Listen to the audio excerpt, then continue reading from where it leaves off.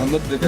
No. I'm sorry, your in-game leader's telling me that you have to talk, so that sucks, man. I don't think so. Give me one fun, cool tidbit about Rops. Chips. He's eating chips. It's chips too. Too many chips. I swear, this guy, I didn't know he was like this, but chips is his favorite hobby, I think. Dude, he hasn't made a reaction. He has not even moved a muscle. No, but listen. That's what you get out of Robs on a When team. you look at Robs, you think, oh, that guy is fucking serious and everything. But he is. Yesterday he made a joke. He was hiding in how can I call it? The furniture, and he was knocking the door, and we with William and Mezamin. We thought someone was knocking the door and running away, and he was hiding inside of it. And after 5 minutes, he came out like nothing happened. He came out the closet. Yes, the closet. And he was showing us for 5-10 minutes. This bitch. That's a bitch. Yeah, but it's a team effort. Rops, I have to hear about the chips, man. I have to hear about the chips. What's up with them? I don't know anything about any chips. There were no chips. Are the chips in the room with you right now? No. All right, cool. What's it like on Vitality?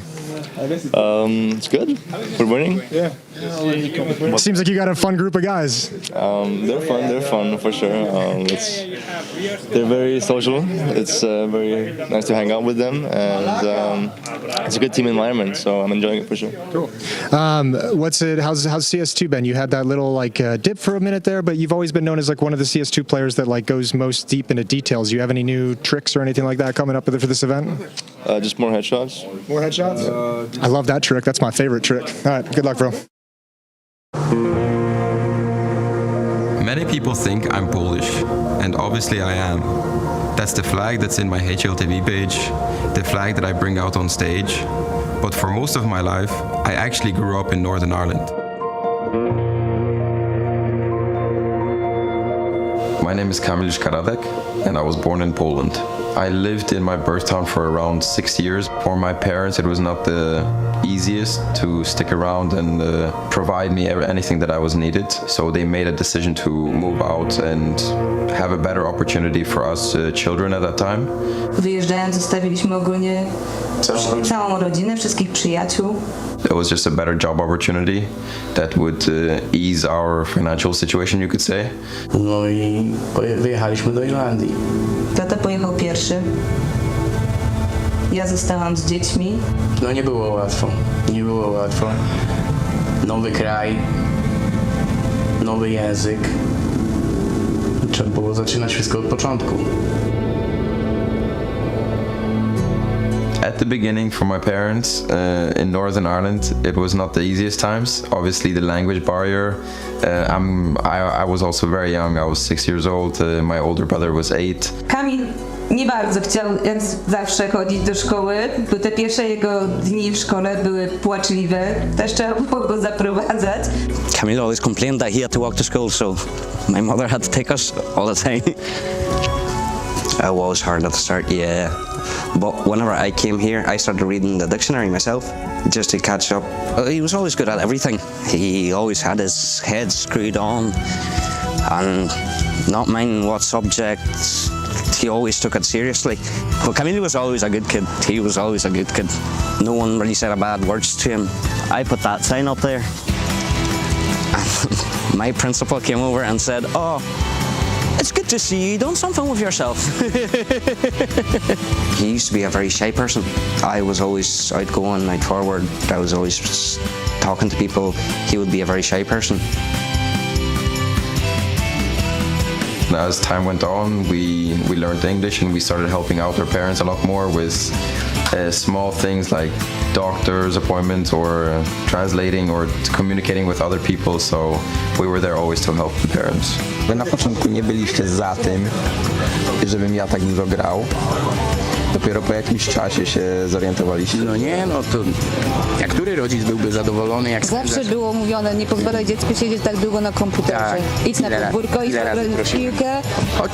Chodź, pomożesz mi umyć auto. Chodź, skosimy trawnik. Nigdy ani ty, ani Dawid. Tak. Nasz w końcu nadszedł moment, że komputer wylądował przez okno na podwórku. Mój błąd, bo później za parę miesięcy... Nie, to było za parę dni. Za parę dni musiałem nowy. No, musiałem wydać dużo pieniędzy na nowy. He did fall in love with the game straight away. He always loved watching me play as well, that's when he got obsessed with the game. To me, it was very fascinating how there's teams out there, there's players that are making a living out of something that they love. And that is just something that I really liked about this game, that it was able to give you an opportunity to do something you love in life.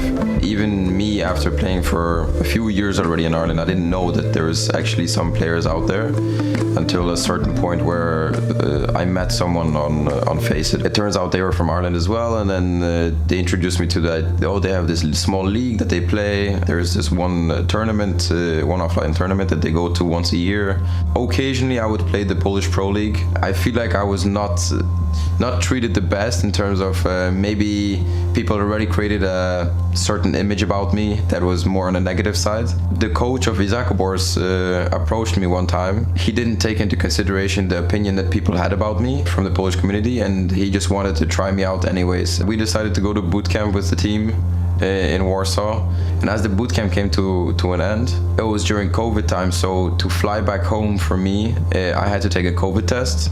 And although I was feeling good at that time, the COVID test still came back positive. My manager at that time, he decided that he would take me to my hometown, which is in Nissan.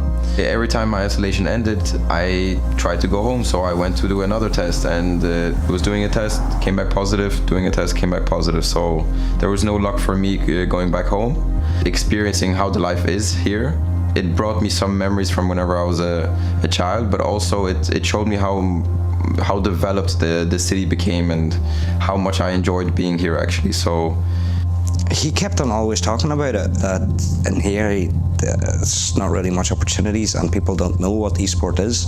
Protestants and Catholics here, it was always, they would burn cars in the middle of the roundabout and stuff like that. Police wouldn't even dare to come here. Even if you go to the beach, you can't even go for a swim because the water's so cold, it never heats up. Down in Poland, it's the people, the lifestyle, the culture, the opportunities, it's just way higher than what it is here. Ku naszemu zdziwieniu przychodzi i mówi: tato, mamo, wyjeżdżam. Zawsze mówiliśmy, że jeżeli tak czujesz, zrób to.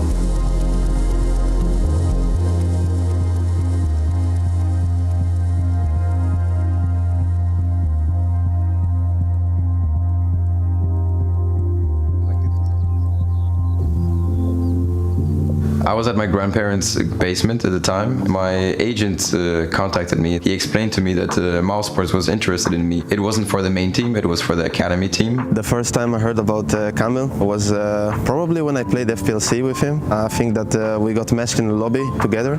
Instantly we kind of had fun with each other, and I could sense there was some chemistry, so we started becoming pretty good friends from that point actually.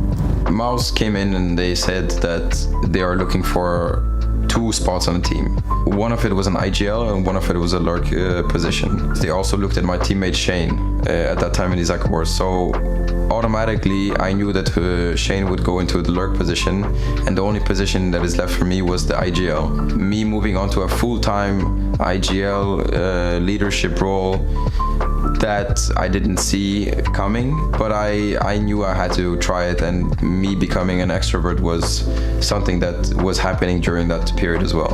Our success started basically since the very beginning, I would say. Like when we first got in the server together to start practicing, when we played our first official, we actually had no practice at all. I remember it. We played against Entropic, I believe, and we won against them, and they were like top 30 at that time or 40. So I think instantly you could sense that we had a great team. The Academy League, I think that was one of the biggest successes and the best thing that could happen to us at that time actually.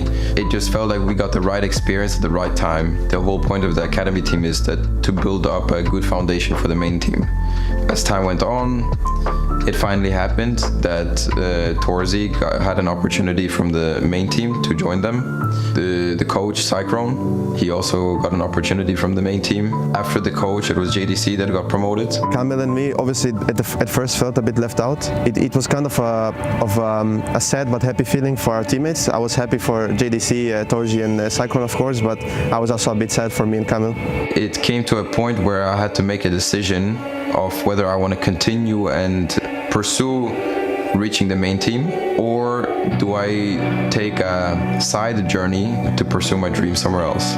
And that somewhere else was Gamer Legion. I think that if he stayed a bit longer in NXT, he would have got promoted at some point, but I think that he made the right move to gain some experience in another team that plays more tier 1 events, you could say, and obviously he went on to go to a major final, so I was really happy for him. On paper, when you look at the names, maybe it didn't look that strong, like who would actually think about these guys being an underdog? From the inside, it just felt to us like we were very good. Once you start thinking about those prizes, or you reach playoffs, or you reach the stage, then you start thinking a little bit differently. But suddenly we put our heads up and we are in the playoffs already. Pierwszy turniej, na którym byliśmy, to był w Paryżu. Taki szok doznałam, kiedy spotkaliśmy się z Kamilem, a tam różni zawodnicy rozdawali autografy. Tutaj ochrona była. Ja tak stanęłam z boku i sobie myślę, jejku, gdzie ten mój syn jest? Ten mój mały, taki mało odważny syn poszedł tak do przodu, tak do świata. We spoke really well in the team, and we stayed positive. We believed in every moment, basically, and that allowed us to reach the final. To ja patrzę i mówię, Kamil, zobacz, tu idzie Karigan, tu idzie Simple. Tych zawodników, których Kamil zawsze uważał za najlepszych graczy na świecie, to się dzieje, to naprawdę się dzieje. Now we reach a point where we again reach really good results in my team, and I have to again make a decision of what to pursue, what to continue with. Mouse came in and they said, "You've done a really good job. We would like to continue with you moving forward." For me, it was again a very difficult situation, because now I just did really good with my team, reached the final of a major, and then I look at Miles and I see all my friends, all my the players that I grew up with, they are there waiting for me, and they are waiting for me to come back home and play with them. I was a bit worried if he would come back or not in some way, because they just made the major finals, and that was right after that we wanted him back. Day one, it clicked again. It was just like I never left. The moment I joined TeamSpeak and I heard them speak, that is something I instantly thought to myself, like, I missed this, you know, like I really missed this. Good morning. Good morning. I think that Kamil changed a lot from his time in Gamer Legion. I mean, I think he became more mature. He wants to work, you know, like when we get to officials, like he always has the right mindset, I feel like, and he knows what he wants from us. No Kamil zrobił bardzo duże osiągnięcie. Strach do ludzi. Strach do ludzi. Jako introwertyk sytuacja odwróciła się nagle 180 stopni. Kamil teraz uwielbia przebywać z ludźmi.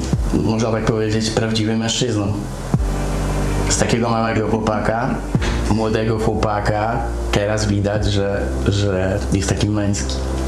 Our accents are a bit different. He did used to have the same accent as me, or he still does, but he doesn't want to use it because he's scared that his teammates wouldn't understand him. Każdy ogląda mecze, nawet jak Bardziej dzieci oglądają mecze. inna strefa czasowa, to potrafią siedzieć w nocy przed telewizorem i oglądać każdy jeden mecz, nieważne o której godzinie.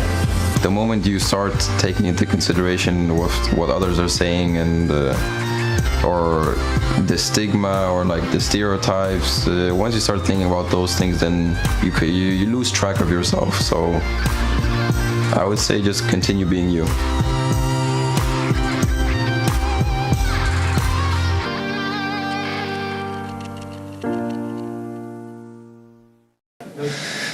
What's it like being a professional video game player with a kid at the same time?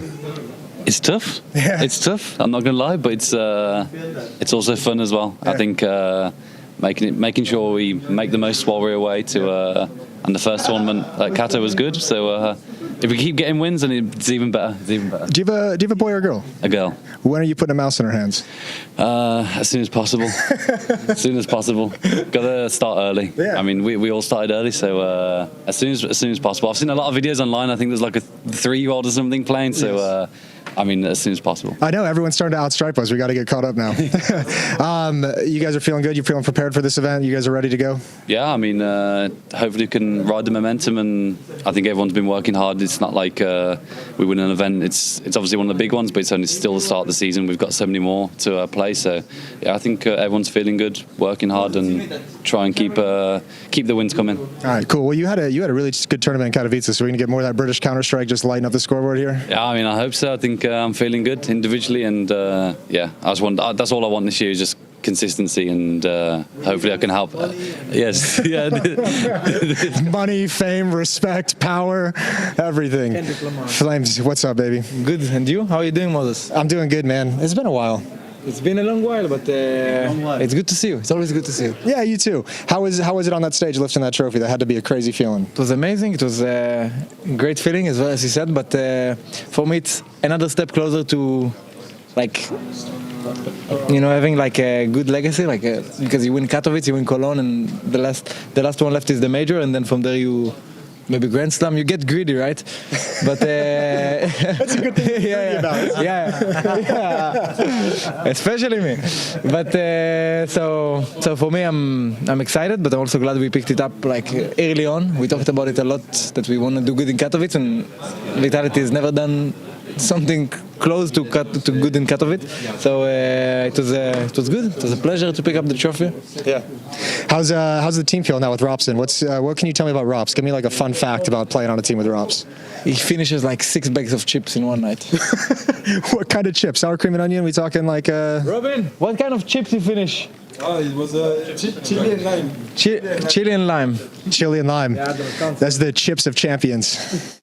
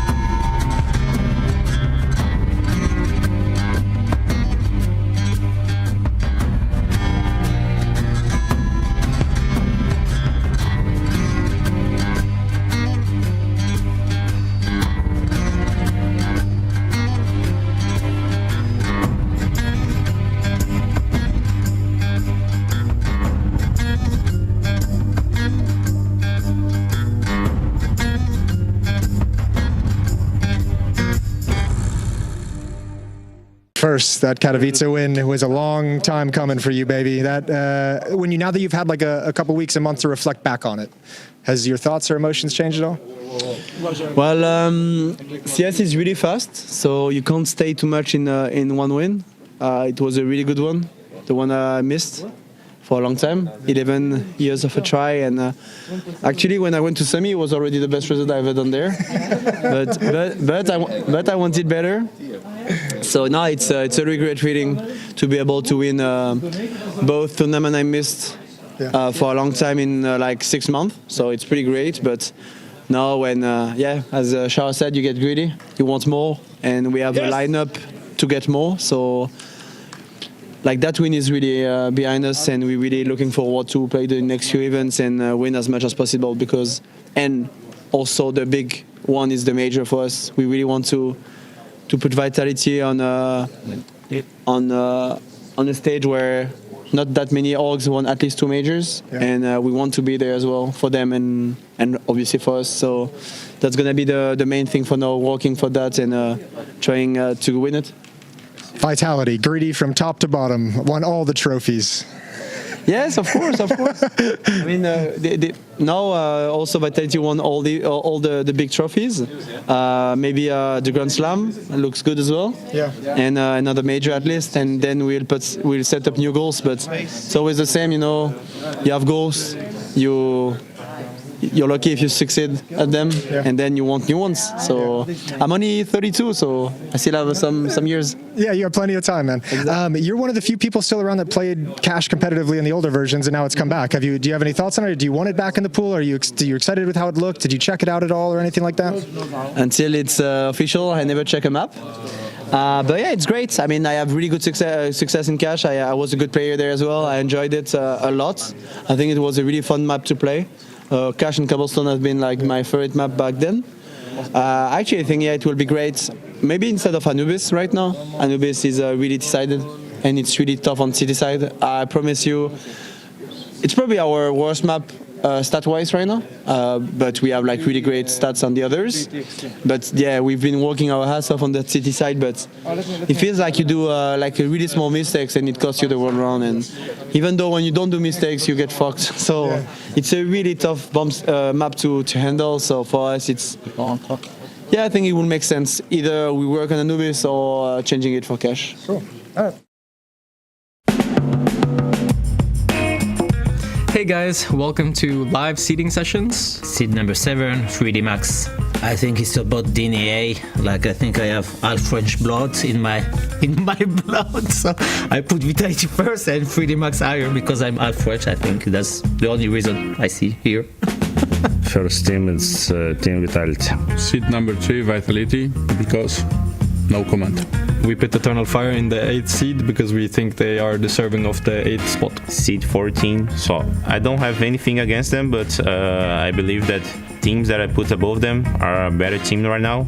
Even Furia lost to them, but I still think Furia is a better team. With Furia, I think that probably it was a bit unfair, now that I'm thinking, but it was all about the current form. About Mongols, it's a very big story. No comment. I know Vitality won Katowice over Spirit, but in general the last few months I would say Spirit was a bit more consistent, so that's why I decided to put Vitality as second. Like Mongols can definitely like upset one of the teams like in the top 4, but can be also upset by the teams that are below them in the ranking. 11th seed Furia. I don't know, maybe because it's 8 in the morning. Seed number 9, Playing Gaming. Now we seed 3 because they won a lot of ESL tournaments and also they won major last year. Seed 3, Eternal Fire. How could I put them behind G2, for example, that did one semi-final in Bounty and lost in group stage of Katowice, for example. So number 3, the Mongols. The reason for Falcons in the middle, I feel Nico a little bit uncomfortable about the mood, about the feeling, the vibe. I don't know. I have good respect for 3D Max as well. I think they play very good CS, a lot of attitude in their gaming. You know, and they have Maka, one of the last snipers IGL in the world. With me, we fight against the Rifers. Let's go, Maka. ESL presents the ESL Pro League in partnership with Intel, Acer Predator, DHL, Kadia, 1xBet,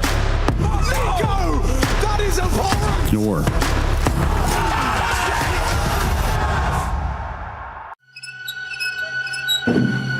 Come play with us.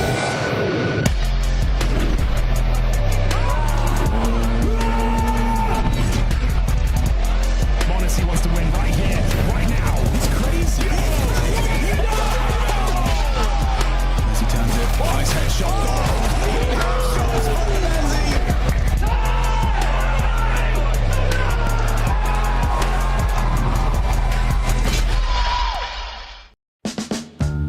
Biggest surprise of EPL. What was the biggest surprise of EPL Stage 1? What was the biggest surprise of EPL Stage 1? Actually, I don't know. I didn't watch it. To be honest with you guys. MIBR. 5 days of practicing, manager, coach. That's it. MIBR. I think it was Tylo. Yeah. Yeah, Tylo. It's okay. I think it's Tylo. Tyloo, maybe? I'll say Tyloo. I think they were good surprise. I think it's Tylo. Surprise. Of course, Tylo. Yeah. ESL Pro League Season 21, Stage 2, Day number 1. We got to hear some new names coming out in the fray in that video just there. Shout out Zaiwu for just being honest. Good for him. Yeah, shout out to Zaiwu. Yeah. You should have been watching though. It's the best CS league in the world. So I would also co-sign on that. Not biased at all. No, not at all. What was your biggest surprise, Alex? The fact that I woke up on time for the morning shift. Yeah, you nailed it. Yep. Really well done. Thank you. Yeah. Some would say I was the first in the lobby. I was just at breakfast, so Henry looked like he was there first. But Yeah, everybody was separate at breakfast this morning. I do a drive-by for the takeaway coffee, you a get in the takeaway shuttle. coffee gang? Such a takeaway coffee girl, not a breakfast girl. Everyone was sitting separately. Did something happen yesterday? No, Alex was in the zone. I was in the zone. He had a full plate. He had the earbuds in and everything. I did not want to disturb that, so I felt like I should go and sit somewhere else. And these two, I was sleeping as long as humanly possible, and then taking a shower about 15 minutes. I am before I needed to be also on the shuttle. not a breakfast girl. So No. skip the breakfast. Going to do some lunch. That's for me. Yeah. Can you give us just a little breakdown of the outfit, Jason? Because there's a hat. Is it cold? There's also a great t-shirt. So the hat, I realized this morning when I went to shave my head that I don't really have any razors. I need to go buy some razors. Okay. So I'm wearing a hat at the moment, so I don't look a little bit decrepit. But the shirt is great. You know, black shirt, black jeans, celebrating it's just such a beautiful moment in Counter-Strike history, really, you know? Shout out Boxer X HLTV. Yeah, and Skadoodle, And yeah, and all the boys Stewie, on there. Yeah, Rush. yeah, the guys who actually. Yeah, did it. Tarek, all of them. Valens. You look at me. Everyone really. Jack. I'm trying to get help if there's anyone else I need to thank, you know? Just everyone on the shirt and everyone behind the scenes there. Steele, what was your biggest surprise of Stage 1? Not to piggyback off of others, but I guess like Tyloo there. I thought Amity was going to do a little bit better, but when it comes to Furia, I think Furia always managed to slink in the end. They really do, don't they? They do. Every single time. And they look down and out. There's no chance. Just like, they're going to get to the 2-2, and then they're going to be the one that goes They kind of through. suck, though. I'll be honest. Like, they're clutch. Compared to what we're used to, it felt like they were really flat. They couldn't win any clutches. They got through with the skin of their teeth every single game. It's also just like knowing they came off, like they didn't go to Cluj, like the coming off like a boot camp where they were practicing and seeing that level was just kind of like, like, that's not what I'm hoping for. But they made it. It's the bare minimum. Hopefully they can get better. I will also echo the sentiment that MIBR be making it, after having a bit of a kind of a change in forces, at least in their management and coaching. I think that's impressive. That's something to be admired, considering MIBR have kind of floundered in the last couple of ventures. The fact that you're even in Stage 2, maybe you cause an upset or two, and you 2-0 Tyloo. A lot of big names couldn't do that. So that's a good point. 3 Brazilian teams now, and Portuguese team. That was going to be my big surprise. That's a good one. Oh, sorry, I stole that. Stole it right. Yeah, no longer like a full Portuguese team. They've got a Polish guy, a British guy, of course, and now I guess my follow-on point would be Azuwu going from endpoint, kind of tier 3 team that didn't really do much, and then one of the best performing players in SOAR, and they go 3-0. Like, unbelievable, really. Didn't do much endpoint, but they are quite the talent factory in Counter-Strike. They really just are. Cranking out players for tier 1 teams. Flames, Nerds. Heavy God was Mighty there. Max, Heavy God. obviously. Mighty Max, obviously. Shout out Mighty Max. Dude, okay, yeah, they have hope they probably made some. Oh, they didn't make enough money, did they? Speaking of talent farming, we have a winner to crown of stage 1 of our DHL MVP predictions game. Let's see who, in fact, did win that race. not bad. Oh, it's Janko, and he's not here. So we can move to, it's Chad, he's not here. Oh, it's Tracy's not here. Steele, you came last. Kind of. In a sense, I did it. That is kind of winning. Yeah. Do you want to put a crown on your hat? You could double hat it. I'd love to, actually. Victor, to the victor goes the spoils. Does he get a prize or On anything? yourself. You have to have someone Maybe else there's a prize at the end. Maybe. I don't want to You kneel. need to do it again. I don't even want to know what's So it could be like a winner takes all scenario. Yeah, exactly. Last question wins. Jason, actually, the winning prize for you is you get to draw the names out for first our name? next round. Oh, that's beautiful. Of the DHL MVPs. Should I? Josh, you made the notes last time and they were very good. Do you want to make the notes again? Yeah, sure, if I need to. It seemed like production were on top of things, but if that's the way we're going, Yeah, hook just it as up. a backup. Just as a backup. Well, these kind are of already production drawn hate. That on. would be nice. After he just do it on draws my one, phone. I can do it on the backside of it. That's not going to work because it's. Oh no, it's not a cue card. That's It's totally not a cue fine. card. It's not a It's a cue piece of card. paper. Yeah, I'm just so used to cue cards. Go on, Jason. I don't think the glasses suit me, guys. What do you think? Not those ones. No, I think glasses could work for you, but they look a little bit small. The frames are like kind of too this small for your face. This would be Henry G. Oh, and he's gone for an interesting strategy as well. I can't remember. I put player number 1, Zaiwu. Yeah, okay. Oh, that's Taking the woo. Fair enough. Yeah. I've done quite well there. You've done very well. All right, let's go. No Roxic though. That's kind of weird from you. I thought that joke had run its course. Sorry, time to call it a day. 3 seasons in a row. Might have been a well, bit you know much. what? Let's try and win one. Yeah, why not? All right, Moses, I get Donk. Oh, wow. Oh, of course. Zaiwu and Donk gone first. Very convenient for the guy drawing the pieces of paper, isn't it? I'm drawing from the middle of the pile. I know. I just want to throw that out there. You're fine. I'm fine. I did the fold properly as well. I just like to put it out in the fold. jury. I actually didn't fold. Kinga folded for me because clearly I don't know how to fold. Okay. I messed it up last time. You did Sorry. the double fold last time. I did the right? double fold. Yeah. I did the double fold. Freya would be Monacy. Let's go. We got some bangers here. I mean, it makes sense. It's all tracking quite logically so far. All right. Nico next. Ooh, that'd be risky though with Falcons. It probably makes sense. Okay, Stunner. Donk's been taken. Zaiwu's been taken. JL is his next. Oh, okay, yeah. Navi, a Navi player's good. Gotta be Nico. Nico's coming. Gotta be. Here we go. It's Joshua. Oh, Steele. Okay. How did I know? Probably Nico. then. Yeah, it is Nico. There he is. Oh, what does that leave me with? Really well done. We get his Antares maybe? Yeah. God, I don't think I Wouldn't be on the list. the worst show. For a Shiro or a... Might be, maybe. No one's really believing For this shit. Hugo B. Byron, he's got a Shiro There it coming is. in. Wow, There he you called goes. it. Take it all back. You called it. Did you put any mouse players on there? Yes. Should I put down? Sponge will take Rops. Not bad. That's a really nice sleeper pick. Yeah. So you're checking that everything above them was taken, right? Yes. Yep. Gosh, that's a lot of work. It's the honor system That's why here. he's the king. Harry is Mezzinho.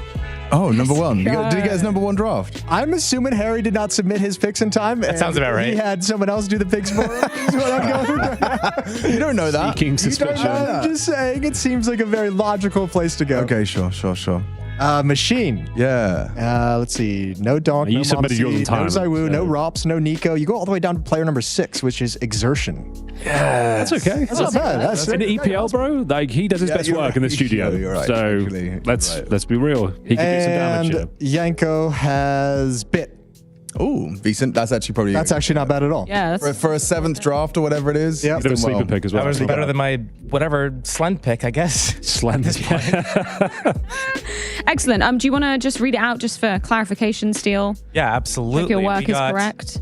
Let's make sure this is correct. How did they do that? That was. I'm impressed. Technology is advancing.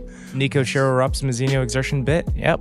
Wow. Everything looks good on the screen. Happy with that. I feel really good about my pick. You did pretty well. I didn't do bad either. No, you and I are having a great time. Yeah, that's Might as well not order bad. the champagne right now. Yeah, call up the hotel. Let's see you get it on ice. Get it ready. Yeah, good stuff, gentlemen. Thanks for writing this early in the morning, Josh. I know that's it's- tricky. You know, it's easy. I got it. Yeah? Got you. Thanks, Okay. man. Thanks. You've always got my back. Tired of your star player tilting?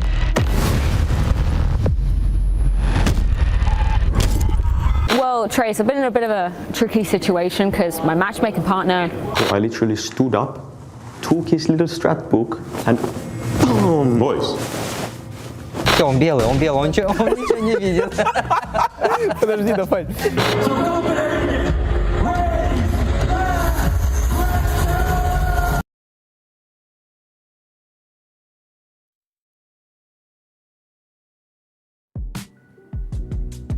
Yes, and welcome back. We're going to do the 1xBet power rankings here for stage 2. Yes, thank you. Crowd's lovely today, Josh. Yeah, they're great. I love it here in Stockholm. All right, number 1 and number 2. That should be easy. It's going to be between Vitality and Spirit, yeah? So yeah. team you want to throw into the mix? No, I think for the number 1 and 2, I think we have to give it to them, and then the debate is. But which one do you want where? Consistency bias versus the consistency form factor of Spirit. I think it would be fair to do Spirit Vitality, although I think I would personally put Vitality a little bit higher. So it comes down to, is anyone else involved, or are you guys just chilling over there? If you want me to be involved, let's see what you guys had it. Maybe a volume level from the crowd versus Vitality. Vitality. Spirit. Yeah. Vitality. Spirit. Yeah. I think the Vitality has won that one. Yeah, it really feels that way. More than I should have. Why am I still wearing a crown? I forgot I was wearing a crown. Great. You look great. What are we doing next, Josh? What do we got going on? Number 3, Navi is probably going to be up there. Mouse is probably going to be up there. Yeah, I think it's fair to say either of these two, and then what I would. The order, you'd probably give consistency over time to Navi and put Mouse as number 4. Okay. Although that's fair. Yeah. Although there's an Eternal Fire on this side that you could throw into the mix as well. No, come on now, not this early, Jason. You know, it's a bit early for that, isn't it? I'm just trying to throw some things. You know, that's a bit of a curveball you're throwing in there. Leave these ones for now. Leave those ones for now. Okay. So you want to leave them for now. Navi 3. We go. Navi Mouse, the argument I would make for Mouse over Navi is that I think they're actually still kind of in their honeymooning phasey thing, especially after just their one latest result, whereas Navi's not really had that form from on this year yet. Okay. Moving on from that, this is where things get a little bit messy and tricky, and we might want to bring 1 or 2 of these teams over. I'm going to start hedging them this way a little bit. You know, you could also tackle 16, 15, 14 if you wanted to get real crazy. You know, you could work from the ends towards the middle. That is true. I don't hate that. I don't hate that. Are you guys involved with this? Because I'm thinking that we're taking teams, for example. You have to be if you're sorry. Okay. You're locking in Tyler at 16. You happy with that?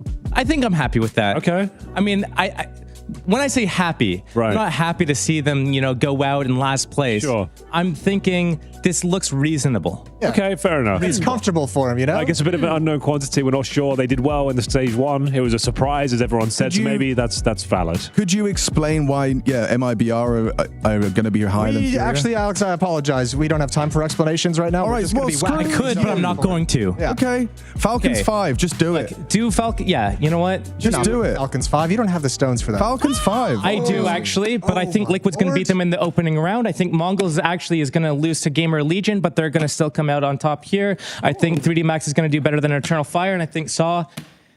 Man, actually. Saw's going to be higher, bro. Come on. It's just how it's gone on the board, unless we do something like this. You hate 3D Max? Do you hate the French? I don't hate the Eternal Fire. No, Eternal Fire. Come on, that's you had them top 4 a minute ago, and now they're all down. I didn't have them anywhere. They were just hovering. Jason. I was throwing the curveball in there. I was trying to really throw him for a loop. Jason, you are allowed to have. I think Eternal Fire higher than Liquid, surely. You think Eternal Fire higher than Liquid? I think so, bro. What have Liquid done for you? Why? I do too. I would put Eternal Fire a little bit higher. I would shift all that down. Why don't you just swap Eternal Fire and G2? I don't think Eternal Fire is going to do too hot right now. Do this. Come on, boys. What are we doing? There we go. That looks better. But now we're getting somewhere. This is like a little bit more sane. They have the stage 1 game against each other, and I think map pool wise, Gamer Legion is going to take it. Ooh, I love it. Interesting. I like that. I'll take that bet.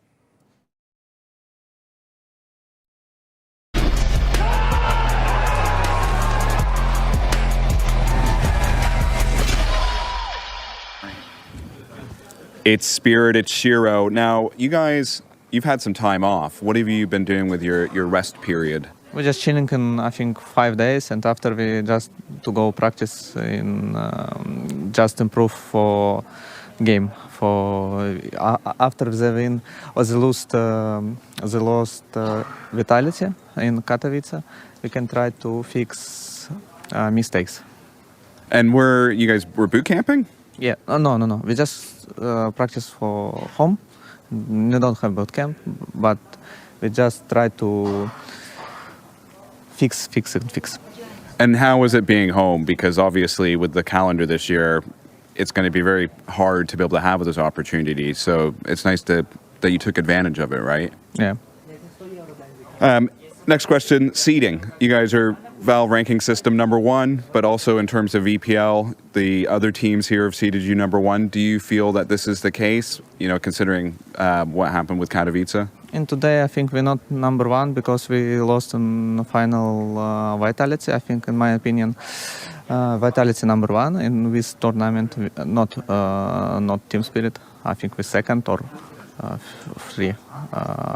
If #3, who's #2? I don't know, maybe Navi, G2, I think. But if we just look to time in 3 months this season, we have we #1 or 2.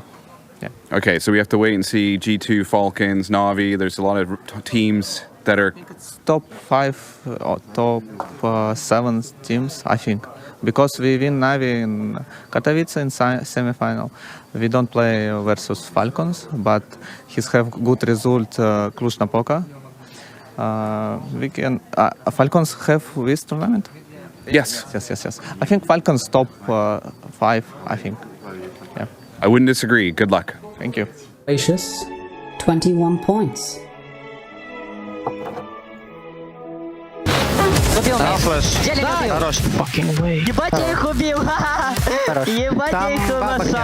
I'm a professional Counter-Strike commentator, YouTuber, and owner of the Best Dressed Movement community.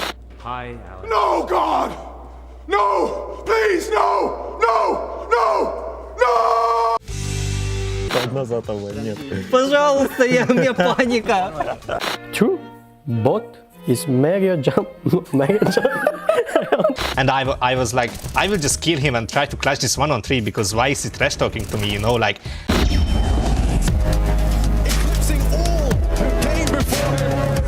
And the quote, repeat the line, that's not the Counter-Strike I want to live in. Don't think he even knows where he is, Lester. Listen, Lester. Took his headset off and I just said, little bro, remember, you're just the coach.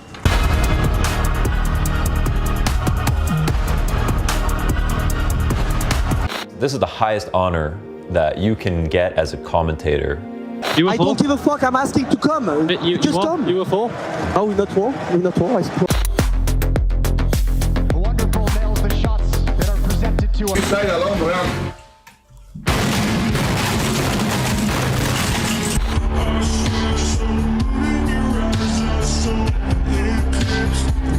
And the way the player base is leaving you. Wrong. You look like a sheriff, man. I don't judge. Here's a question for you. How about a basic game with randoms? Come on, man.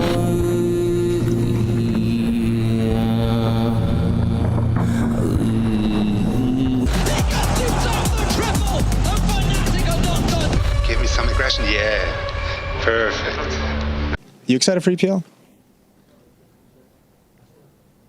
Why? I don't know, just some cool games coming up. You get another chance to get back on the horse. A lot of teams to beat. A lot of teams that might want to get some revenge on. It is always interesting to play a LAN, but this one is studio LAN, so it's not that exciting, but still a championship. Yeah. And the last time we played, we lost. Yeah. We lost without any chance, so of course I want to play against Vitality. Yeah. It's the most exciting thing for me here, so I hope we'll play against them. The revenge factor, I'm assuming, from the final? Oh, it's not like a revenge, but at the moment it's the only team that kind of won us, because from opponents that we have a close game against is Navi, but it was kind of a pretty easy game against them in the semifinals. So the only opponent at the moment feels like Vitality, but still you never know. Yeah. We have a lot of different teams as well, but I just want to win the Vitality because we lost to them, but it's not like it is some kind of future perspective rivalry, or it's not a revenge. Just they won us. That's it. It's just a fun game too, because it's two really good teams as well. Did you guys a scale of 1 to 10? How much did you guys change in this little 2-3 weeks you've had off? Did you guys tinker with anything at all, or was it kind of just take the loss, learn from it, and keep moving forward?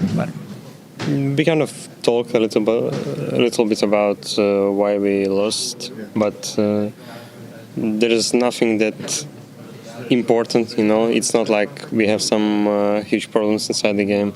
We just kind of watched the demos, talked about outside problems that we have, like someone is exhausted and everything like that, and we don't think we have any major problems that will not let us win further. Okay, cool. Thanks for your time, brother. Yeah. Mosea, I've got to say, the new jersey, it looks sick. It's a nice color. What do you think? The new jersey was very cool, I think. Yeah, for my opinion. And I wanted to ask as well, Advent is gone from the team now. So I see Mercury sitting in the middle. I'm going to presume he's in-game leading. What can you say about this? Right now, Mercury is leading our team. Yeah. How is he adjusting to this? Is he enjoying the role, or is it difficult? For him, it's very difficult. But he's trying to do best as he can. And what's he been doing in that journey, right? You guys have been practicing in China. This is your first international LAN with this current roster. So how has practice been back in China? Was not very good. Yes, so we come here. We just want to show them how we are right now. Yes. And what are your expectations? Do you want to go to stage 2? Is that the goal, or is it just show up and try your best? And new roster, new LAN, new year. What's the goal for Tyloo? I think the goal for Tyloo right now is for the tournament is to stage 2 and do how far as we can. Yes. And I wanted to ask a more general question. We always ask players, how did you get into Counter-Strike? When was your first time playing? And people always say, oh, my brother showed me or my dad showed me. What about you? How was your inauguration into Counter-Strike? Where did you first start playing? For me, I think it's same. It's my brother to bring me to places.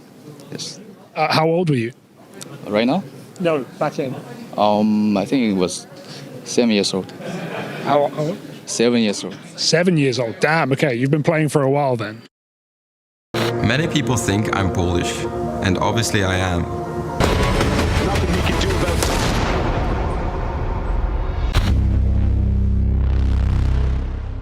it. Unrelenting double kill. Shira left alone, and it is Navi that strikes for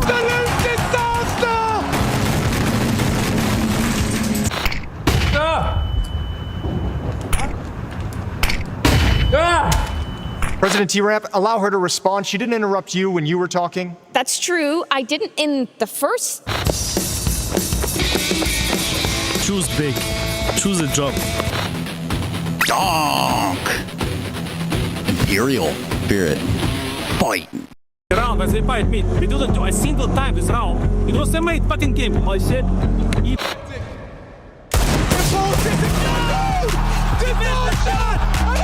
Rent free. No. To me, it was very fascinating how there's teams out there, there's players that are making a living out of something that they love. This series was no sprint. Inferno truly a marathon of Counter-Strike. Deco. Electribe. P2. Hey man, what are you dressed up as? A dick. All right. Top reading at anime reported. Cringe. Oh no, not the beans.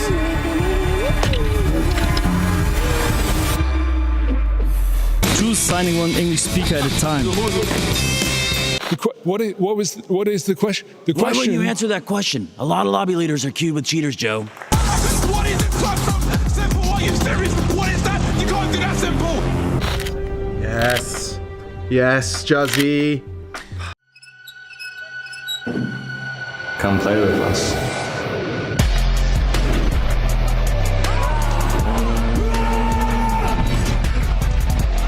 Monacy wants to win right here, right now. It's crazy.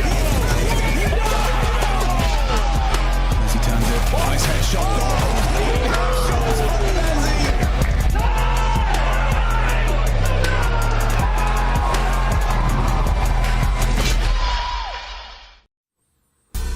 Welcome in, one and all. Stage 2 of EPL getting underway here, of course, on the B stream. It is myself, Scriv, and Neo to kick things off for this one. And again, very much looking forward to getting into it. We had a banger final day of Stage 1 for us, at the very least. Yeah. And then Tyloo made it, you know, so very, very cool to see everything going well for them.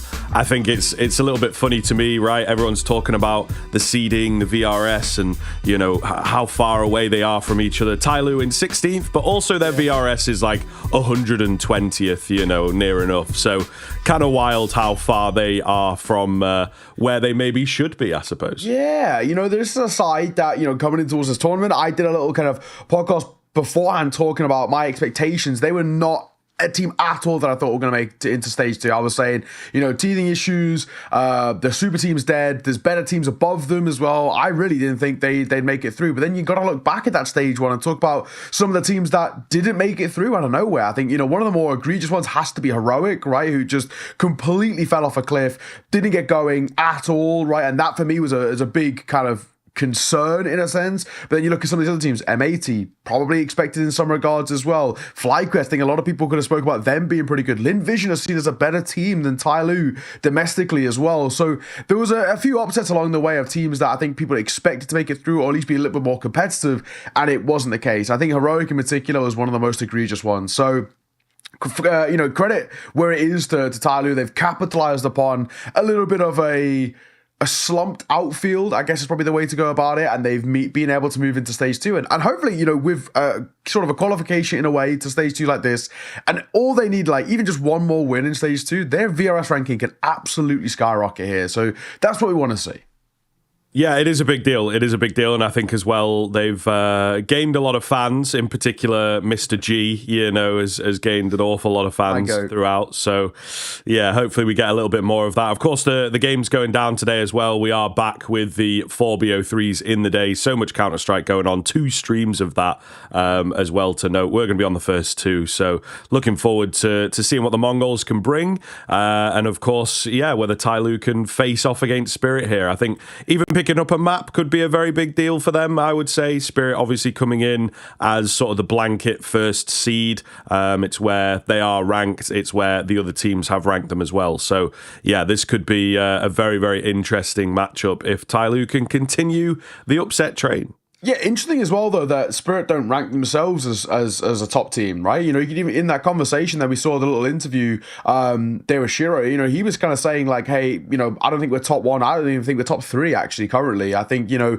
probably teams like, and he was saying like, you know, Na'Vi and G2, I think are actually a little bit above us. So interesting kind of like span of like their own confidence. Now, sometimes that's part of the gamesmanship and it's the modesty that comes through, right? Like, nah, we're not like a top team. They are, right? There's no two ways about it. They are contending for top 1, right? I would personally say that Vitality coming as my top 1. I think we had a discussion about this in stage 1 in one of our downtimes of who we actually think is going to be the best team of the year. I said for me, I think Vitality are going to be that team. And so far, they've been fantastic. I really like what I see out of Vitality.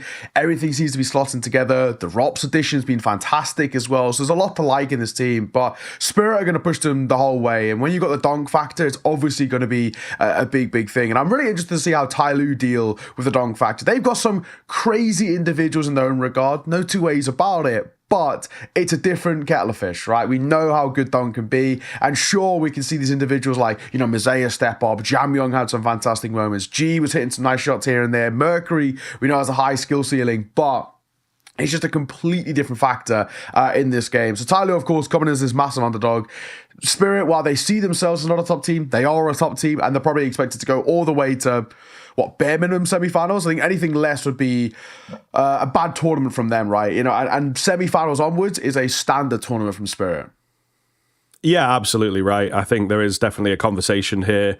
Zontix in the little interview saying that it's a bit of a studio land, so maybe they can't quite get into the right mindset. We've obviously got teams like Mouse that really enjoy a bit of a studio vibe and have just proven themselves in an arena as well. Sure. So, you know, these are teams that we look towards that might be a bit more comfortable here. But certainly for this matchup, right, I think when we talk more generally, there's lots of shadow boxing that goes on. But for this matchup, Spirit have to be a clear favourite. I think you see on the Tyloo side how emotional they all got, right, once they qualified through to stage 2. So kind of anything beyond that is a bit of a bonus for them. I think even they themselves have surprised with how they were, playing in that stage 1 and whatnot. And this is a large part of the conversation when you play against Spirit at any level. When you are a Vitality in their little rivalry at the moment, or indeed if you are Tyloo, you've got to watch out for this guy. And it's easier said than done. I'll tell you that. Yeah, his rating at Qatar 2025, 1.36, 93 ADR. I mean, insane stats. But, simply, mate, compared to 2024, rubbish if you're thinking about it, because he put up, obviously, one of the most ridiculous tournaments you've ever seen. But Dunk is just an absolute wonder. And actually, funny enough, this is the first time that I've casted Dunk in this Spirit lineup. The last time I casted Dunk was years ago, back in the We Play Academy League. So, I cast him so much in that We Play Academy. Him, Art Frost, and they were always tearing it up back then. They were constantly like a top 2 team at least. It was normally between them and Malz and XT, and they were sick. And then when he went into the main team, I haven't got a chance to cast him for ages now. And now, of course, back here in Pro League. So pretty sick to see, honestly, and I'm really looking forward to kind of what this side can do in this tournament as a whole. Obviously, in this matchup, all expectations are probably a 2-0, if being completely honest. And there's no slight to Tyloo by any means, but it is just the fact that it's, it's teams in completely different scopes of life. Spirit are a side who are coming into every tournament is saying to themselves that we should win this, and the expectation from the scene, the organization, the public is that they are one of, if not the best team in every single tournament they go to. If they don't win a trophy, it's a bad tournament. That's how good they are. They're in a very, what I like to call like a bit of a thankless position, similar with Vitality. If you go into a tournament and you don't win the trophy, for them who are trying to compete and trying to be the best team in the world, that's actually seen as a bad thing, right? Whereas Tyloo, them making it to stage 2, that is a win in their books every day of the week. They weren't expected to make it past stage 1. So, completely different teams, but I'm looking forward to it. I'm looking forward to what my GOAT G can do as well. He's had some incredible interviews, I have to say. Yes. Most notably, I would say, when they asked him, what map would you replace with Cash? And he was like, Dust 2. Fuck Dust 2. Like, yeah, now bars. I appreciate that heavily. Yeah, I could get on board with it. I could certainly get on board with it. And I mean, Dust 2 is immediately banned out as well. So, Yeah, exactly. He really, he walks his walk for sure. He's not just saying it for the interview. But yeah, we'll see here. I think to kind of follow on from your point, it will be a bit of an indictment of Spirit if they can't 2-0 this, and you may even argue if they can't 2-0 it super cleanly as well, right? They have to begin things super clean. We get the Anubis out from Tyloo. We get the nuke out from Spirit. A lot of sense here so far. Go through the simple veto, don't make it any more complicated than it needs to be, and then Ancient as that decider. So it is somewhat fair enough here, I think, and yeah, I'm not super surprised with what we see. Yeah. Bit of a shame that we don't get like the Dust 2 from Spirit to see if it is still in that form that it's been in the past few months, but it's just never going to happen in this matchup, unfortunately. No Train, though. No Train as like a cheeky decider. Yeah, it does feel like maybe just Spirit, actually, in a way, I think showing a lot of respect here. They still want to play the risk, right? Train's a map in which they've obviously played a couple of times. Tyloo have played it once, but you don't have the data to go up. You don't have the preparation. You want to go to a map that you know you're comfortable on. So I think, actually, as much as it's sad not to see the Train, I can actually really respect it in a way. And it means that it's not underestimating Tyloo, which is actually a really good sign. Credit to Spirit. A lot of teams did underestimate Tyloo, and they learned the hard way why that's an issue. And I think, in particular, we're looking at teams like Eternal Fire and 3D Max, who started off at Pro League against them, and I think they massively underestimated this Tyloo side. They came in very comfortable, very lackadaisical, and look what happened, right? They picked up 2-0 losses. So I think Spirit showing a lot of respect. I agree with you. I really want to see what that Dust 2 looks like for Spirit this tournament. Unfortunately, not going to happen here. It's Tyloo's permaban, and G's made it very clear as to the team feeling on it. But the one thing I will say, that Anubis is a little interesting. Tyloo did play some pretty interesting Counter-Strike on it, and I think there's a world in which we could see something be a little bit competitive, right? I liked what I saw against FlyQuest. That was a very decent map on Anubis, and I really liked what I saw against Eternal Fire, right, when they won that one 13-8. So the hope for me is that if we can get Tyloo, starting to flex a little bit and get confident and be happy to fight, and they can put teams under pressure, maybe they can push Spirit the distance in terms of the map, but still taking the map feels unbelievably unlikely here, and it's just it's a sad thing you have to say. It will be a challenge. We can't sugarcoat it, right? There's obviously a lot of kind of excitement around Tyloo, the fact that they've qualified, the G interviews, the way that they play, and the fact that it is kind of working a bit better. I think they still have that spirit, if you will, of Asian Counter-Strike, and particularly Chinese Counter-Strike. And yeah, it's worked for them, which is great, right? They've been doing this as a region for many, many years and just couldn't quite get it sort of pre-COVID and whatnot when they were playing at the international lands. They'd always be good for a little map here or there, and then they just kind of disappear for the rest of the tournament. So it's good to see that consistency coming out, and very much unexpected coming into this tournament as well, because domestically they've not been doing as well as we would expect. But now you're up against the big boss. It's a very, very different kind of game. And, of course, as we get into the action, Spirit going to be starting off on this T side, so I worry immediately for Tyloo. I got to say, I love that early call by Spirit of just go straight in towards A main. They don't realize that the site was completely open. They could have walked all the way in, no contact, and got the bomb down, right? But instead, they go towards main. They don't spot or hear anything.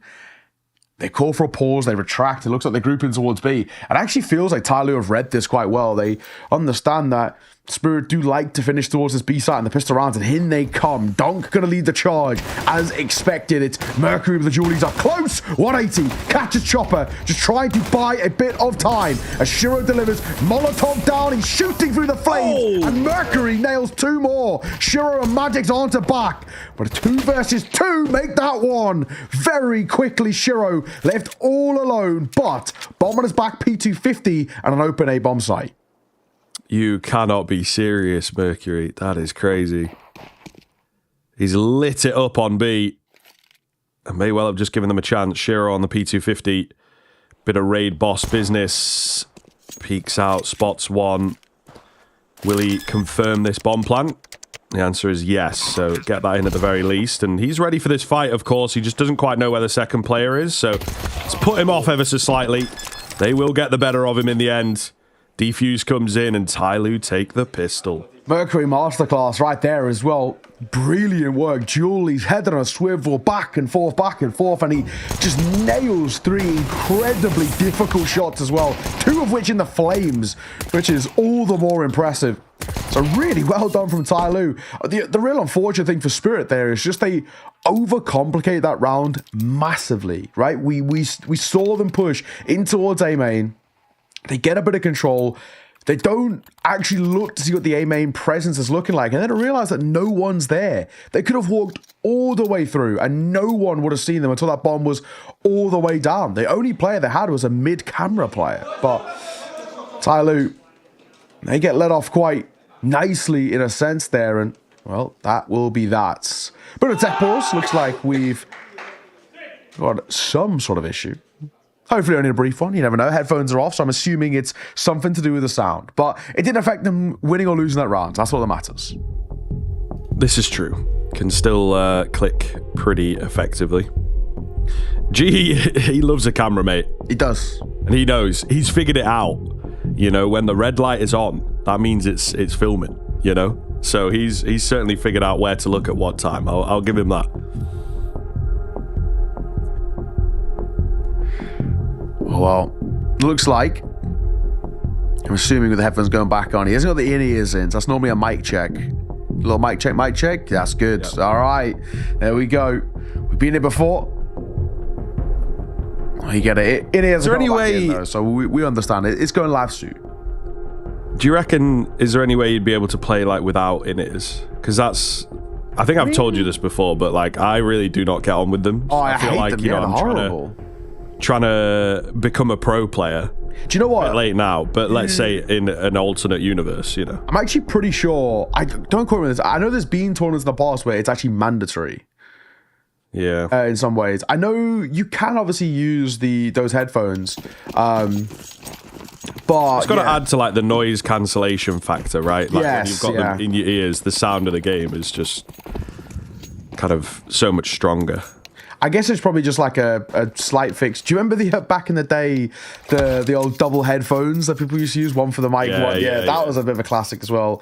The round went live, by the way, and G was still like putting his in-ears in. He was like not ready at all, so they had to kind of pull this one back to the start. G was far from ready to go, but yeah, I've tried a couple of in-ears and I've not been huge fans of them. But from what I've heard, the way to sort of go about it is molded ones.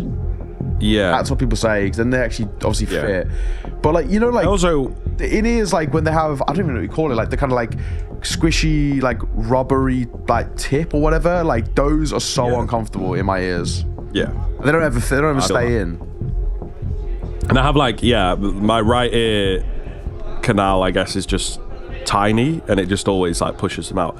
That being said, right, I've started running a bit at the gym, and I can't have, you know, the big bulky overhead ones. Right. So I bought like some cheap sort of running safely in-ears, but what they have is like, you know, the plastic arm that goes over your actual ear. Okay. And that's a lot better. That is a lot better. I don't know that they're still staying in well, but they like stay on my ear, and I can still. Sure. I'm just after a bit of music or whatever. Yeah, I feel you. So if it's something, and G's got a bit of that going on. You know, it wraps around the back of your ear. Yeah, and goes in. yeah.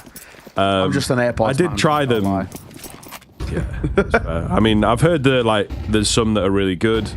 I did try like sort of in-ear monitors for casting as well. Oh yeah. Just because it maybe looks a little bit cleaner on camera.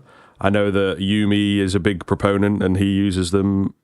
I don't know if he still does, but he definitely did for a long time. I think he still does. Yeah. I just couldn't get on with them. You know what I mean? Like every 2 minutes, I'd be like taking it out and touching my ear, and then like it's like, it's just not the vibe when you're trying to focus on the game. No, not at all. We're in with a little tiny investment for Spirit here, but we've gone for just a couple of upgraded pistols, basically. In a couple of cases, Addition Donk, we've got the half armor. You're looking for a bomb plant in this sort of situation. The MP9 up close. This could get a little messy, but actually, well done. Just to shut it down. Mercury and G playing in through water. Good early control that was gained. And they just do a solid job of making sure that there's not too much of a conversation around it. They're testing Shiro on that Deagle, but it's Mosea in for the big flank. He runs out of ammo, so he has to pull out his pistol, and thankfully Mercury bails him out. 2-0 start. Nice and easy. That's what we want to see for Tyloo. And this is, you know, coming back to that Eternal Fire game, right? Where I think Eternal Fire came in and they were just running through the motions without really deep in the situation a little bit. And Tyloo were able to capitalize upon that. They've actually got some nice ideas on Anubis. It feels like maybe the map pool as a whole is a little weaker, a little more kind of flimsy in a sense, but that's going to happen when you're a team that are on this rebuild and you've got new players slotting in and out and new IGLs and all the rest. But the Anubis really does actually feel quite solid. Yeah, well, you and I know that in the Asian region, after casting a lot of ECL, this is a really popular map, and it has been for a couple of years. So I think, you know, maybe Tyloo get a lot of opportunities to get those official reps in and test their style and, you know, see how it feels at the very least. You know, your opponents are going to be pretty different once you come onto the international stage.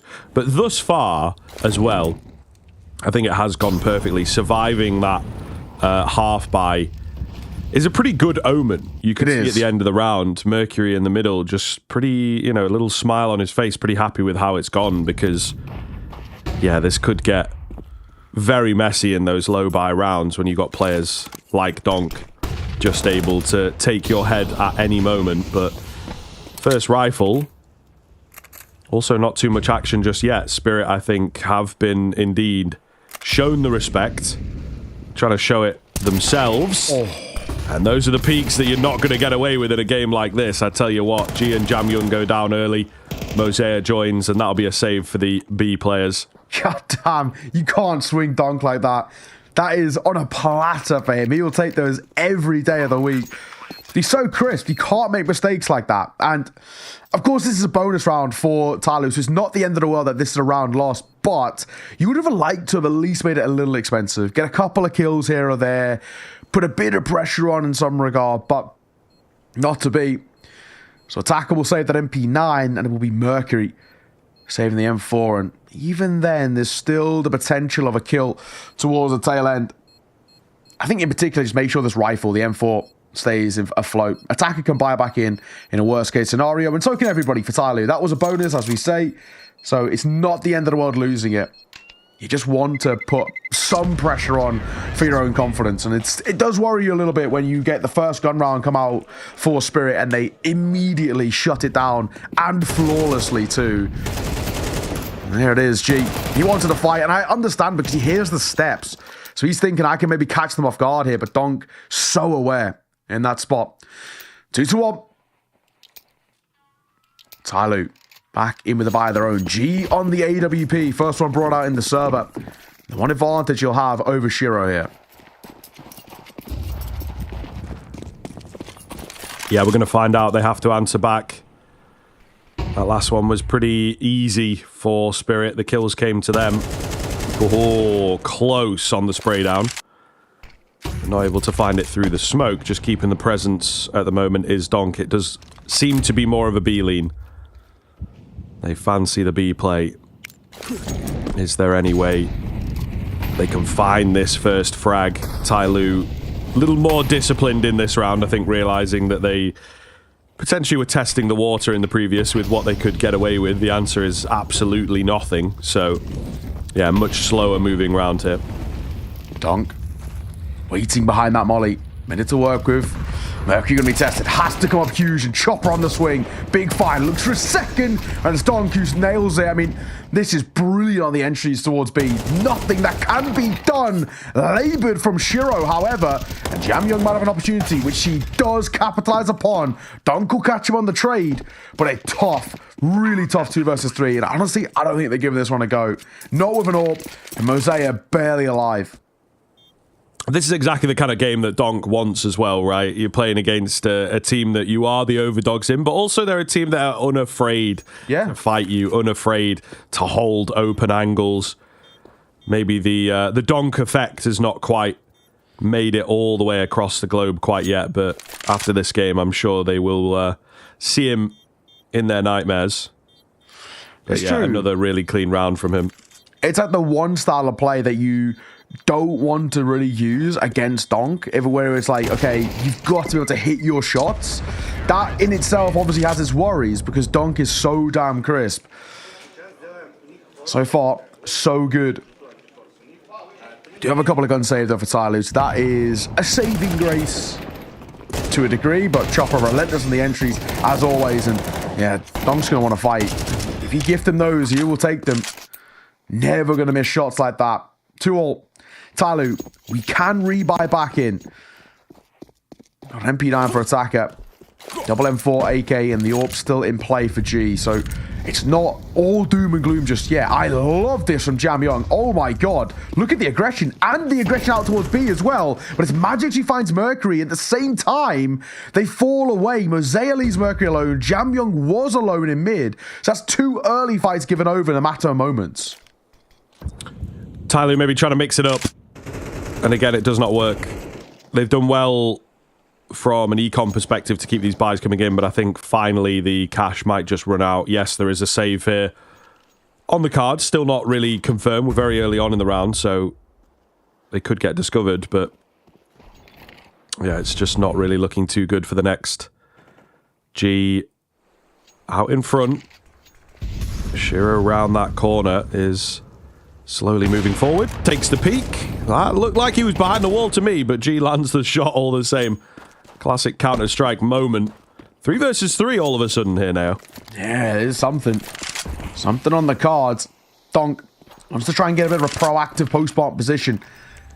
So he'll test himself and the Angels, and he, of course, nails that shot on attack. It's so easy for him. Also, it's absolutely excellent. It's a great nade as well. He's going to get another shot behind it. Can't find the third, but arguably job done now. 1 versus 2. Mosai's less than half HP to that nade.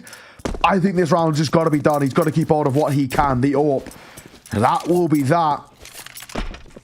And that's the beautiful thing about Spirit. They can make hard rounds stick when it feels like they're up in the air a little bit. Really well done.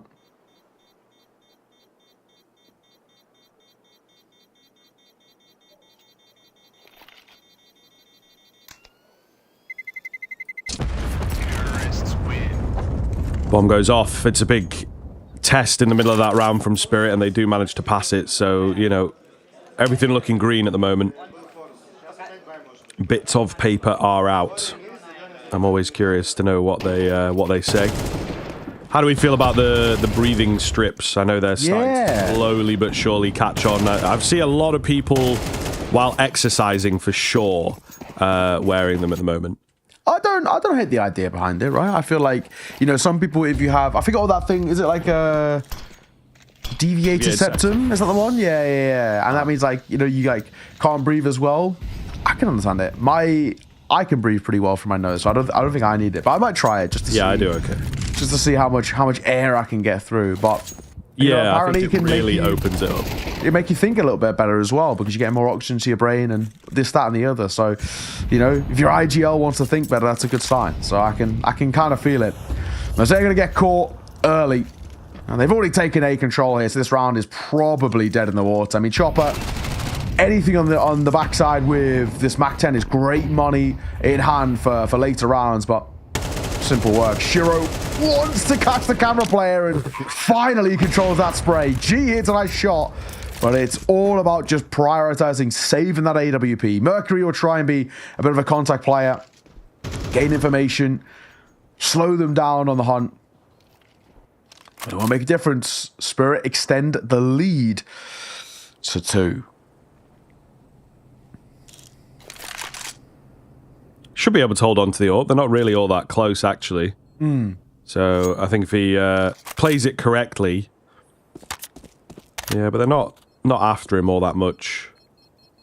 So that's a big deal, because they are buying into the next. But I think the AWP would have been hard to pull out. Maybe a little bit of Jam Young droppage, but it's just nice to not have to think about it really, and try and get it in. He's not been looking too bad on that AWP, hitting some shots. We did see the nerves actually getting to him a little bit in that qualification game right at the tail end against FlyQuest. He was missing a few easier shots, so certainly, you know, great in the interviews, but what that tells us as minds and trained ears, he's quite an emotional player, you know, and I think that therefore can make his game a little bit difficult when he lets those emotions get to him. Yeah, agreed. Well, slowing down this game a little bit. Taking a moment to converse. I think for Tyloo, they've probably got an understanding that within this series, they absolutely have to take Anubis. If they don't take Anubis, there's basically no chance, unfortunately. Nuke has been such a good map for Spirit, and I think especially at this level, it feels like it should be absolutely fine too. Water 2. This next buy for Tyloo is incredibly important. If this one falls flat, they're going to really struggle. But I do respect what Tyloo are doing. They are wanting to fight up against them.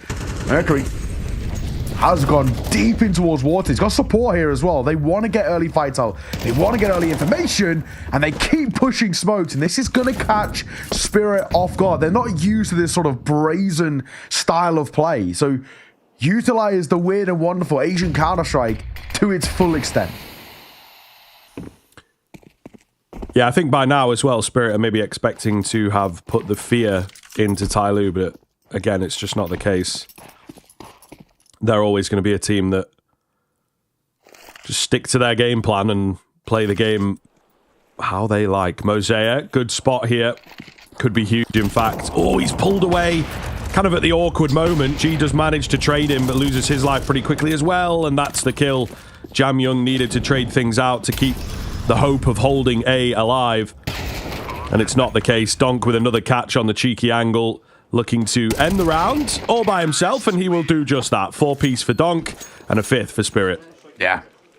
Honestly, this is where, again, for Tyloo, you see these small moments that go well for you, and you find gaps, but you just have to start to realize as quickly as that Spirit will completely take over a round, and a couple of individuals can just completely delete you. And Donk, they've got to find ways to shut him down, and this is the eternal thing. Head on hands there for Gene. You can sort of understand why. I mean, I actually don't think he does that bad. He's stuck in a position on pillar. He gets one, and he repeats him for the second. He's, you know, you're a dead man either way. It's just whether you can get another before you fall.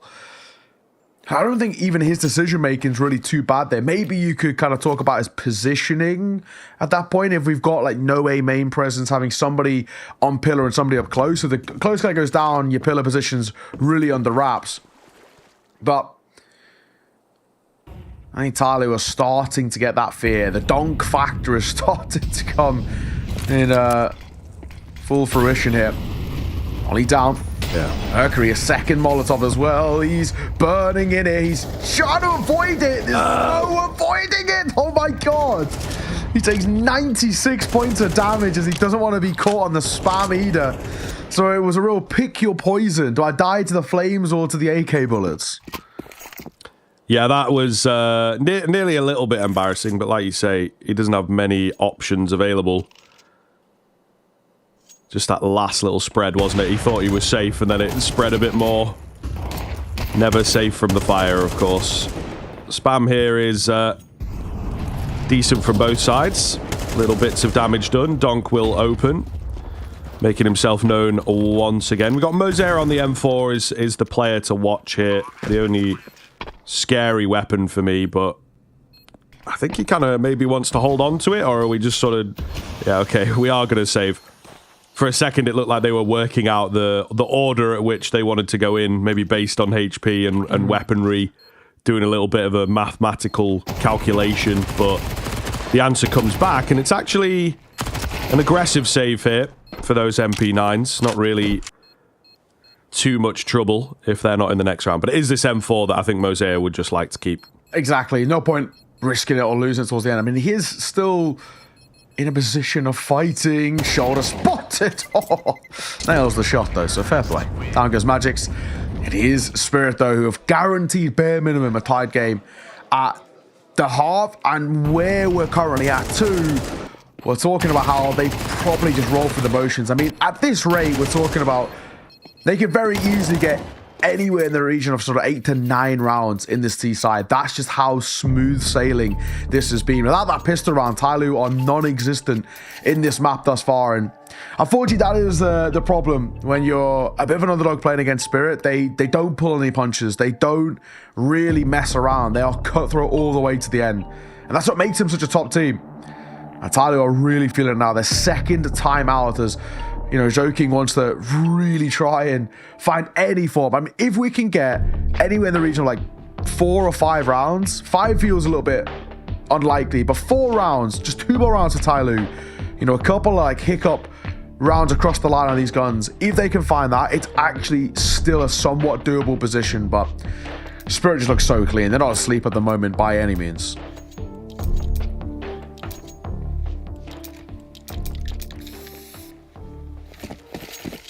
Yeah, I think Tyloo are not getting completely rolled. Scoreline might suggest differently, but, you know, the rounds feel like they have moments. However, the expectations coming true. Big Spirit. Big Donk in particular, man. He is just absolutely farming. And I think it may well be set to continue. Tyloo, though, back on a bye. No complaints in that regard. So you'd maybe hope that they can, again, make this competitive, but Spirit doing well here, I think, adjusting to the fact that Tyloo are not afraid to get aggressive, playing a pretty wide default, trying to catch some of that said aggression, and no need to rush things, you know? They still have pretty full belts of utility. Wind that clock down, go for a late round execute, and see what's up. They're faking A out a little bit, draw some attention over there. It's a contact at B. Attacker is in a good spot for it, but yeah, it doesn't necessarily mean that you are safe. He's trying to reface. He goes down in dark, and they have wrapped successfully here. Spirit with a nice patient round, showing that they also can change up the pace. Yeah, I like this. They just wait for the opportunity to come to them. Bomb thrown across as well, just in cases.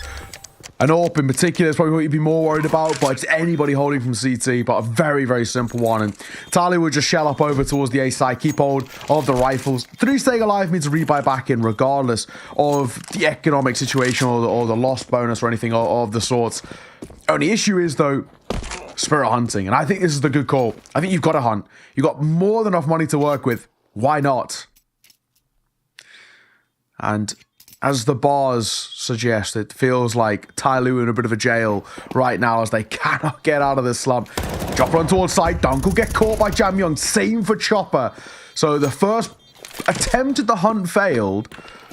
Maybe Zontix might be able to get something behind this. Molly down. He wants to put somebody under pressure. Just one kill could make a difference to the economy, but he just couldn't find anybody. And a 7th for Spirit, rolling through the motions right now, and they are looking so damn sick.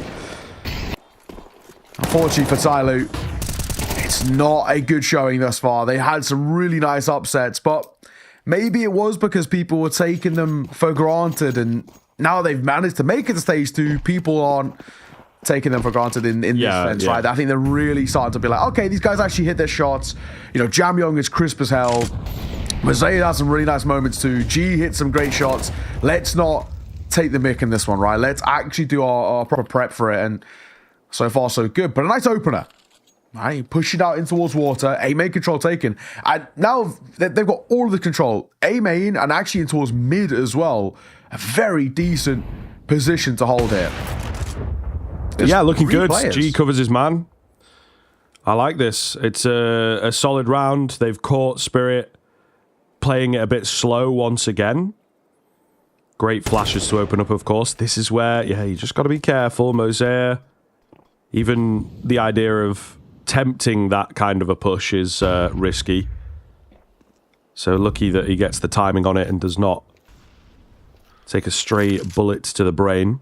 But yeah, just to sort of pick up on what you're saying, I think it's the curse of the underdog, right? There comes a point where you stop being the underdog, really, and, you know, the Cinderella story and all that becomes a lot harder because, you turn a few heads. I think people have learned massively over the years not to continue underestimating teams, especially at majors, right? That's always where these teams make deep runs.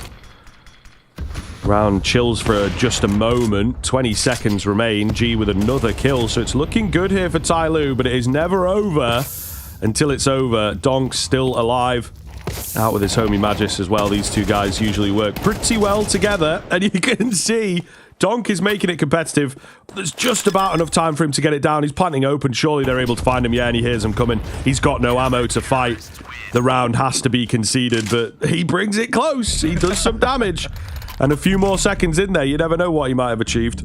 It will call a little pause, though, coming through. And I feel like in that scrappy, chaotic sort of carnage round, Spirit get a little taste of how wild Ty Lue can play in that regards. I mean, credit to Donk, actually. Genuinely, that never should have been as close as it was. But, yeah, Spirit have got a few tricks up their sleeve. They can still play a weird style, and I think understandably they just want to shut it down here. Let's make sure we don't let this get out of hand. Let's make sure we don't give them any in-routes back in towards this game. I think in particular Hallie probably watched that round and the way it started and was just like, okay, this is something I've just got to eradicate immediately. We cannot let them just waltz in towards mid or waltz out of A main and make it look so simple.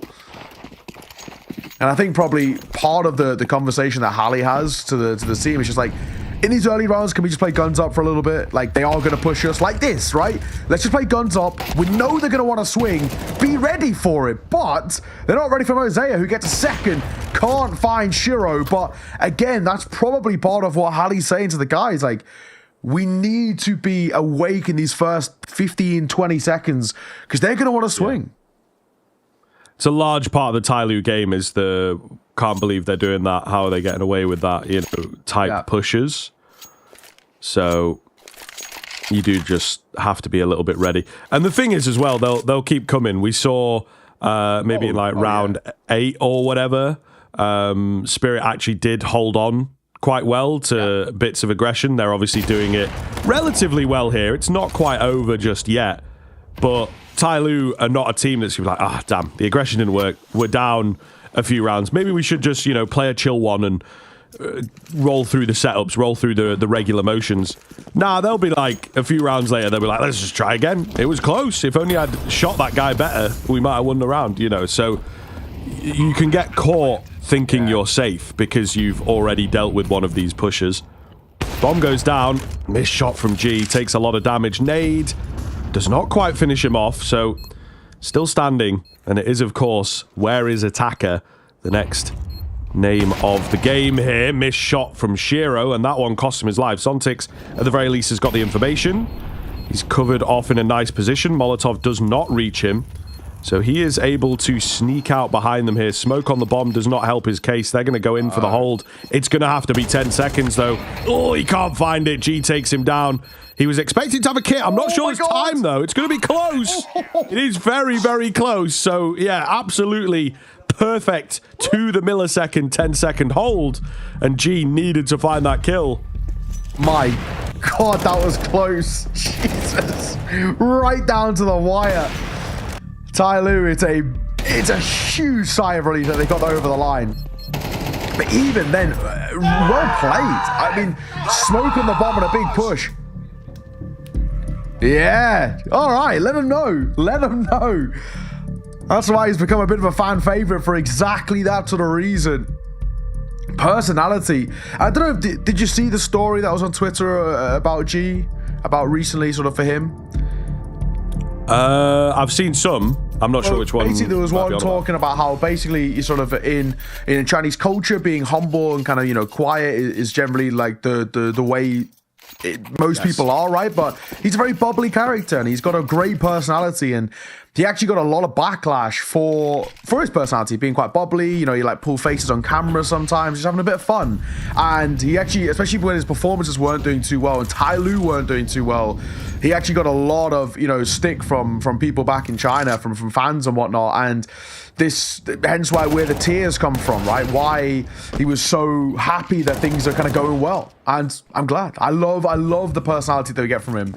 It's such an infectious, sort of happy nature. So sick to see. This could be a little dicey. Shiro pushes the smoke on timing. As Attacker had Util in hand. So back to a 3 versus 3. Mosaic, Mercury, and G. Got a lot of heavy lifting to do in this one. G's had a fantastic game so far. Mosaic not bad himself. It's finding Chopper here, which could be all important if he can hit the shot, but he can't. Chopper. It worked Molly down, and now it looks like they want to work towards A once again. Yeah, there is presence here. The aforementioned G, the top fragger for Tyloo.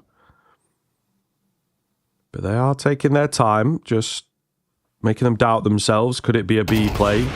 Oh, nice find. Where's the rest? He's ready for more from camera. His head on the swivel, but unfortunately gets timed on. Well played by Spirit there to just grab a little freeze, and, you know, they know that he's likely to be alone, and he has to be the hero. So he's going to play quick and panicked and checking different angles. Unfortunately, Mercury was kind of out in no man's land. Gets tagged up. I feel like you maybe just have to save this AK here, to be honest. But he's still... No, he's going to give it a go. It's the final round. What am I talking about? It's too early in the morning. All the Counter-Strike just flowing past me, man. I'm just casting the rounds, and Spirit winning them 8-4 at the turn of the half. It's a very, very good half, right? I think Spirit have rolled through the motions so simply, I think, is probably the way to put it in this one. And I mean, where we're at right now as well for Tyloo, unfortunately, they've not had that much of an insight into this game, basically at all. And it's actually a really tough predicament that they're in. This is a series which requires them to find Anubis, and so far not so good. But it's T-side Anubis coming up next, and that's where Tyloo have done a lot of their best work. So it's not all doom and gloom just yet, hence why we saw Halley calling these quarters, making sure that this first half went well. And thankfully for them, it did. If Tyloo can find a pistol here, though, we might have a bit of a game on our hands. We'll have to wait and see. We're going to throw a little bit of a break. We'll see you after.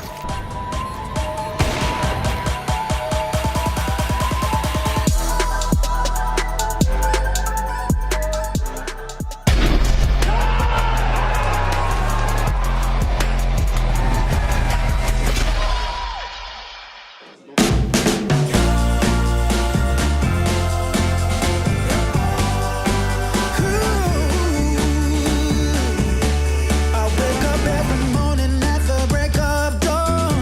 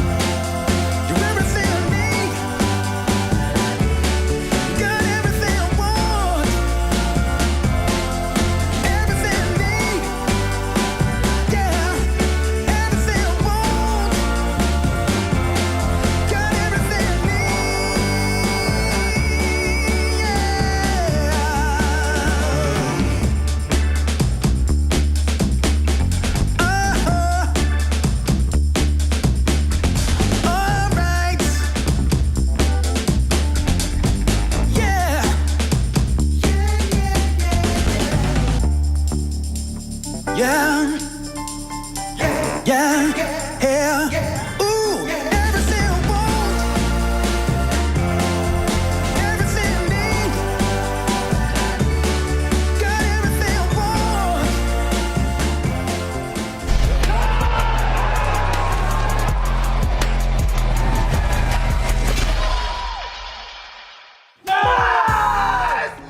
Right, it is the second half. I'm aware of that now. I just kept an eye on the chat after, forgetting it was the final round. Everyone's flaming me. That's fair, guys. Talk your shit. That's why you're there, I suppose. Yeah. You've got to just... It does. It's kind of like a bit of a caster classic of you just cast into games, you caught up, and we don't get to cast Spirit all that often. You're so in the flow. Yeah, exactly. But we are here in the second half. Spirit looking good, of course. Tyloo with the 4 rounds, 2 of them off the back of the pistol, though it must be remembered. So when it came to the guns, they were dominated, it's safe to say. Look at us flying like this, by the way. Shout out the observers one time. Love that. Yeah, man. We got some nice pathing. Pretty sure it says Jonas and Chev. Shout out the goats one time. Think so, yeah, indeed. Oh, donk. Speaking of goats. Oh, I was ready for more. I was ready for more, but not going to happen. Man advantage into Spirit here. Maybe a retake on the cards? Nope. One gets dropped. It's Magic's looking clean. 2-piece from him. Mercury all alone.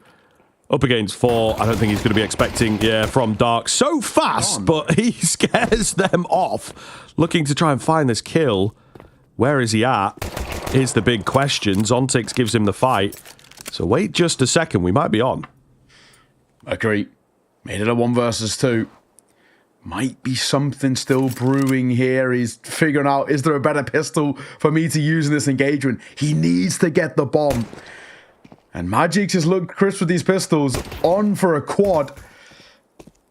35 seconds. He has to isolate, and it's just so difficult. How do we make this work? I actually think, going back for a USPS is probably be the right plan of action, and that's what he's going to do. Instant headshots for 20 seconds, so he's not got a lot of time here. These shots have got to be hit, man.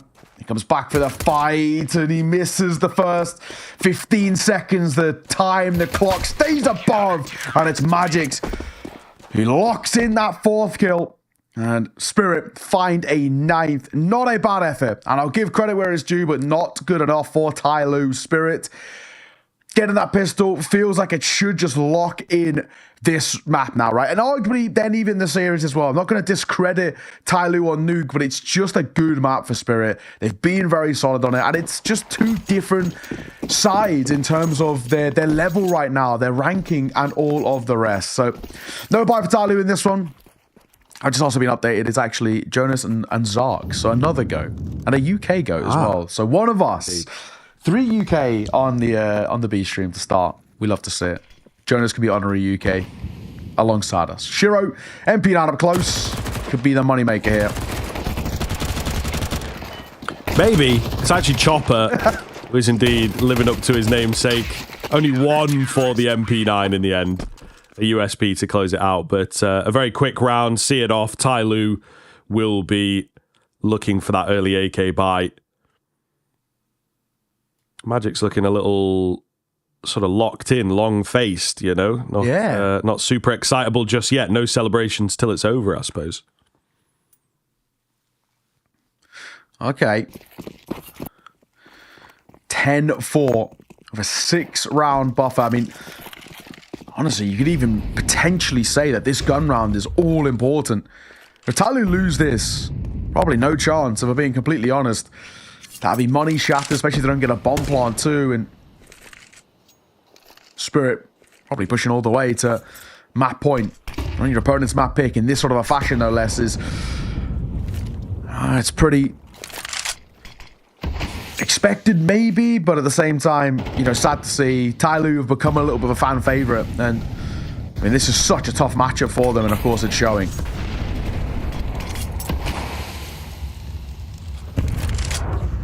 But this is a chance for them to keep themselves alive, I would assume here.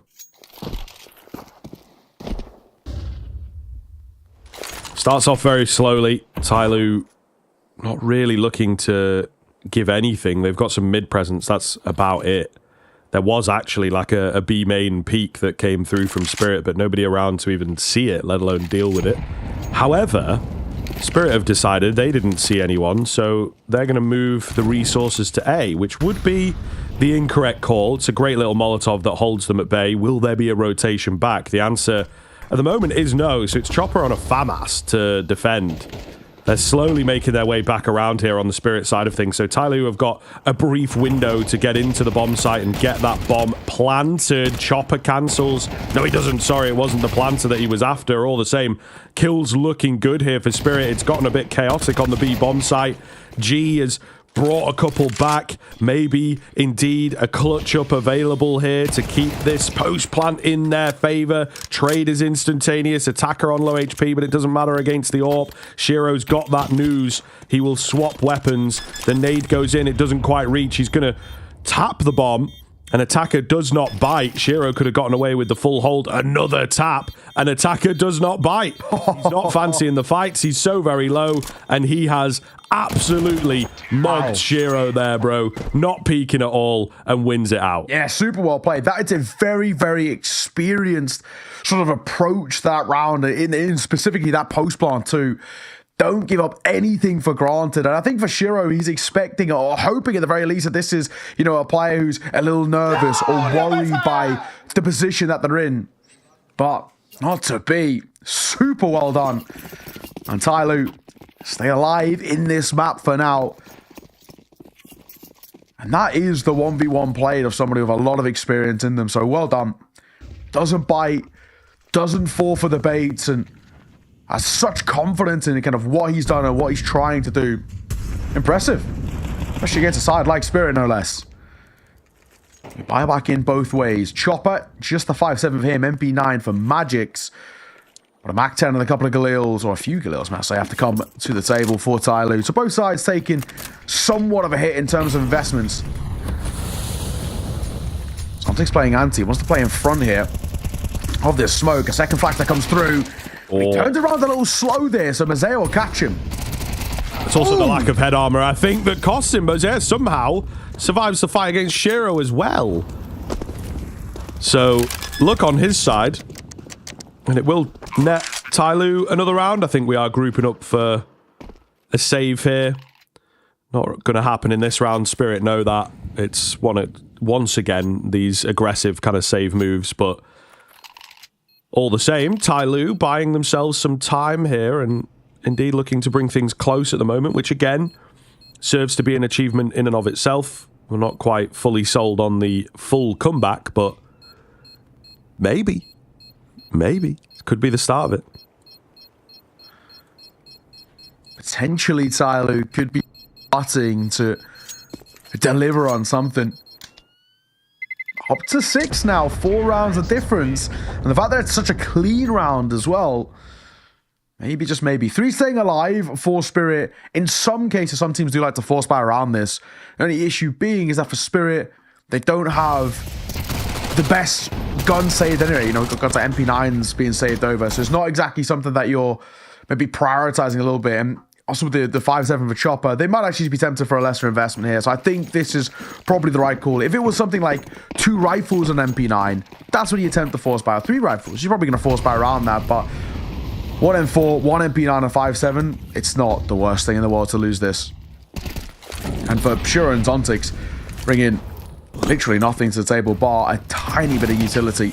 And not a good start for Magix. Down he goes. That's the MP9 dropped. It's Shiro and a pistol to try and do something. And of course, nothing to come to the table, but Chopper on the swing with a find. Yeah, hold on. The bomb's been dropped as well, so it'll buy time for the rotations. Chopper's looking for a bit more. They are desperate for a couple more kills. That M4 needs dropping. It will go down into the 1v1. Quick USP dink could get it done for Zontix. Oh, the nade a little close. Molotov to scare him off. It does indeed get close. Oh, it will spread, so he's going to be forced forwards here, and down he will go. Jamyoung's played it pretty well there to just keep us cool. Oh my god, for a moment, that really felt like it could have been lost, but a cool head by Jamyoung. He does like a tag as well right at the tail end, so he very easily could have fallen flat in that Molotov, but again, not to be. Tyloo slowly but surely getting back in towards this game. And we said they're going to do a lot of their best work when it comes towards the T side. And this is what's happening. Yeah, get fired up, boys. There's a game on our hands here. We're starting to see something. Back in towards the investment for Spirit. You lose this one, however, and that's where things become very interesting. We can talk about Tyloo being within 1 round of tying up this game. That would be wild. It would indeed. By the way, they're not taking a leaf out of their book. They don't enjoy the aggression as much, it would seem, even when they are hemorrhaging rounds. So, yeah, Tyloo a little idiosyncratic in that sense. It didn't necessarily work out for them as well, I suppose, so I can see why maybe Spirit sticking to their own guns. Yeah, gotta be said as well. Over on the A Street, they might be taking map number 1. Wild times. Over Vitality, that is. 13-7. So, spicy upset there, and we're sort of quietly hoping there might be the conversation of an upset here. Didn't feel like it halfway. And it didn't feel like it at the start for Spirit 2, but 10-7 right now in a 4 versus 3 with Chopper being tagged up. Something's brewing. Nado bank ground, but attack is on the elevated angle. He does more damage. A big flank from Jam Young. Swing and a find on towards Shiro. That's the round. That's Tyloo up to an 8th now as Zontix will just keep hold of his M4. And Scriv, maybe we do have a game on our hands. Maybe, just maybe. I mean, super clean round coming out. Very important for Tyloo. Arguably very important for Spirit as well. They will feel this one. The ripple of this round could be absolutely massive, actually. So, are they going to keep it going? Are Spirit going to figure things out? Will they come up with an aggressive round, maybe? That feels like the most obvious change-up they could go for at this stage. But, yeah,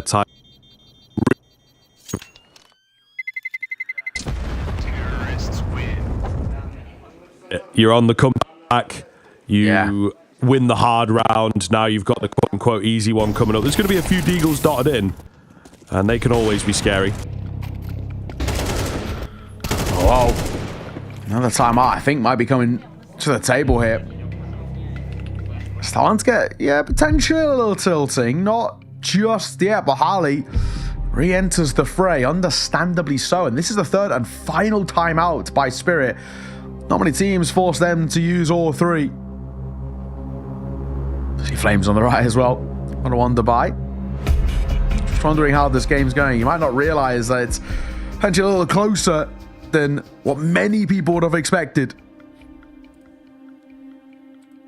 Yeah. Right. I think even putting you under pressure is a pretty scary prospect. A lot of people were saying that this could genuinely be like one of the most lopsided series we've had kind of, the whole tournament so far, right? Where it could be single digit for Tyloo, including both maps. I was seeing a couple of things on Twitter. They were expecting big things from Spirit, and Tyloo impressive so far. No two ways about it.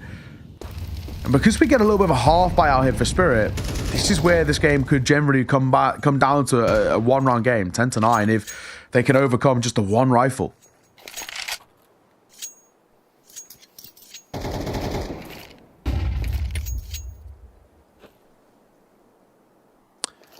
No massive change-ups. I mean, just waiting to see what Spirit want to go for. They are stacking B, I suppose, is their gimmick of the round.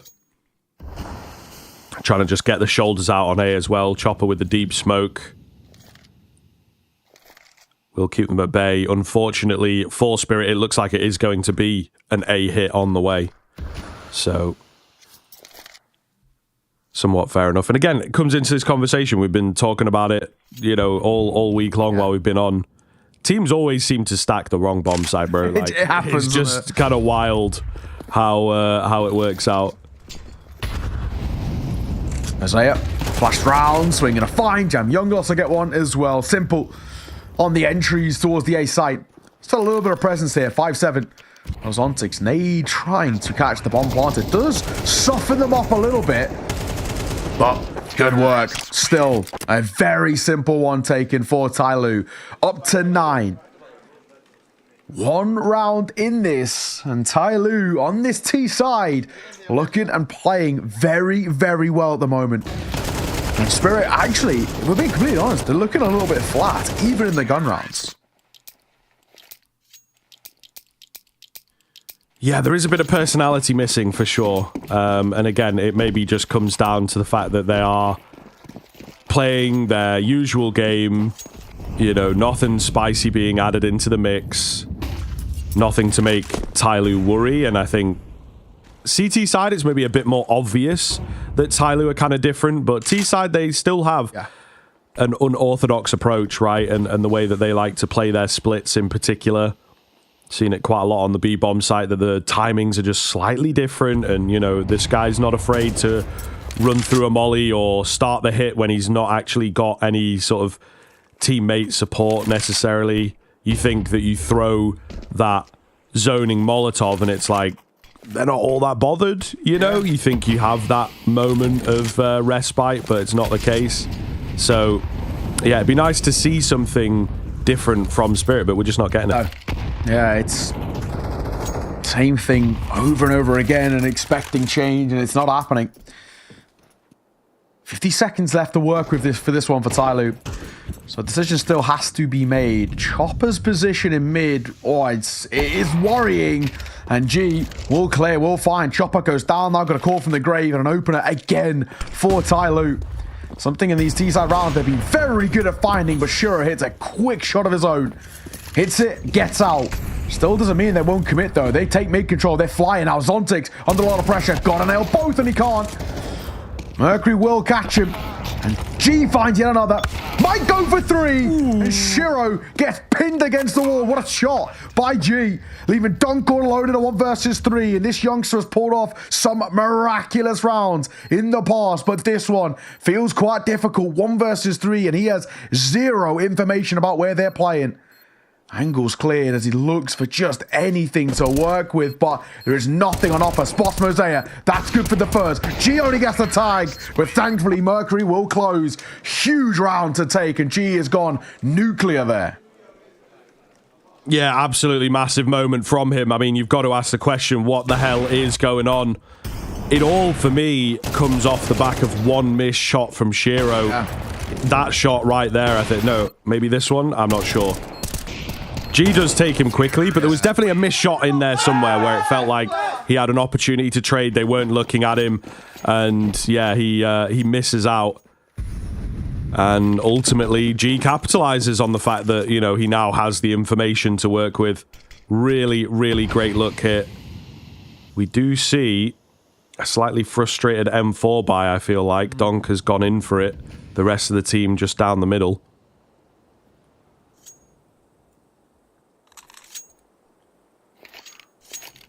Let's see if it can pan out. They're hoping for a bit of a hero in this one. I mean, Dog's having a bad game, let's be completely honest. 22 and 14, he's having a whale of a time. Actually just, you know, you've seen Zontix not step up in the way that you want to see from him. Magic's looking a little quiet comparative to how he has in some other tournaments too. And yeah, difficult. 10-all, Tyloo. Tyloo on T side. We did forewarn that they're a little scary there. That's where they do a lot of their best work, and we are seeing it now. Chopper, that's brazen for me. Going alone, going dry as well. Feels unnecessary. Zontix pushes main, and G's there posted with the bomb, ready to hit that shot, and he's not going to miss it. Donk. Oh, does go down pretty quickly. He's lost the support on the site as well. So that will be the round, and that will be Tyloo taking the lead here. That will be Spirit without a round in 7 now, I believe. So, yeah, absolutely wild business here. Tyloo have turned it around. They are dominating, and they are set to take this map. Shiro can't hit the shot. An attacker will see him off. Nice work. This is wild from Tyloo. They are looking so solid Spirit have fallen so unbelievably flat. This is now their 7th round in a row for Tyloo. And don't getting drive by a Tech-9. That would tilt you. Deep breaths, Sunshine. Deep breaths. You'll be all right. But Tyloo 2 rounds away now from taking their map pick. I don't think many people expected that with where we once were. 8-4 half. Spirit come in. Start off well. You know, get up to a 10-4 scoreline. And now, yes, 7 in a row. Both sides now out of timeouts. But Tyloo looking to close this here and now in this map and continuing to prove just the level of Tyloo. Continuing to prove that, you know, every time teams sleep on them a little bit, they are able to step up to the fight. And they've been doing a very good job at punching up against top-level opponents. We saw it against Turn of Fire. We saw it against 3D Max. And we're now seeing it against Spirit. Win or lose on this map, they've proven sort of just how crisp individually they are. In particular, G. Cult hero status he's getting here at Pro League. And he's also putting up the numbers to back it. Oh, a tag on towards Chopper. A swing from Jam Young, but a miss. The nade will trade on towards Attacker. Yeah, it's a pretty big find actually on that nade. Mosea with the trade. He goes down to a nade also. Spirit just about keeping the advantage. Just about keeping a hold of the round. You see how many smokes there are on that site, right? Tyloo were very ready to go in for the hit, but they are kept at bay. Perfect utility usage. So they bail. And they will look to reapproach, it would seem, towards the A-bomb site, which does indeed make sense here. Nobody on the site itself. So what is the game plan? Slowly but surely moving forwards. I would have liked the A play. They've decided to pivot back towards B via water. And Shiro is here ready and waiting. So let's see, G. Oh, he's not going to get the chance, actually. He pulls away at the worst possible moment. 30 seconds left on the round. No opportunity for a frag. Shiro takes the safe angle, and it's smart. Easy find onto the first. G's got a clutch up. He lands the tag. He's now spotted 20 seconds and not a lot of options. Tech-9 out, but it is not enough. Spirit find 11, and the game is back on. They finally break the curse. Yeah, that's a big one. I think it all starts with the positive trades in the early fight over towards B main, right? Where when we see first initial fight here, the nade that comes behind that trades Taka, and then they just use the numbers to their advantage. Even we can see it in that last fight. 1v3, they play together, they trade effectively. Well done. Spirit needed that. That's a round which was, at times, is still a little bit up in the air, but it's a good one to see over the line. It's going to reignite a bit of the confidence in this side. It's still a slightly awkward buy with a FAMAS and an MP9 coming through, but opening kills and positive trades are the small little incremental ways that Spirit can find success back in this, and a spam through a smoke to catch Attacker. It's also another way that you can get just a little bit of luck on your side and more damage towards Jam Young. Donk is not missing through this smoke. Yeah, I mean, this is it, right? These are the moments where you want to be in that conversation as the GOAT of the game. You have to be stepping up when it matters, and you may well have let things get far too close for comfort. Far too close for expectations, but a big moment for him as he finds 2 nice and easy to potentially net the 12th for Spirit. Again, Tyloo are left to back off and try and reapproach. Didn't work for them in the previous round. They are once again looking pretty keen on Dark. G with the contact. Slowly making his way in, but Spirit just not giving the fights across. A little bit of a fake out towards A there to draw attention, and it may well work out. There is a flank coming in from Donk. He's moved pretty quickly. Doesn't spot anyone. In the same vein, there's no one at mid. There's actually no follow-up on A, so yeah, they like the idea of the B hit. They're very ready for it, and Donk in towards B main is going to be a problem. I think they know that he's here. They've heard him running round, but all the same, he slows them down massively, makes them expend a smoke. They're so nervous to get into this site. There's only 10 seconds. You've got to go for it. Donk's going to drop that bomb through the smoke. Just about. Oh, no, I think that's crossed the timer, unfortunately. So they will move. They will save what they have, and Spirit might just pull off the heartbreak. My God. Again, it comes right down to the wire there. It's such an uncomfortable round to watch happen in real time, but all that matters for Spirit, they get it over the line and now put themselves on map point. Tyloo aren't afraid of an overtime, though. We'll say that. We saw it in stage 1, and it could still be something brewing here to kickstart their stage 2. But Spirit might have just survived a real scare in this series. We assume that Nuke will be, for the most part, quite comfortable, but that might have broken that snowball effect that was really underway for Tyloo. Like we said, 7 rounds in a row before they were shut down. But it's 12-11 now. A slower start by Tyloo. They've lost a couple of players early in these rounds. Pretty brutal.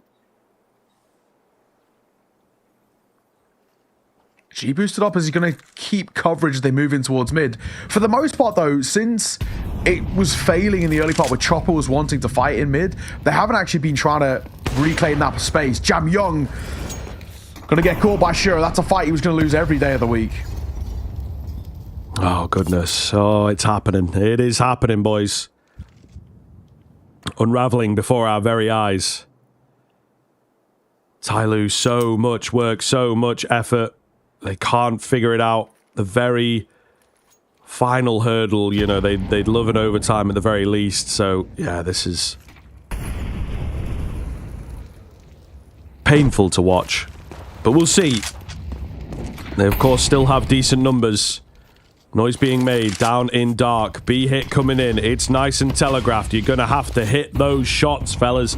25 seconds left. A nade eaten on the way in. Molotov does not quite make it. Donk through the smoke finds one. Bomb plant just about coming in, but again, it's going to cost them so very much. Magix capitalizes and catches everybody off guard. Spirit with a perfectly mounted retake to close things out. 13-11. Tyloo was so damn close. They got 7 in a row. A fantastic effort, but it is not enough. And nobody, even themselves, is not going to remember the great effort of a fake failed comeback. They wanted to take this over the line and get the map, but it does not happen. It's heartbreak, isn't it? It really is just heartbreak in the server for the side. I mean, you saw they had some really, really nice moments coming through, but it just wasn't to be, and it puts them in a really tough spot in this series. If they had found this Anubis, we could be talking about where, yes, Nuke doesn't feel like it's going to be too great for them, but it could push it towards a third map. Ancient was up in the air as well. Who knows? And I think that man, I think he has some really good moments. I think for me, he really stepped up in a massive, massive way. And he put so much pressure on towards Spirit, but unfortunately, it just wasn't enough. Fell flat when it mattered most. And if we'd seen maybe just one more round on this CT side, or even a pistol round to start off the second half, who knows? We could be talking about a different storyline and a different score board as a whole, but it's just how the game works out. You cannot give Spirit any sort of a look in. They will make you feel uncomfortable, and exactly that, right? They gave them just a few moments to get in towards that game, and they capitalized. G was feeling it at points, but yeah, I mean, the big thing for me is Donk, right? In those final few rounds. Team Spirit, look, they do have some decent pieces, but it's all about this guy at the end of the day. And I think they take a little moment when it's like 11-10, and they just kind of look to him and they're like, bro, you got to do the thing. It's the only way that we get back into this. And he just started getting those BS kills. He was let off the leash, pushing through, going for these sort of crazy flanking plays and whatnot, So yeah, they let him be free, and obviously he's able to take over those final few rounds to just give them the game, to be honest. And I think that it's about 80% Donk, right? There was a little bit of Magix in there towards the end, and I think certainly Chopper keeping it cool with some of the stack calls, right? And where to send the resources, maybe leave mid alone, etc.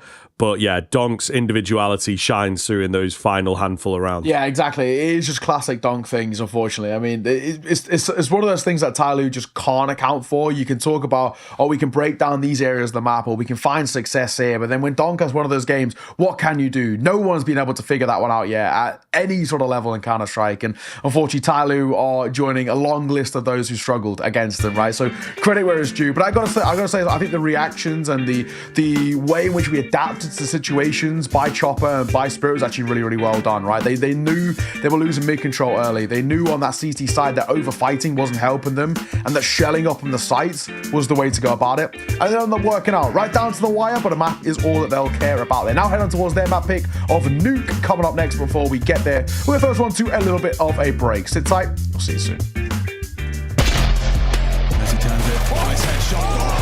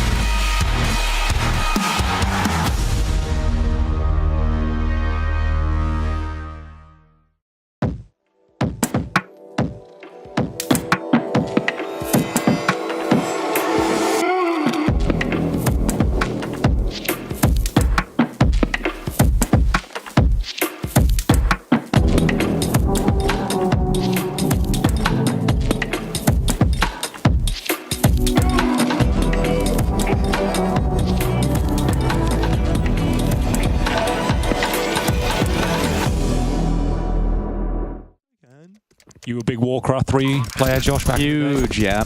Original Dota, tower defense. Yep.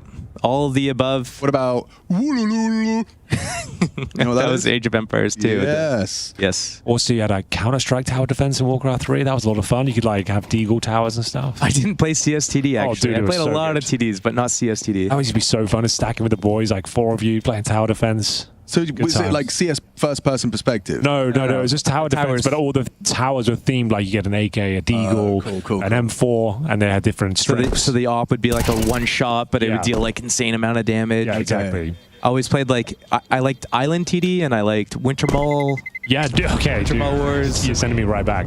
What a game. Line tower defense where it was like PvP. You had to like spawn the enemies that would go to your enemies. What was your favorite Warcraft 3 mod? Let us know. We'll have some nostalgia. It's for the 30 and above. Well, I will say Counter-Strike fans are getting older. To be fair, that's real. Warcraft. Oh, hold on. Yeah, let me go first. I smoke CT like a newbie, and I run. Just try it then. Okay, it sounded a lot like Vitality, just so we're all on the same page. I think Warcraft 3 and CS Source came out in the same year. Yeah, 2005 was Source, I think. Maybe 2004, the beta. You know what? Maybe I'm off. Maybe Warcraft 3 came out in 2003. Yeah, I think you're right. Oh yeah, a couple years before. Yeah. But it was definitely a big vibe for Source players. But either way, we do have the saved M4 here. A chance to try and open things up. A little pop flash, courtesy of Exit. It will be Insani looking for the conversion. The MP9's there as well. On the smoke fade, yeah. Here comes that flashbang from Exit. Breno up close. He's going to call for it. So if he hears a sound cue from Mezzi, ooh, a nice shot. Forces Breno into the fight and comfortable collection. Teamwork, team play. Insani claws it back. Nice equalizing frag. And with the only rifle, it's really the only conversation. In fact, why am I even bothering to commentate? Because this is Inferno and it's an eco. So, yeah, but that one saved gun, it's going to do all the damage. In a way. Okay, let's talk about next round then, yeah? Yeah. What's Vitality been doing? They've been doing this banana default every single round. MIBR, I want to see them send 4 players towards B. Not necessarily to fight with all 4, but get all the nade sets. All the nade sets, so all the Canada. control. What about it? That's where you're from? Yeah. Yeah. What would you say is like kind of, what's like typical Canadian? You know, like, you know how like in England we've got like beans on toast, we've got, that's about it really. Poutine? The thing is, Canada's very, very large and vast. You have the prairies. You have prairies, like the little rodents, prairie dogs. No, you have the provinces that are just like flat and nothing. You have the provinces that are kind of like on the east in the water. You have Tim Hortons. You have Tim Hortons is popular. That's a thing. What else have you got? Maple syrup, poutine, lacrosse, rags as well. Sometimes when Steel's in the server, beside Wu 2, Insani goes down and now Exit's trapped. Okay, Apex, that's a little ambitious. Trade me, he says. They only sent 3B. What are they going to do? Selfless IGL. Okay, Lukowski with a lot on this plate here. Hockey. Hockey. Hockey, that's a good one. Can you skate? I'm sure I can pass by with it. Not as a Canadian. Josh was a skater boy. He said, see you later. Sounds like I could boy." skate better than you, just from your answer. I can go, but the stopping is problematic. Okay. You're not a real Canadian then. Huh. Should be able to skate. I think that's fair. What do you guys think in chat? I think so. You should be able to skate before you can walk. Somehow. What about skiing? Can you do that? I did, but I don't know when the last time I did it was. Don't trust people that say that. Don't trust like them. this. Yeah, my missus said, "Oh, I've been skiing since I was a kid. Took on the slopes like a deer." Bambi on ice. Yeah, Bambi on ice, mate. Let's say it's been like probably live. around 25 years since I last skied. Okay, that's a long time.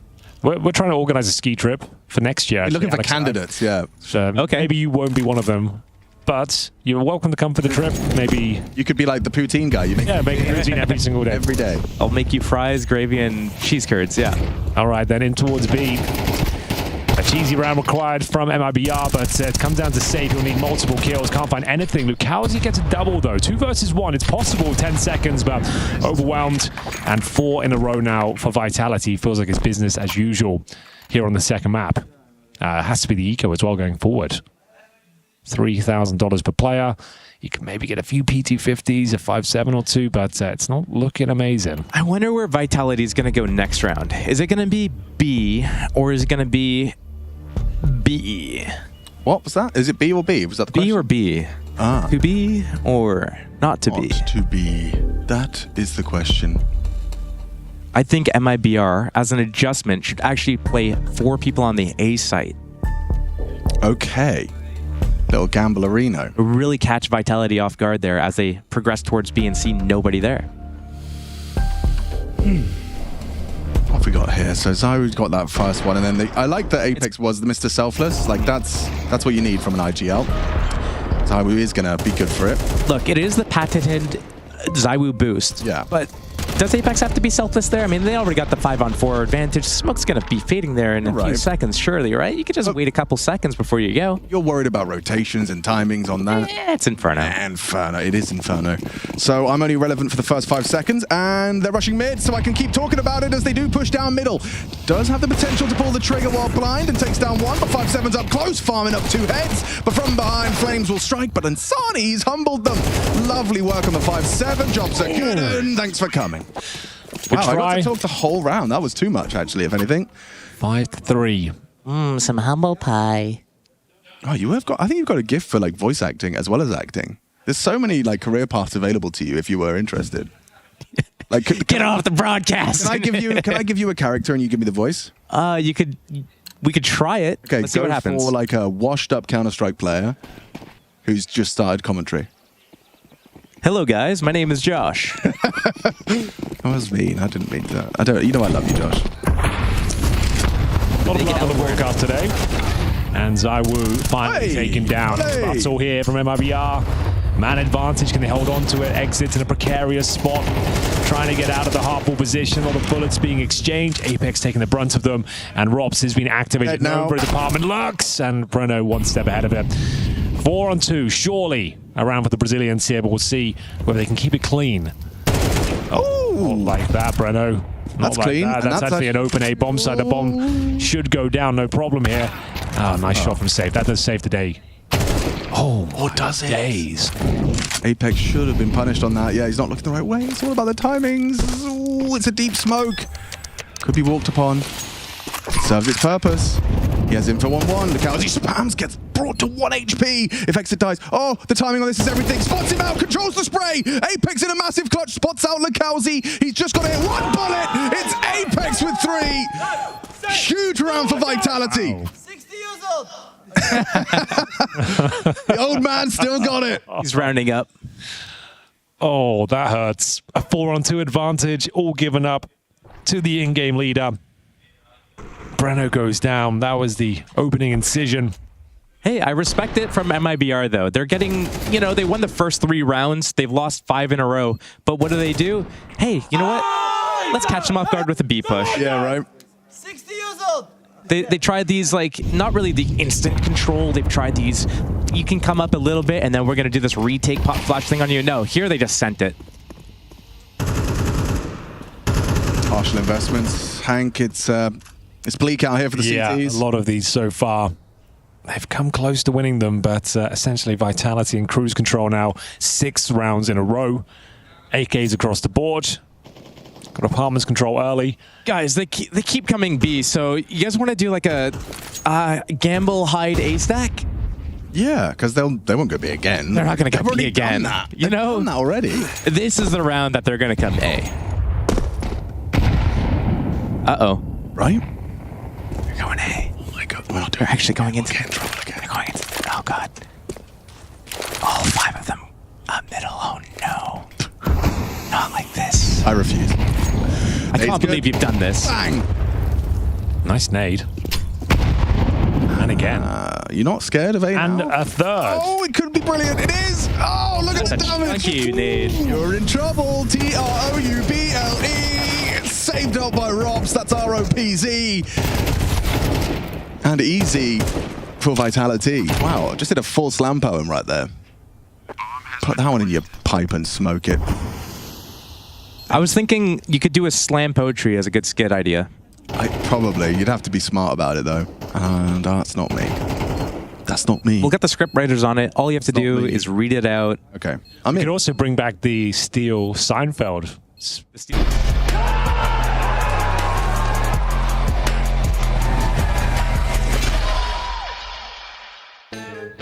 All right, I hope you enjoyed the A stream there, of course. They seem to be having good fun with that game. It's obviously getting a little interesting over there, and of course, our game nearly did, but not quite.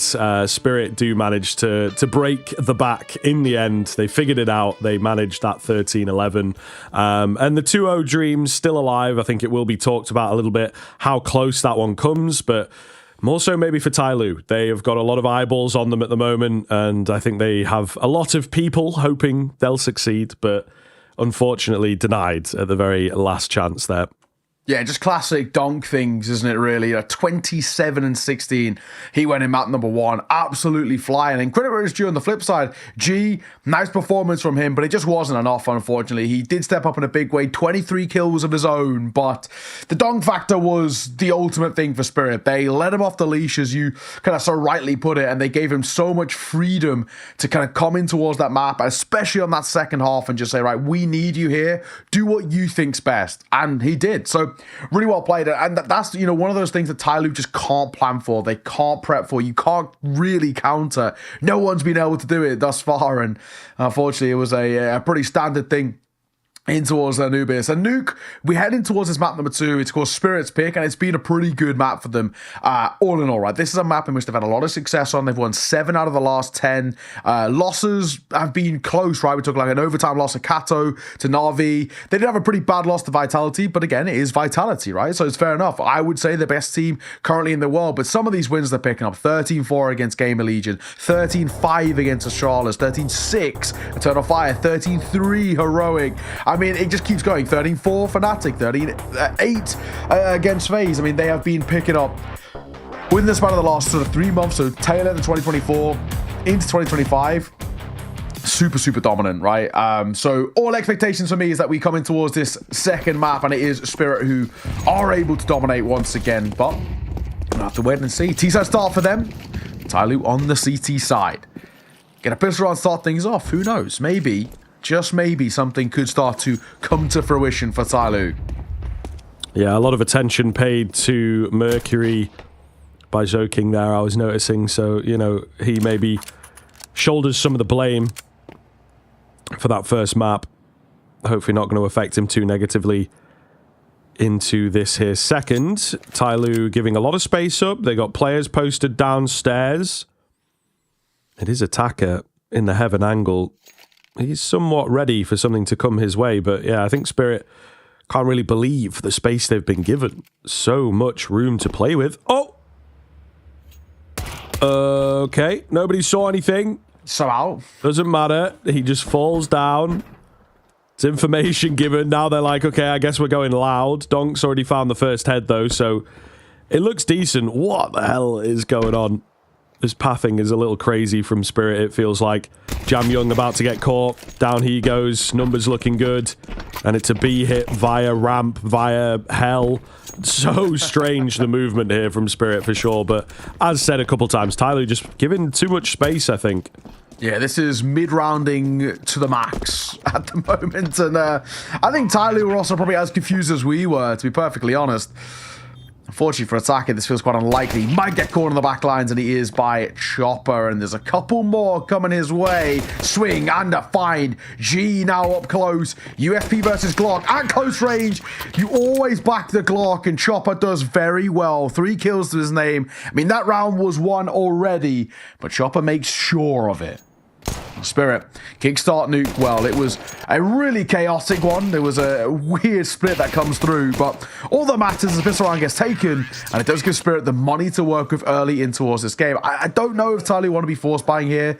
Not really the kills to go off, and I think that they made the right decision.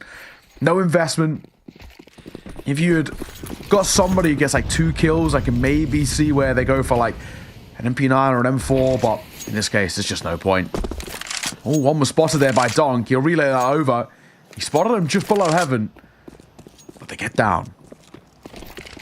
You see some big news from today for the Oceania region. Talon Esports pulling out. Oh, yeah.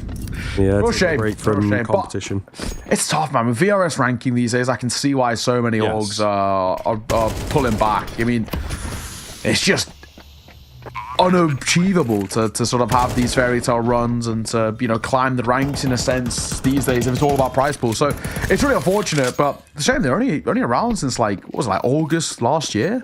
So yeah, not ages. I think unfortunately only like 6 months or whatever. Yeah, they picked up the roster, and I think they wanted that major qualification, right, to get in on the stickers, and that would have bought like a lot more time. Yes, yeah. For the organization. So I feel like since then they've maybe been putting the team on a bit of a timer. You know, because this is a decent team that I feel would be demanding a decent amount of money. You know what I mean? So it's obviously going to have an effect, but it's a bit of a shame. We lost Endpoint, of course, in the UK scene from a CS perspective, at least. And I'm sure they'll be back, like, if things change a little bit, and we obviously have a push for, like, can we get ranking in as many places as possible, right? Like open qualifiers and stuff like this even. So we'll see if those types of changes come in. I think Talon is something similar, right? They were an org that came back into the scene when they picked that team up. So I think they want to make it work, but you have to be very careful, right? To not just overstretch yourself and lose all your money, and then you can never come back because you have to, I don't know, declare bankruptcy or whatever. Yeah, no, exactly. Fortunately, it's just Counter-Strike at the moment. It's very, very good if you're at this top level, right? That's for sure. You get, you know, guaranteed invites, tournament upon tournament, but unfortunately, if you're outside of it, especially if you're outside of like the upper echelons of tier 2, it's brutal. If you're anywhere like below top 50, like even like we've seen it recently, very good examples, Paravision, right? That team is cooking. They're so fun to watch. The new team with James, Kicker, they look really fun. Belchnock, Nota as well. I mean, this is a sick team with, you know, young talent or Belchnock and Nota with the experienced heads, Travis as well. But because they're a new team, they're starting from unranked and trying to get anywhere inside of the top 50. It's taken a real age for them to be considered one of the better teams, ranking-wise, that is.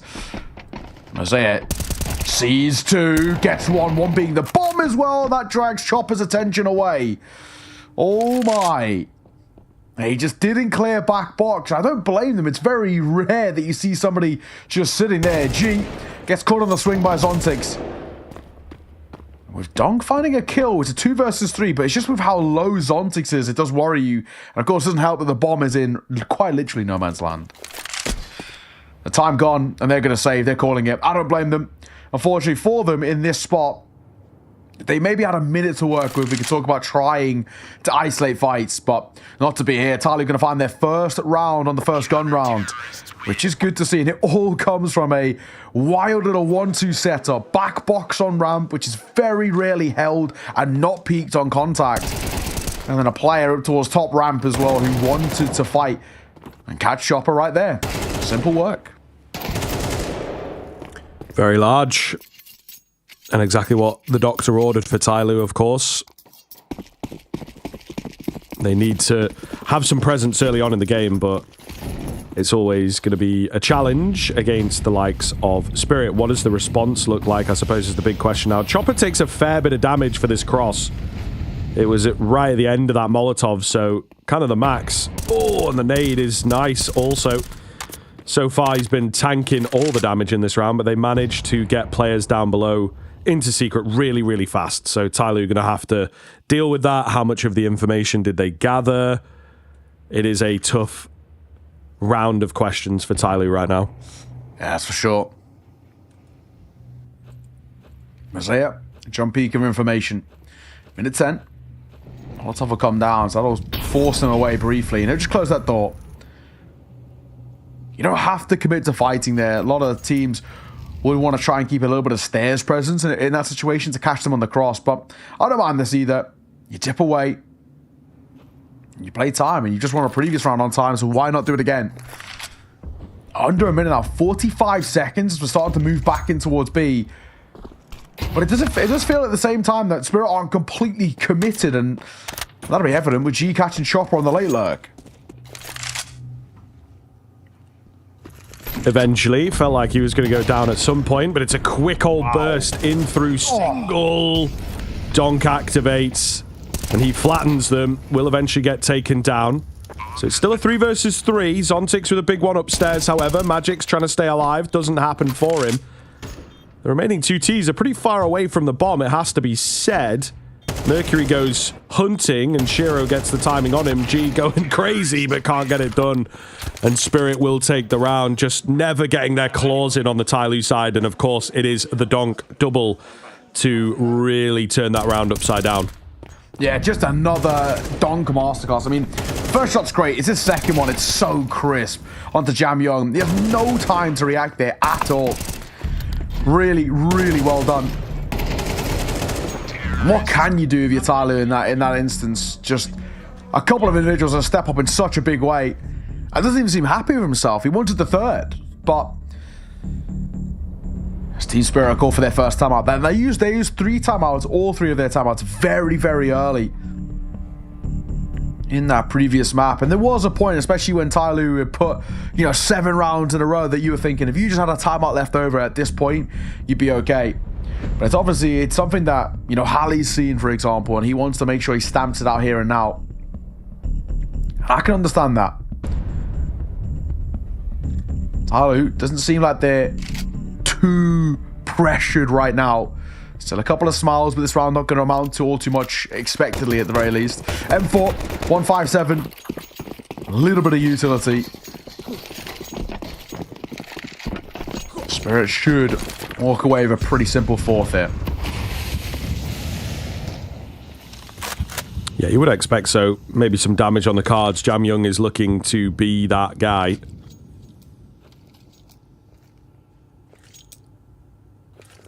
Always a weird kind of situation. I don't know what you really do with those, like, saving of the M4 type vibes.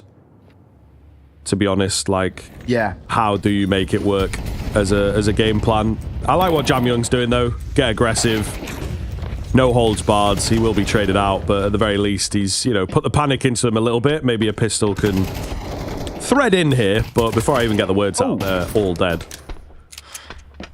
I'll say we'll get one with the USP, another tag as well, but see enough by Shiro. Zontix was going for that quick flank, just in case it was a little bit precarious, but all in all, pretty good.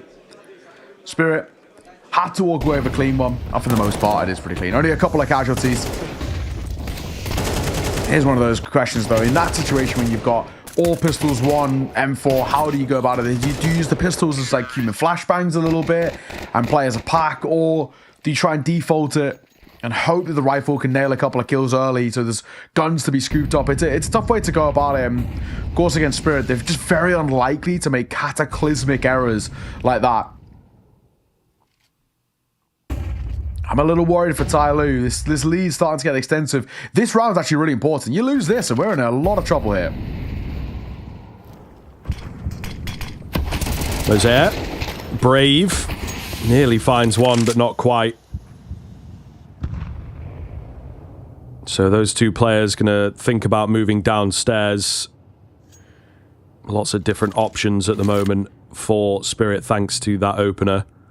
G is looking to just cover the angles. Not going to go too deep in for it. Again, does not want to lose his life, otherwise round will be over. But you can see Spirit, they find the first, and then they're happy to just sit around, wind the clock down, and hope to catch another player, in fact.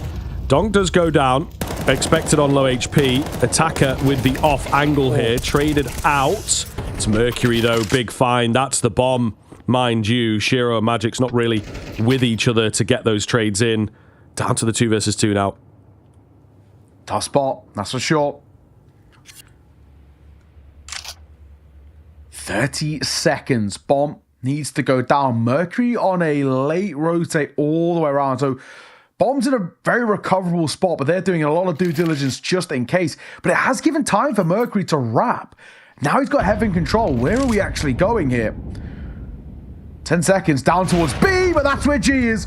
Finds the first. He's trying to run away, and he will. No time, surely. 5 seconds, and that's it.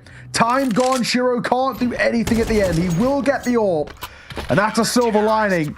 But it's Ty Lu who find the round. So they'll be happy about that. The only issue is, though, Scriv, because it's so expensive, it will still hurt the economy of Ty Lu. It is true, and it is something to consider. Spirit will certainly be thinking about that. But Ty Lu, I think, look, money is one thing, but they can match up, right? They can clutch up in those tight moments, and that's, again, going to be a really big factor against Spirit if you are looking to bring things super close. This opening matchup, never expected to go your way, but if you really make Spirit sweat, I think you're very, very happy with that for sure. Jam Young has picked up the confidence in the past few rounds. Crazy move forwards there, and he is unpunished thus far. Yeah, so far so good, right? I think for Ty Lu starting to prove to themselves a little bit. Sontig's out the gates feels a little bit more impactful than he did in towards Anubis. But we still need more from him. Shiro, how in God's name has he got away with that? Mercury gets caught on the flick, but surely Mosaic gets overlooked. No, not by Donk. Clears everything and does it with ease as well. I can't believe he expects a second player there. A lot of people will overlook that angle. Jam Young, up close, wants to fight. Needs to be careful as single doors and now gets opened up. Gonna fight through the flames and he'll get the shot. Okay. What a one to find. And Donk also gets deleted as well. Jam Young, at one point, was seen, at least domestically, as a similar style of player to Donk. So mechanically gifted and happy to fight, and that's why. Oh, Shiro trying to guess the right side. Somehow manages to make it in. A lot of noise being made. Attacker, of course, is slowly on the way. He can't deny the bomb plant, but will take down the planter and win the round. So Ty Lu, couple in a row here. Spirit struggling to figure it out. Maybe a timeout once again on the cards. Bit of nervousness, G, with the biting of the nails. But yeah, Jam Young looking so good, bro. And I think he was certainly the player that on this team people maybe thought could humble Spirit, could humble Donk. He definitely did it in the previous round. He had a fantastic stage one, didn't he? It's a big round, though. It really is. Super important. So much pressure being put onto this Spirit side, and they're actually making quite a few unwarranted errors, right? They're a side who generally are pretty clean. Some of these errors that they're making, a lot of them come down to time as well. Uncle swing out, he's still alive. Bomb on his back. Oh, uh-oh. Donk is here. Donk is very much present. At 3K with a deagle, what is happening? Donk goes back for more. He's hungry, and Donk's hitting shots. Can't find G, but he might have done enough to win the round. How in God's name has Donk got away with this? I'm sure that is not the first time that question has been asked. Shiro will close it out, but yeah, absolutely magical round. I have to see that from his POV. I have to. Crazy. I hope we have all the kills from his POV because, oh my god, some of them look so quick. Oh my god. That is ridiculous. So nuts. Oh my god, that is ridiculous. What a player, man. Just another day at the office for him. Yeah, literally. That kind of vibe. He's like, all right, cool. I guess I win those. I guess I hit those. That's crazy. That is wild. We do have the time out here, though, so they're willing to talk things over still. And although they hold on to their lead and get the unlikely round, it's definitely stressful for the next few. That being said, we start to get into the territory of 5, probably 6 rounds on the T side of Nuke. It's pretty nice, actually. It's true. Interesting as well, though. I feel like for Spirit, they also realize that too, because they are putting a lot of pressure in towards these early rounds and a lot of sort of owners, especially we can see with the TAC timeouts, about how much they have to make this first half go well for themselves. I think generally speaking as well, Spirit have very good CT side protocols. So they just want to make sure that they can get what is slightly more scrappier and unorthodox at times, get this T side over the line, and we're chilling. Krieg gonna take a tag through the smoke. He's trying to lurk around it. This low bite, even if Tyler do some things a little funky, I'm not expecting a lot. And Shiro gets the first. Mercury will get a fadeaway shot though. Hey, anything is good in a round like this. I got an old friend out there, shout out Seaside one time. I'm not sure if he's watching, Keith Fortune. He used to love throwing down the old any damage is good damage. There we go. In a round like this. So, just got to shout out. He's been lost in the source of Valorant, of course. So, you do indeed. But it does happen. It does happen. But yeah, I know he's out there in spirit somewhere. Or not in the team, but I'm gonna say in the ether. Spirit. Yeah, can you imagine? Yeah, behind the scenes, pulling all the cogs. But it's 2 remaining. It's just it's two USBs there. We're not expecting really anything. But Spirit up to 6. This is actually a pretty good position that they're in now. 6 rounds T side. I think I'm pretty happy with it. They should be pretty happy with it. Tyloo should be pretty concerned about what's happening. This could be very similar to the first half, to what we saw on Anubis, like 8-4, right? But I think it's more damning if it's 8-4 T-side nuke more than anything.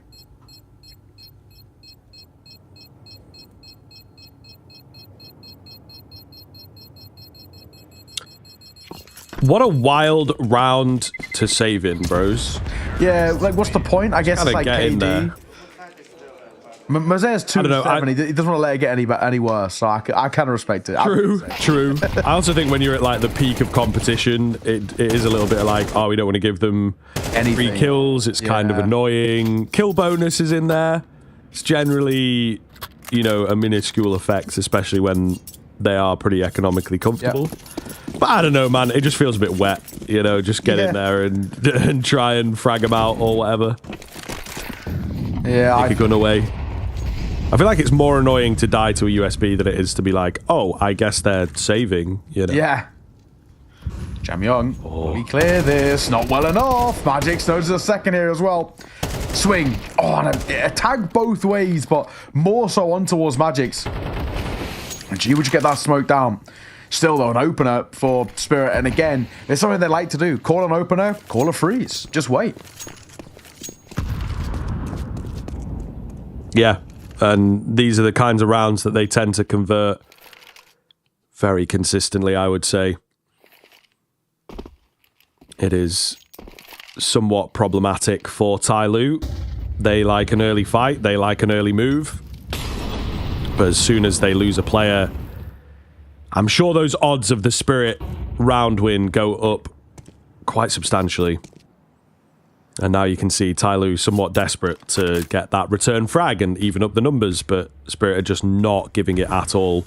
Chopper's the only player in a dangerous position. He will go down. Quick flash on the ramp is, not really going to do too much. So this is actually not looking bad at all for Tyloo. Shiro deals with G. But we're a bit more back on. That first pickup, not quite as impactful in this round as they would have hoped. Yeah. Swing and miss from Zontix. Oh my god, we needed that one. We needed that one big time.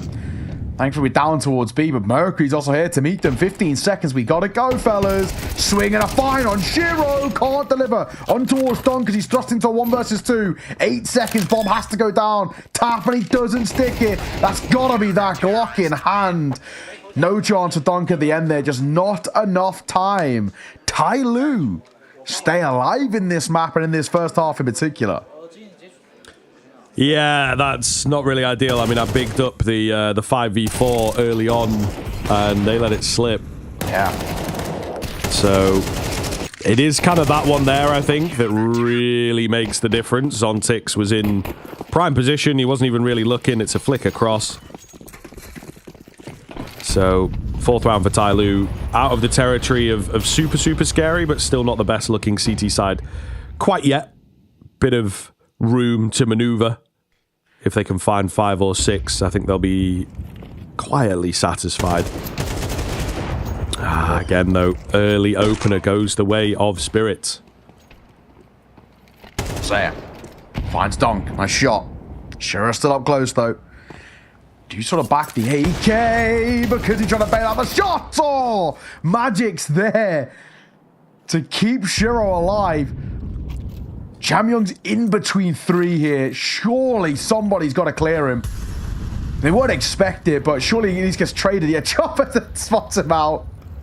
There we go. So the only thing is Heaven being held? Yeah, it is. Oh, and how does Chopper get away with that?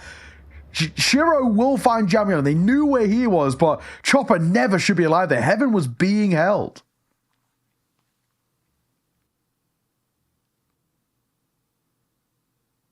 Mercury, a battle for survival. Oh, he's spotted and down he goes. So Spirit doing a good job of immediately returning things. Now moving up to 7, I think puts you in a great spot for a T side. And they should be able, in that second half, to close things out from here on in. It's still not smooth sailing, and they are really grinding these rounds out, I have to say. But it's working. I think more so than many people would have expected. They're actually being made to work for these rounds. And that's where you got to give credit to Tai Lu. Fair play. At least there's something here. Their first time out going to be called. But money's a little worse for wear heading in towards this final round. A scout, a few upgraded pistols, feels unlikely. So we could be getting this 8-4 again. Spirit.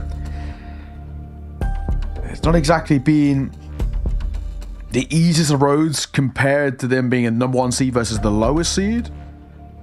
I think maybe for a start of a tournament in a studio stage sort of like this, you kind of just say to yourself, a win's a win, right? That's all that matters. That's what we'll take. I should get an 8 there too. Like we said, scout and a few upgraded pistols. They're hoping for a lot of heavy lifting here by G or somebody, maybe Jamyong and that Deagle, to pop a couple of heads. We know he's had some crispy moments, but this is feeling super unlikely.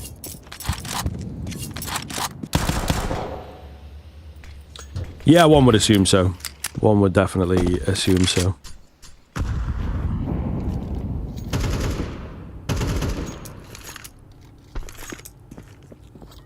But again, it's just so slow. Spirit are really not giving anything early on. In the same vein, though, every time Tai Lu try and speed up a round, it has cost them like that first kill. And if it costs them 2, then the round is pretty much over. So they've also maybe been thwarted and forced to slow down. Jamyong avoids the molly and the flash. It's not a commitment by Spirit. Still, smoke down door. Magic's waiting. They're so expecting a lobby crunch here from the Tai Lu side. 40 seconds left. A couple of these rounds they've left quite late, and it has been concerning. We said Jamyong can hit some heads, and he does. Gets a Molotov too, and an AK picked up, and he just wants to keep ramp control now. Gonna aim to keep it. G up at Heaven has an opportunity to maybe find a kill outside, although that window is closing. Oh, yikes. Mosaic tries to get up. Not going to happen for him. G goes down. Chopper in at Heaven has got the perfect spot. They will not be expecting him at all. Oh, yikes. Jamyong comes up behind him. It has fallen quickly. Oh my goodness, it seems Tai Lu on the cards to steal around here. No time for Shiro to get into the site. And the squeeze comes in at a very awkward spot. That is comical. Don't think we've seen that in a long, long time. The end of the half with a T-side player surviving. But all the same, 7-5, still really comfortable for Spirit. In the same vein, Tai Lu not out of it just yet. They've just still got a couple of tricks up their sleeve, a couple of moments where you say, maybe then we're not dead just yet. We saw this in map number 1, what was ultimately a bit of a cosmetic comeback, but you see it here at times with Tai Lu and you start to think to yourself, like, there is something brewing here. They still are making this Spirit side feel uncomfortable, and that's where actually there's belief that Tai Lu, even though they come in as the lowest seeded team, and they are actually the lowest seeded by a lot of the other teams themselves, never mind just the VRS ranking, but they're scary. We'll have to see whether that can continue, though, after the little halftime break. We'll see you soon.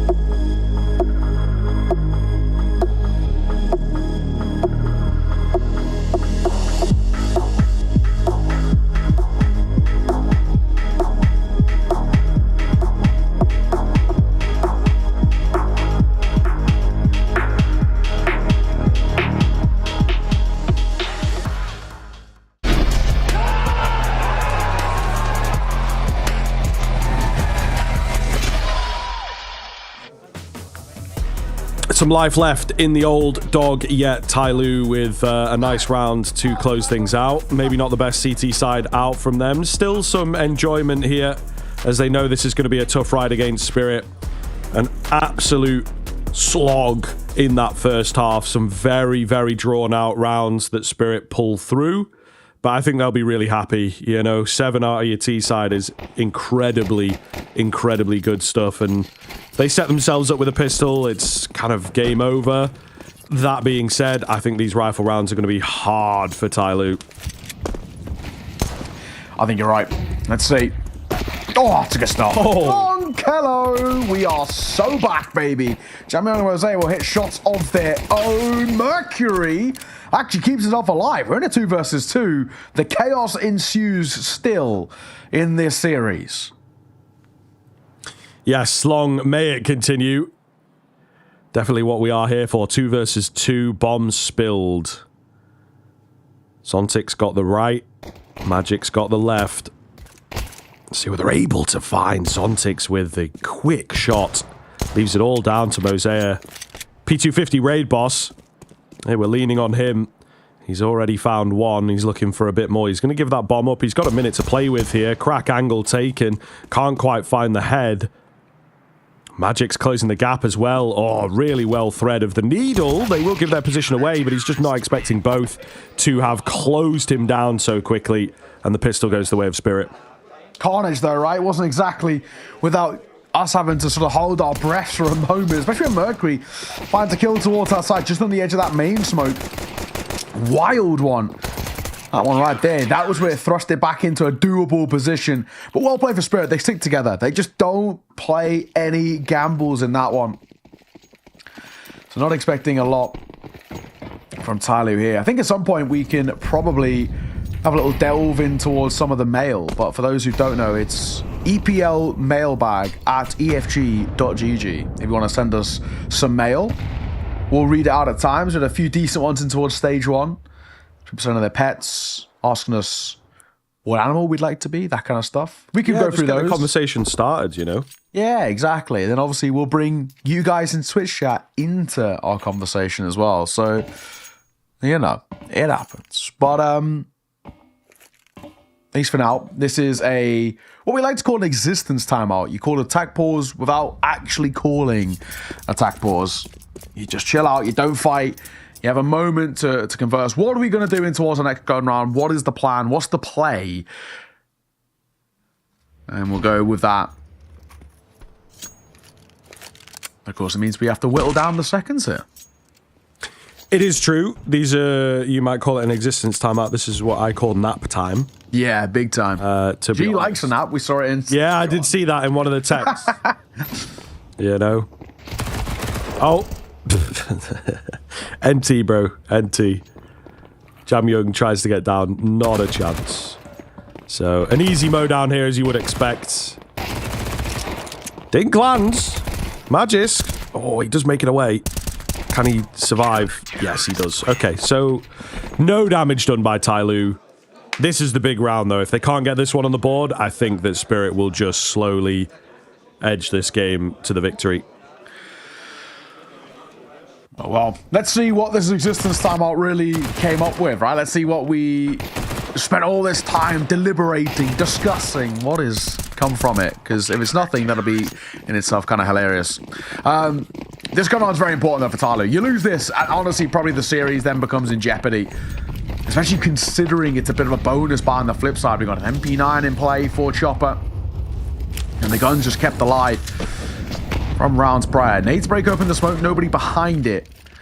Tyloo try the setting for what in the early onset feels like they want to go for an A kind of split in via mid, right? They can get a bit of mid control and then start to pressure A with late lobby control as well. We can start putting some pressure on those ideas. The outside to B moves, very popular by Spirit. When we've seen them for Tyloo, they get shut down quite quickly.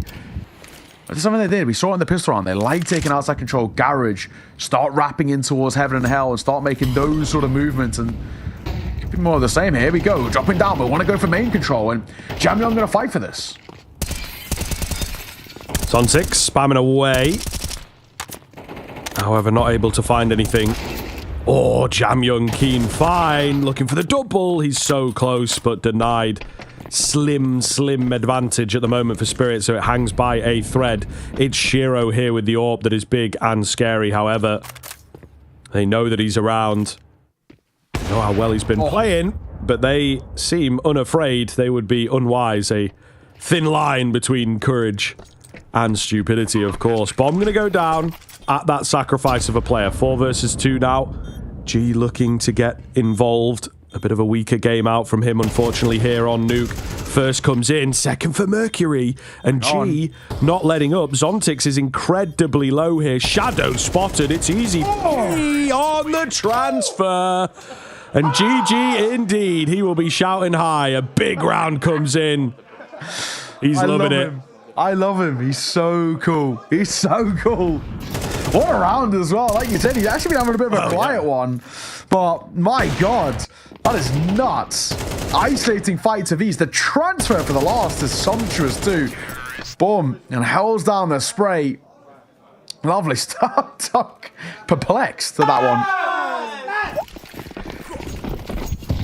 I think we all are a little bit. You know, you see a spray down like that, it's like, fair enough, bro. How has he managed? You just got to make NT that one a little bit, don't you? Just like, all right, that fair's like, what can I do, actually, in that one? Zontix, what can you do, my friend? Good for the first and for the second. Looking for the third. Damage down towards Mercury. And Shiro goes through the flames. Second M4 picked up. That one's also got 2 bullets. So goes for the third gun. That one's got 24, so we're okay.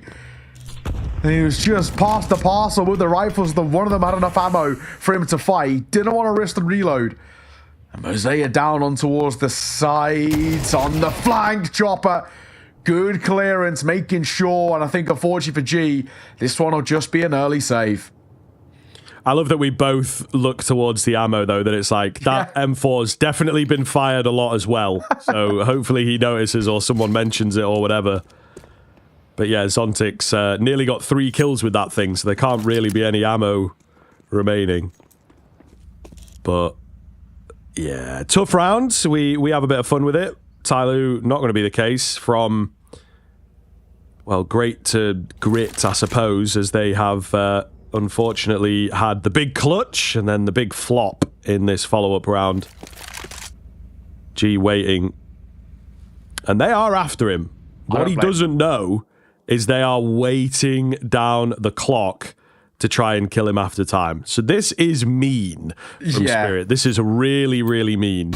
But they are going to move in as it winds down. They'll take him in the end. Okay, so he does get his loss bonus, but he does not get to survive. Yeah, I'm going to say, I feel like if you're going to wait that long, just wait until it's half the time. Yeah, there was only like 5 seconds left. Yeah, you know, and you've got what? Is it about like 2.5, 3 seconds, like right at the end of like round time? It's probably enough to close down the gap and get round the corner. But who am I, right? Damage is dealt, and they do get the kill. 10-6 though. Time dwindling for Tyloo in this one. Spirit are getting closer and closer to the 2-0. Not that it's been, you know, one-sided by any means, as a lot of people would have expected. I think a lot of people came in thinking that this was going to be sort of a one-sided affair, and Spirit are just going to waltz through it. Tyloo have kept them on their toes. But still, I think the big thing, the macro pictures, people look back at it and say, Spirit 2-0, yeah, expected. They won't look into the, you know, the details, right? And say, oh, damn, like that map number 1 was seriously close. They actually could have taken that to overtime. They could have maybe even had a discussion about winning it at one point. And Nukes had this moment too. Mercury will not get down.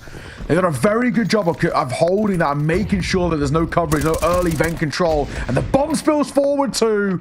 They're slow by round, unfortunately just getting put to bed pretty simply. Nate, I didn't even see off Mosaic. Yeah, it's got to be a really sucky feeling that it's like you've just lost to a 4 spy, then you go for your own, and it's like you just get flattened, and it's, you know, you want to be competitive where they've been competitive in a low buy round as well. So the fact that you just get flattened, it's like, okay, I guess we are maybe not quite the team we expected to be today. Okay. Pause to be called, the third and final for Tyloo. Tricky spot for them, man. They are running out of time here. And unfortunately, it's just felt, it's all pretty plain sailing, I think, is sort of the main thing.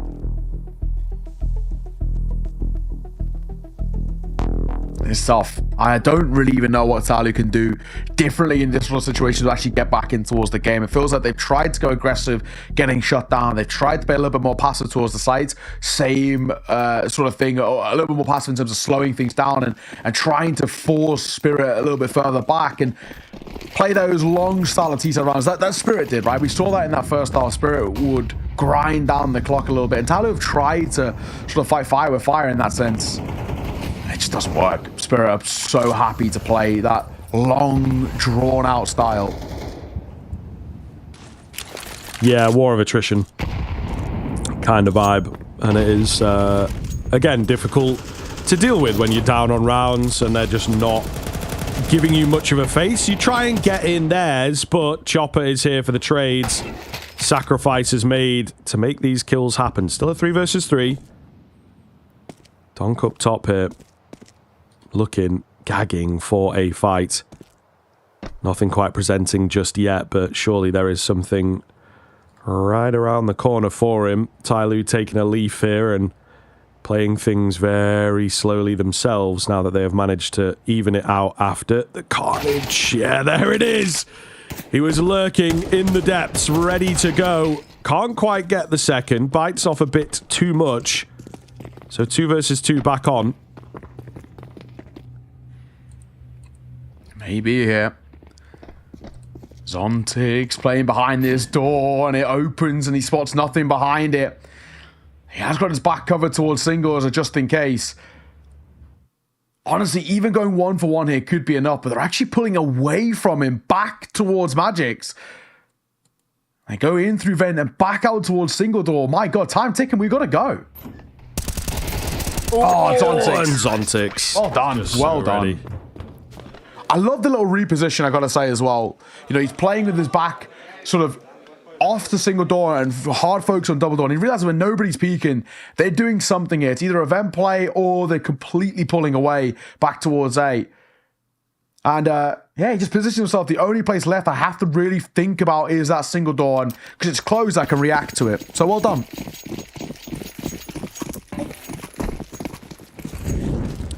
Looking game, set, and match here then. Keen competition on the first map. Not the case here. Tyloo, not enough out from their CT side, and their T side also never really got going. Shiro with the wrist breaker. That is quick. Will net the first, and Tyloo once again have to play from the back foot. Yeah, it's true. It's just been a classic case for them. Jam Young gonna get caught by Donk. He heard him drop down, but he didn't see him fight, so he knows he's trying to wrap over towards Hell. And Donk makes sure he gets no coverage in that sense. 3 versus 5. I feel like this one is done here, unfortunately. This would be a miraculous round to recover from, especially with a Tech 9 and 2 Galils. Stranger things have happened in the world of Counter-Strike. They break into the site, should get the bomb down. Relatively scot-free. Why are they nervous, man? They're nervous to get in there with the bomb. And I think that is indeed going to be your downfall. Donk drops another as well as that bomb, so still no plant here. Pressure is on Mosea up close. Can't get his crosshair corrected. Down goes G just after planting. And that will be the end for Tyloo in this matchup. Donk's gone, mate. Feet, bro. He's got somewhere else to be. Sod this, mate. I want to go home. Gracious. He doesn't give a damn. He is immediately up. He's dead, and he's like, nah, I'll be fine. But honestly, a really, really good map from Spirit. We expected Nuke to be clean, hence why we were saying in this series, it all came down to whether we could get that map 1 of Anubis. And it just wasn't meant to be. So, you know, credit to them. That map 1 was actually really, really special from Tyloo. They looked very, very solid. But in the end, it does not matter. And it's Spirit. A 2-0 to start off their Stage 2 Pro League here. Exactly what we expect to see, want to see, and need to see from them. This is a side that have to be making it towards playoffs. They have to be making a deep run. And I think they have to be dispelling at least a little bit of the internal conversation they're having of how consistent they can be. They want to prove that they can play at the top level and they can be, you know, consistently the top 2 team, trophy hunting, and always putting pressure on. G, you gotta love when he gets hyped up, man, but unfortunately it wasn't enough. Hopefully we get a few more than just 3 games out from him. You know, it'd be nice to see them get a clean victory, and how his emotions will look. I mean, doing Shiro a little dirty there on the slow motion, guys.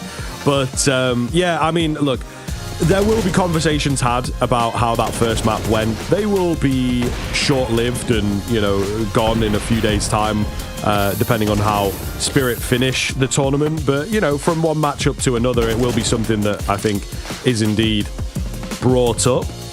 All the same, they've done well to clean things up and on the map that they're expected to do very, very well on. This sort of Tyloo, Anubis, Merchant vibe is certainly something that we played upon So I think Spirit will still be relatively satisfied.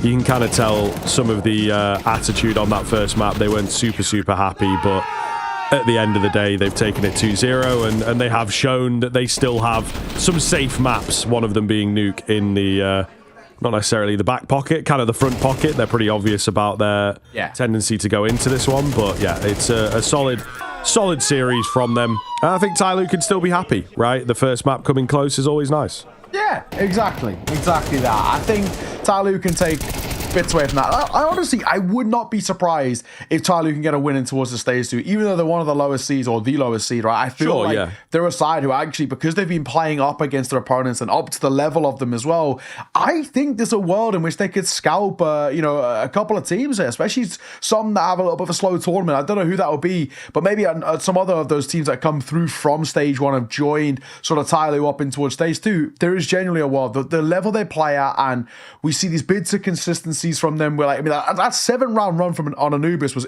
unbelievably impressive. They were really running through the motions very comfortably, and that's always a good sign for a side. That can you find a round? Is it replicable? Yes. Let's do it, and then to confirm to yourself. So I think this is the big thing for me. Yes, we can maybe talk a little bit about how Spirit, they weren't 100%, I think is the main thing. I think Spirit are a side who like playing with the crowd, and they like having that added sort of bit of internal feeling in a sense, and obviously this being a studio LAN, just like different vibe, right? But for them, they still take a win, and that's the thing. Like, even if Spirit aren't 100%, they can still win a series 2-0, and especially with a map 2, make it look unbelievably clean. That's the difference in terms of these two sides, unfortunately. So Tyloo, it's credit where it's due, but Spirit, I mean, so damn clean, man.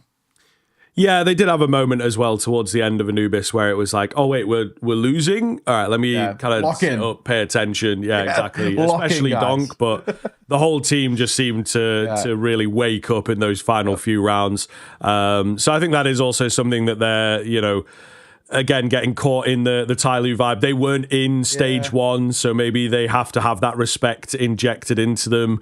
And certainly the run of rounds, when it gets like 3 or 4, I think if they're against a Vitality or a Na'Vi or whatever, they take a time out there, they figure it out, and they're like, okay, how do we stop this train, essentially? And they didn't necessarily do that against Tyloo. So they nearly learned the hard way about, underestimating your opponents for sure.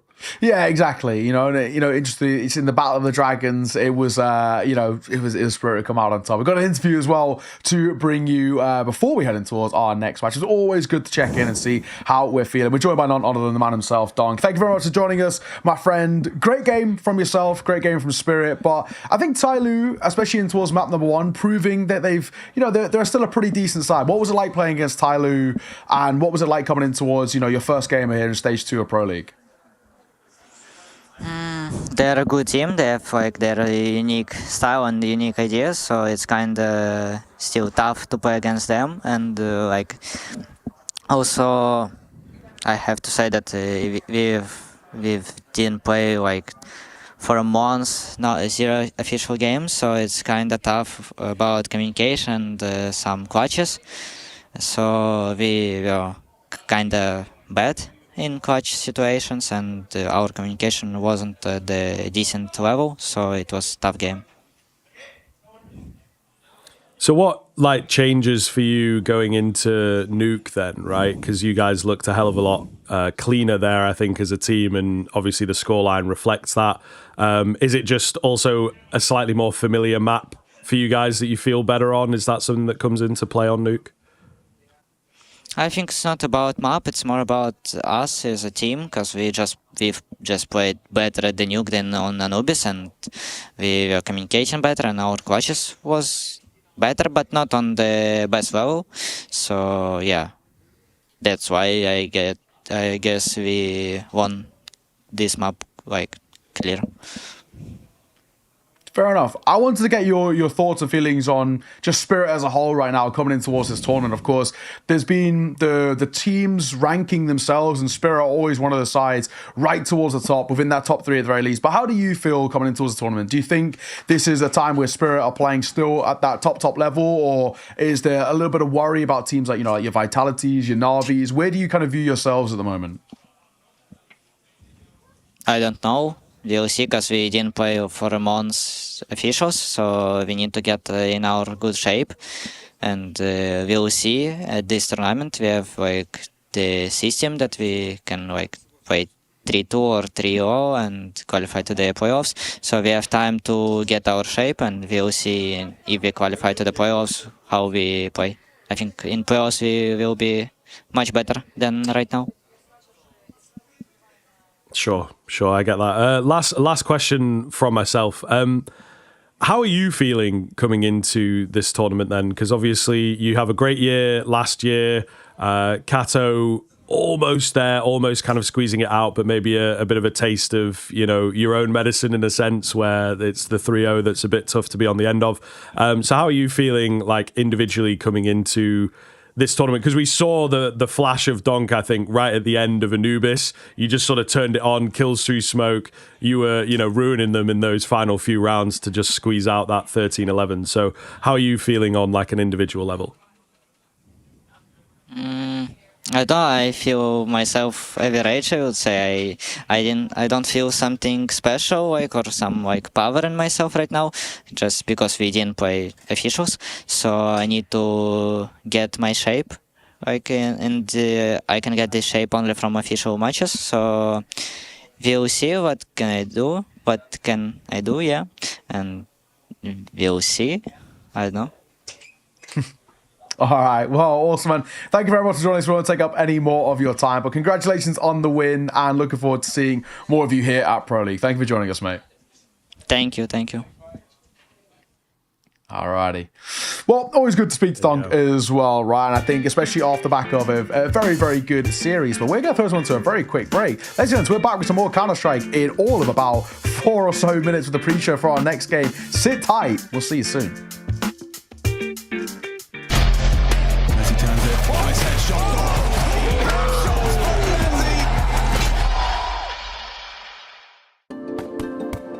Hi, it's Bob with Face It. The official broadcast is better than ever on Face It Watch. Yep, that's right. Switch it up with the POV selector.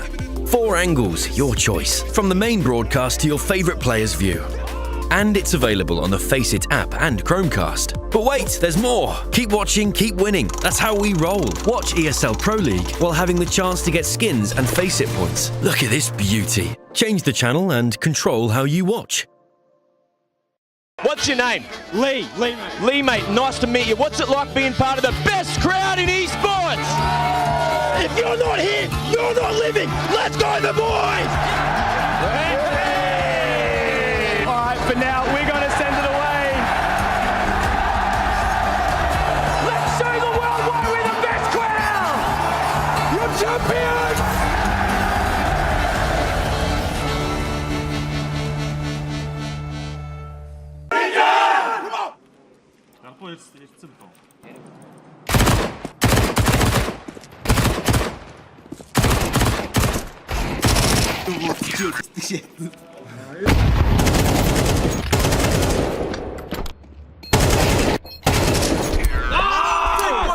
Fucking wrong for a dunk.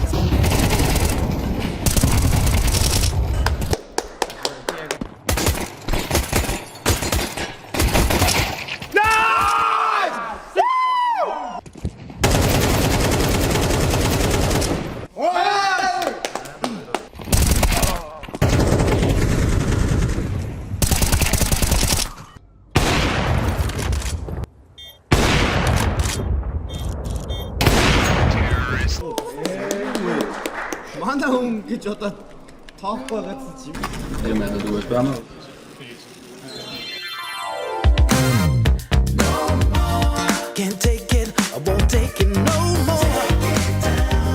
And the words you say are killing to me. You keep on bringing me down.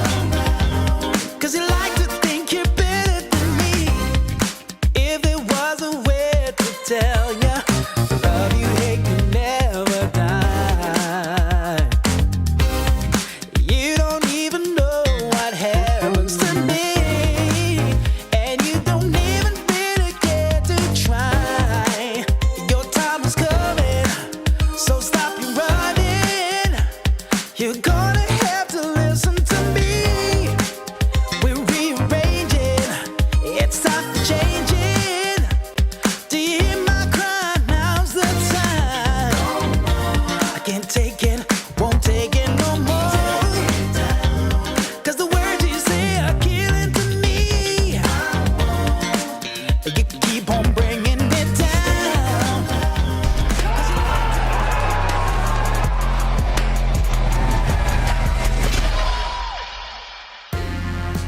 Okay, we weren't joking. Quick break. We are straight back in. A little bit of a toilet break, coffee break kind of vibe. And the next game is just about ready to go. So this is going to be like a speed run pre-show.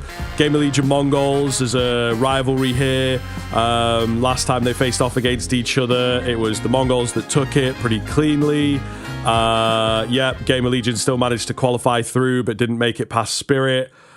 Mongols, meanwhile, I think maybe wanted to go a little bit deeper at Kato.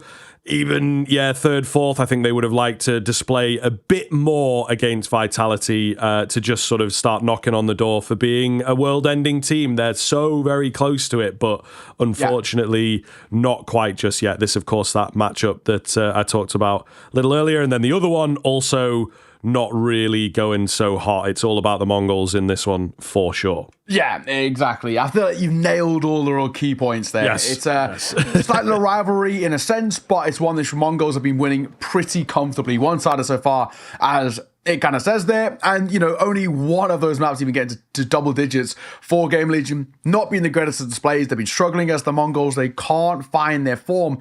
But you got the other side. Gamer Legion on a 5-match win streak. Some decent teams in there as well. You look at the NRGs, but more in particular the MIBRs and the Tylus as well.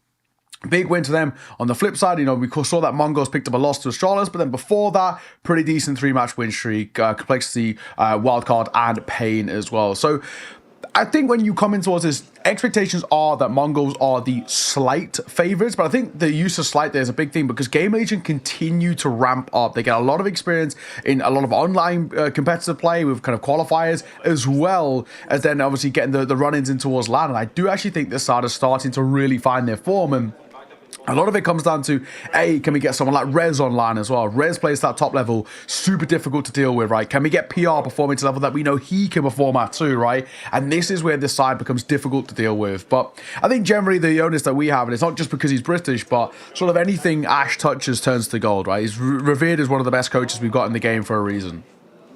Yeah, bro, like the ultimate money baller, I think it is safe to say. You know what I mean? He's been working in this Gamer Legion team.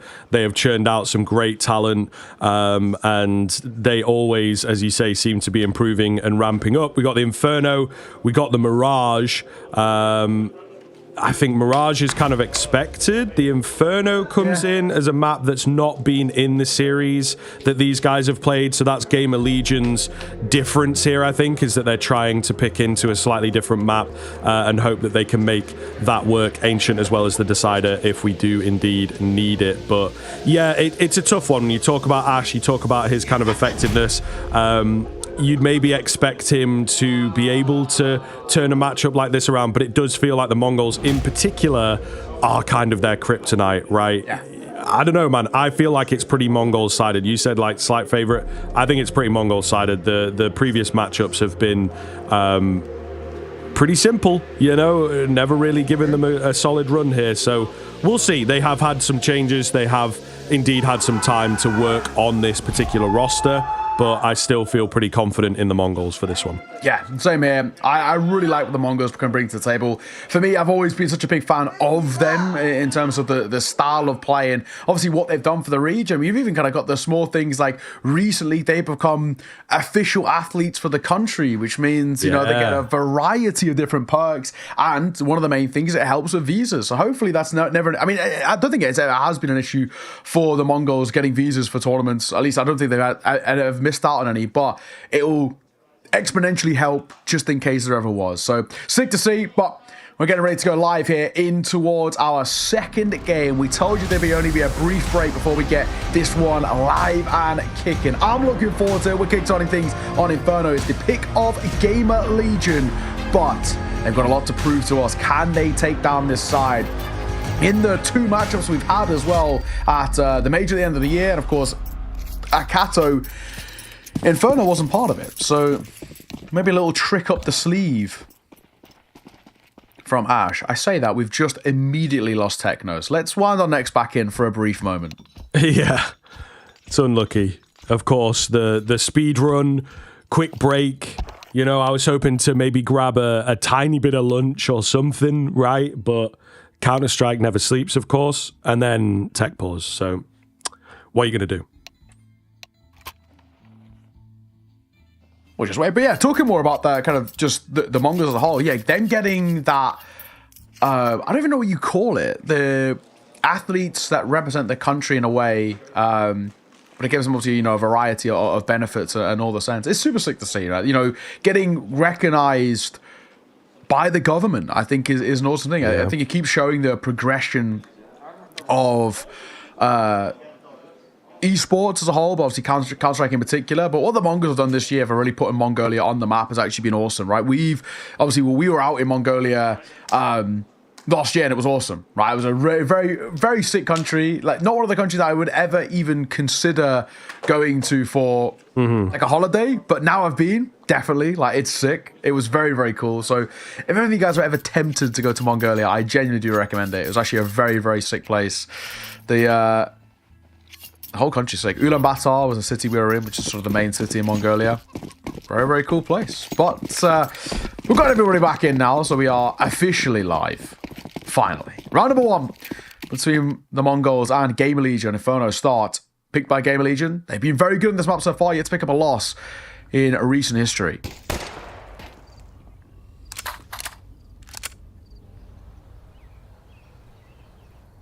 Slow start here. Trying to bait them into techno on these Julies. But I don't know that it's necessarily going to happen. Gamer Legion not making any noise, any movements, clearing out the apartments as quietly as they possibly can. P250 getting a bit closer. I think he will be calling upon the flash here. Oh, yeah, but the up-close angle, it's enough to throw him off. It's actually Sensu to find the kill, so not the keenest start from Gamer Legion. They will look to give the A-bomb site a proper good go, though. More of a fake play to draw attention away. The Julies get dropped this time around. 9-10 still alive in the pit. Double kill comes in. Bomb being committed. Could have been cancelled, but I think he couldn't really believe his luck at how open the plant was from Slend. And it's ZTR, the man that was faking B, left in the 1 versus 4. He's so far away. There's no chance. Yeah. They're on that bomb, and he is just holding his smoke, I guess. Yeah, they also know he was faking B too, so they're just probably thinking he's nowhere near.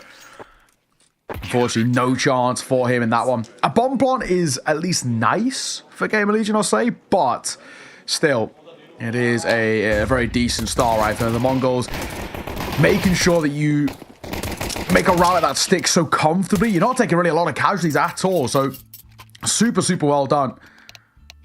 Only one going down, that of Mazzinho.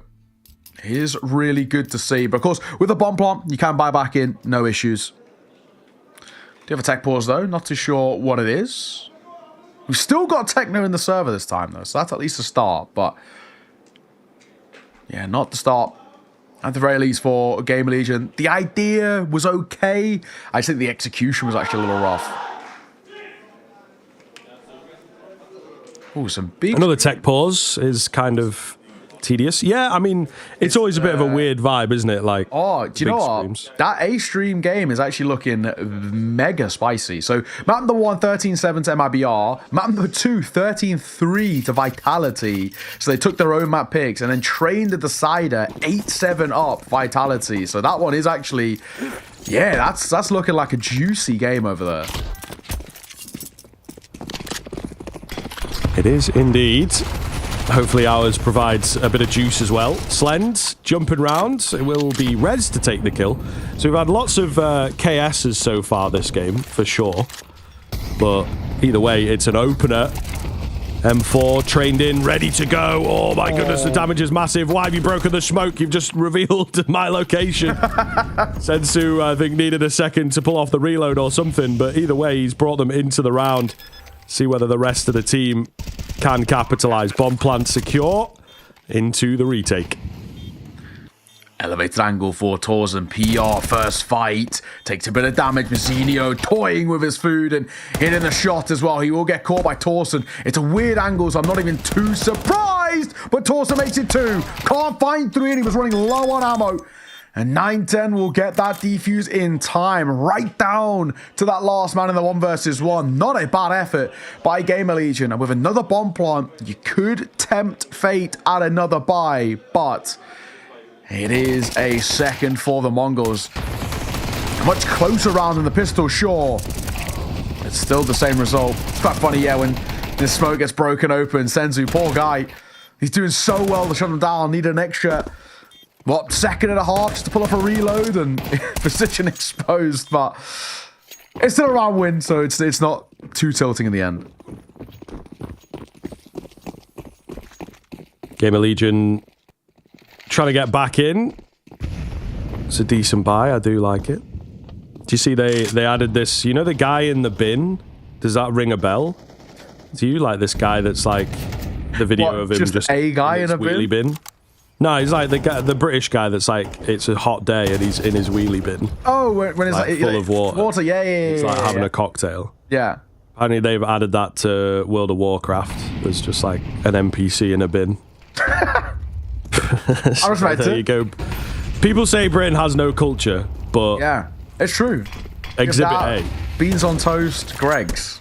And I think Greg's might overlook, some of you might not know what that is. Get to know. Greg's is big. Greg's is big. See, beans on toast gets up there. I can't remember the last time I had beans on toast. Like, it exists, but I don't know that it's like massively... I had it like a week ago. Okay, all right, fair enough, mate, fair enough. But everyone always uses that as the exact... Maybe because it's like crazy. But, we have like pork pies, we have fish and chips, we have like, that's really good I haven't ales. had fish and chips in like years.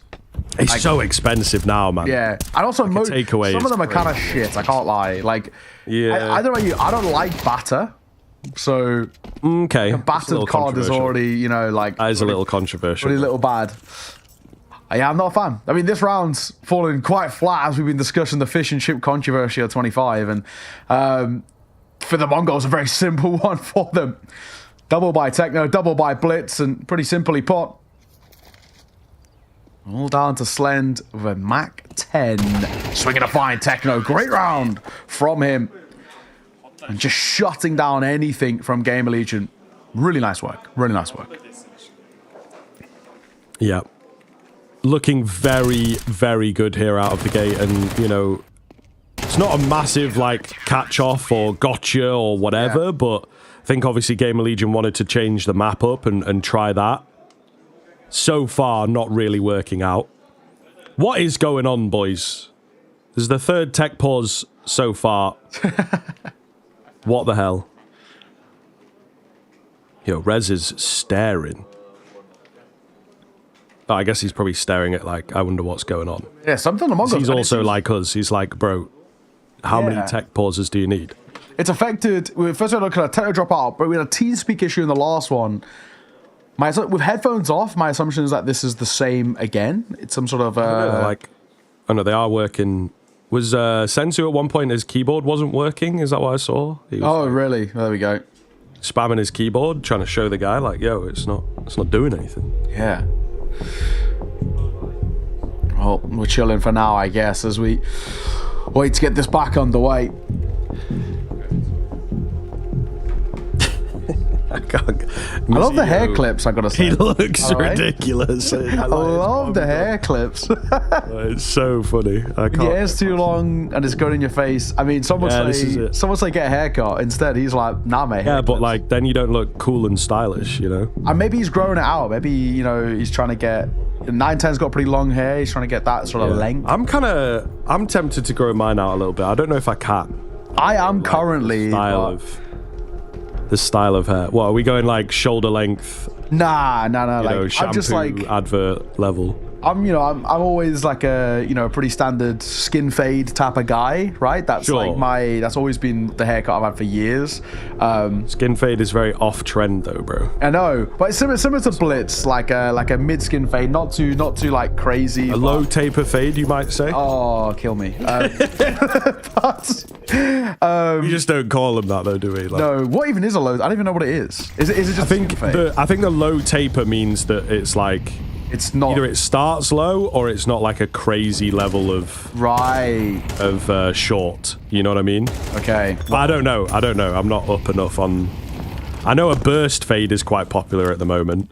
Yeah, that also just sounds cringe. So I can't. I don't think I can say that. Well, we're also. This is the problem. We are right at that level, Neo, of like. 24, 25, 26, 27, where you're battling like, right, how do I dress? How do I style? Am I trying to like do what the 18-year-old guys are doing? Or is that a bit cringe? Some of us can pull it off, some of us not so much. You know what I mean? Like, I'm leaning more into dressing a bit older because that's sort of what I like and where I'm at. But obviously, I'd say you're one of my friends that can kind of pull off a bit of a younger look. Thanks, you know, if you need to, kind of vibe. No problem. Pistol round. Friends, not so much, you know. Yeah, not no, I many feel you. names. Not Pistol round shut down very easily by the Mongols there. They just walk in one by one. Simple stuff. Nice shot by PR though, I gotta say, from short, but I think they're really easy work to make light work of it. Gamer Legion back into the gun round. Now, ladies and gents, sent home, this is one that has to be converted. If you don't find this, the Mongols can actually talk about getting up to like a 6-7-0 start in the early part. I mean, my God, that can be a really drastic result to work with. 910's going to aggro with the AWP, and he does have supporting towards apartments too, so he doesn't have to be too wary about a jump up into window just yet. Oh, Blitz, he's got the right idea. He does! The spam on PR, a lot of damage. Not enough for the kill. Down to 24. ZTR also going to take a lot of damage himself. Techno deciding not to fight around top and on. And that's the right call. He's alone here. He cannot fall early. And if he does, he needs to at least buy time for the rotations. Hence why he's left with a full belter util. I still think you'd probably rotate one across there. He's so low. Yeah. This is a wild call. They must have read something somewhere where it's like, this is a default for Game Legion to finish A. Thankfully, his util alone has actually done enough to slow them down. And Senzu's here. He might be a little late, so he's got to go huge. 1 for 1 might not be enough. That is a wild call. Oh my God, Senzu's got away with it. How in God's name has Senzu come away from this alive? Never mind with 2 kills. A pop flash himself through. Smoke Criminal is alive and kicking in 2025. The reincarnation of Stu with that exact play through the CT smoke on Inferno. That is ridiculous. PR late lurk finds Mazzinho. When 910 trades him out, I have to see that from his POV. Sentu's gone huge. Lady Luck maybe smiling on Mongols a little bit here today. Gamer Legion, I think, will be frustrated. Felt like they were in a good spot to close into the site, at least get a post-pan going. But not the case. You can't even prepare for that kind of round, I have to say. Yeah, I mean... Like, you literally, like... I actually feel bad for sort of Gamer Legion in a sense, now coming back into, you know, a attack timeout like this and saying, like, oh, like, that's rough. Yeah, you can see in the comments as well. I think you can kind of see as well. They're trying to... very panicked. They're so surprised by that, and so are we. Like, that is an insanely wild call. I mean, that Senzu through and through. He's so confident. He knows how good he is, and he knows that he can kind of prove it at this level. But yeah, I mean, you got to kind of feel for Game Legion. That's actually a play that 99 times out of 100 never happens, and the one time it does, it just makes you look a little stupid. But they were pushing through a smoke themselves, right? They were pushing through Techno smoke, trying to get him on timing, and they do get him. So they're thinking B might be open here, and B was open, but it just Senzu who goes ridiculous. There's so many times where that round will happen. Senzu pops himself through and instantly dies, and it looks stupid. And we're saying, all right, that was probably pointless. Maybe just regroup would have been the way forward there. But the one time it works, it's so special. Getting out of hand, isn't it? And I think maybe because they are a few rounds ahead and they have those hero moments in them for sure. The X factor of Mongols, I think, is the largest part of their conversation, really. But the fact that they are getting away with moments like that and they're so far ahead, it's difficult for Gamer Legion now. The game is spiraling. This is a matchup that has been so hard for them in the past. The best they managed was a 13-10.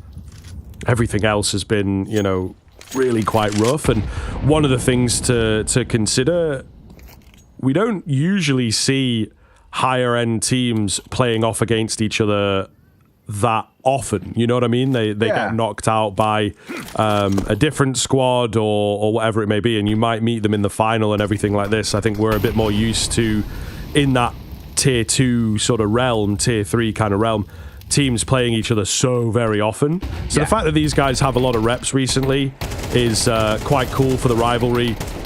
And generally speaking, you'd expect things to improve, but I don't know, man. Gamer Legion are just getting flattened. It's all good. Ash trying to keep it up. I respect Once that again, a lot. I'll bring up the video. He had a video on like what a coach does and whatnot, and I think he has a great read on when to be the tactical mind, when to be, you know, the vibes guy, man management. And that's a round that you're not expected to win. Yes, you got clapped, but you've spent, you know, not even half the money that Mongols have spent. So it's cool, guys. You know, just relax, work on this next one, and that's exactly the vibe he's trying to bring. Yeah, not the end of the world. It's okay. That's Tech 9s and a few flashbangs. It is what it is. Now, though, we've got to make this one stick. We're looking in particular to ZTR and Slend, both on 0 kills so far. Rez going to be sent in first. Jumping around, miss shot, 9-10, just gets out. Little Vicarious drops a molly, but he gets smoked out. Another one over towards Library as well. This is a very strong A-split being set up. We've got 2 players in the site itself. Zenio and Blitz got to go huge here. It's good to have your IGL on this spot, but with how well Senzu's playing, you'd like him to come over and rotate, and he will. So I'm not finding anything, and Gamer Legion have called for a brief pause, but that pause has allowed Techno to pounce. Huge find. Site setup here looking deadly as well. Just trying to bait them in with the Library player. It's a bit of a drop down and a move up. Mazzidio needs to get checked here. Ultimately trying to stand strong. He does manage to find one as we get back into the game, just as Gamer Legion will take over. Techno not in a bad spot. It's quite quick here. He might not be expected. Keen headshot. Looking crisp. Molotov comes in and the low HP really make a difference. He can't quite net another. And I think Sensu needed a bit of help. He's on this AWP. Onto the Tech 9. They should get the better of him. He knows that. He is out of there. Despite the money, saved that AWP. It's just the one round. Gamer Legion finally get on the board. But of course, they have to close this gap. Yeah, that molly idea was actually really nice. It's just unfortunate he doesn't expect the short player as well. So he doesn't expect the double stack to be firebox and short. Unfortunately, that's just what happens.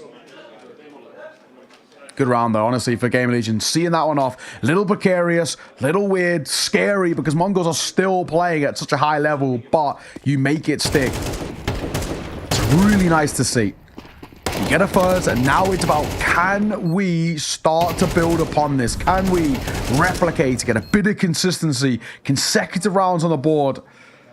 Might have a chance. A little tilting, but I don't think Techno should be too annoyed, honestly.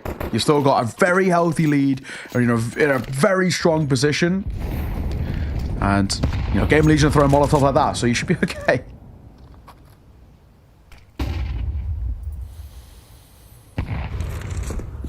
Oh, big nade onto Sensu. It's a nice start for Gamer Legion. Unconfirmed damage at the moment. Trigger discipline's there from 9-10, but the flash is just too good. Oh my. Oh my. That is beautiful from Blitz, actually, just playing around that flash. Zenio closing the gap against ZCR. And all of a sudden, here we are with the site looking like a lockout. Rez is in behind. Seems to have an idea that there's another one in on the speedway. Slend with a catch. This is all over right now. Techno hidden away. PR looking for him. Not going to get him. That's unfortunate. They both get caught off by that kind of angle. Rez on half HP to hold this round together. And he might just 1 versus 1 against the AWPer, but 9-10 opting for the M4 here. All right, yeah. Going for the banana play, 9-10. Now going to shift walk. The longer he takes, though, that's the more the banana will be expected. And Red's going to post himself in towards Church. 9-10 creeping his way forward. Got a flash, got a kit. Got armor to work with too as he's moving. He might just stick this. He's hoping to just stick this. But a swing and a fine from Rez. Very well played. Time internally was absolutely perfect. And making sure that there was no doubt in that one. Well played. I don't even hate the idea around sticking it. You know, in that sort of situation, 9-10 has so many angles to clear and so much coverage to find that the play of sticking it at this top level gets overlooked so often. Well done. Game Legion getting fired up now. This is pretty important, Scriv. We could start to see the resurgence here, and we're already seeing, right, with a timeout called by the Mongols, they understand what's happening too. They do indeed. This is the difficulty, though. 6 in a row is such a massive cushion. So take the time, talk things over, let it happen, and hope that they can get back in. They are just about to run out of money is the key thing. So really big round here. If Game Legion can take it, I think they will start to threaten the lead. If this goes the way of Mongols, they bought themselves even more space.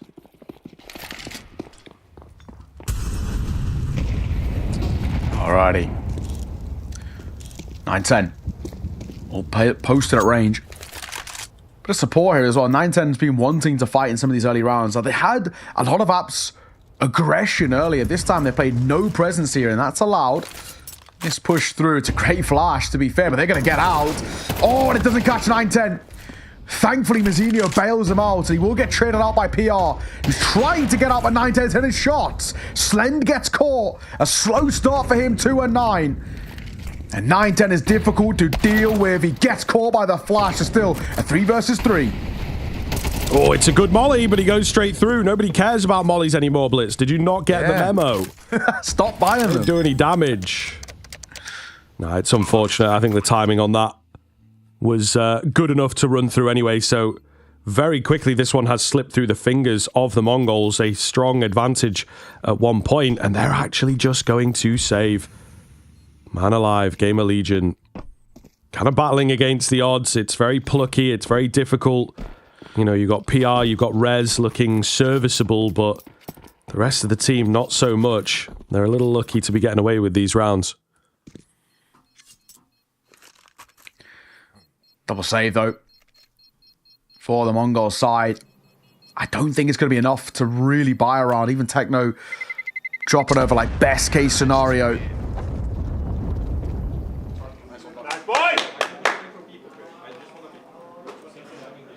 Brilliant spot, though, at least for Gamer Legion. Slowly, surely starting to ramp up in towards this game.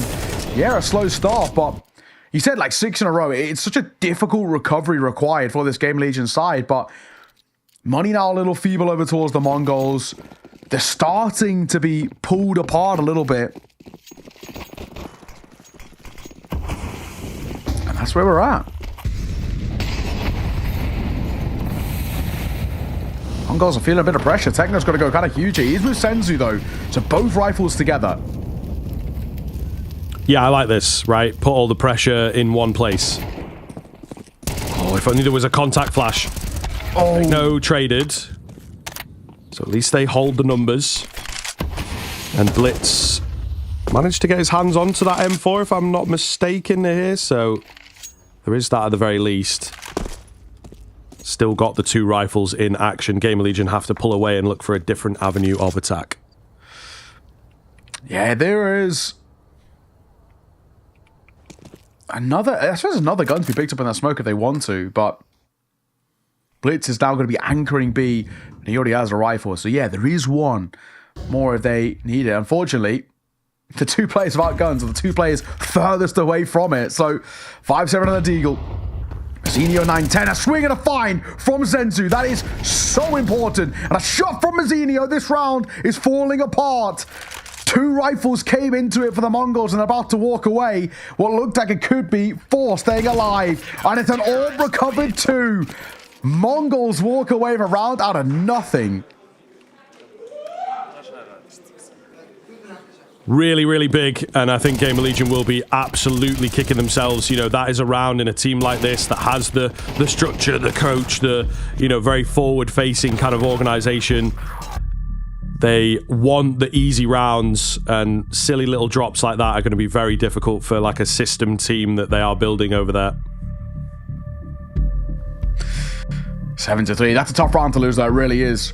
Probably got tilting, considering that most of the kills were then found with that 5-7 towards that tail end. Your second timeout call by Gamer Legion.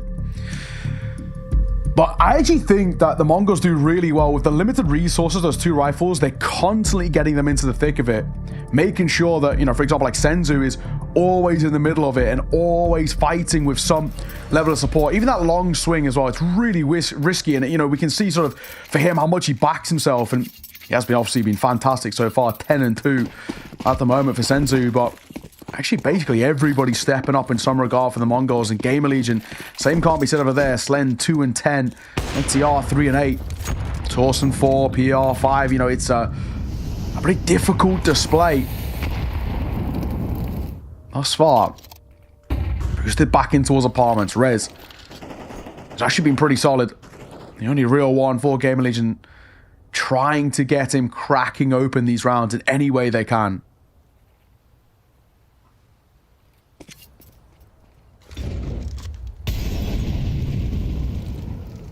Early utility out here, Gamer Legion. All going to be grouped up on A.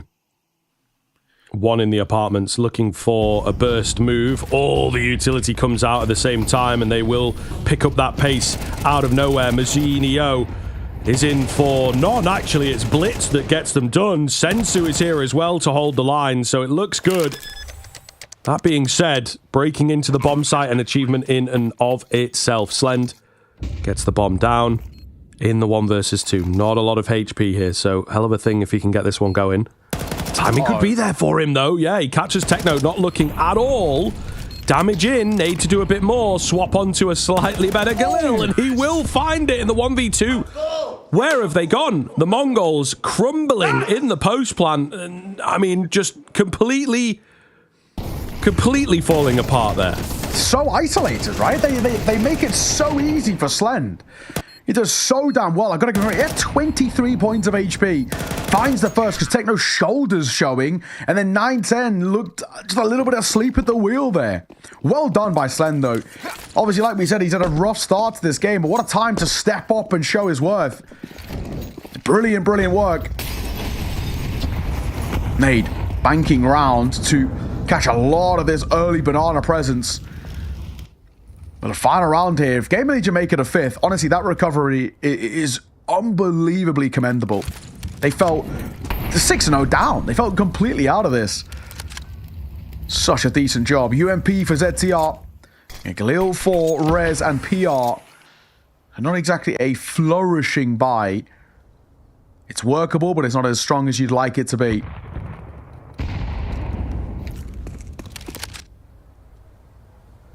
It's true. It is very true. I think Gamer Legion, again, though, just trying to keep every single moment competitive. This rivalry is a bit of a one-sided rivalry. So big rounds like that are worth their weight in gold. 9-10 to pluck the first. We all saw that happening. Man advantage for the Mongols. Rez trying to be cheeky on the edge of the smoke. May well have just cropped up there.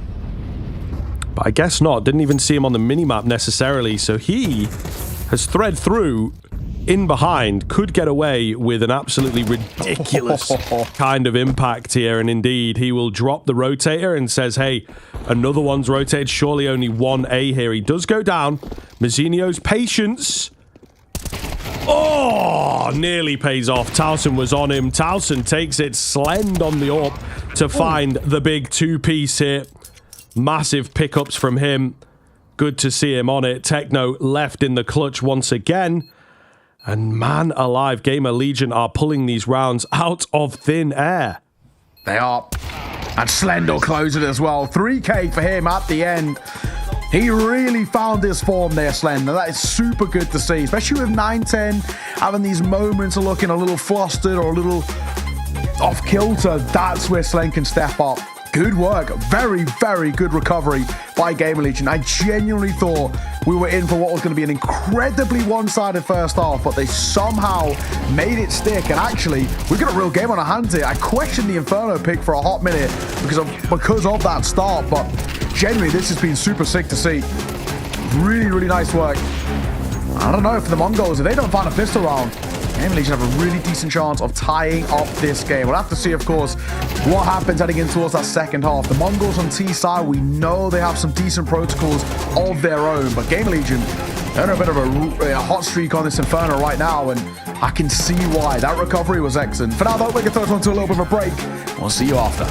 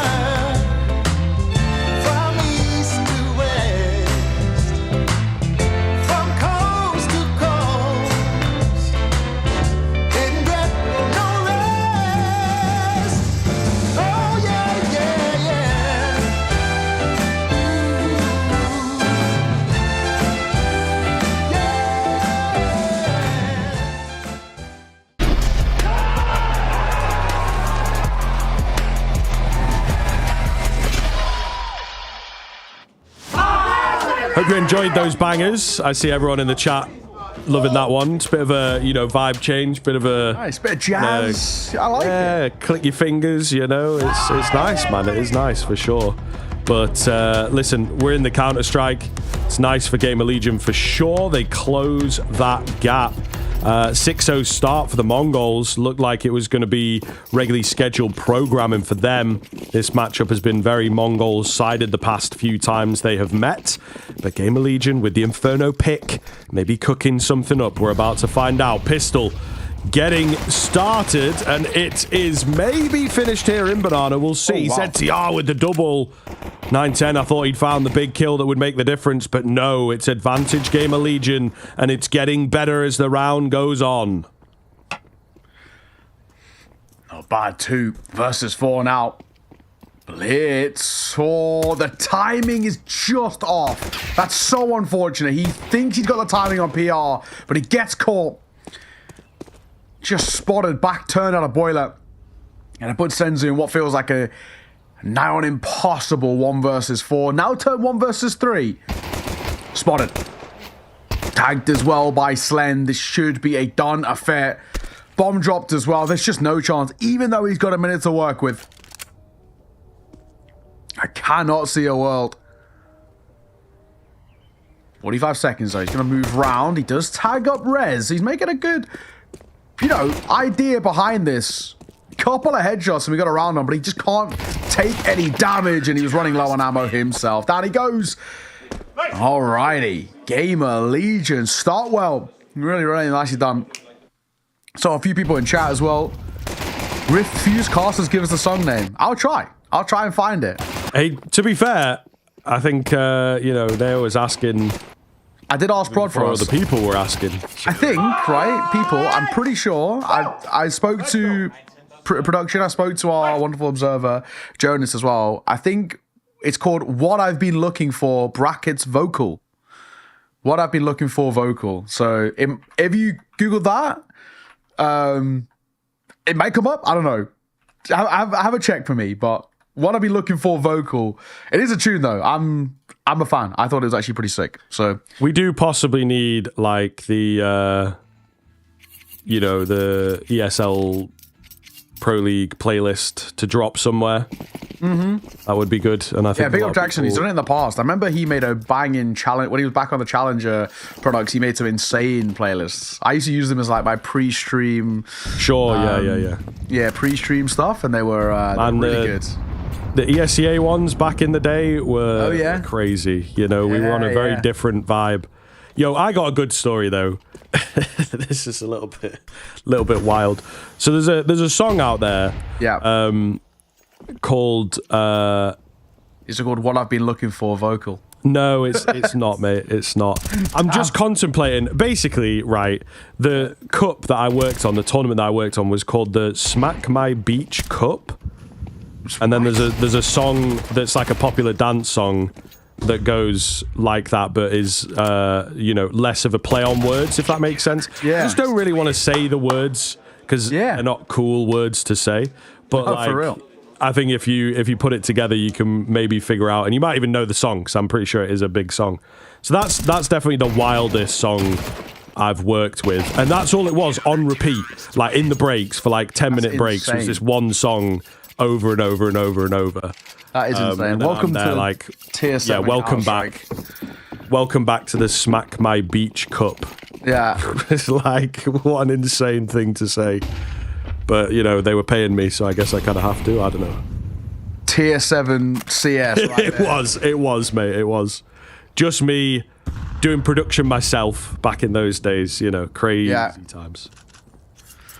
We'll see though. We can maybe get that playlist somewhere. I'll try and dig it up for the chat. I'll see if they sometimes do a Spotify playlist. Might have to be post tournament, but we'll see. Double openers though for Mongols is crazy here. They have flown into these fights, and already now 9-10 of Mazzini's openers. That's it. Game Elite have got no chance in this round. You call for the early save, and I do not blame them at all. You cannot afford to give this retake a go. You can't even look into it. So just when Game Elite were ramping up in towards this half a little bit, first gun round comes out. And it's simple. Look at that chicken. Is it Frank? Oh, yeah. I heard about Frank. Any knows? I caught a little bit of it live.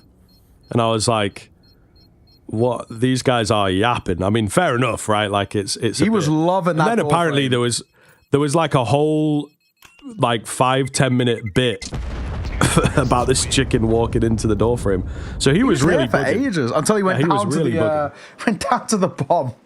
Like, of all things, he got avoided by everybody. But it's funny though as well, just thinking about it, because he eventually went down to the bomb radius going off. But they've been, Mike and Cole have been talking about this chicken for like a solid 10 minutes or so. So that means nobody had planted to A, or the bomb hadn't gone off on A in ages.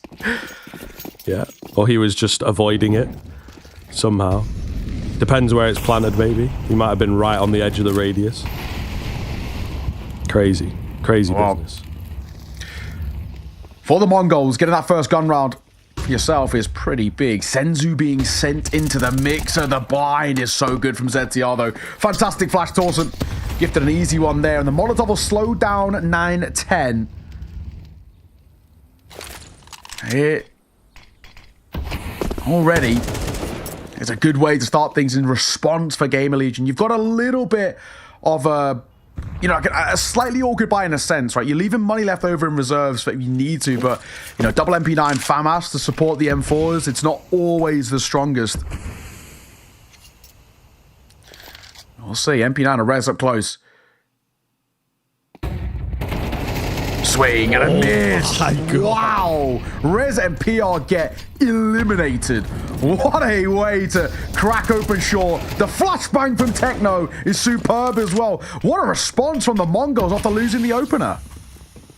Yeah, I mean, it is looking really quite solid here. This is one of the things you have to deal with. You flip over onto that Mongols T side, the Horde comes at you. And it is a very, very scary, scary thing to defend against. Gamer Legion struggling thus far, as you say, despite looking good initially. They will be left to save things out here. They've lost the lead, and it is starting to grow. It is starting to get very, very problematic indeed. That is an MP9. I don't know what skin that is. I'm really sorry. I'm not up on my MP9 skins. It is kind of a cool skin, though. It is. If everyone in chat knows, let us know. I have, again, I forget its name. I have one of the MP9s that has, I think it's like based off Japan, I'm pretty sure. I forget its name now, but maybe the black. That's what I'm saying. Pink Blossom, is that what it's cultural called, impact. The cultural impact of MP9 skins is not very good at all.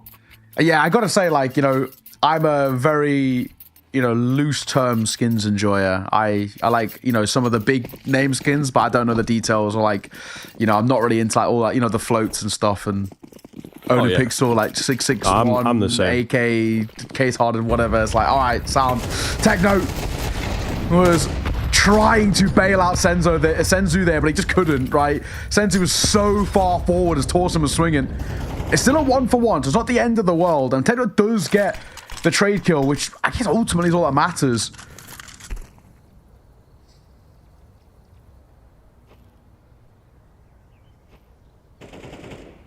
Apparently it's the MP9 foods chain.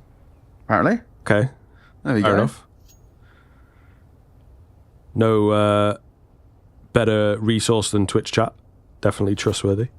Some guy said, of course rich white guys don't know the skin. Does that mean only poor white guys know the MP9 skin? So I don't know. Is it because we have so many? Yeah. I have no reason to care, mate. I've got every MP9 skin.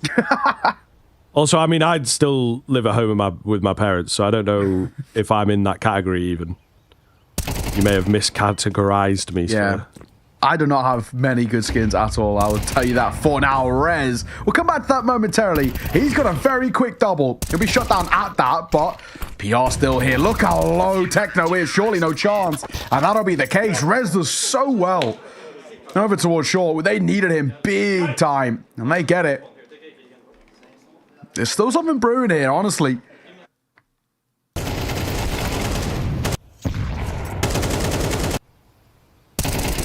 It looks so good, man. It looks so good. And then Rez just out in the open. I'm not quite sure what happens. The bomb leads a bit too harshly. It felt like the timing was slightly off. They had Techno coming in behind, you know, and they just allow Rez in, but also they're not really together. Yeah. It's a weird one from Mongols, for sure. See whether they're able to just put a pin in it, forget about the round, go back to their winning ways. It's a big old round here. Both teams on the brink of the break.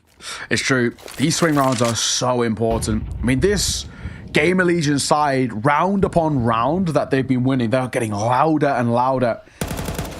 I mean, generally speaking, this could be the most important round of the map. If the Mongols win this, obviously they get the 10th, but the 11th gets gifted over. That's one more gun round being the difference between them taking Inferno. Gamer Legion's map pick, I must say, and really giving them a lot of leg up in this series. Need a molly go deep by Torsen. That's a smoke too. He's going to play a bit of contact here. I don't think you want to test Fate though. 9-10 posted at range. He is being left alone here as well, which is obviously pretty common. And the difference being, of course, is that he's now dropped that smoke. So Torsen only got a flash to work with. He is getting a rotate over. He's going to get ZTR. Molotov, MP9, the molly goes deep. ZTR gets out as well. Torsen playing up on high. They're both in the molly as well, so both taking a significant amount of damage. 20 seconds, we've got to go. We've got to move. Spam on the edge of that smoke is close, but no cigar. They've got to clear Torton, and they don't. He's still alive. More damage dealt as Blitz will trade. They do cross 8 seconds. Bomb's got to go down. Bomb is going to not be planted. It's stopped by Slend. That's the round. I cannot believe it. They thought they were covered. Planting by the pillar, and Slend with his last bated breath denies the bomb going down.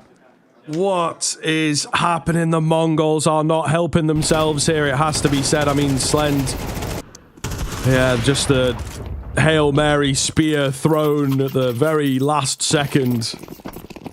Very, very movie-esque moment from him for sure, but still, Mongols, it's messy. The plant is not really all that safe. They just had to get it down because they'd not given themselves enough time. Stack that on top of what happened in the previous round where they were very, very uncoordinated, and you start to really worry about what is happening here. They'll try and take the banana control. Techno, yeah, keen angle. Torsen gives him that one. Game of Legion also maybe questioning their moves. Techno is angry, and he has won the round out single-handedly. There's no way they go for this. Yeah, he's taken this round by the scruff of its neck a little bit. Again, another one in which nothing really that Game of Legion can do. One-man army, and Techno's having a fantastic map as well. 17 and 10 for him on Inferno so far.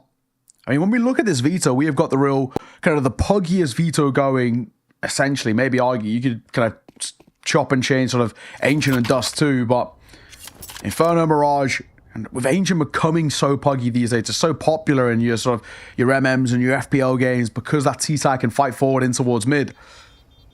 It does come down to a lot of what are these individuals, what can they do, how crisp are they feeling, and Techno looking very good indeed. Slend trying to stay alive, and I'm going to assume by the reaction of Senzu that he also went down as well.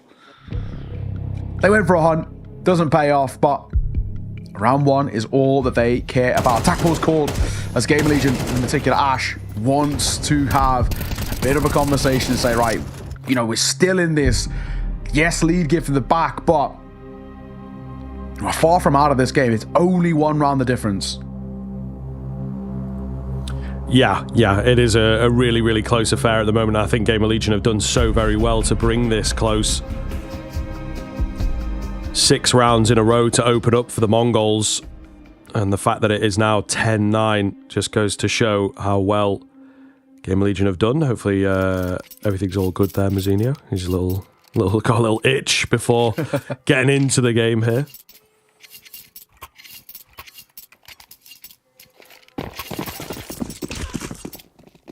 Okay, so back underway, 10-9. A real game on our hands here.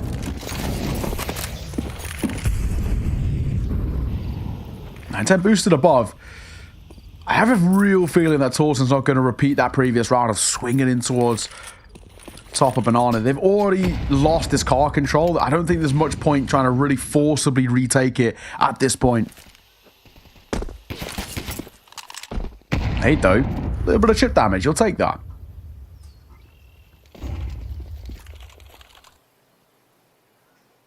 Said TR just on the spot. Molly could be good to break up the flow, but opting not to go for it. So what is the game plan here? Well, I suppose if they come at you and you just absolutely rail them, that works too. Game of Legion tried to make a move in middle later on in the round, right? But absolutely flattened. The IGL of Blitz, one of the better fraggers in that role. Proving why in this round. 2 remain. At least they're coming towards them, I suppose, Neo, is the one thing they've got going, but the entire 5-man to get through. Again, the Mongols really winding this clock down, so a well-placed spray down could have been the difference maker. Not the case in the end, though. And it's 11-9. There was a moment where we were sort of holding our breath a little bit, but thankfully, it's It's okay. And we walk away with the Mongols taking a 2-round lead now. 2 rounds away from their opponent's map pick. Some of these moments have been unbelievably close, especially with the clock, but money broken. Gamer Legion have nothing. I mean, they can't even tempt fate with the idea of, oh, do we just sort of play for the win and force my back in? I mean, so many of them are on 2K or kind of bang on there about. Do you want 5-7 armor as your best investment? Probably not. It is a little stack over towards B. 3 players in that direction. A 4th now rotating over. This is interesting though. Rez, he was looking in the right place. Mazzinio, oh my god. If he looks away at the wrong time, it's going to be dicey. Spots him out now, and now we'll hold. Good. Get the opener. They're still going to go towards B. The remaining 4 are here. This could get messy. Nades rolling in. Slen slightly overlooked, but, you know, it's all good. It's just USPs. 1 kill in isolation is nice. But man alive, this is going to be a tough run. 3 in a row from Gamer Legion in what has been a very, very bouncy second half. You know, both teams getting a couple here, a couple there. 1 stolen away, 1 big clutch, 1 messy mid-round. Neither team has really hit solid streaks. It's true. So it's going to be tough, I think, to break that trend. Yeah, this will be a point, especially if this series gets lost, that we'll come back to, and we'll just talk about what was the choice behind Inferno. Yes, there's been a good map for them right now, but it feels like it hasn't perplexed the Mongols too much, right? They're sitting pretty comfy. A 3 map pointer on your opponent's map pick is a pretty beautiful spot to be in. Big nade on towards Senzu, though. He'll respond with a bit of util damage of his own as Torsen will get tagged up. How much banana presence do they really want to fight for here, the Mongols? Now that deep smokes have come down and a Molotov is being utilized here, it still feels like for them that is such a big priority around their games. Torsen takes more molly damage as he looks for information, spots nothing off that flash. Yeah, sometimes no information can be information, though. Yeah. Able to smoke out top banana here. So, going to keep them at bay. And they are rotating heavily towards this A-bomb site. We have seen, however, the Mongols are not afraid to wind that clock down and just, you know, go for a late B hit. It's been too close a couple times. So what is the game plan in this one? More of an A move, at least initially, but they lose 1 and they bail. So it will be B. It's all about the timing. Couple towards the top end of banana. Late smoke here from Torsen. Are we going through it? What is the call? It buys time for the rotations at the very least. Torsen hidden away. The Molotov does not quite get him. He may well go overlooked. Spam through the smoke. Does some really good damage, and he does indeed. Oh, unchecked. Double kill for Torsen before he goes down. It's only 2 that remain here. The bomb does not get cancelled. 9-10 with a bit of a save. A wild move through. 9-10 looking to clutch. He knows there's 1 in banana. Knows there's 1 at coffins. He's got to try and take these fights. The smoke going to go down. It's an absolute mess, but they cannot deal with him. And 9-10 closes out for 4. The 1v4. You have to be joking. Mongols hammering it home on Inferno.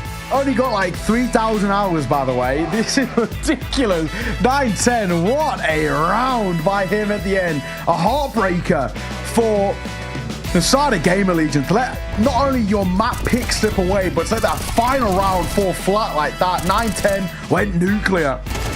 And that'll be the Mongols stealing away Inferno. Mirage coming up next. And for them, they've got to be sitting in such a pretty place.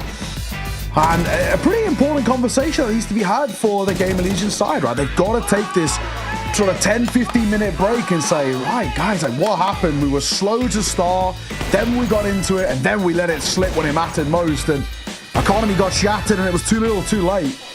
It's a really difficult job that Ash has got on his hands now. Oh yeah, absolutely, man. And again, this is just a matchup that they cannot get on top of. They've changed up their pick to try and, you know, get in the heads. Mongols, meanwhile, just go straight in for the Mirage every single time.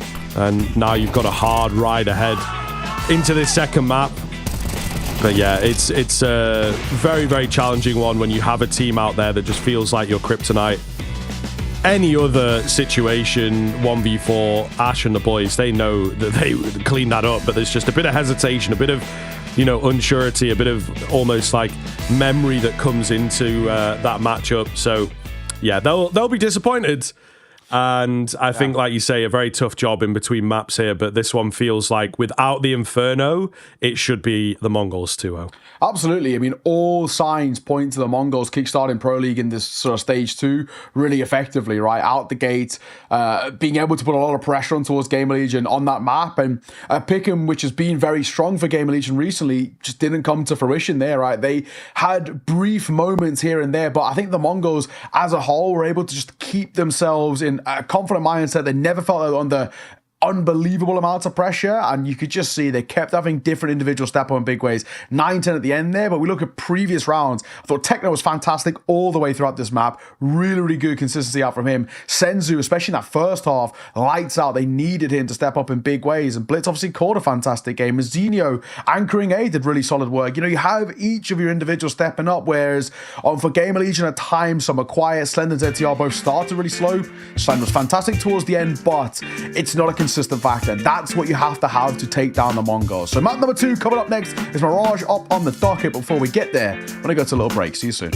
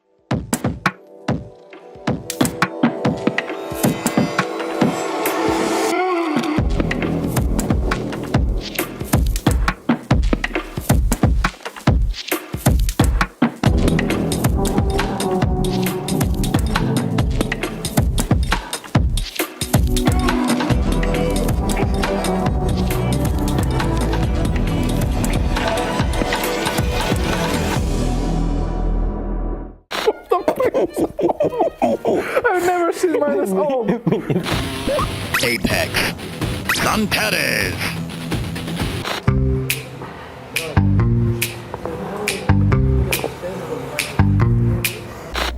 Still works here again. Oh, can you imagine? I hope I will do another trophy in my Instagram.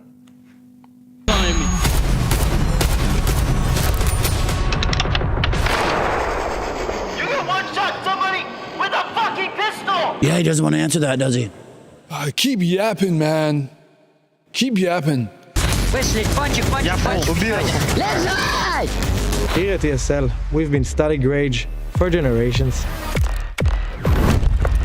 I mean, I love it. I love it. I really do. All right, so right now where we are can get kind of dangerous. It gets pretty crowded here late at night sometimes. Contact, fallen. Spirit. Ooh-ya. Fight. Well done. Outstanding. Excellent. Spirit. Win. Fatality. And the Vice looks like a pussy. Nice bait.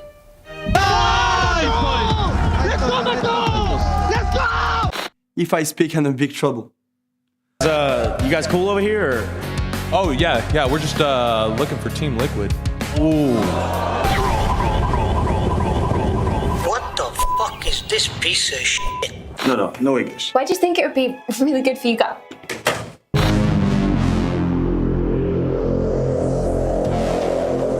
Is that something that's going to be frequenting our home often? Beer banging, yeah.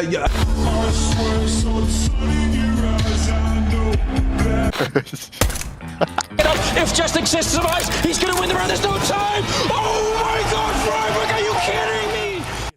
Through the smoke. Speaking of which, Exercise will spam through, hit a couple of bullets towards Wicardia, but they have got 5 players going in towards B.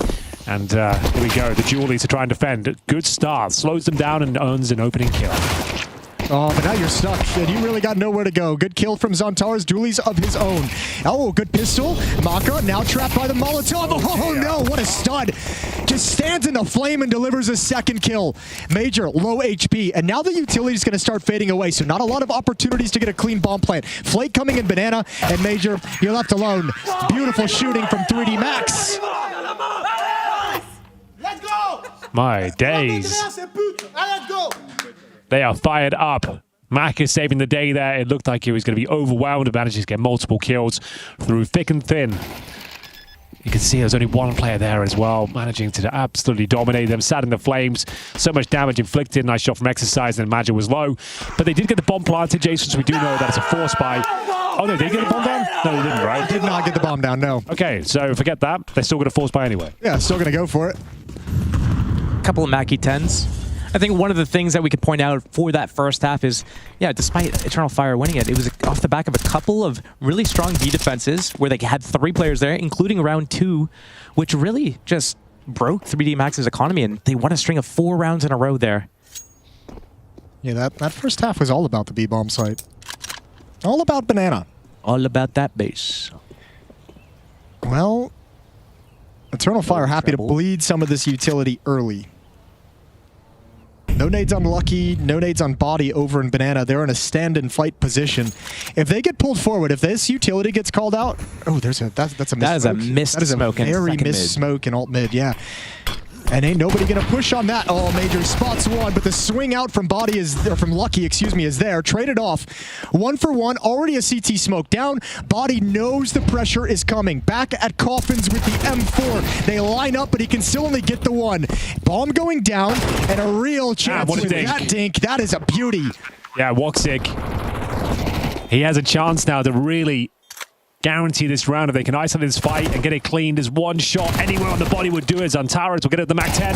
1 kill from Macardia should be enough to seal the deal. Exercise with no ult. If he had a smoke and a kit, maybe he'd be onto something. Trying to bait out the fights here. Will anyone peek him? Well, I now know he's off the bomb and now try and challenge in the 2 versus 1 scenario. There's still a chance it falls apart, but they hold on. And the force buy in the second round is very successful there for Eternal Fire. Saw their opportunity and pounced upon it towards Banana. Happened in the first half as well. Round 2s. The 4 spies back from Eternal Fire after losing the pistol. At what point do teams start just deciding, hey, we're so bad at pistols, we're just going to save all $800, go for the big guns in the second round. That's some old school. It's been like 25 years since the meta was saving your money on a pistol round, but it's coming back in style. Another smoke down middle for the CTs. Getting in the faces a little bit, putting that pressure on, slowing down the entire T side. They have to respect it. Winter Room peak, maybe a little bit too ambitious, a little bit too early. The B players did not make contact. The mid players did not make contact. That should not be the first point of contact. Yeah, Joda took trade. Face off. His face off. Zantaras. Here we go. Clearing the corner to the right. Clearing the corner to the left. That's going to net him a kill. And trade not available. It was always going to be a tough one. Maka pushing down mid, finds Major. They know that Eternal Fire is stuck in Banana. Out of ammo, nothing there for the trade. Bomb is down, and Body's trying to do something, anything. It's just not enough. 9-6, 3-round lead in the favor of Eternal Fire.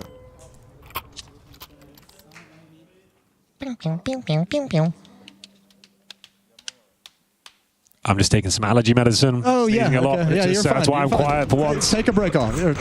Take a break off. Take a break. What are some of your favorite Nick Cage characters?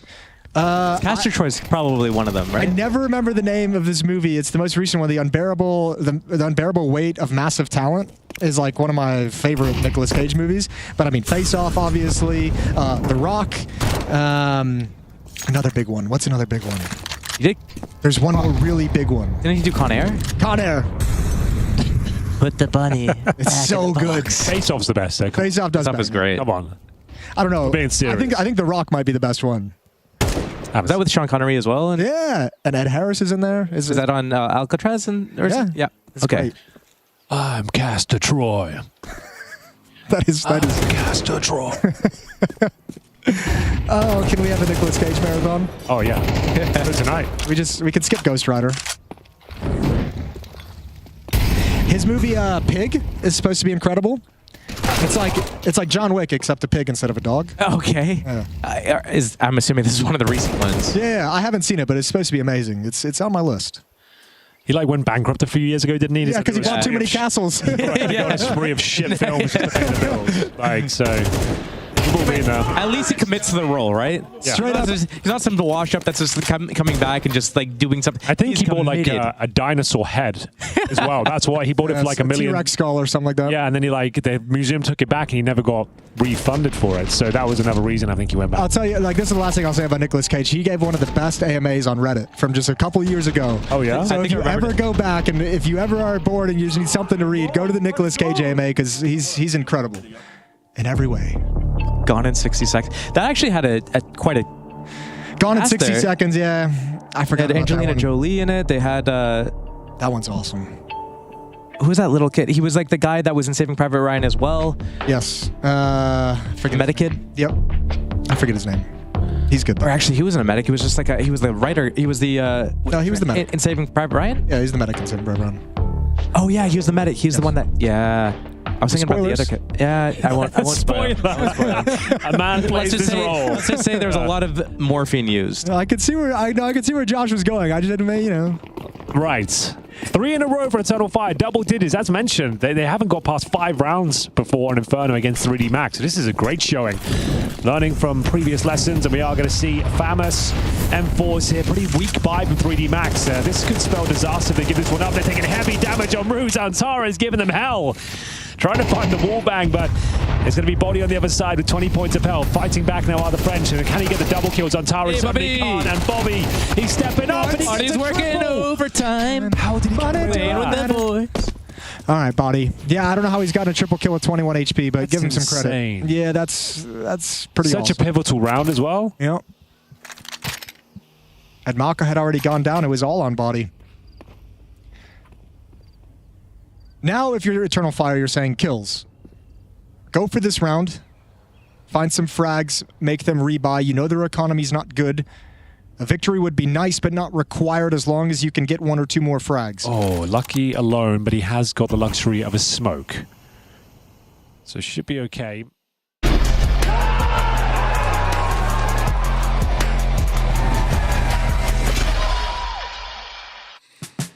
Yo, what up? Welcome back. We are on to map number 2 here, of course. The keen rivalry of the Mongols and Gamer Legion.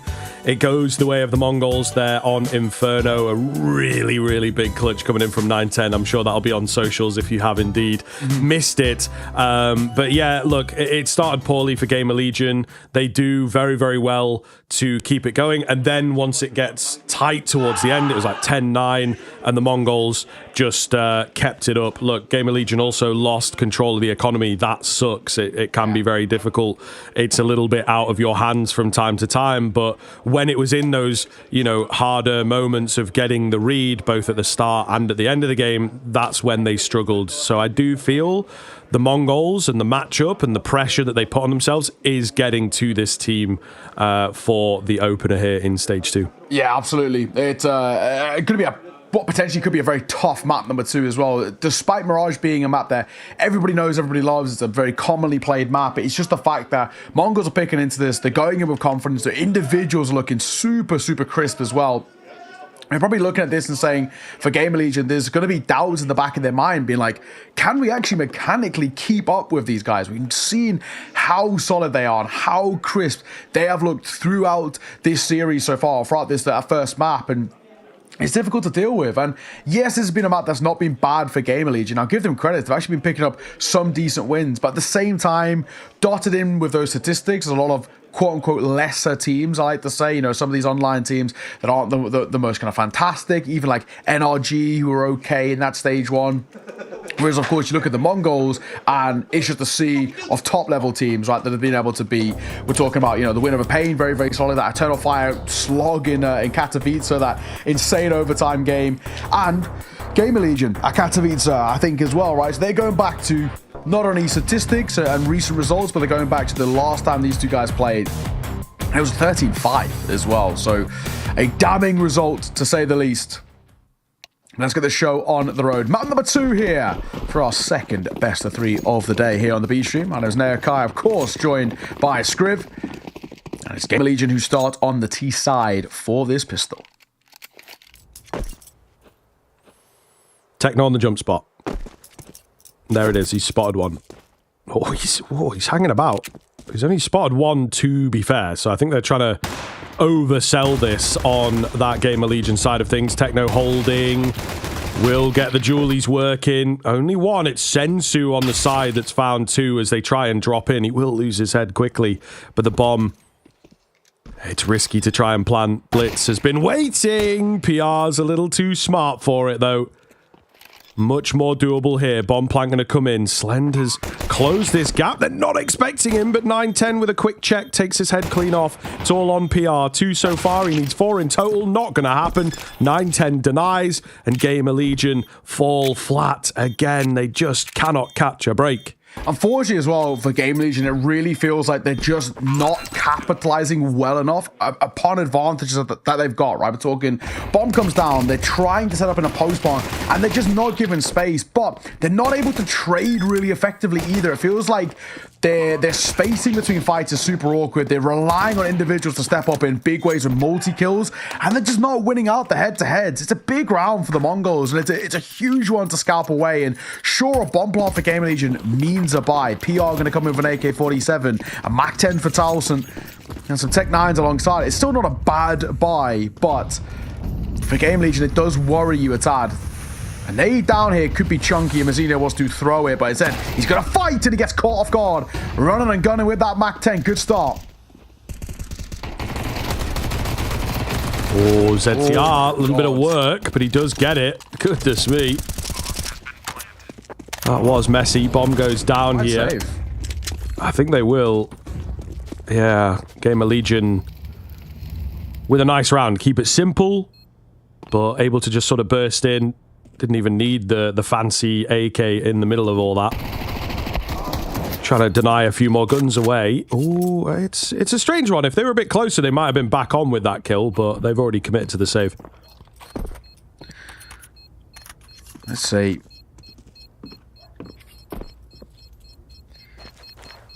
Three. Staying alive should be allowed for the Mongols. This is a bit of a pushing towards market, but in the end, Slend opts against it with that MAC-10. Good round, though. Really good response. Very, very quick, flying into the fight. If Mazzinho got that nade down, it could have been a different story. Not that it would have got a kill, necessarily, but it would have really softened them up. But Towson, crosshair was absolutely perfect. Blitz should have won that fight. The fact that he doesn't is still a little worrying, but back and forth, forced by Wars to kickstart this. Blitz are now going to go in with a scout. Mazzinho on the 5-7. This is like it might be a little bit of a quicker B play here. A lot of Utah getting thrown over. There's no bomb committed, but they are flying into fight, and Techno will take them all day. Thankfully, it wasn't a committal of the bomb, because that B push got shut down very quickly. It did indeed. 9-10. Is the danger man over here on A.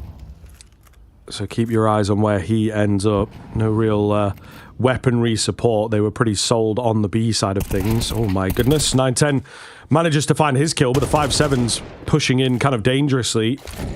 PR catches the back of a head. But still looks pretty good here for the Mongols. You have to be honest. Slow creep in from jungle. Upgrade of the weaponry. What can we do with this contacting out of Palace? But it is that 5-7 a little later on. He's not ready for the second, but maybe it's all good. Down to the 1 versus 3. Quickly 2 for Slend. Saw him get one of these over on Inferno. He's looking for another one with the bomb plant. Slend, waiting. Wants to take a fight early, knows it's a stairs play. I think he just gets away. I'm not too sure if Techno would have spotted him.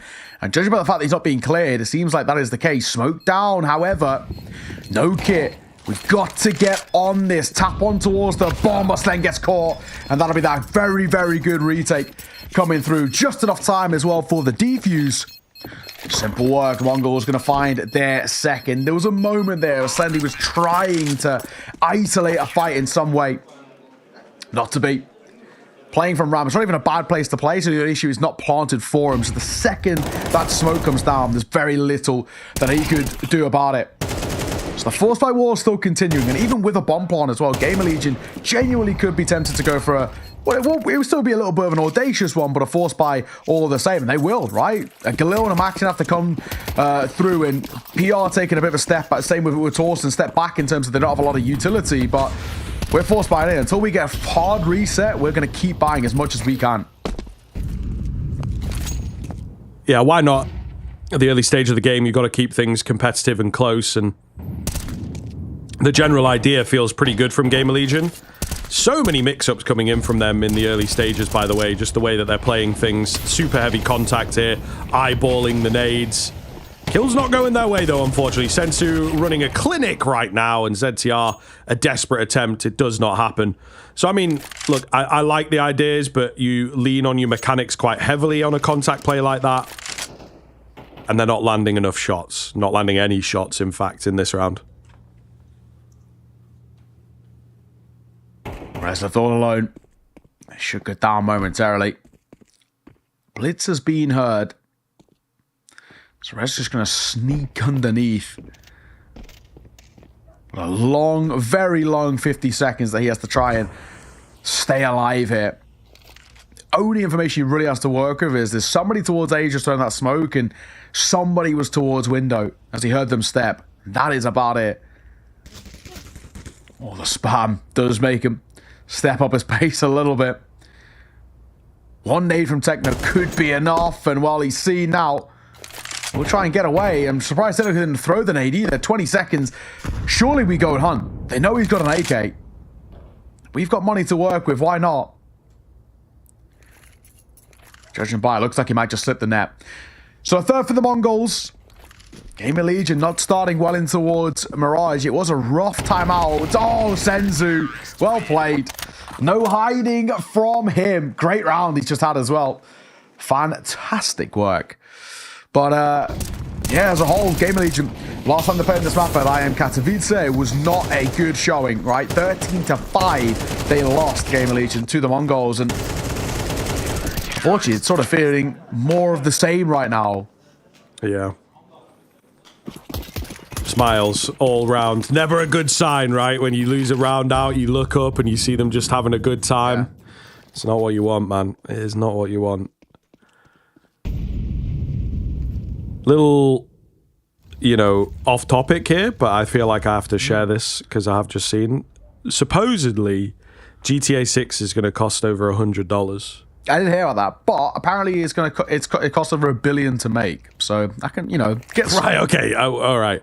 Yeah, no, genuinely. Maybe apparently it costs over $1 billion to make. Is what some of the rumors I was reading. So, they don't miss. They kind of Rockstar missed with like the remastered. I think they were a little bit buggy. I never bought it, but the remaster of like the old ones, GTAs, like San Andreas and Vice City. Yeah. Vice City was good. I don't know the remaster, but the OG one back in the day.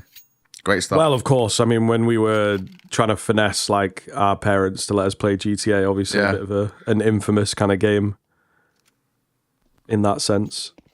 Yeah, I was not allowed, but I had an agreement with my granddad who didn't understand really like any of those game things. Where I would just say, like, if I had a good football game, he would get me like something, and I said like, if I get a hat trick, can you buy me a video game? And he was like, yeah, why not? And I got a hat trick, and then I went to the shop and he bought me GTA. And I remember the guy at Toys R Us was like, oh, like, are you sure you're gonna buy in this game? I kind of said like, yeah, I don't know, like, yeah. He's like, oh, it's an 18. It's just like, a game. Yeah. He's you know, it's an 18. Are you sure? And so my granddad was like, I don't care. Like, I don't know what any of this means. Just get him the game. So that's how I got it. That's what I'm saying though. That's like the finesse. Yeah, Mum wasn't too happy when she found it like a year later, but yeah. my brother and I, we got the like Ballad of Gay Tony one. What is it? Liberty City Stories or whatever. Yeah, like the DLC. Liberty City. Yeah. And we just kind of. It was pretty good actually. Yeah, it was really good. But we'd sort of like convinced my parents. So I was maybe like 15. Sure. Not mega. but it's still a little bit, you know, close or whatever. And yeah, we convinced them like because it's like a DLC, it was a bit like tamer or whatever. Yeah, and I don't know whether they bought it, but you know, they were like, okay, I guess these guys, you know, understand what's going on. And there is also this vibe of like, how bad can it be? Yeah, it's a video game. Yeah. Generally they're not awful, but like there's 1 or 2 missions in there where it's like, what the hell is going on? You know, even as an adult, you're like, what am I watching? So mid control, shut down by 910. What a shot! Had just a pixel to work with there, but it was enough. He will not get down in towards window. Sen going 1 for 1, but the numbers kept by the Mongols, and the nade will soften up Rez a little bit. Rez, oh my god, he might say, but look this, he does. There was a moment there where Senzu was quick switching. That could have been very, very uncomfortable indeed. They're just playing like so loose though. Yeah. Really happy to take the fights on the Gamer Legion side, which initially has not worked for them, but actually they have managed to battle it back. The big problem they have is the bomb down in mid and no one anywhere near. So really strange game state. Nice little check from Sensu just to confirm that there's nobody around, because I think they only know about like 1 player on the A site itself. Oh no, just spotted. Sensu makes it look so damn clean. Ah, and the next as well. Goodness me. Yeah, this is it though. You try to play Mongols kind of at their own game, and they are really, really explosive players. You see a taste of it there. Yeah, it's true. Honestly, you can continue to see these moments for Sensu, just how much of a star he can be. It's a really nice opener from 910. I kind of assumed he only had a pixel, and it was the case. Such a small amount to work with. Margins for error and all that, but Sensu again, he's so confident. He's so difficult to deal with. It's a tilting player to play against, because when he starts snowballing, man, he's hard to shut down. Zenio to open things up, spam on towards Rez. Rez is 0-6 right now, by the way, so he is being out the gates looking a little worse for wear, and this pistol round put to bed quickly. You know, for some of the numbers here, though, Rez 0-6, ZTR 1-7. I mean, we are struggling to get some of these individuals on the board, and they need them, right? And this is not an issue that the Mongols are really facing. It didn't face it in towards that previous map. Everybody had their moments, and sort of the same things happening here. Rolling through the motions, looking great. Sensu is 12-1, for God's sake. Like, what can you actually do? They cannot shut this guy down. And that is a very scary prospect. One of the kind of interesting things to maybe highlight here that I don't know that we've really gone over is the fact that Gamer Legion chose the T side. So, oh no, hold it. Techno, he didn't know what to do with all that opportunity. The B-bomb site is actually totally open, so he got aggressive, but it doesn't seem to matter too much. 4 versus 2. Bomb plant will come in, but Gamer Legion, they need rounds. They have to pull this one out of the hat. ZTR with a nice find. That's the only player in the market. This is an all over the place kind of round right now. Quickly into a 2-on-2. Down goes Sensu. Oh my goodness, they are doing it. And a jump spot onto Mazzinho is enough. He knows what's up. He drops down. That's so quick. Oh my god.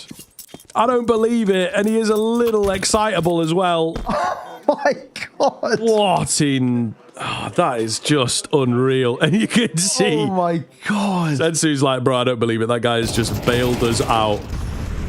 I cannot believe that transferred shot, or that reactionary shot, whatever you want to call it. That is bonkers. Bang. So crisp.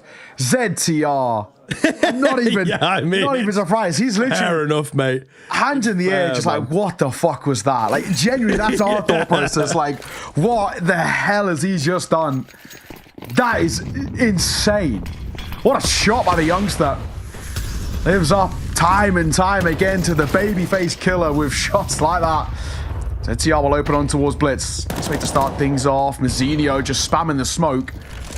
9-10. One has got out. He doesn't realize how far they've got out. In fact, and neither does Mazzinho. We're down to 2 in a matter of moments. This round's probably done. The only issue is the bomb needs to be brought over and planted. But aside from that, there's no way that the remainder of the Mongols are giving this a go. They're so far away. Yeah, I mean, they've got loads of cash built up. Proactive exits, maybe? Yeah, he's in there. Depends, actually. Maybe if Sensu gets this kill, but I don't know that it's going to happen. Ooh, he's still got a bullet off. He reacts, yeah. Yeah, he's not quick enough. He's not quick enough. Not like Mazzinho. I mean, yeah, he can still give it a bit of a look. He's thinking about a late sort of ninja moment, but it's not going to happen. They're still quite close to the site. Rez can't close him down. Making it expensive though, right? Yeah, well, this is it. This He'll is take it. the big deal. And 2 rounds is obviously not going to be enough from Gamer Legion. They need a lot more. Yeah, it's true. Still though, good round from Gamer Legion. One that you can sort of work with, a quick A hit, and they just play together. Simple early fights. We'll get a timeout to follow it as well. In a moment, I think as well, you know, when you look at the Mongols in particular, I don't think there's too much that needs to be discussed there, but I think it's just about calming them down a little bit. We had a great clutch earlier and a great round, and let's just, you know, take a breather. We're in the lead. Let's keep the lead. We are fine right now. There's nothing to really worry about for the time being. But at the same time, don't allow, as we saw in towards map number 1, don't allow Gamer Legion to start finding their form, right? Tail ended up first half in map 1. They picked up a lot of the slack and started to look a lot better, and then it gave them at least just some foundations to work with in towards the second. Made it a lot closer than it you know, potentially could have been. So, second for Gamer Legion. Blitz, that's so risky. And he's lucky to get away with the first, but not the second. Senzu and Mazzinho, though, answer back in kind. And ZTR will try and get in, get out, and he does. You kill 1, 2 more appear, man. They are just everywhere. Mongols with such a scrappy game here. Nice find from Torsen. Sensu's pretty low and far away. Techno is isolated at CT. I think he may well have been heard sprinting down here. Torsen for another crispy one. So that's surely got to be the round. It's finally starting to work out. So scrap heavy, man. They are just battling every turn. But Gamer Legion starting to wake up on an individual level. Yeah, this is the exact same thing we saw in Inferno, right? Where it takes them a while to get into the game, but when they do, they start finding form. If they gain a similar vibe, right? Find a 5th towards the end of this T side, then maybe a bit of a chance. Do you know what? What's the word? Like, I forget the word, the opinion, like wrong opinion or whatever. Like, do you know what I'm trying to say? Like, opinion that most people would disagree with. I actually hot take. Yeah, hot take type thing, I guess. I actually really like. I really dislike that AWP skin, like the lightning strike. I think it scores. Yeah, it looks so bad to me. Like it just looks like a really like grainy like PNG picture. I think it gets up there because it's like an OG. Yeah, exactly. Skin, you know, so it has that vintage sort of element to it. But I can see it. I don't think it's as cool as people make out. Certainly not as cool as much as it costs, you know. Yeah, I'm taking Onitaji all day. Great skin, or like a Gungnir. Obviously, that one's insanely expensive, but I mean, you and me differ, right? I've got a Black Scope Asimov, and I think we've talked about this before. Yeah, I don't like the Black Asimofs, yeah. I also think they're... I understand, I get that, like, as a skin, I wouldn't say it's the nicest looking skin, but again, it's a bit of a sort of nostalgia vibe for me. I've just always wanted one, and I think it's cool and unique, you know? Find beauty in the mundane now. That's what I'm saying. I'm gonna say the craft was at least pretty cool. I like the Zeus like stickers on it, but yeah, don't like that skin. Makes sense. That's one of my hot takes that I think a lot of people would disagree with. People really like that skin, but who knows? Slend will find the opener. Quick shot on towards 9-10. We are double open, baby, as Senzu's kept hold of his. He's pretty good when he gets it going as well. Slend just making sure not to peer round this corner. It's just smart. Hold down this angle. We actually don't need to move here, Gamer Legion. They've called for a bit of a freeze up in towards mid. One smoke in towards top con. They can start trying to progress. Techno had a look in towards mid. Spots one. Senzu, it's already down to can he hit a shot and can he get out? What is going on, man? There's so many here. Go. It's going to be a bit of a bloodbath. He takes the first. Oh! I was going to say, how do you trade him? But he turns away for a flash. Blitz is unexpected. I told you, bloodbath on the cards. Still might not be enough here. 30 seconds with the bomb hitting the deck. Blitz is in between both of them right now. He has to be so careful. Spotted out and confirmed, but Techno comes in to bail his man out. Slen knows he's there. He's just trying to find a finger or something. Oh, can't move fast enough. Trying to get the tag, but yeah, that's not going to happen. 10 seconds left as well, so this round is confirmed. Blitz has played it. I wouldn't say he's played it well, but it ends up working well for him. Yes. I think he didn't realize how pinned in he was. Oh, not again. He never really committed round the corner. Not again. They're just trying to tilt you now, I think. I saw somebody put in chat saying it's like 144p, or 240p texture. Bang on. I couldn't agree more. Couldn't agree more. It's kind of true.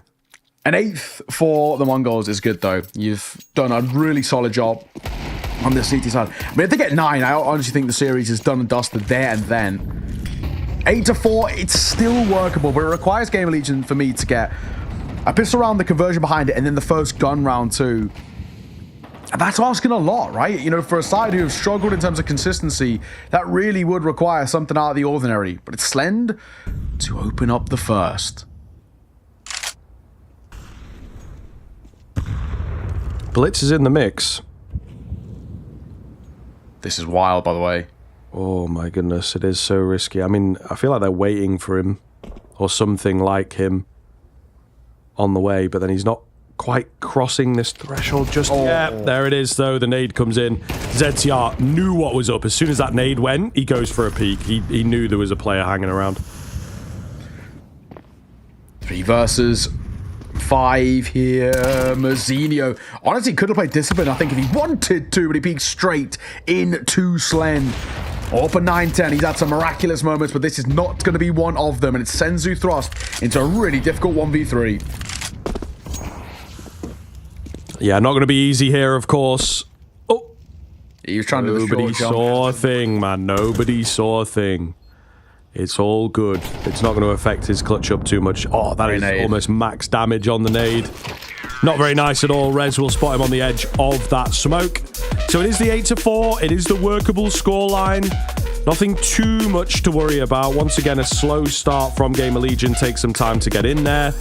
Very adaptive kind of team, it feels like here now. Yeah, absolutely. I still think this isn't completely game set just yet. It's workable, but, you know, we do require consistency out of Game of Legion that we just haven't seen so far in this map. We require, honestly, the pistol conversion, first gun round as sort of the bare minimum, and then maybe even a little bit more behind that. And Mongols are not a side that are just going to roll over and let them have these sort of rounds for free. Miraculous moments to come through. That Mazzinho 1v2, so special from him. And we saw that there's ideas. We'll have to see whether it'll continue. Game of Legion needs something special after the break.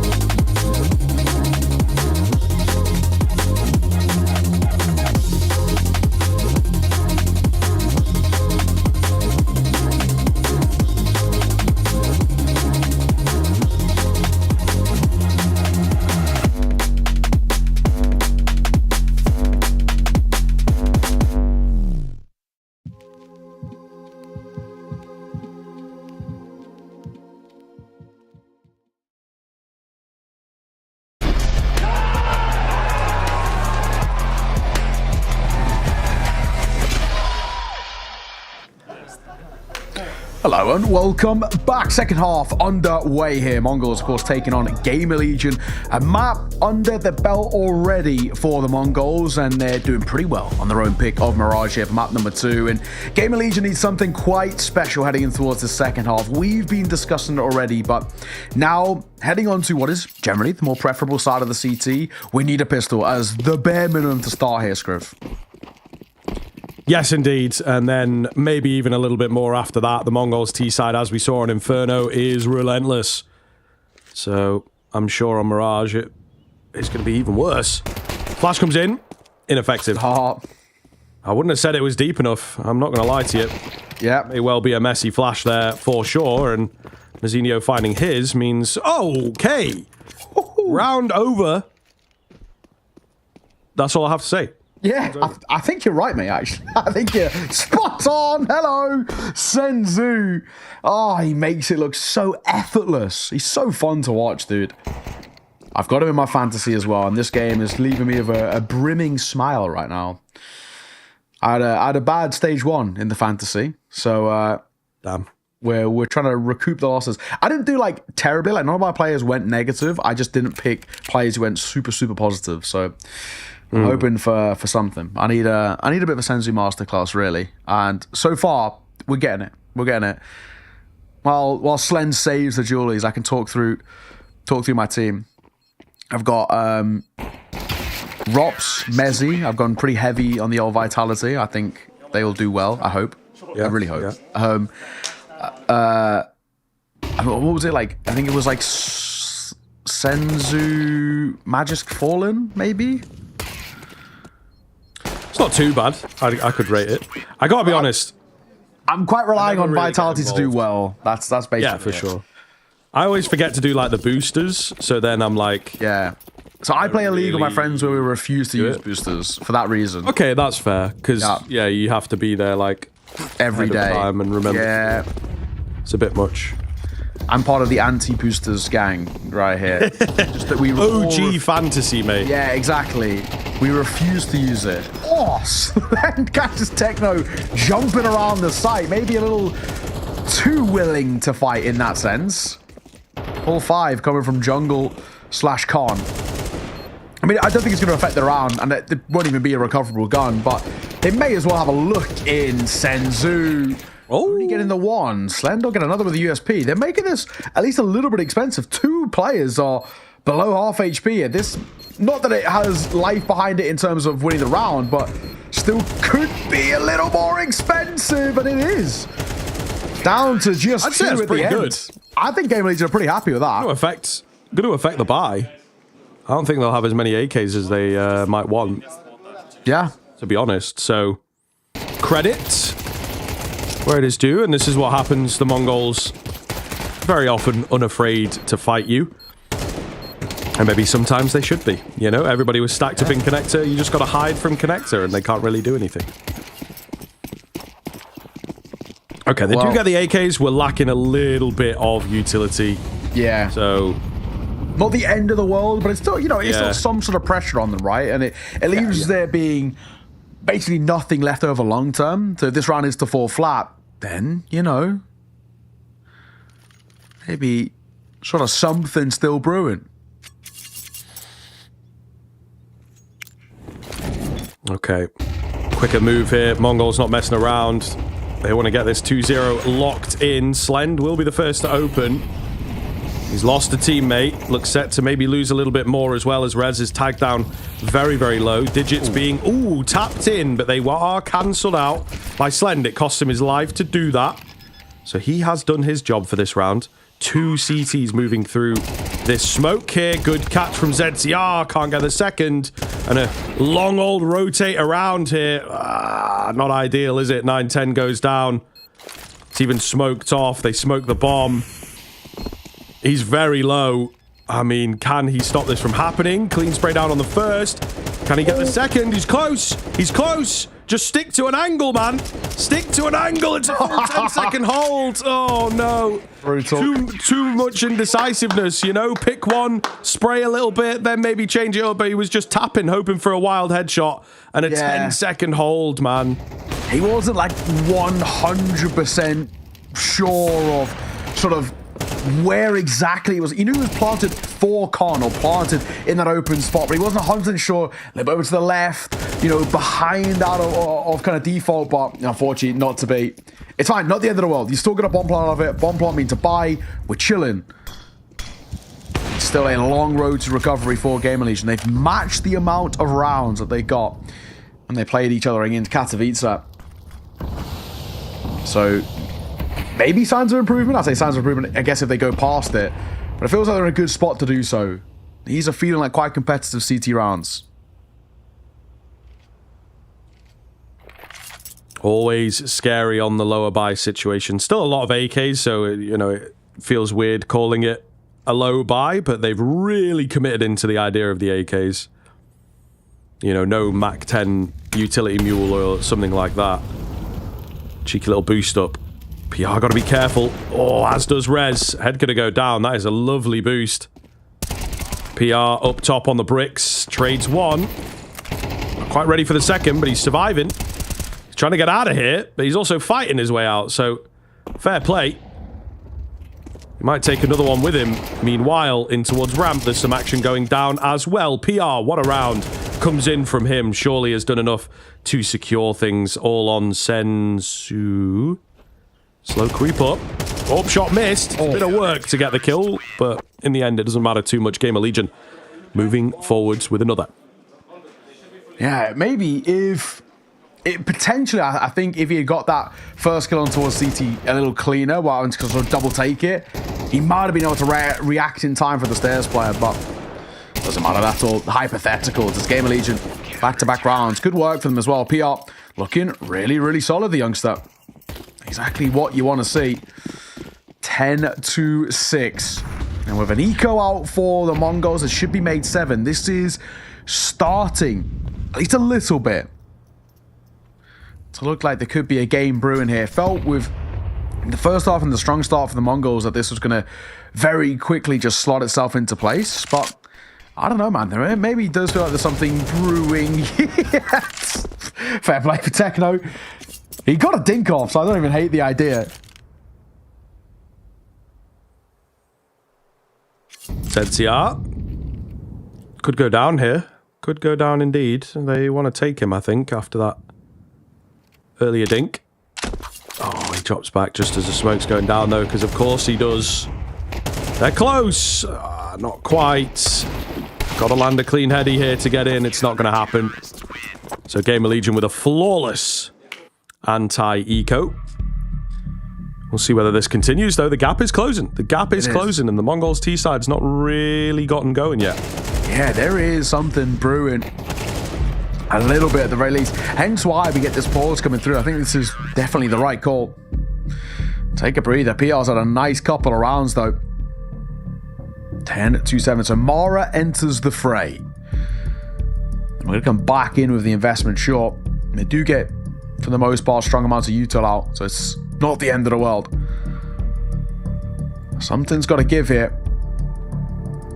Over on the A stream as well, 3D Max took map number 1 off Eternal Fire, 13-10 on their map pick.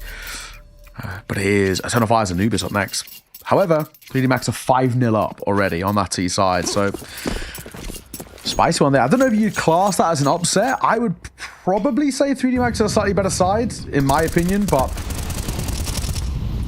3D Max obviously been looking very good themselves, so good game. That's happening there. And same here as well. This one, so far, not an upset, though. Mongols expected to win, and so far are, but that lead is starting to dwindle. Techno, close, got the right idea, but he turns away for a brief second, allows the MP9, and 910 just cannot capitalize. Falls super flat. Nade should see off Slend, and it will. As Mazzinho wants to try and get a second man. He's the only one left with full HP. They're staying too far off, sure, but Mazzinho's got to do a lot of lifting here. Sensu's the one that's got this bomb. Oh, spotted a leg. Like the idea of the boost. Go for something a bit harder to read. They have split up here. So it's directly a 3 versus 2 that they've got to deal with. You feel pretty good for the bomb plant. They're going to concede said bomb plant. Oh, the spam back is close. Doesn't take too much damage from it, but they've managed to reset the game pretty solidly here. PR with a quick flank that they may not be expecting. Sensu trying to make his way over there just to cover this angle. So they have an idea. Such a strange post plan from the Mongols. They're all very, very split. Walking in, ZTR will find his. Mazinho reveals himself, as does Blitz. A nice little two-piece between them. However, the bomb is not planted for Blitz at all. Nothing he can do to stop that defuse. Even if he'd got that kill, it was a done deal. Gamer Legion, keep the rounds coming. Yeah, nice shot. Nice shot at the end there as well. Blitz, he was starting to just round that corner, and Crosshair was trained for it, but making sure he doesn't get close enough. Techno, I felt like he was in two minds. Does he clear sandwich or does he clear under? It doesn't end up working out for them. Some interesting angles that get held, and all the Mongols, they're letting this one slip a little bit. Yeah, you can see they get fired up now as well. This is sick. If Gamer Legion can start making a game out of this, we might have a series on our hand. I really thought with after kind of the pistol going the way of Mongols that we were just going to coast towards a 2-0 at the end. But something is starting to open up here. Similar towards map the 1, it takes a while, but when Game Legion do get going, they are difficult to stop, and this is what the Mongols are facing.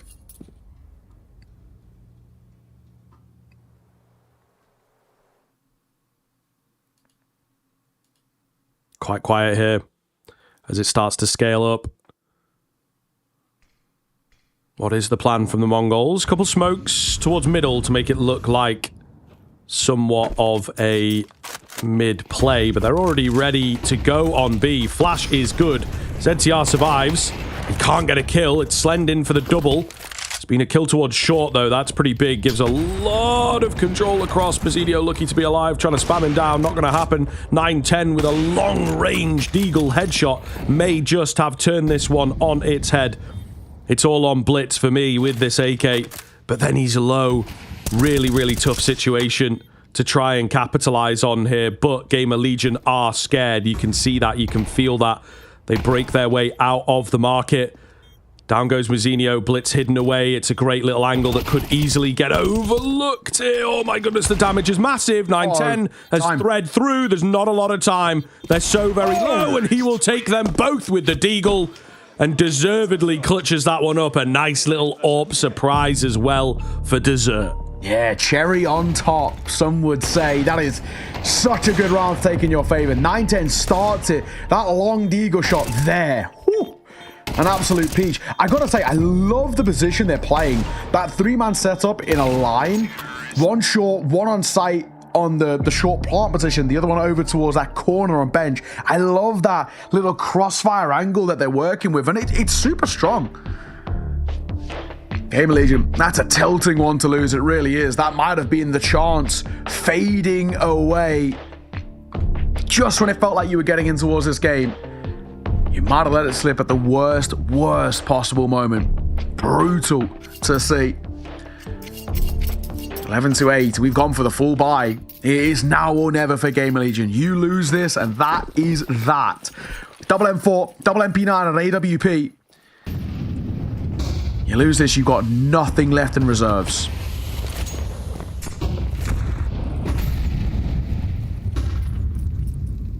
Once again, the Mongols in the big moments, when it matters, are able to turn up the heat. And they look absolutely unstoppable at times.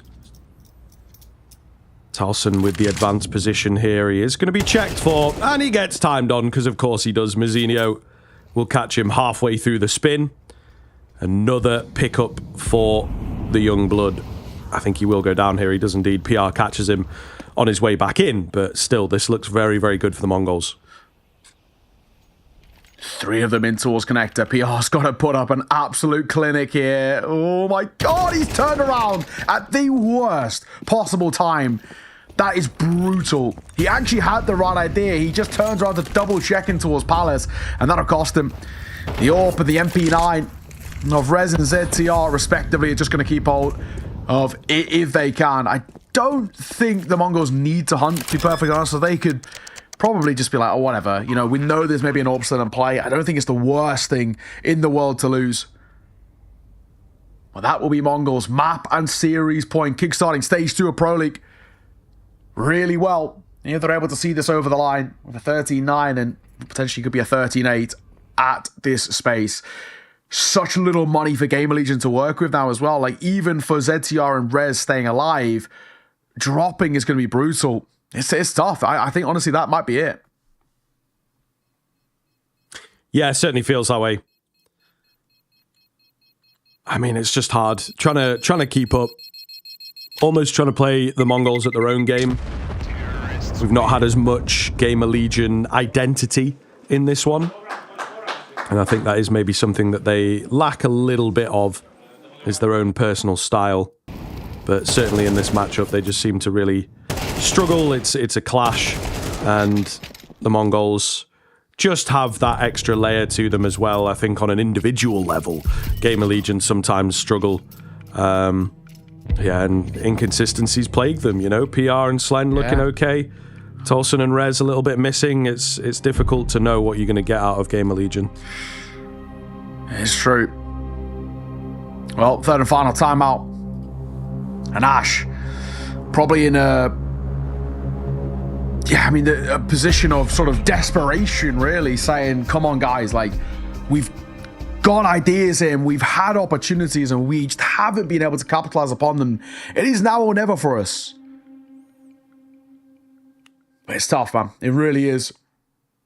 An awkward conversation to have. And I mean, honestly, for the Mongols, they look so relaxed, so chilled out in the spot that they're in.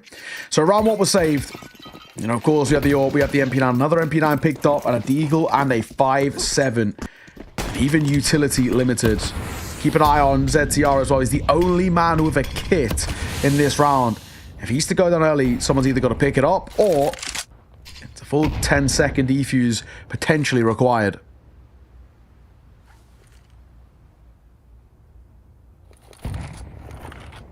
All right, let's see what have the Mongols got in store to close things out here and now. Once again, similar to Inferno, it has been bouncing back and forth, right?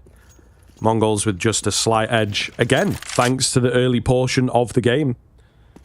And Gamer Legion taking some time to get going on their T sides. So there you go, that's something when you go back to the boardroom that maybe Ash can work on with them, is just getting off to a clean start. Sensu, up close. Hello? Hello? Oh my... This is crazy. What the hell? That's the bomb. He's not checked. That is the bomb, and he's not checked, like, any angles. He just gets up on the box, and he's like, right, this is my box now. Oh my god, it's falling apart. Mazina left all alone. 1 versus 3, how quickly this has turned. Mongols maybe overthinking this process a little bit. Against the AWP, Slend ain't losing that one. No way in hell. 12-9. All right. We are slowly but surely staying alive in this. A chaotic one, but it's just the worst case scenario that it's the bomb that gets caught like that. Makes it all the more worse. And just some less than positive trading situations for the Mongol side. Really getting sort of Goomba stomped into what's connected there, but this Rezu walks away with the kill. We can buy back in, that's fine, but it has put Gamer Legion in a spot where they feel a little bit more recovered now, so that is worrying. Oh my god, so much damage dealt both ways. How did no one go down on that initial engagement? PR will find 9-10 though. Yeah, it's a big find. Off the back of that damage as well. Sensu the next to fall. PR unafraid on the push. So Gamer Legion buying themselves some more time. And actually a really important round if they can secure this. Oh. Attack forwards here. Oh, checking sandwich before dark. That's unlucky. Could have been the difference maker. One more bullet on the spray through the wood. Holy hell, a bit of luck on the side of Gamer Legion for sure. Blitz has been spotted here. He's been tagged down low. still is not over because the HP bars are dangerously low for Gamer Legion, but... Oh, no. Maybe now it is. Blitz just kind of accepting his fate with that one. Zinio 1v4? Did I hear somebody in the back say... Yeah, there's somebody in the back saying Zinio 1v4. I think I might have heard it. First, you got to overcome ZTR on the AWP. The only one with HP as well. If ZTR misses this shot, though, and Mazzinio can hit a crispy one, 20 seconds. Now or never? Nah, he just walked straight into it. He would have had to swing into that. Yeah, it's a funky angle to expect, isn't it? Yeah. Really, is the problem. Maybe, rather than potentially hearing Mazzinio 1v4, maybe I was hearing overtime in the back, because... Getting dangerously close now, aren't we? Gamer Legion ramping up again when it matters most. Poor Blitz, nothing he could do there, fortunately for him. Yeah, a little bit of pressure on the shoulders now, just a pistol round for the Mongols. They've made rounds like this stick before, though, so I'm not going to completely count them out. The only half arm we've got to work with is on young Mazzinio with the Tech 9. Bro. I don't know how I feel about this B setup. I don't know how I feel about it. Slend at least nets one before they make it in, but they're going to have a lot of space. And, he's defending like his life depends on it. Oh my goodness. They're trying to close the gap and just fight somebody else, pretend like Slend is not there, but he most certainly is. Huge round. 12-11, all the way down to 24 required. And Gamer Legion battling back. What a moment. What a shot. That flick was ridiculous. I mean, the first two, that one in particular, pretty easy. But that shot that he gets, the reactionary one, is something special. Yeah, really, really well done. Slender's had a great game, though, honestly. This map has been so big from them. And we go to the full 24. Mongols going to call for a timeout, as overtime is looming. And Mongols looking just an ever so slightly dejected in this one. They are quiet now, and a lot of thinking that has to be done. They're not feeling too fresh at the moment. This is where things are getting concerning. Very concerning indeed.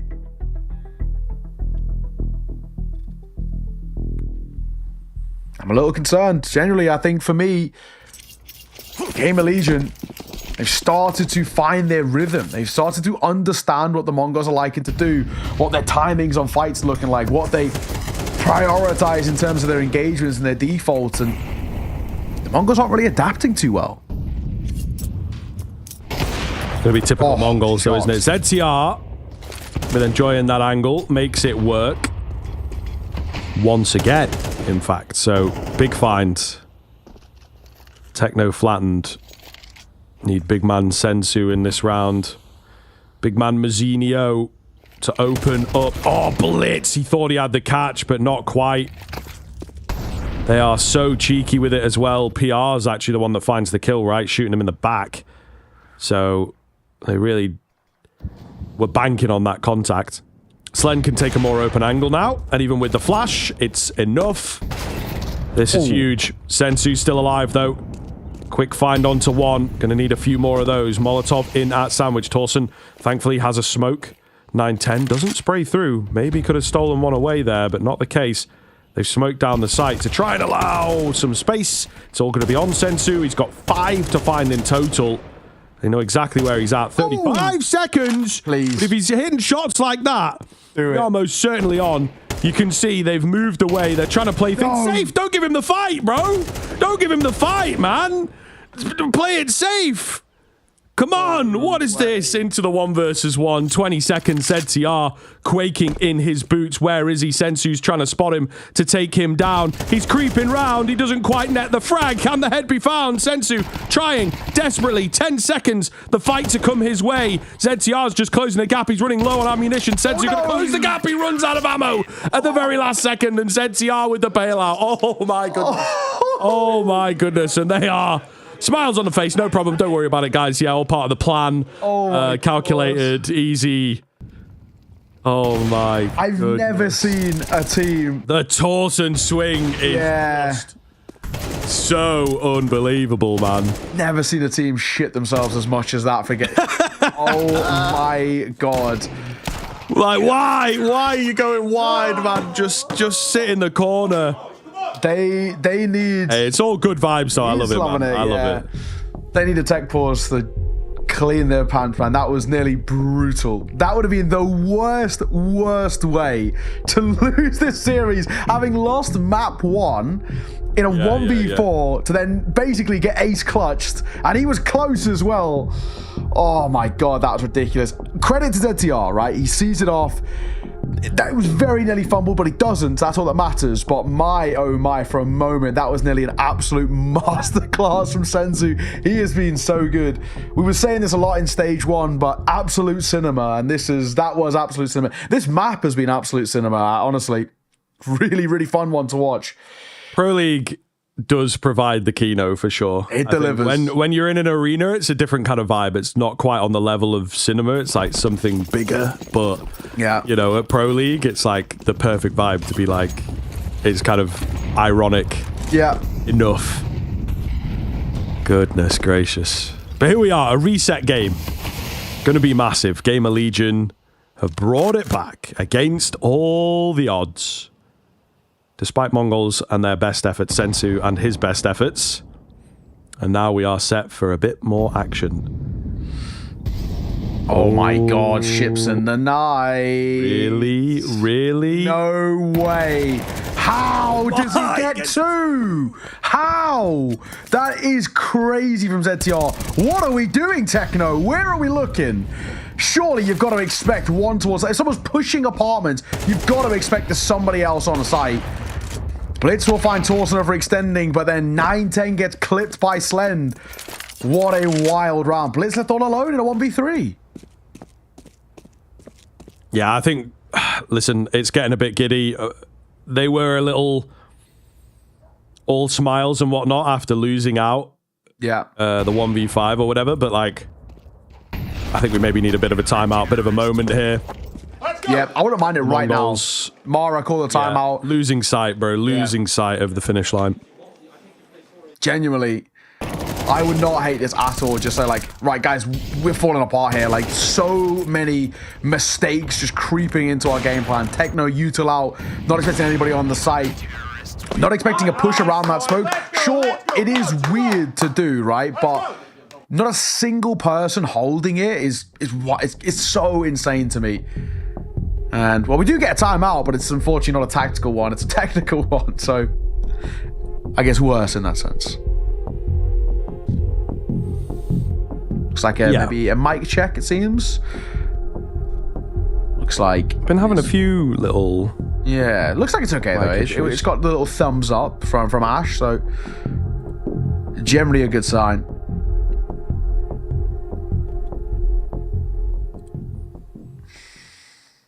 Yeah, we're all good. Music ends. So that means we are going to be back into the action momentarily. That's how you can tell, guys. Track the music. Make sure you have your headphones turned up loud enough. You know, so you can hear everything. Each and every little footstep and little beat of the music.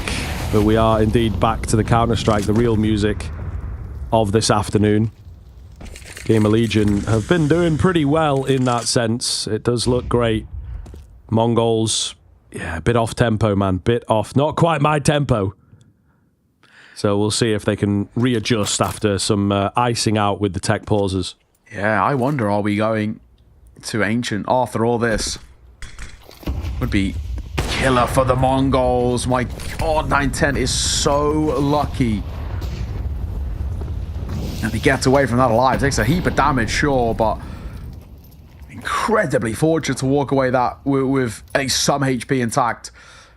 TR doesn't spot Senzu. He just creeps past.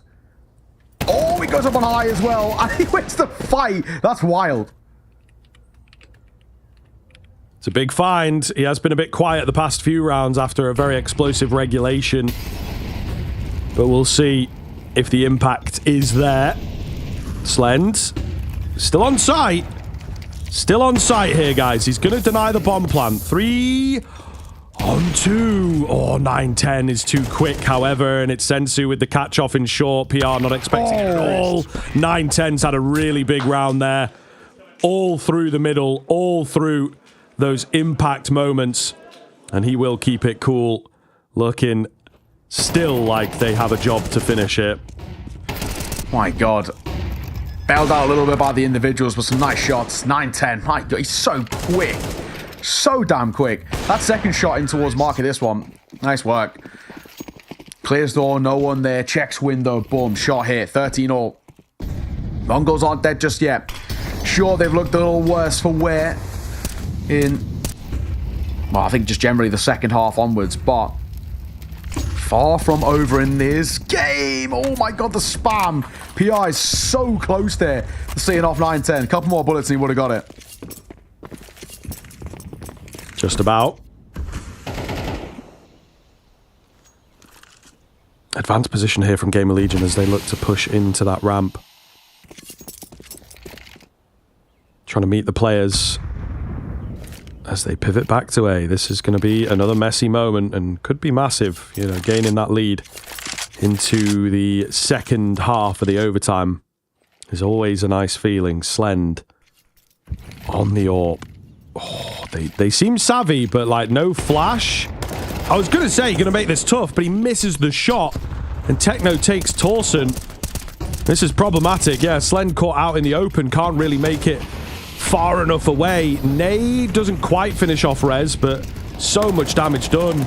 Numbers so strong for the Mongols. The bomb plant is easy. And this is looking all but over in this round. Another one falls through, and the Mongols have finally started to find themselves again, looking much better here as the overtime gets going. Yeah, and it's just the fact that it's a really big round, right? Super important. Taken, and taken with the ease too. That's what we want to see coming through from the Mongols. Give yourself a lead to work with. Magic number, of course, we're looking for is 16, and now head on towards that CT side, where they did a lot of, you know, their best work in particular. So Gamer Legion, it's always been playing a game of catch-up here, and that's once again what they're going to have to dig deep into. Finding form, finding consistency, shutting down the Mongols. But I guess you could talk about positives then, being as they're on the T side, they're the ones who set the tempo of these rounds. They're the ones who dictate the pace, and that might help a little bit in terms of their game plan, their defaults, the calling for ZTR. We still want to see a little bit more out of Rez and Torsen.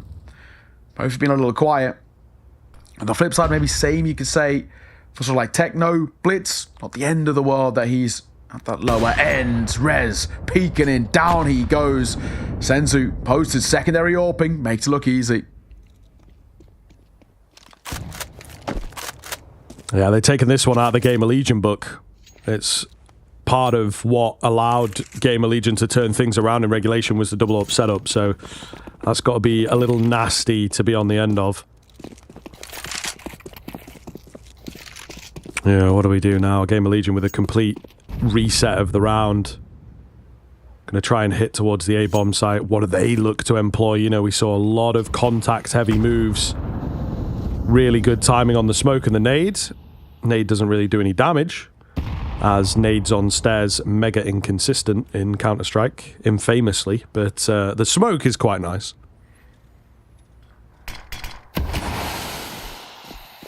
Yeah, well, behind this one, grouping up PR Slend ZTR. Nade will break open that smoke. Mazzinho's here to fight. Gets the first, not quite the second though. Nice trade. And a Molotov down to his back triple will force 9-10 away, but he gets out, no bother. And Blitz is still here. Flash goes deep over it. Blitz can deny this. Blitz can deny this, and he will. They completely overlook it because Torsen was late lurking, but Torsen was too late on the lurk. 9-10 sees him off. That game plan all hinged on Torsen having control towards top con, and by default having stairs control. But Torsen was 2-3 steps too late there, so the ZTR starts planting. Blitz just pushes up and denies it. That's the round done. Dead in the water just like that. That's so unfortunate. Yeah, I mean, the one angle, right? It's very, very difficult. It's gonna happen. Ash trying to keep them together. And they try and keep themselves together, right? But this is a really, really tough run now. You got 2 rounds in a row, and Mongols seem to have hit their stride at the worst possible time for Ash and his boys. So now you're the ones having to refigure things, and again, it's one of those timeouts. Surely nothing tactical going down, right? What's the point? You've got plenty of cash. Yeah. Figure it out, and the rounds are very different. It's all got to be mental. It's all got to be keep it together. You know, you're getting close, so on and so on. But time going to tell on this. Mongols on the horizon of victory. Slen looking to open things up. I mean, they've got out towards Tetris. That in itself is not bad. 9-10 here. Needs to be careful. Both of Connector. Oh, ZTR. Yeah, timing. Timing works out well in his favor. Same can't be said for PR or Torsen, who both get caught by Mazzinho. Back into a 3 versus 3. Missed shot with the orb. Techno turns away at the worst time to avoid the flash. And that loses space. A missed shot by Slen, but second time of asking connects. And a 1v2 for Senzu. He can win this. He's got 31, but Slen makes sure that he can't get space towards short. 15-14. A chaotic round. But Game of Legion will take it. So here we are again. Down the barrel of the 1-round shootout. Who will take it? Mongols could not convert last time. And Game of Legion will look to make that the case once again. A timeout coming in on the other side of the server. Mara gets involved. And kind of the father of this team. One of the youngest, if not, I suppose, the youngest in top-level Counter-Strike. Maybe if we split hairs. But yeah, very, very young team, and it has, over the past year or so, just completely exploded for these guys. Yeah, for sure. Their effectiveness has gotten to new heights for the region, for the country, and ultimately for this crop of players. So do or die here. Torsen gonna go in nice and quick. Sensu is back on that secondary AWP, though. Down he goes, and it's not the way you want to start what could be the final round of the series, and they are still committing in towards B. No downtime at all. Sensu gets another. Techno under the window, looking to hold for them. This is absolute carnage on the horizon here. Looking good for the Mongols, though. They have held it all off. ZTR cannot find enough, and Game of Legion try something so insanely out of character for them, and it does not work. Yeah, not the call that you want to be making in that sort of a scenario. They really just tried to go for a rush B play and hope that something will come from it, but it falls apart. And a really nice shutdown. Senzu on that secondary AWP always looks crisp, always looks clean, and did again here, right in that final round. So beautiful work coming through from the Mongols, and yes, they had to work for it a little bit more so than Kato, for example, on Mirage, but a win is a win, a 2-0 is a 2-0, and they're proving why they are still such a solid team at this top level. So great work from them. Unfortunately, Game of Legion, I think they just fell flat throughout this series in certain periods, and they really struggled to get out of these ruts of forms. And I think in particular, a lot of them came in the start of maps. They just could not get going. Yeah, for sure. The start of the map, and then again, kind of at the end of the map as well, right? Inferno was a pretty egregious example of that, but I think we do see it a little bit in the overtime when they are the ones that have mounted the comeback, the 4 rounds in a row to take it into overtime for sure, and then they struggle to hit that same stride of form and allow the Mongols back in without taking a timeout, for example, you know. So it's unfortunate. A lot of it has to be off the back of this man as well that we see on the screen at the moment. Sensu, unstoppable in places. But yeah, really, really good stuff from the Mongols. That being said, Game of Legion, up until that Mirage in particular, they've never really had a map that felt super close, super doable, right? The last before that was like 13-10 in one of the, I think in the Kato series. So, you know, I think taking it to the overtime there, they can be really happy with that, and it is something that they can use to their advantage later on in the stage. This is the beauty of the Swiss. We expect Gamer Legion to be around for 4 games, maybe indeed a little bit further as well if they can, pull off all 5 or something like that. But they should be around for at least 1, maybe 2 wins. Yeah, exactly that. So in the end, 2-0 for the Mongols, but Gamer Legion did have a bit of fight in them towards that tail end, but the Mongols just proving to be too scary. A couple of things that probably need to be cleaned up a little bit on that Mirage, but I think for the most part, they're fine. I now feel happy that I changed into my Mongols jersey as well. I feel like it was justified. I didn't cast the curse them by proxy, so we're okay in the end. But honestly, like a really, really fun series to watch. I think both sides had their moments. You got to question maybe some of the calls, I think, from ZTR, especially that last one. It does feel just so rogue in that sense, but took a gamble and the gamble didn't pay off. And, we've seen the flip side where sometimes teams last round at that call a rush B and it's just left empty, right? And they're able to really capitalize upon it and they seem genius. So it's just the timing. And unfortunately, not this time. So credit to the Mongols, keeping up their form so far, right? This is a side that honestly should be making the playoffs, right? I think is sort of a bare minimum. I think they were kind of, compared to like VRS ranking to team ranking, the VRS was seen as a lot higher than their team ranking, but I still think they're a scary side. They still should make playoffs for me. And who knows, they can make a pretty deep run. It could be quite spicy. It's a studio environment, not as much pressure with the crowd. That could work to their favor. Yeah, no, it is very true. I think their VRS definitely boosted last year by a couple of banana cups, I believe we might call them. So, it can happen. And, some teams are obviously going to capitalize on the system that is in place. So it's fair enough. But also, I think that they're not going to be too far off, right, where their VRS is at. I think they definitely could be looking at 5-6 in the world, right, in terms of where their positioning is at the moment. Still not quite there at the championship winning level, but they are knocking on that door. They are, very, very close to it, and they're always going to give a bit of a difficult kind of run. This is a good game for them as well to look into, a little bit similar to the Spirit one previously, but I think maybe even more so here is it's a matchup that they're going to have to win if they are proving their prowess and, just the position that they're at for that playoff contention, like you say. I do believe we've got an interview ready here, of course, to hear directly from the horse's mouth on this one, on how things went down. Good to see you, Techno. Thank you for coming in. But congrats on the win, of course. Look, Gamer Legion, we had it as our narrative all throughout. It is a rivalry for you guys. You played them quite a bit in the past few months. How did you feel about how that one went? I think great adventure for us. Yeah. Yes. Okay. Talk me through Mirage. A little closer than I think you would have wanted it to be, but you got the win in the end, but did that require that kind of overtime? How are you feeling? What sort of went wrong where you let it slip towards the end? Talk me through your thoughts. To be honest, we just threw so many important rounds on the Mirage at the T side. We could have been ended very easily, yeah. So you guys placed pretty well at Kato. How are you guys feeling coming into Pro League now, right? This is obviously a tournament that I think, given the right bracket, given the fact that, we're more sort of in studio, which is always a different sort of vibe for some of the more arena-focused teams, let's say. How do you feel about how you guys are coming into this tournament?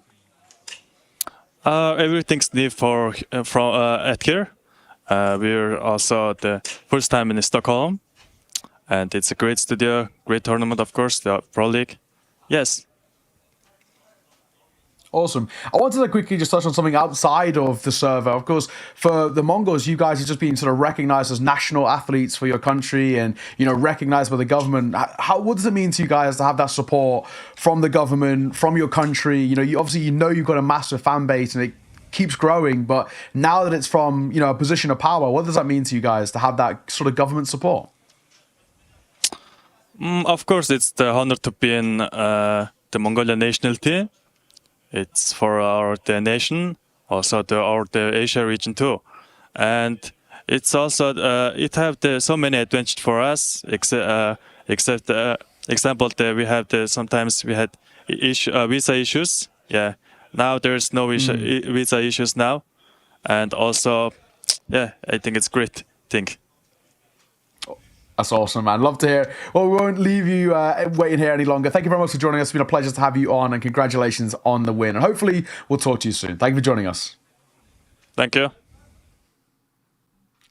Awesome. Love to see it. Well, a nice simple win, I think, in the end there for Mongols. Simple is a real loose term because Mirage they were made to work for it. No two ways about it. I think Game Legion, they'll look back at that series potentially a little bit tilted too, right? Knowing that they potentially could have pushed that towards an Ancient, but it didn't happen, right? In hindsight is 2020. But that is myself and Scriv done for the day here, but not the B stream. We're going to throw it over towards Darth Mike and XNet coming up in just a moment. We've got 2 more banging games to bring you with Na'Vi Saw coming up next as well here on the B Stream. You do not want to miss it, but for myself and Scriv, thank you for joining us. See you tomorrow.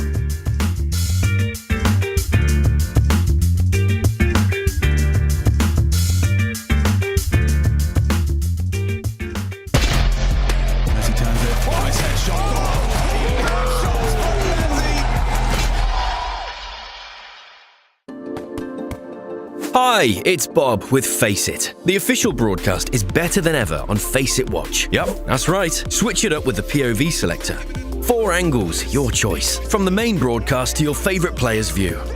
And it's available on the Face It app and Chromecast. But wait, there's more. Keep watching, keep winning. That's how we roll. Watch ESL Pro League while having the chance to get skins and Face It points. Look at this beauty. Change the channel and control how you watch.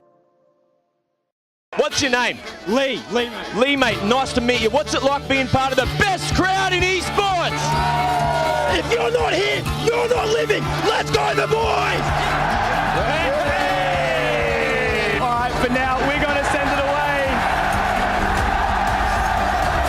Let's show the world why we're the best crowd! You're champions!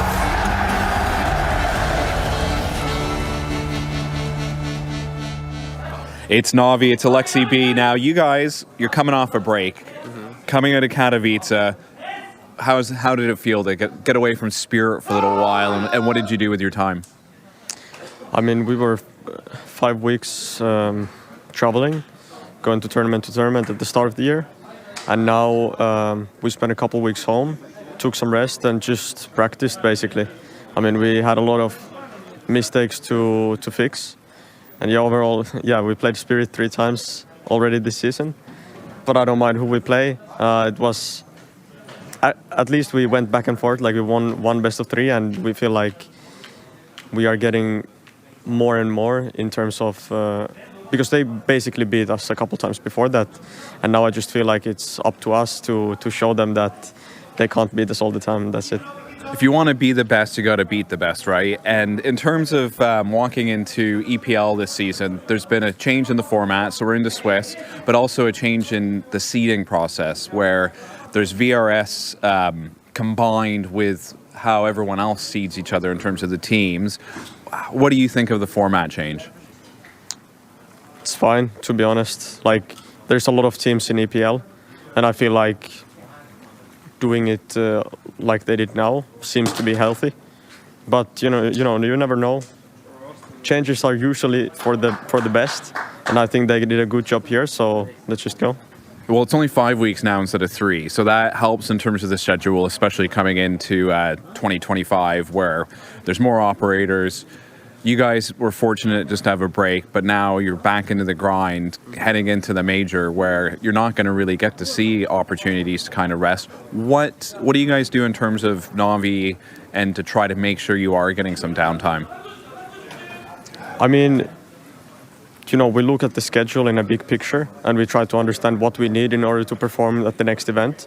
And now we did a lot of work heading up to this. And we know that after this, the schedule is still going to be quite hectic. We have a lot of tournaments coming up, and we also have boot camps coming up. So, it's just a grind, but at the same time, you just need to see the gaps on when to actually rest, because all the players need it as well in order to perform. And of course, across the server, it's Saw 3-0 on stage 1. Is that something you expected, and how have you guys prepared for this match? I feel like they could have done it. Like they got some practice under the belts with the new guys, and maybe they caught some teams a bit off guard with the way they approached some maps. Who knows? But now we have a lot of data on them, and we did our preparation, we just need to get this team rolling and go from that. Good luck. Thank you.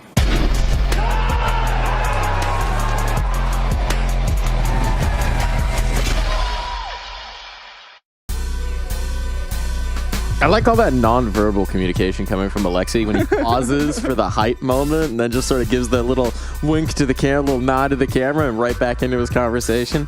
It's nice to see. Na'Vi joining us here for Stage 2 of the ESL Pro League. I'm Darth Mike. This is Exner. If you weren't here last week, hello.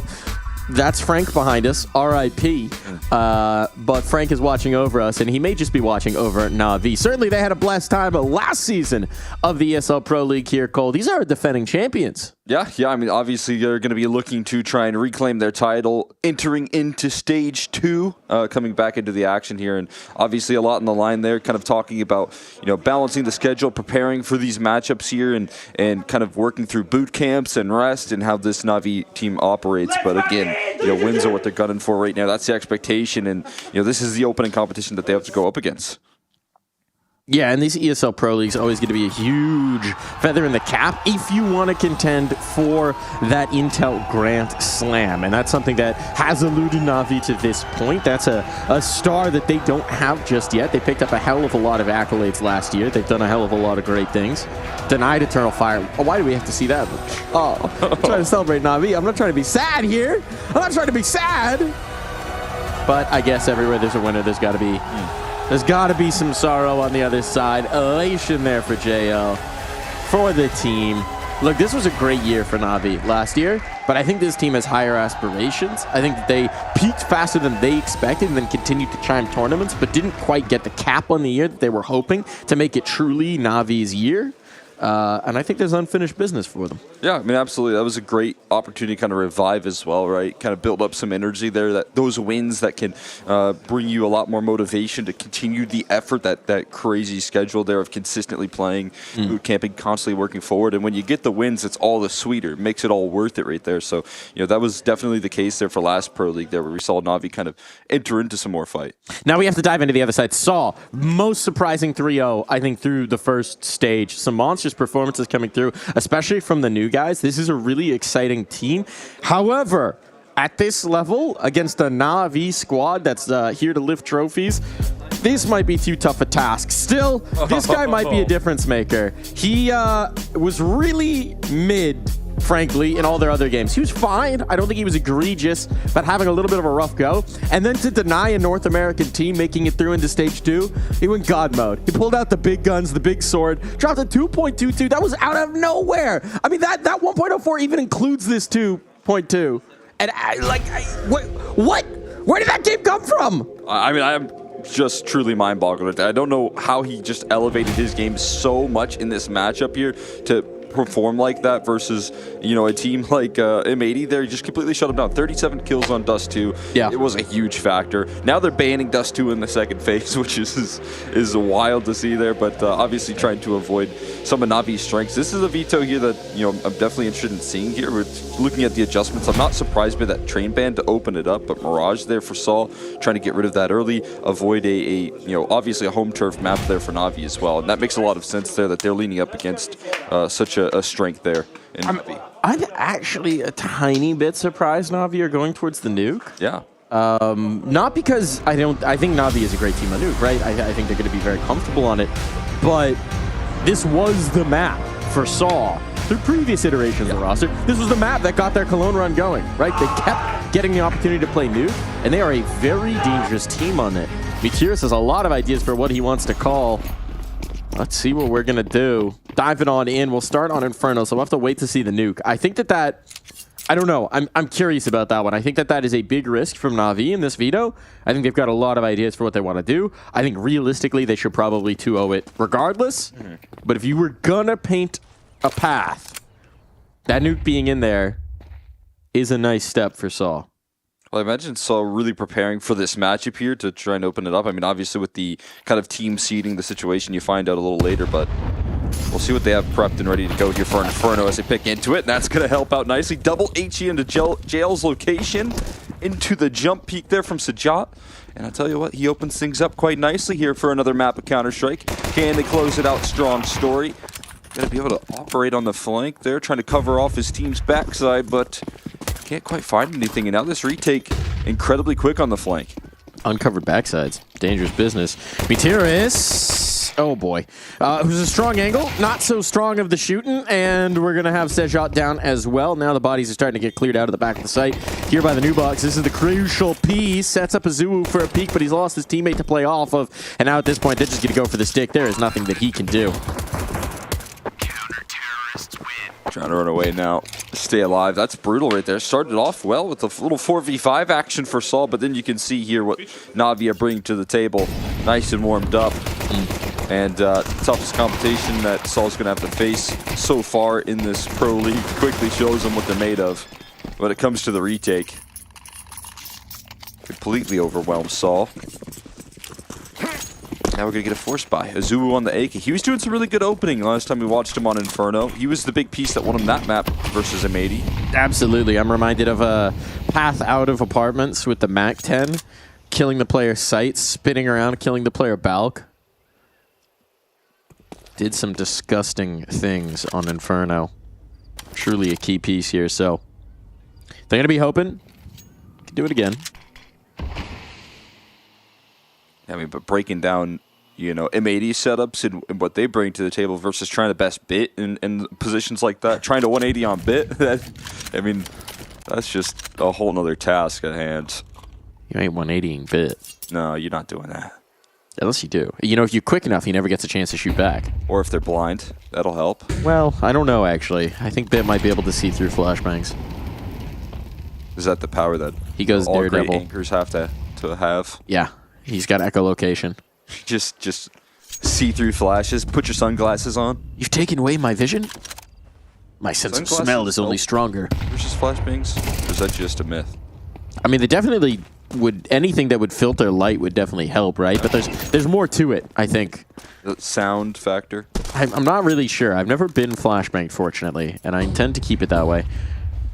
Imma has been flashbanged. By his teammate, nonetheless.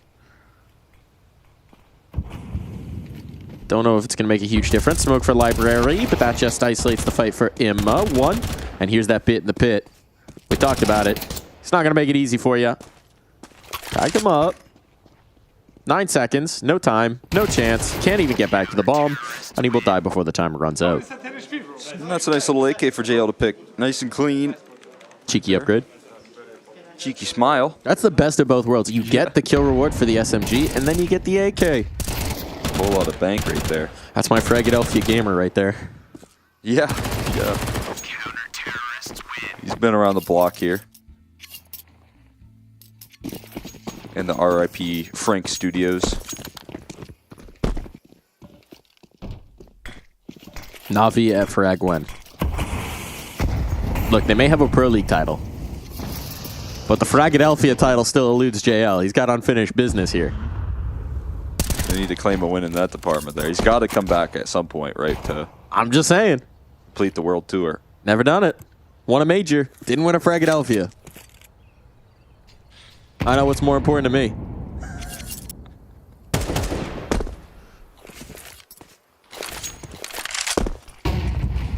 Right now trying to win here on Inferno. Got that AK to use up against him. Nice and diligent on the map control here, just denying them at every scene. There's a good flashbang for him. I'm not caught by it, but a little overwhelmed by the amount of presence. Wonderful. Also turning that corner, and it's shut down by the USP there. A little sidearm to cover off his bases, and just making sure he doesn't die at this point as well. I like how he just slips away. Oh, you wanted to chase that kill? Say hello to my big brothers. That's like you're bullying a kid on the playground, and he runs away, comes back with 2 kids 3 years older than you. You were bullying kids on the playground? It's a metaphor. It's a metaphor, Cole. That's messed up, man. Don't bully.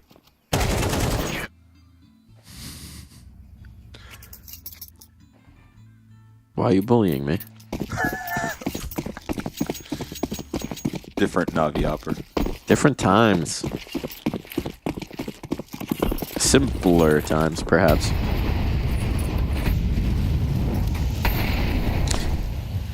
Well, for Saul, it certainly hasn't started well. This is one of those matchups where you're saying, well, maybe they've got a chance. But it's one of those chances where you kind of want a lot of things to break their way. For example, pistol rounds. And when they don't, up against the Titans of Na'Vi, you're starting to think it might actually look like the Dark Souls boss, except Sejat's not going to be in the boss side of that. He's going to be on the other end. He was on both ends in the graphic case, but he's all things. That's just his range right there.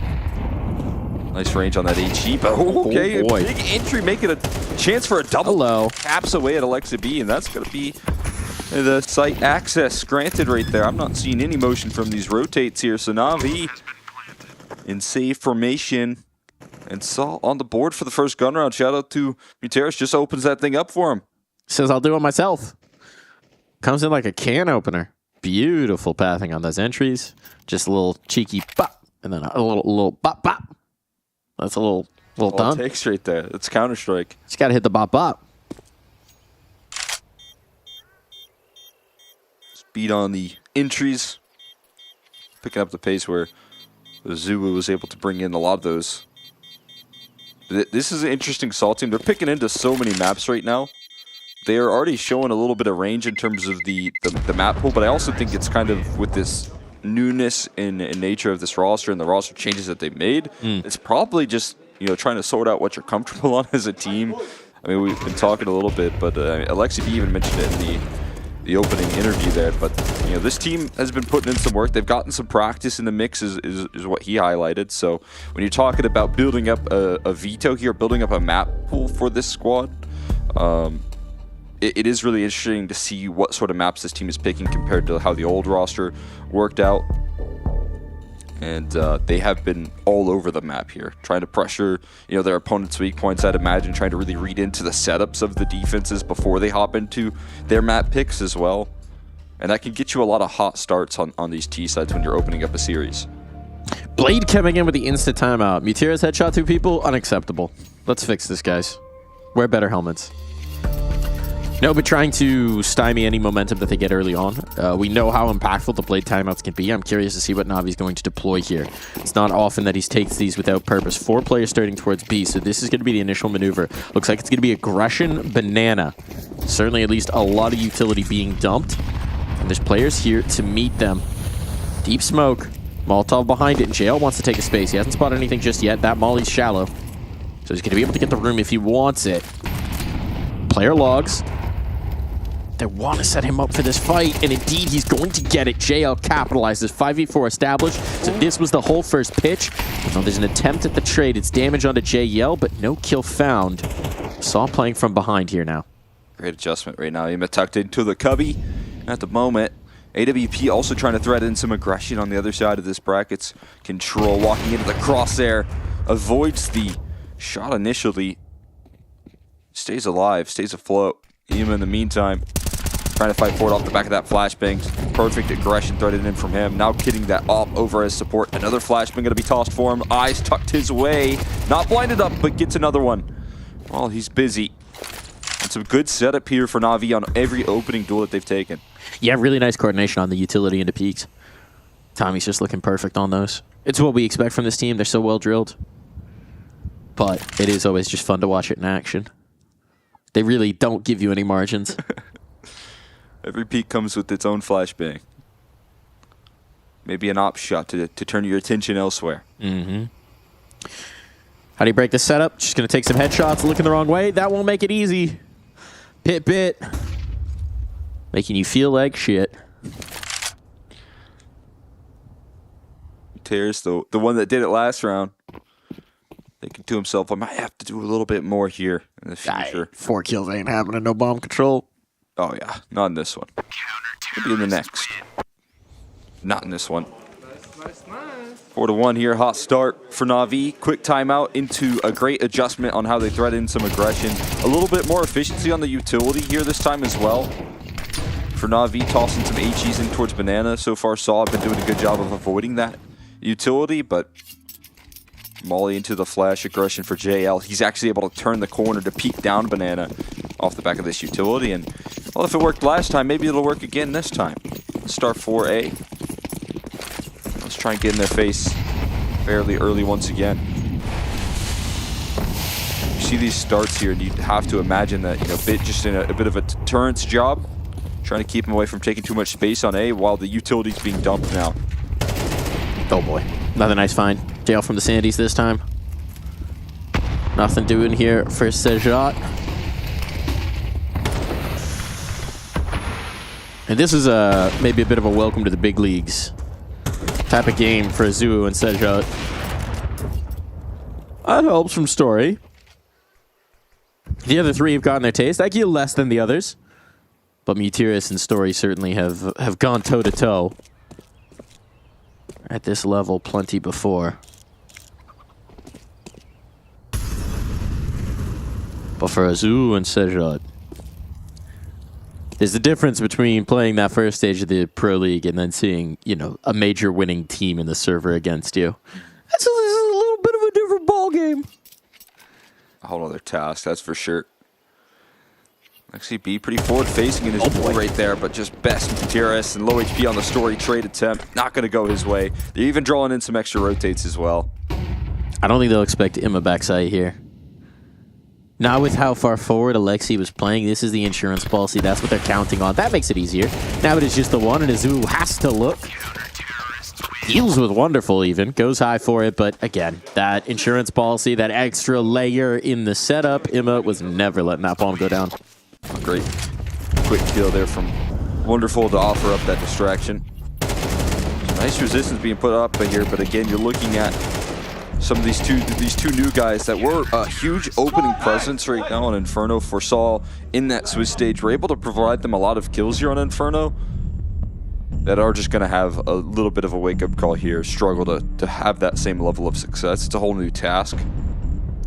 Speaking of whole new tasks, when you talk about the stack up between these two teams, you've got Golden, who started coaching not long ago, had a stint coaching in Sweden, then went back to playing. Now he's back coaching here for this SAW roster.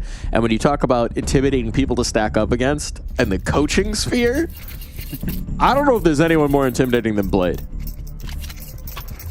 That dude has an authority as a coach that is rare to come by at any stage of frankly, esports competition, much less just in CS. Imma has no utility and no gun to start off this round. You do like to have one of those. You went back to buy. Oops. Okay. Whoopsie. It's all good. Realize this. Just you need those? We weren't just ecoing this round? What's the deal, guys? I thought we win 5-1, then we eco to keep them guessing. I was reading the wrong page of the notes. He was just going to hunt Mutiris and pick up his gun with his USB. So he didn't have to pay any money. Don't tell him he can't do it. Good deal. Oh, boy. Bit maybe helping out Mutiris so he doesn't die to the op there, but now Bit down. Didn't let him get in the pit. That's the trick. It's Imma in the pit instead. Oh, they keep doing this. They're just hiding Imma behind other positions. Oh, boy. Okay, flying back through JL, maybe going a little unpunished there. Probably shouldn't have got away with that one, but he will. So it's all giggles. It's all laughs. He knows. He knows that might have been a little much. Using that A for like a P90 right there, or he's using that A for like an A1S with that mobility. Oh my God! Just flying through on the duel. Oh, he thought it was clear. Both were porch or something like that. Yeah, miscomm. Well, unpunished. It's all good. Yeah, it's all good if you just don't die to it. If you simply win. Problems, then you can just laugh it off and it's funny. Trouble in paradise. Seems like paradise in paradise right now. It's pretty paradise. Good. Yeah. Wonderful even. What? Hold on. There's another. But there's another. I feel like every round, Imma has just been layered behind somebody. This time, though, they deal with that layer. But they're just constantly, it's like he's standing in a guy's shadow. You kill that guy, and then boop, out of his shadow pops out Imma.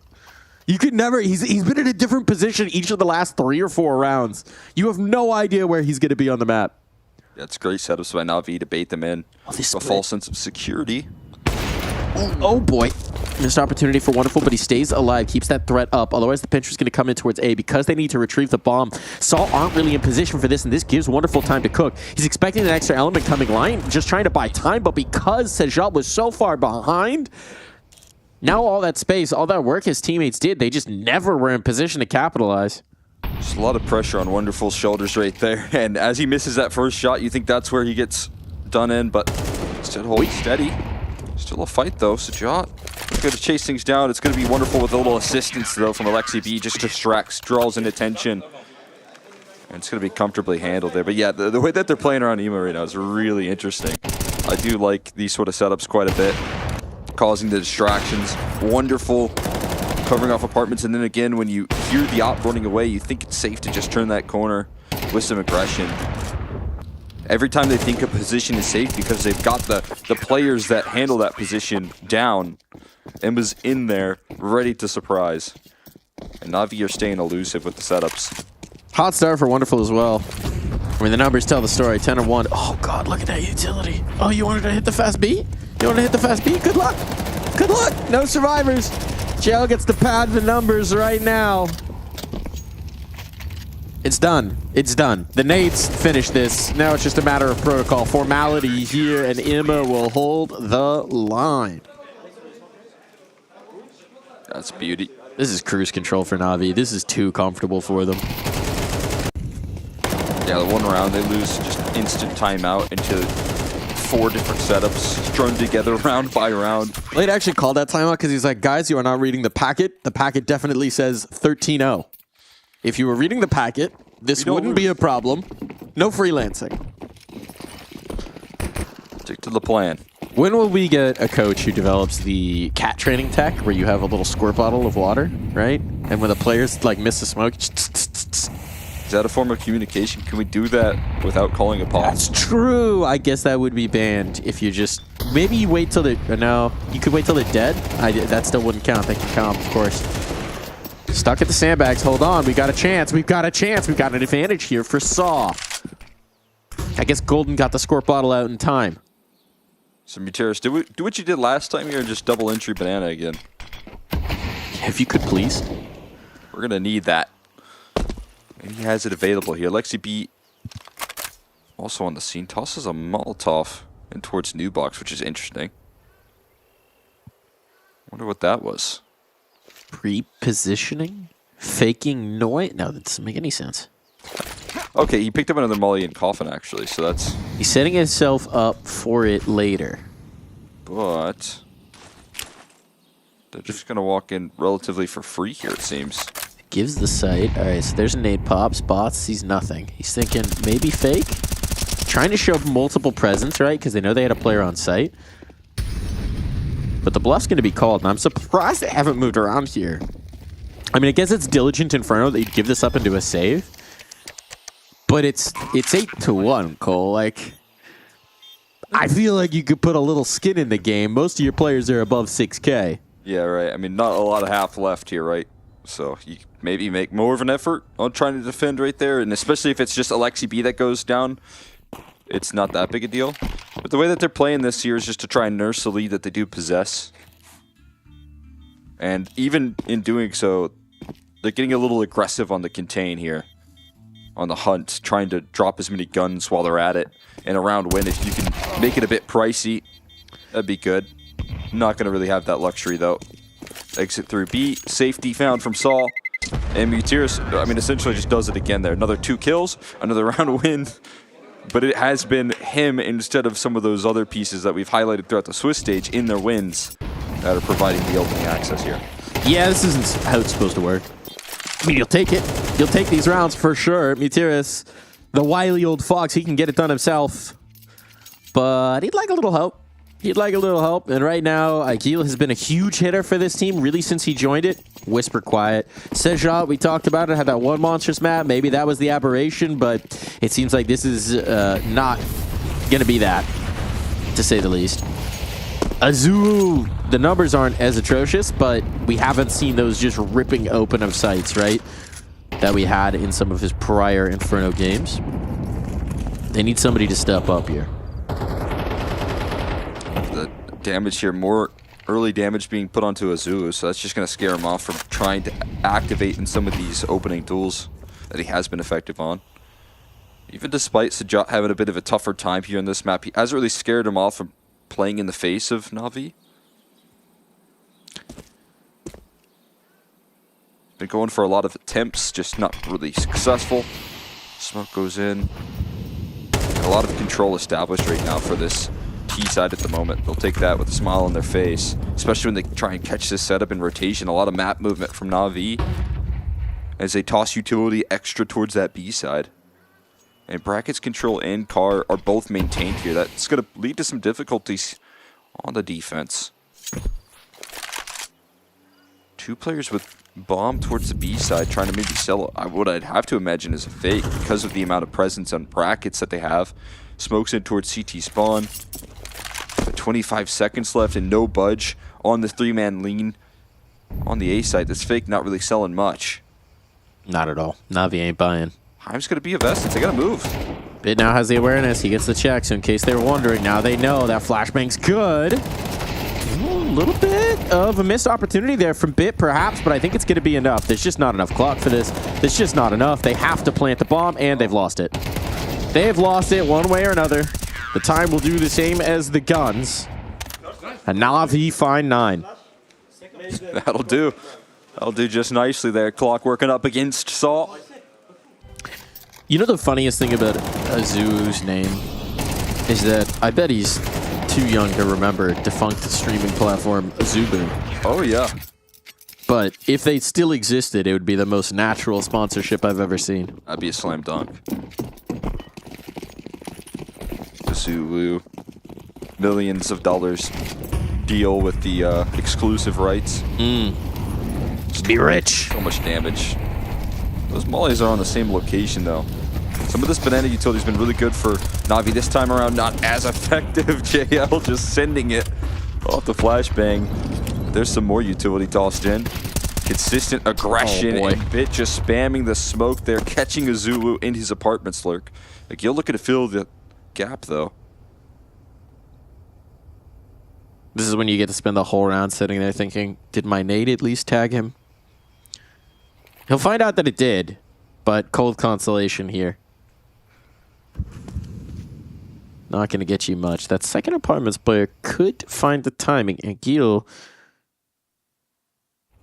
bit of a stinker, would love a little something more. Well, that smoke denies the opportunity. Not happening. You tilt to set up Alexi's peek. Doesn't even need a peek. Just a denial. Oh, boy, on the line. Uh-oh. Uh-oh. Uh-oh. Where do you go? I mean, the bomb's trying to get in towards A, but there's just no time. Again, every time they try and find an angle, a flash is in their face. You gotta make the move here in towards site. It's the correct read, it's the correct lean, but Emma will be here soon in the reinforcement, so you better move in. Losing the Moto player now makes this tough. It's just the one element on it. Smoke to deal with Wonderful. And Sejal finds Emma. So the first bit of reinforcements is stopped, but Bit not missing. A Wonderful fast behind him. Double digits. We'll be back.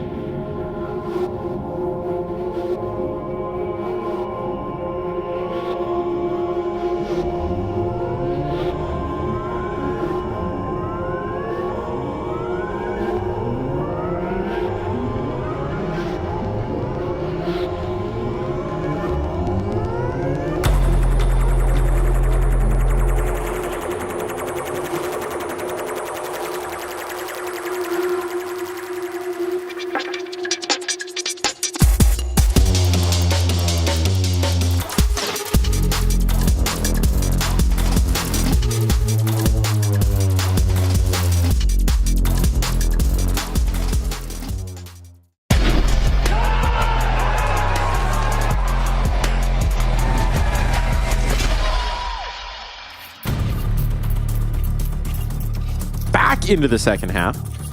And, well, frankly, this has been a pretty straightforward map of Inferno. But the most interesting thing might have come in the break, seeing some posts about where the ESL Pro League's headed in Season 23 into 2026. We got Open Qualifier BYOCs back on the schedule, folks. So that's exciting. Imma, well, okay, got the perfect flashbang, got the perfect peek, couldn't get the perfect kills. So Gil will keep his teammates fighting here as they got aggressive down middle. Trying to assert themselves. Death by 1,000 paper cuts as the Glock body shots eventually do find kills. JL gonna want some of these shots back. Don't put that in the highlight reel. No one saw it. No one saw it, guys. Just handshakes all around. Let's back off that stool. Let's try to take a different approach right there. Eventually get past the smoke. And it's going to be open access into this B site. Not a lot of resistance left here. Lexi B still has a Molotov while they're at it. And Navi set up just nicely here.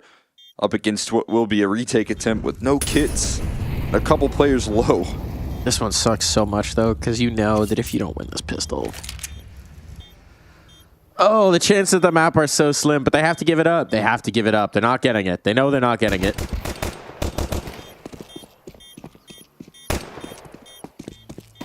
It's just the slow suffocation of a map that you know you've lost, realistically. But you've got to play out the last rounds. It's not done! They'll get one good shot at this.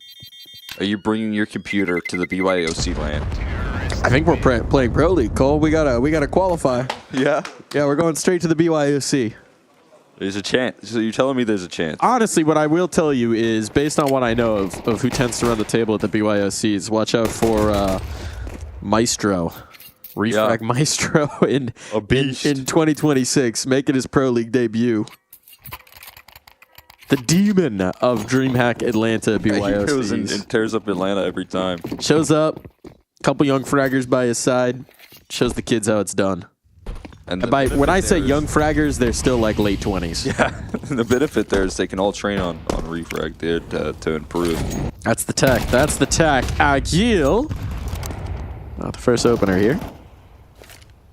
That's a nice sign. So they bet it all on this one. I thought it was going to be a play for overtime, but they have risked it all. Saw say, you know what? 10 rounds in a row against Navi, not doable. But if we could do 10 of the next 11... You know what the worst part is about that, though? What? Either way, Navi still have 2 timeouts in their back pocket. Oh, God, you know what that means. Blade rounds. Yeah, those are blade rounds right there. You got 13. I mean, the math just adds up. It's an excellent point. The conversion, if you're wondering what we're yapping about, the conversion off of blade pauses, he has some stupid efficiency rate with it. Impact coaching right there. Or they might not need them. Great entry for Bit. Looking for the follow-up. Story, though, flying around with the 5-7. Now reinforcements on. Do they keep him safe? Do they realize he tucked? Oh, my goodness. Doesn't matter what they realize. JL deleted. 5-7 might be enough. And it's headshot after headshot as Story is ready to keep this going for another chapter. He'll run it straight down in the pit. It's all Story all day long. What a lifeline right there. Story with his back against the wall on the A site, managing to stand so tall, defending that one by one, piecing up those duels with just a 5-7. He was completely alone before those rotates were arriving on the scene, but a quick smoke into apartments, forcing a little bit of discomfort, and being able to isolate those trade attempts right there into an immediate force buy. Navi not in their bag just yet, not using those timeouts like we highlighted just yet. They want to get a quick chance at a force buy first. Yeah, you don't need them here. It's not cause for concern just yet. I know they pulled the first one after they lost 1 round in the first half, but now Blade's looking at the cushion. He's like, I don't got to clock back in for another 5 rounds. Yeah. Well, we'll at least wait until the next gun round, I'd imagine. It's probably what they're gunning for here.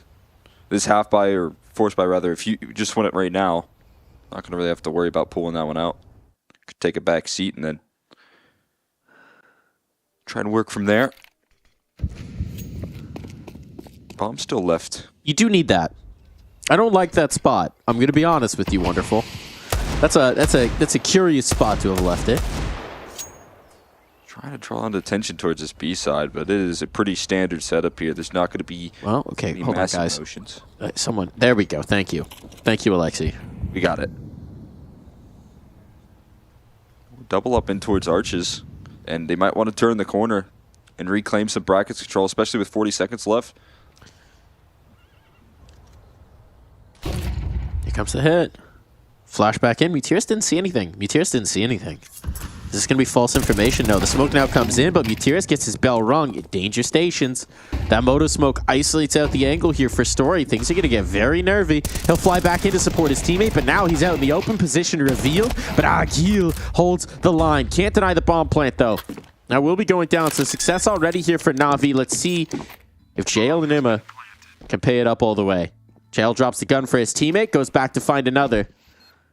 And now strong position here in the mini pit. He doesn't have a rifle, but what he does have is headshot ability. Imma with that big gun. JL to finish it on the dig. No timeouts needed, no guns needed. Na'Vi find map point. Yeah, it's such a quick bounce back right there. All you need to do is give out some quick fist bumps and get into that force buy. Nice attempt from Agil to offer up a great defense with that Galil in the back of the site. But just too much at Tasser, especially with that opening duel coming through from Alexi B. Happy with the trade zone. When you get JL and Imma in a 2v2 on that A bomb site, it really doesn't matter about the health. They just get themselves in positions where they can work off the low HP. Both headshot angles and both headshots from the duo offered up to Salt. Golden timeout going to be deployed here, as you're running out of opportunities to use them. Desperation on. We've got 3 HEs. I think your best chance at this round is you nade them all and they never get to look at you. That's a key technique. I don't know why teams don't deploy that more often. Just throw the nades at the feet of your enemy. 2 of them are headed towards Banana, as one would expect. There's 1, 2. That's good. That's good. Yeah, that's exactly what we said. Maybe that was what Golden was saying in the timeout. A little target strike onto Alexi B. But then they kind of flee on the B side, and that's going to be enough to enter in right there, free of charge. Now there's no one close by. That's looking like the map. Maybe this nade finds Alexi. Story's got a 5-7. True. Don't say it's done. Don't say it's done. He likes to tell some tales. Okay, they're baiting out the peaks at this point because they know Desperation's on the other side. And now Story does not have a 5-7. He has nothing. Shield just getting into the angle now. Mutiris looking to end it. End it, they shall. Bomb ticking away. Desperately looking for the lurk, but there's no lurk for you. There's no lurk. You gotta go. Cold Constellation at this point, it's not gonna happen, but you might as well give it an attempt. Oh, the Tico pulled out right there from JL to cap it all off. Lovely headshot, and it is business as usual here for Na'Vi, closing out the map with confidence. That was a great look on Inferno, and for Saw, it is a very quick welcome for what the competition is in Stage 2, and it's pretty severe.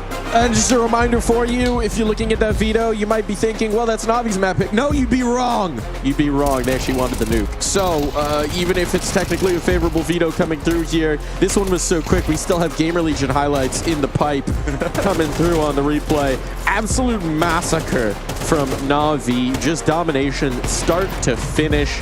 The faintest glimmers of hope here for Saw. I mean, in the first half, they all just came off of Mutiris headshotting people. There was never the sustained picture for how they were going to contest against this team. It is the 2, more experienced individuals winning them the 3 rounds when it comes to the level of competition that they're up against. If you talk about Mutiris, the double entries were good enough to get them 2 on the first half. And then we saw Story with the 5-7 get their 3rd round. But that's all that this team has really to cover off up against this Na'Vi squad. Maybe that pressure here of who's on the other end of that server, getting these younger guys that don't really have this Tier 1 experience as much. Yeah, you do like to see it.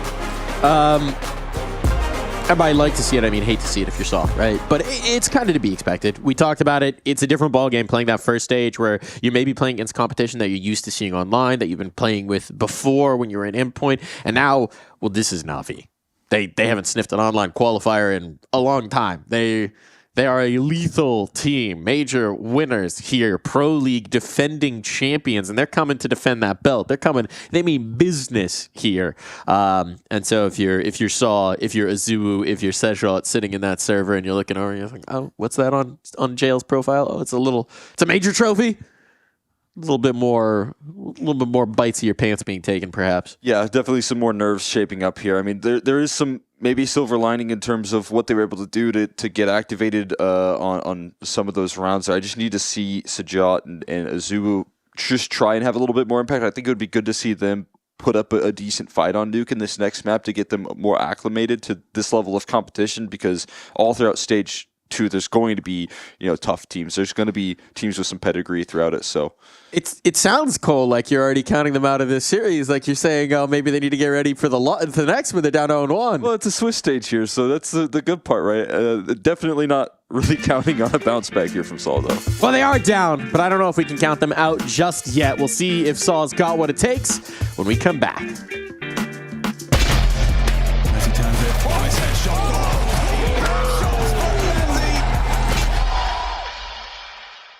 What's your name? Lee. Lee, mate, nice to meet you. What's it like being part of the best crowd in esports?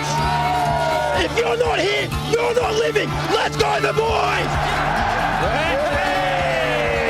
All right, for now, we're going to send it away. Let's show the world why we're the best crowd! You're champions!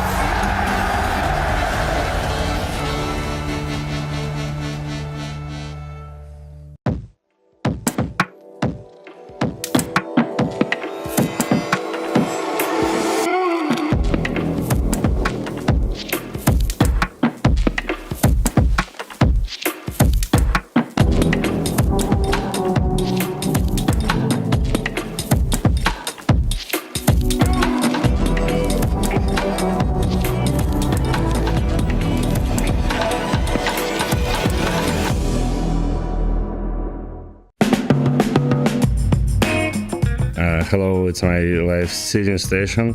Seed 12, so. Seed 12, so. Seed 14, so. I mean, they're a new team, obviously, so I think maybe it was a bit of honeymoon, I would say. They played pretty good in the first stage, but I think it will be harder for them against good opponents, better opponents. Seed 15, so. 12 seed, so. Seed 14, so. Seed number 14, so. Number 12 and 14. I wanted to switch every time, so it was hard because many teams are kind of the same level, I would say. Seed 13, so.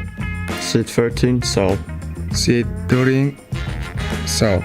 Put Sao in number 13 seed, and because they changed it to player, and they played good in stage 1, but it's stage 2 seed, and it doesn't matter about stage 1. Seed 14, so I don't have anything against them, but I believe that teams that I put above them are a better team right now. Even Furia lost to them, but I still think Furia is a better team. Number 14, so. Seed 14, so. Seed number 12, so. Seed number 30, so.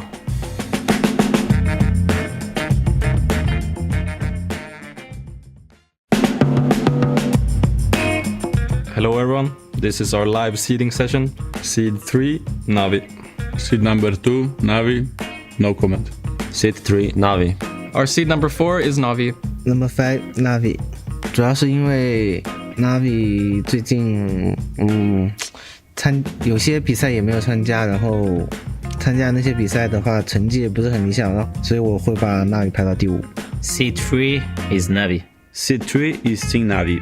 I think the reason that Na'Vi is number 9 or even lower in the rankings and right now, but it's considered for sure one of the top 3 teams in the world, is the fact that we just had a tournament in Romania that had a huge prize pool. and the fact that Navi didn't play in made them go lower in the rankings.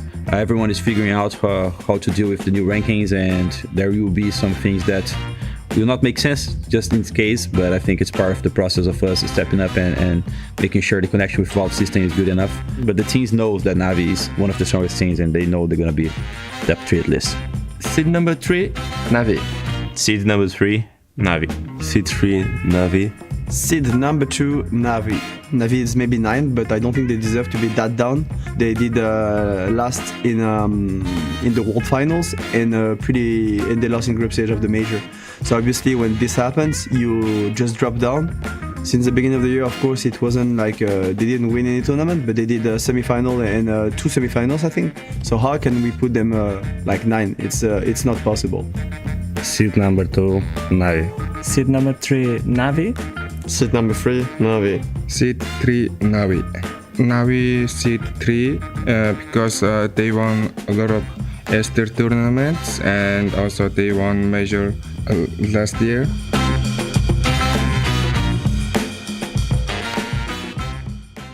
Bellows in palace. The king rushes to the throne, for it takes guts to obtain Speech. I'm nervous, I know I forgot my papers. Playground right now at 8.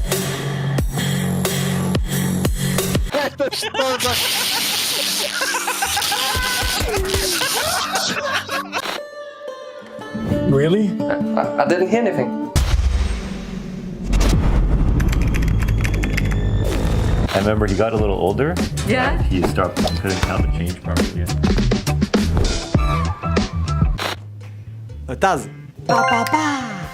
Personal chickens, pets of mine. 33,000 personal chickens.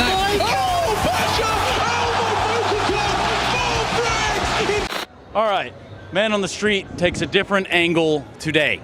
Ugh, not this guy. Casting.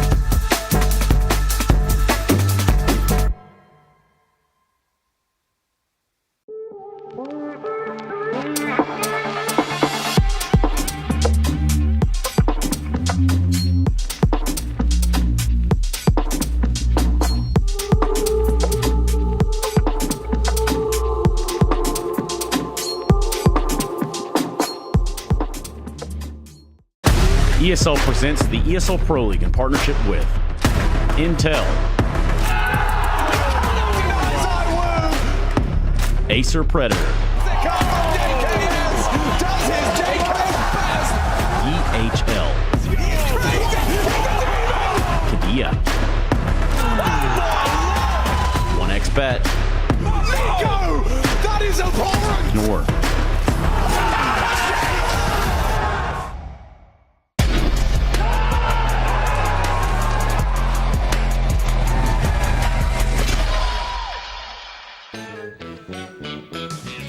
Welcome back.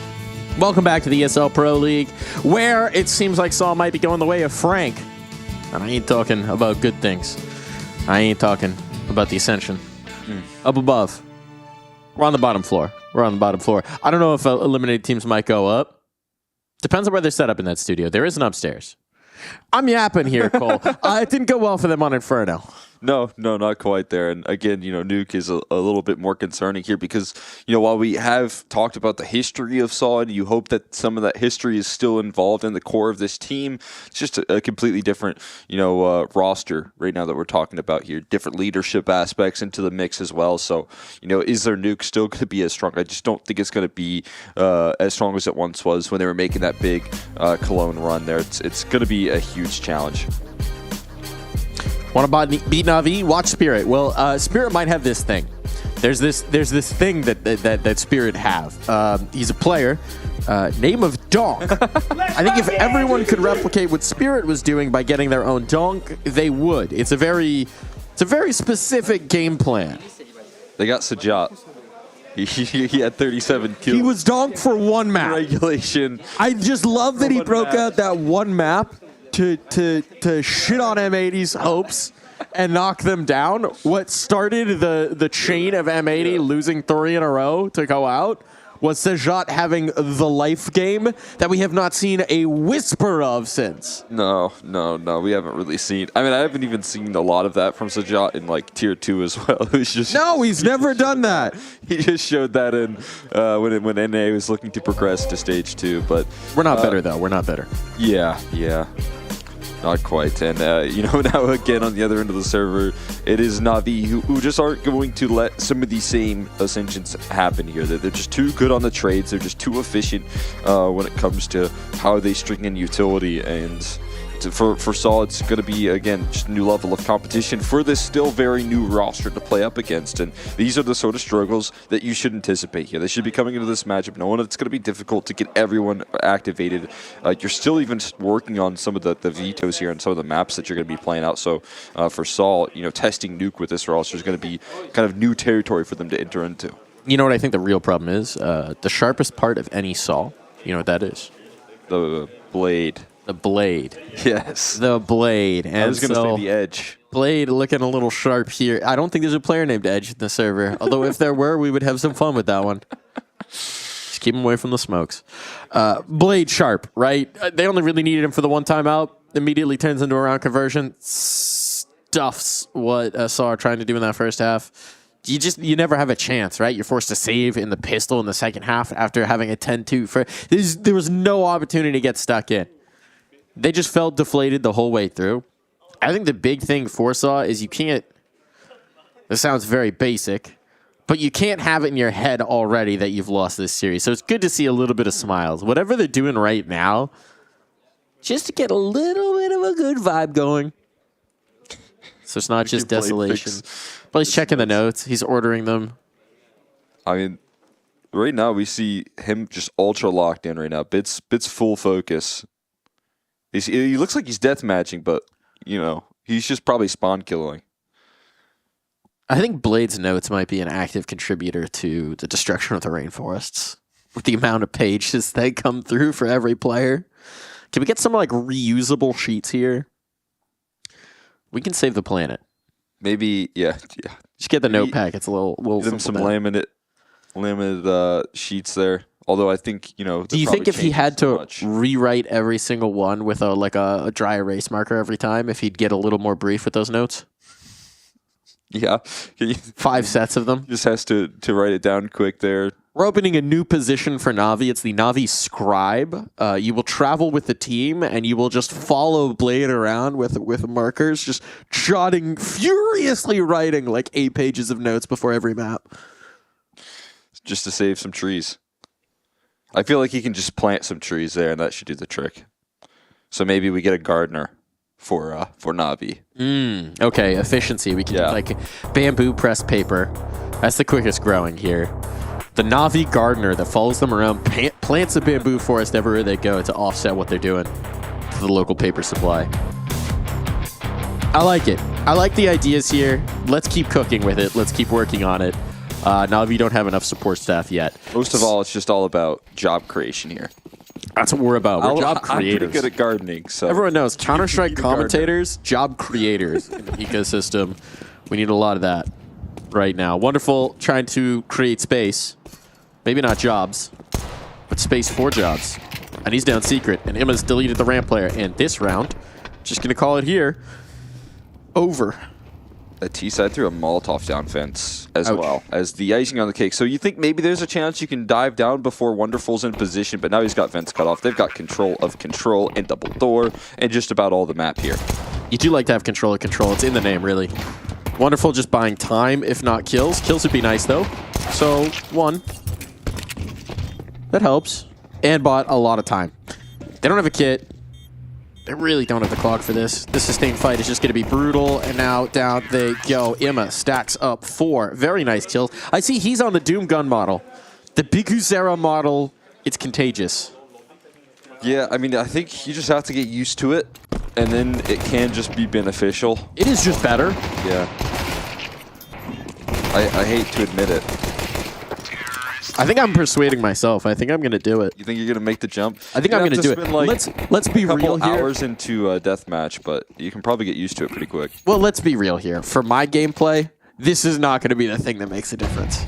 But at least I can feel like an eco while I do it. And you're giving the 5%, maybe, well, 2% increase that you're going to get out of the view model change for like every once in a while seeing more targets. Look, whatever bonus multiplier it is, yes. When the number's small to begin with, the bonus multiplier does not have as much of a big impact. No, it's going to add up though. You know, you just give yourself the best chance. We'll see. To win. We'll see. That's the tech. Speaking of the tech, we do have no techs out right now. Force buy though for the CT side.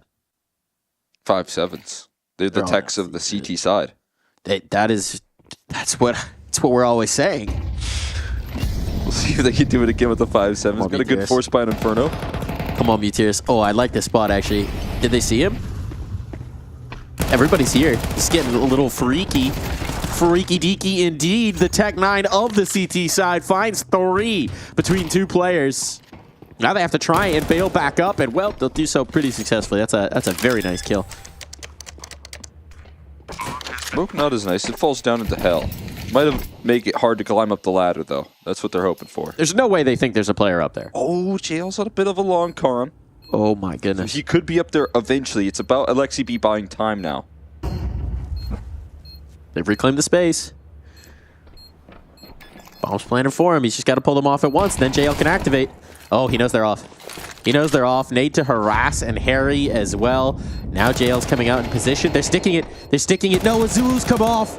Oh, boy. And that's going to be the round. Oh, for Saw, they got so close. Goal. Nice.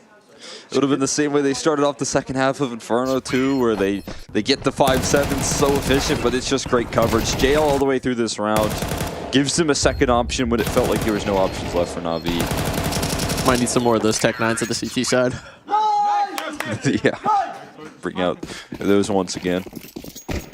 I think that might be the most hype that we've seen from Na'Vi so far this series, right? They weren't really pressed on the Inferno. There was some laughter. There was some joy. But this is the first nervy round that they probably shouldn't have won that they convert. Now it's an eco for Saw. Your chance to punish early, fallen by the wayside, just like Sajat. Knight from the heavens. The Deagle is picked up though. Tira's gonna whip that thing out. JL. He's got a nice 35 bullets ready to go in a lovely lineup, but the USPs are stronger. Oh, the gun picked up now. Things could get a bit out of control. Hold on. Everyone back into the angle one by one. One by one now. Okay, Alexi. Gonna restore some sanity here. I think they might know they have a player painted into the corner here in the hut. Bit's definitely aware. Bit?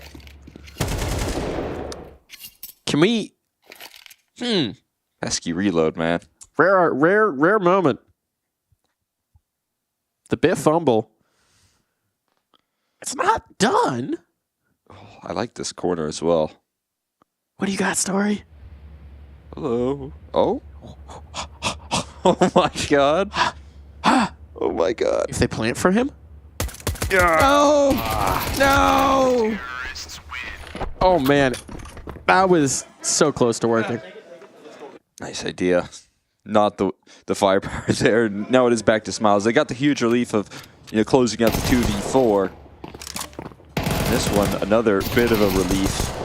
Saul put some serious damage downrange. Like you said, rare to see Bit miss out on these opportunities, but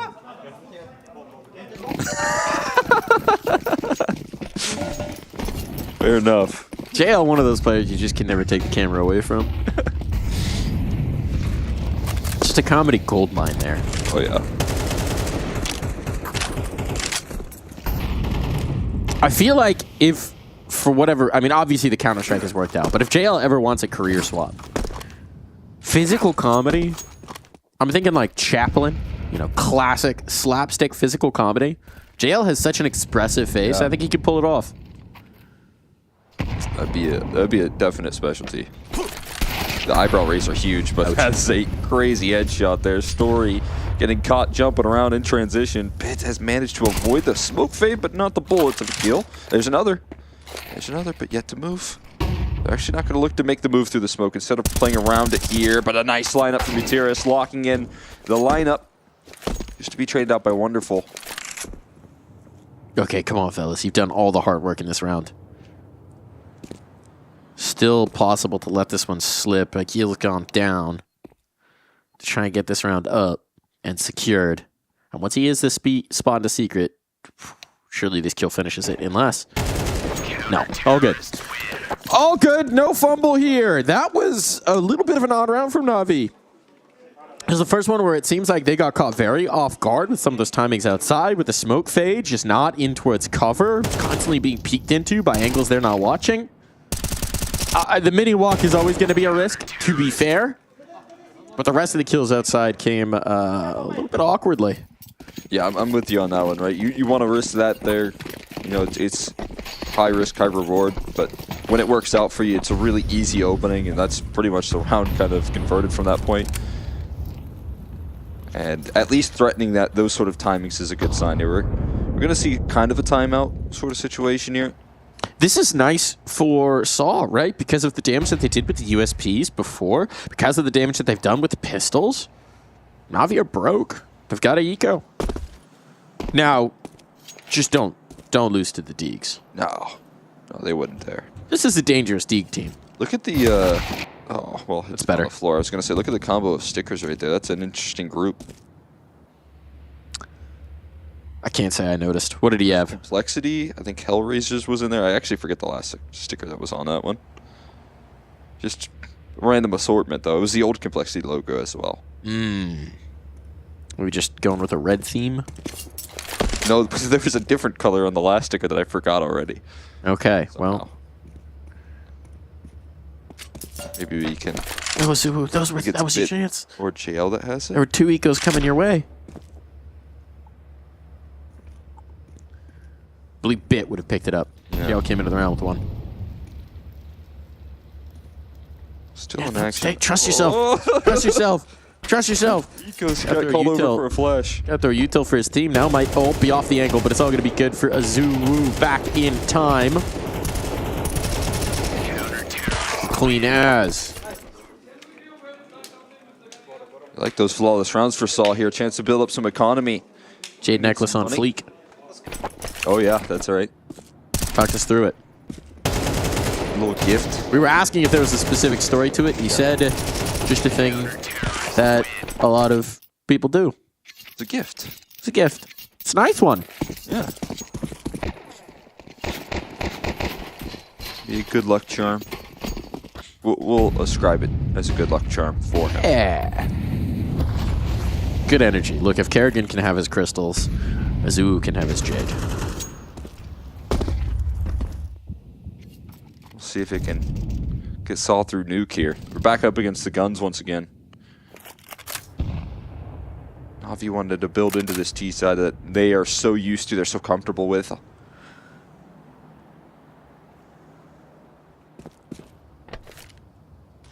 Utility belt here from Alexi B, tossing in some smokes, a little bit delayed.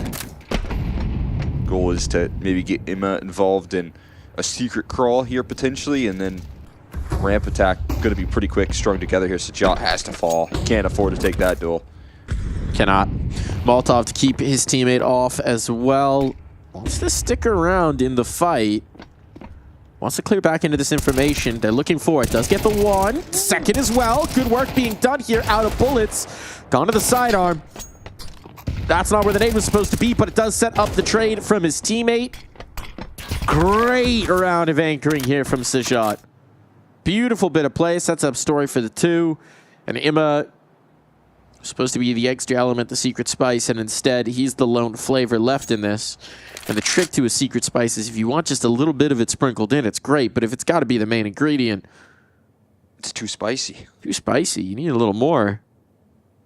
So time to just sit in a corner and hold this AK and think about what went wrong. Yeah, that's a great bit of confidence from Sajat, man. A lot of players there on that ramp hold are giving up that space there. Then you have to kind of operate in a 5v5 without ramp control. That's a really difficult thing to do, and you still have the idea that Emma is containing outer yard control, right? There's not a lot of re-aggression, so there's really no map information. And so if Sajat falls off the line there, I think it's going to be a challenging round from that point forward for Saul. Instead, manages to find 2 kills in a forward awkward duel that Na'Vi couldn't trade out. This is again as well, just in that ramp take, you're seeing maybe a little bit, they weren't expecting that angle, right? They weren't expecting a player to be in there because the spacing on the trays wasn't good, allowed him the chance to reset his aim. And it was precise aim to be clear. But maybe this Na'Vi team getting a little bit more than they bargained for. They've got the hero rifle, saved through from the last. The downside of it is Emma's got no money. So, going to be hoping to create something out of this. Oh, man. Alexi catches the timing. That's the kill. Rifle can't be picked up. But now they know where Azuu is, and the trade is instant. And that AK can come in punishing. And Emma pays it off. Bomb's going to be planted, and this round is in peril. Mutiris trying to recreate the space. Knows he's likely got a player painted into the corner here, but he can't do anything to unseat him for the moment. Just got to keep his hand on that trigger finger. Sajat, last alive. Hero of the last. Now he's just got to bail on out of there. 4 players on the other. He cannot give this a look. Na'Vi, just when you're starting to count them out, they strike right back. A quick upper hit. And that phase through the smoke is devastation here for Saul. Dude, I mean, Mini's so frustrating to play for moments like that. When you turn your back, that's when you're vulnerable. And Alexi B's clock right there, his presence of mind to wait that smoke push so perfectly, waiting for that squeaky distraction, waiting for attention to be tossed out hut. And a back turn free opening pick because of it. And that's just exactly what they drew up right there. Game plan all according to plan. And Emma able to thrive with the opening goal that was threaded in by Alexi B. He gets traded as well instantly. That's the A side opened up. I think it's been cool to see over the lifespan of this roster, the transformation of Emma to Hima. When he first joined, there were high expectations, right? Coming off of the Gamer Legion Major run. Underperformed those expectations a little bit, and then there's the conversation of, I'm not supposed to be, he's even talking about it, I'm not supposed to be that guy. If I'm a secondary or third piece, that's the way to be. That's not the case anymore. He is that guy. He's grown into it. He's become that guy for the roster, and when they need a big performer, when they need that hero AK, you want to put it in his hands, you want it to be in his hands. Now he's dead. Smoke spam, can't be that guy if you're dead before you see anybody. Maybe. Well, that's awkward. Yeah. JL trying to work his way into the vents. Maybe he thought it was broken, but runs in around the smoke. There is the cross. They killed JL in the cross, so they don't expect this duo down in towards the lower site. That is a huge surprise for Gil. Thought there was safety in the rotate, but that's not the case. And now this B side is becoming a little bit vulnerable. That little bit of a stall in how fast they killed the vent player, though, is huge, actually, for allowing teammates to get in towards ramp. They still can't deny this. Oh, but there's a follow-up. Tears is going to be closer than they expect. Bit. Already, but not prepared for the duck around. Leaves it to Alexi and Wonderful, and Knight is really in position to actually deny this defuse, so Tears is just going to stick, and this one's going to be over. Excellent coverage right there. Crouching into a bit angle like that is the perfect way to deal with him. Sliding right underneath his crosshair that's positioned head level. Going to be able to find himself very comfortable, dude. This is maybe why that small oversight takes place right there. And a Gil a little lackadaisical on the vent dive. Doesn't expect there to be multiple players ready to follow up. And Na'Vi do a good job of trying to capitalize on said space, but 3v4, when you start to lose out on that positioning, it's going to matter a lot. Blade timeout. Here's our first one. Here's our first one coming to the end of the half. Last third of the first half. Is that the third, sixth? What? Yeah, that's right. What? Cooking Cole's brain out here. I'm making him do fractions. It's the third, sixth. The third, sixth? Yeah. 1/3. Would that be like? Okay, I see what you're saying. Somewhat, I think. I'll go with it though. Had to let your brain simmer on it a little bit. Yeah. If it's the last third of the first half, it's the third, sixth. There you go. Getting into those crazy numbers. I know quarters. The crazy numbers, 3 and 6. You're on that that NHL stuff. Got to keep the brain cooking. Just a little bit. Alexi B cooking. Certainly locking these players out. Alexi double entry off the Mackie. And this one's done. Oh, they try and reclaim the space, but it was already lost. They just didn't know it yet. Disaster here for Saul. And add that one to another in the long list of effective Blade pauses. There's the continued results right there, man. And what a great punchy A execute. I mean, there was a well-staffed A bomb site there from Saul. They had the numbers ready to go.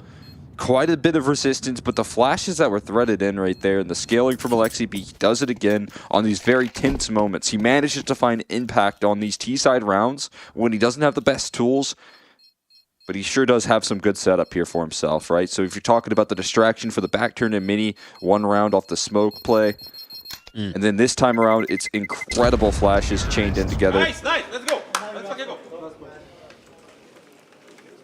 Smiles. Smiles. Yeah, I'll go with the bomb. That's fine. And a Mac 10. Look at that. Look at that. His entry pathing is so great there. He avoids all of his teammates' flashes. They catch it perfectly, and he instantly routes in towards Tetris. I mean, a lot of players are trying to run it out in towards front silo, but you know, it's kind of a U-shaped route coming through from him, and it just works beautifully. That's a grimace on Azu's face that tells 1,000 stories.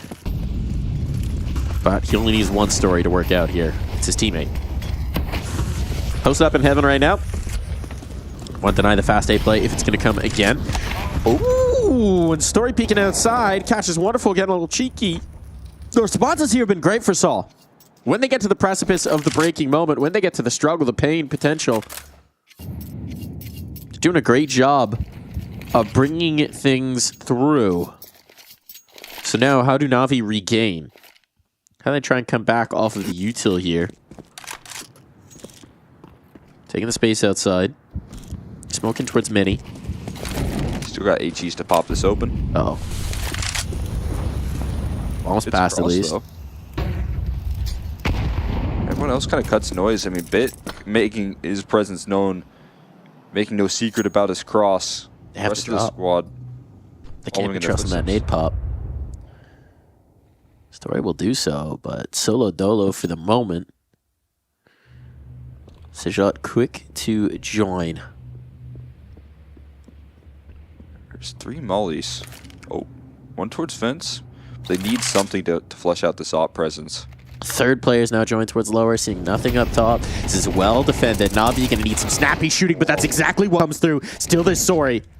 Story in the rat hole, finds the kill he needs, denies that bomb plant. Can he get enough time for his teammates to rotate in and impact this? Oh, controlling the vents, gone. Alexi B planting, but they're coming double doors. Alexi, you can't get off of this one. Money secured at the very least, but the round is Saw's.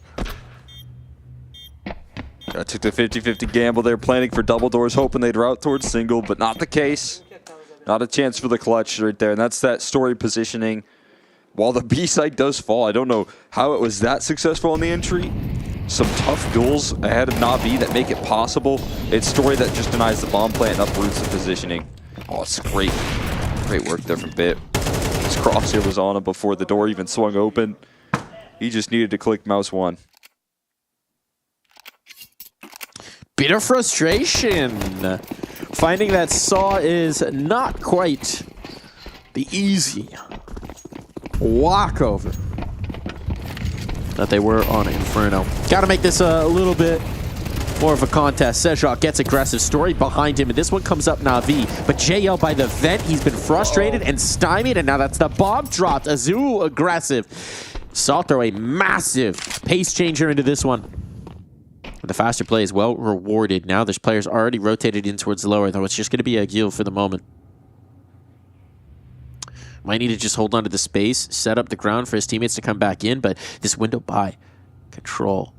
Oh, he's just missed the vision. Now he's got the spot, but now they know. Now they've got the awareness. U-tilt to chase him. Nades to rain down on his head. One deployed, more available. Bomb's going to be planted. They'll risk the play, and his teammates need to rotate into support. A lot comes down to Wonderful. Got to be looking the right way at the right time. Out in no man's land a little bit here. But Saw are slow to take the space ramp. Heck of a shot. Wonderful. In the crunch zone. Doesn't expect a second player from the same angle. And a defuse on means at the very least Saw are bringing 6 into the half. That's just so uncomfortable right there in that post went with the man deficit, but starting off with Saul getting aggressive right there, rolling through the ramp room, getting punished like this. It's a complete shutdown on the opening door right there. A great 2-for-1 trade that Na'Vi would, likely just be able to work through. A little bit of frustration right there. The round goes awry very quickly with that lobby re-aggression that comes through and the dropping of the bomb, just buying a little bit of time, shutting down JL with his lurk. And they're going to try and end A. No hesitation, fast play. We'll see if this time it holds up as they lose out the opening duels once again.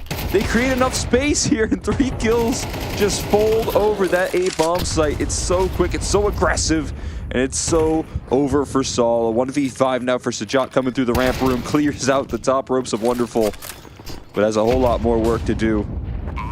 His entrance met by a flashbang here.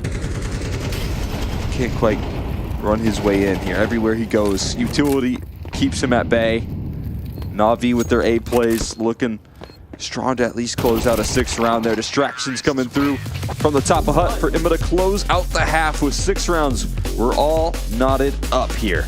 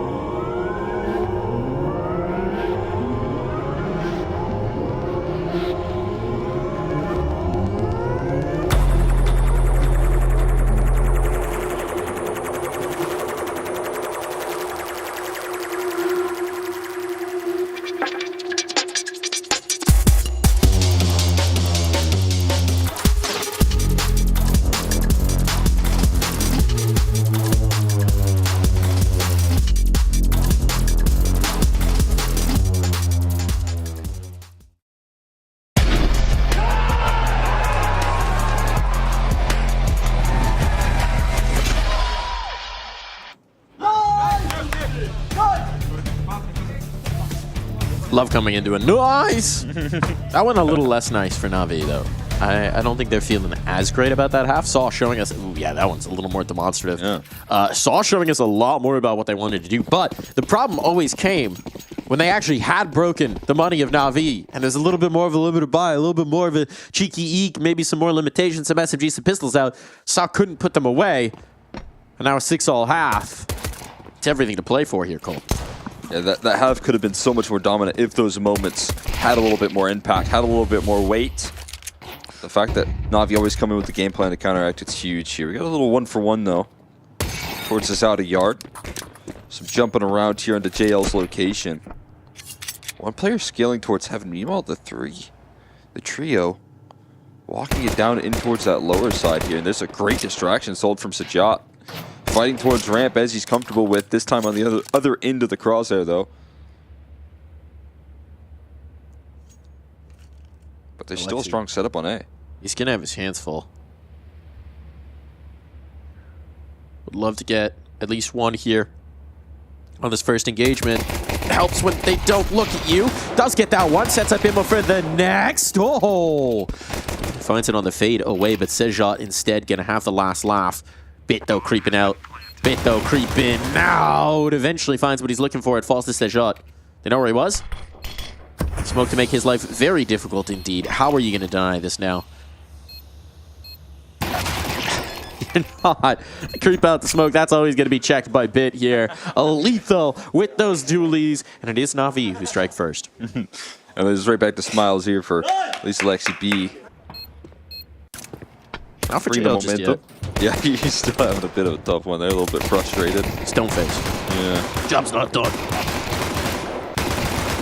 The pillar.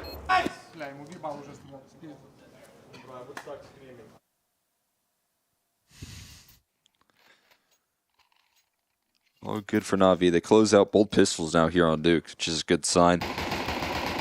You know what I think the next layer of support staff is for Counter-Strike teams? Gardener.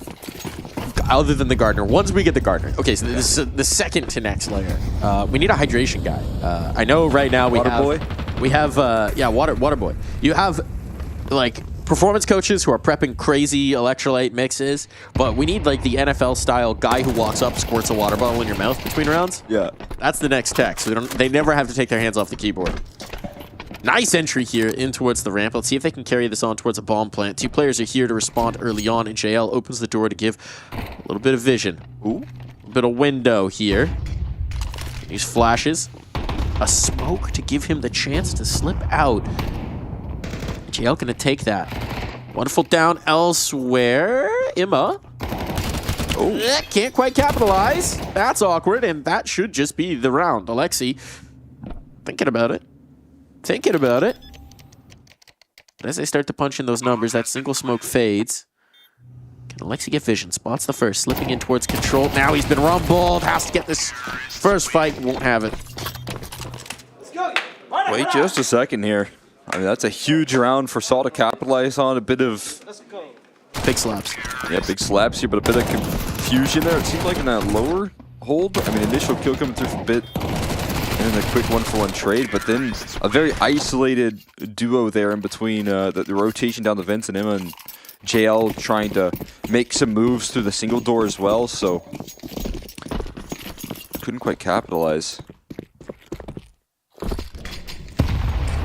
Oh, we're getting a fast ramp hit. Fast rampy. They're going straight into it, straight into Bit. Bit deleted. Wonderful chased on down, tagged up at that. Now they're just trying to come in with the overwhelm. They've got this space. I'll hesitate for a moment, knowing that they triggered the rotation back down. You've still got Agil up top.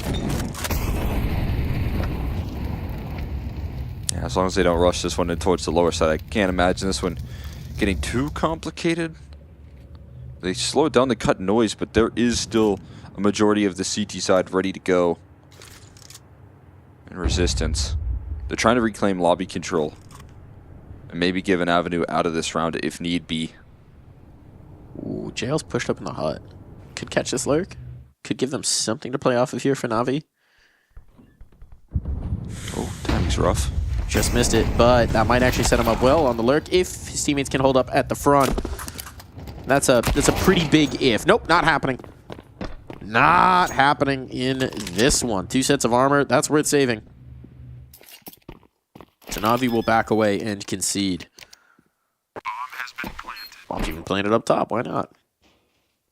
Take both sides. That's one way to do it right there. It's great discipline from Saul. So hear me out with the water guy, right? Okay. Yeah. Imagine if a player, during their timeout, instead of actually going to take a drink, they just flip their mic up and open their mouth like a baby bird. Water person could even be on the other side of the monitors, just sprinting along, just... That'd be good there. So we're thinking of spray bottles and water squirt gun or bottles as well. Yeah. Just like the classic, sport bottle, squirted right in the mouth. To conserve maximum energy for the gameplay. I mean, some of those best of fives, they do get pretty intense, right? So you need as much energy as possible. Look, everybody's trying to maximize their competitive edge. We've had all sorts of developments in terms of the support that we're giving the Counter-Strike team, performance coach, psychologists, analysts, managers, masseuse. The issue is, though, when we're talking about, water squirters, it doesn't matter if it gets on your jersey, right? That's whatever. Yeah. But when you miss your mouth there and it goes all over your headset, that could be a problem. Spills into your keyboard. That could be a problem. Tech pause because water squirter hit the keyboard. That one's tough to justify. I'd imagine TOs would not be a big fan of having that rule. Well, that's when you need the hot swap keyboard guy every round. You really are creating jobs right now. It's important in this economy. Yeah. Oh boy, Alexi B creating some economy for himself, getting the 5-7 done. It was these very limited rounds that were a problem for Saw in the first half, but this time a little bit more confident in the first engagement. Threw 4 Molotovs. Well, 3 of them in towards Secret. So the follow-up aggression there could not work. More frustration for poor JL as he wanted to get something sneaky going. Dot your I's and cross your T's.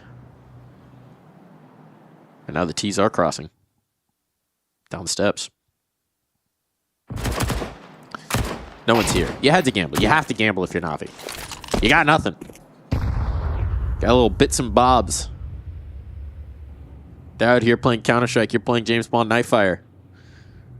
Got science pistols. It's the wrong game. C-stick aiming. Got the joystick. That game was a classic. Is a classic. Everyone knows a way to play that in the modern era. Hit me up. Because I miss it. Could you speedrun it? Ooh, back in the day, yes.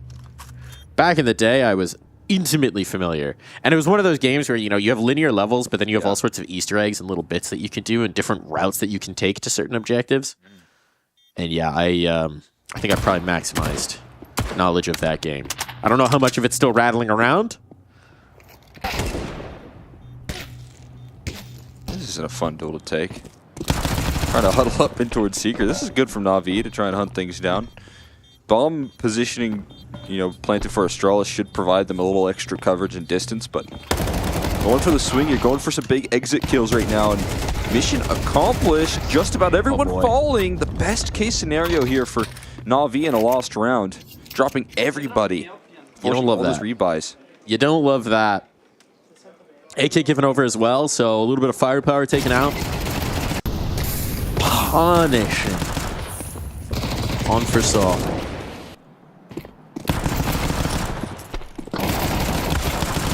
It's a problem with this map sometimes here is that it is very difficult to hold on to your weaponry on both sides, right? For these saves. That bomb damage does quite a bit, so it forces you into those duels, and Na'Vi calculate that effectively. Get themselves a good buy going. Still missing the wonderful AWP here on the CT side.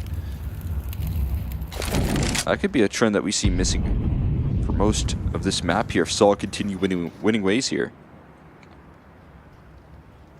No resistance on the cross right now. No one HEing the smokes. No smoke spam. Anything of that nature. 3 players without any resistance make it down in towards Secret. Heavy setup towards the ramp room with that boost. And I tell you what, man, Bit's job becomes a bit tricky as this takes place right there. I mean, you could see Solar expecting something, some form of resistance right now to be met, but Na'Vi giving them a lot of access in towards this lower side of the map here. That's a luxury. He's going to be able to dig in at the very least. Back of the site, choose his angle. Wonderful can rotate into support relatively quickly. The vent drops are going to be precarious to say the least. Oh, he's in the perfect angle for this to be a single door play. Out they come. Oh boy, Mutiris though, effective on the entries, and now that op holding court. Story down means they can at least attempt the retake. They can think of it, but you would have loved to get one out a bit there. He's going to slide up here. Should have at least a late flank as an opportunity. Oh boy. Oh boy. Tempting the vent. Keel down behind you. No way you expect this. And now he strikes, and you're thinking, if you're JL, my teammate just came down that vent. How the heck? Emma, where'd he go? Where'd he go? Huh? Magic trick pulled off, and they are totally bamboozled. And speaking of bamboozled, they are not going to be ready for him to be this close. Oh boy, flashbang. He's even ahead of it a little bit. Emma somehow staying fighting, but can he keep this gun up? Bailing, running, fleeing, trying to survive, digging into a corner, and just barely this A1S will live. But wow, what a response here from Saul. Yeah, I mean, that's right there, a prime example of the problem. I mean, lovely opener on the bit. That's not easy to do for Mutiris, but you can definitely see there's some serious struggles in the way that Na'Vi set themselves up on these CT sides, especially in that round in particular, allowing for Saul to get 3 players down. You know, in the current environment in which we watch Nuke play out without meeting any HEs, meeting any resistance, no smoke spam, anything of that nature, that is such a rarity for any team on this T side. You almost never get that sort of opportunity here. And a crazy dive from Sajat, now feeling the confidence and getting aggressive right now. JL with this 5-7 painted to the wall. And rotations arriving a little late on the scene here as Saw overwhelmed the bomb site. Oh boy, overwhelm indeed. Time to think about this save, Emma. Time to think about this save, and there will be no save possibility. Not allowed. 11 on the board here. This is what we were talking about in the veto. A little bit surprised to see Na'Vi go towards the nuke. It's a position of strength for them, but it may have also been a little bit of hubris, because although it hasn't necessarily been borne out in recent results, we know that Saul likes this map. We know that Mutiris in particular has been comfortable on this map for a very long time. And now we might be seeing the defending champs, the reigning kings of the ESL Pro League, done in by that hubris. Be all too fitting. Yeah, looking at what got this series going. Looking at how things kind of opened up as well, right? I mean, able to close out Inferno with such confidence, building up a decent T side, but it is these defensive measures that are what this team's kind of fallen victim to at the moment. The CT side looking very uncomfortable. Saw capitalizing on every avenue. This time a quick punchy play. We'll see finally a wonderful op though. I mean, that's first time on the CT side we'll actually get to see it. And he's going to be positioned towards the outer yard. Is he going to get met by a head-on collision there? Story falls. And a big time opening there from Wonderful. Provide some relief here on a much needed 4v5. You'd like to get him going. It's been a struggle of a map for Wonderful. JL as well. Not nearly as implicated as they were on Inferno. So maybe those are the focal points here. This is the Blade timeout. They converted beautifully off the last one. Keep the numbers going again. Interesting that Saw haven't used a single one just yet. It's all been going according to plan for Golden. And who can blame them? Oh, wonderful though. Aggressive into the angle. Do they expect this forward push? Bit just behind it. They're looking for it though. So Bit punished. Molotov into force. Wonderful off the angle, and that's a great response from Saul to that aggression. Now they can isolate this site player. It's just going to be JL with vision here. It's not close in hand. JL has to go huge. Oh, it's going to provide a lot of relief, a distraction for JL. That distracts him. Flashbang's not going to be good. If they come out onto this, JL perfectly positioned. Now Wonderful here on the angle. And this might be a bit of a disaster. Bombs committed. They've only got 30 seconds with which to cook. They need to get this player up the vents, but JL is watching it like a hawk. Flashbang nimbly dodged. You're not getting out of here, Mutiris. Uh-oh. Unless you force the reload. The drop on down now. The time is the question. Mutiras, too many players to contend with. And Na'Vi, they're not out just yet. Oh, just hold them at the line right there. That blade timeout coming through just when they needed it most. And most importantly here, Wonderful with his finally CT side op is positioned everywhere he needs to be. Opens up the round here. This is nice, right? But the follow-up coming through from his aggression towards ramp, then leading into a very quick rotation. Look at how he covers off JL just in time. Fantastic bit of positioning from Wonderful here with the AWP when it mattered most. Can we start the counter of blade timeouts to round conversions for ESL Pro League? Because I think so far he's flawless. Yeah. 3 for 3? I think he called more on Inferno, right? He's called 2 on this map. Called 1 on Inferno because we did do the calculations. The one time he did call a timeout, they won, and then we said he had 2 more left, but they didn't need it. Oh, you're right. You're absolutely right. All right, so they're 3 for 3. Yeah. 3 for 3 so far on the blade timeout conversion ratio. 100% success rate here.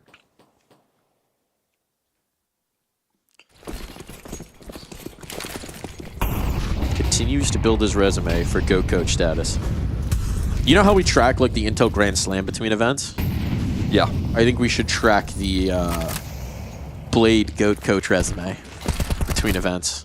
And we could have like a horse race between him and Zonic. Catching up there. He's mighty fast right now. It's tougher to quantify coaching, I would say. And obviously Zonic has a pretty unassailable resume. There's a lot of work to do to close that gap. Absolutely. It just happened again, though. They 4-man towards Secret without any resistance. At least, though, for the CT side, there's a reaction. Great punishment. Finds 3 there. 3 quick headshots. The lobby crunch gets punished. And Ima in a position to at least try and defend. That might force him actually up the vents here. It could force him into Alexi B. Could do. Could do. The still got options open. That was tremendous. I mean, they know Alexi's up top because of the punish on the Agil. What a tremendous spray. 1 out of that position is good. Peeking into Wonderful's ult. 3? Ridiculous. Bomb's going to be planted lower. Do Na'Vi want to attempt this retake? I think not. The game's on the line. If they give up these guns, it's too much to bear. And yeah, Alexi B's on a mission to retrieve this AWP.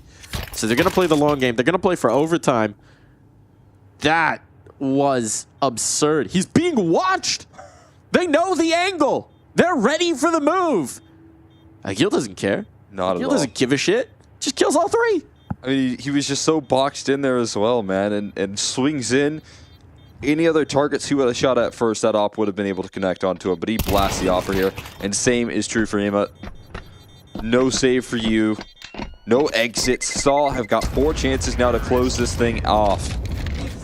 And Agil, who had a tough time on that first map as well. He was not quite thriving like we're seeing right now. Yeah. Has come alive in a big way in that round, especially. The most important situation here. If he goes down, full lobby controls granted. It's such a difficult job to track Na'Vi, who's a team that understands their vulnerabilities and is so effective at communicating, but right there, Agil just punishes them.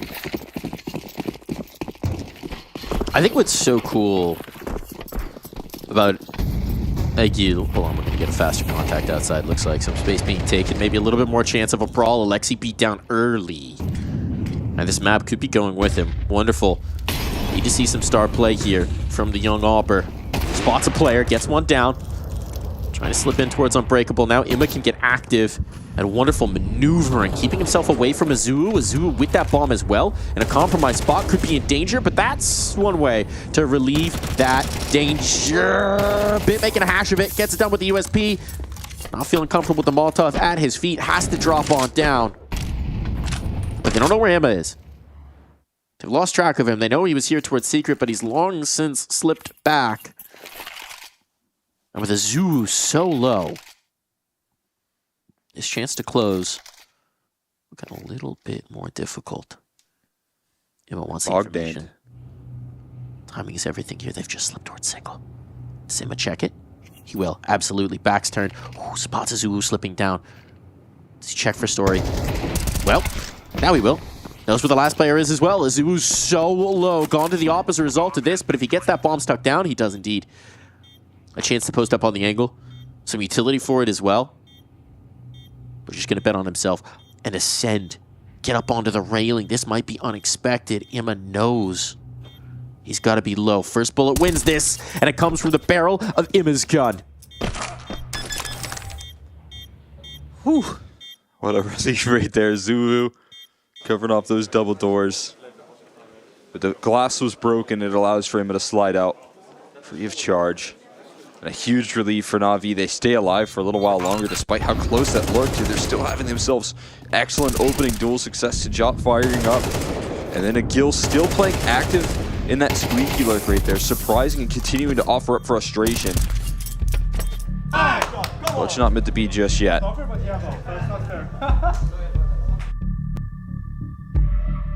Not over indeed. Not over indeed.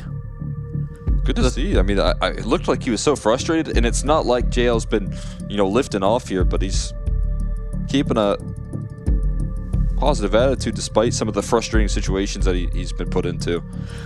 It's not the first time this team's been put into the spot. They've got a lot of resilience to them. So as well, going to find it difficult to put away. Here's where Saw get the best chance to close, right? The money's going to be gone. Well, bomb plant, you can get a lot of things done on the T side, but things are going to get more difficult from here on out if they can't get it done with the AKs here. Bomb first. Wonderful. Right idea, just not the execution on the tough shot. Trying to get aggressive right now. Flying all around this squeaky door. They're ready to execute. I mean, it looks like it's going to be a pretty punchy playthrough. Squeaky. Got that space. Alexi down, out the vents. Can't capitalize Imma. It falls to bit, but a second shot as he fades away. It's all left to Wonderful. Wonderful or Wonderful? It's time to find out. Faking the tap, and Story with the rifle will get the better of his upping brother. We are going to a third map here. Saw continue their shocking run, continue to surprise and delight every step of the way. If we've learned anything from this Saw team, it's like it's that they like to go to 3 here. They like a third map, and they're going to do it once again. This is the first time that this team has brought out Nuke as well, and to show this level of depth on the T side right now as this unit up against a team like Na'Vi is just so incredible there. What a fantastic result from Saul bringing this one out. And they didn't play it at all in the first stage. Stage 1 didn't even pick into Nuke here, but it seems like they had this up their sleeve. Na'Vi, they activate the trap card, it seems. It does. And I mean, we heard Alexi V talking about it in the pregame interview, that they had some data on Saw at this point with these new players about how they wanted to play. Well, they didn't have data on that Nuke necessarily. Maybe that catches them off guard a little bit. We know how Na'Vi like their preparation. We're going to go the distance, and I'll be honest, I was feeling so confident in Na'Vi, I kind of forgot what our decider is, Cole. Do you remember? No, I actually do not have it on the top of my head, but I do have it quickly. Hold on. The internet will help. We're going to Ancient. We're going to Ancient here. What do you make of Ancient for these two teams? Again, Ancient's been, a map that we've seen Saw do some good work on it. Again, they've been willing to pick it out here in stage 1, but I mean, I tell you what, man, Na'Vi, even though this one doesn't quite go their way, probably a little bit frustrated with maybe the decision in the veto there in terms of picking into Nuke. They still are looking forward to Ancient as this decider. Yeah, I mean, they're still going to feel like they should have gotten this done. They're a confident Nuke team. They're a strong Nuke team. They've had some incredible results on that map. So I'd imagine there's some things they're going to be talking through. I'd imagine Blade is going to be less than happy with his soldiers right now. Let's see if they can get them shaped up, sharpened up. Because Ancient, I suppose, an interesting one. Yeah, I mean, if you look at Nuke as well, it's just you're winning a lot of these very challenging rounds, right? You put yourself in such a great position by never allowing Saul to break your economy with so many different moments there in that first half. Then the CT side just you get ecoed in round 2. You got both pistols there. Yeah, that's the big kicker right there for Na'Vi. They set themselves up perfectly for a map 2 victory to sweep the series, and Saul just don't let that slide. And even if you're looking at the weight of that first, as you said, never letting them break you, every time that came down to pistols, came down to SMGs, you managed to crack on through. It could have, this frankly, probably should have been more one-sided for Saw, which is a pretty incredible result for a team that just swapped players 2 weeks ago. 2 weeks ago. It's very fresh, it's very new, and they are still looking very good. So Saw continuing to cling on, continuing to keep things exciting here. We'll find out how it ends when we come back with Ancient.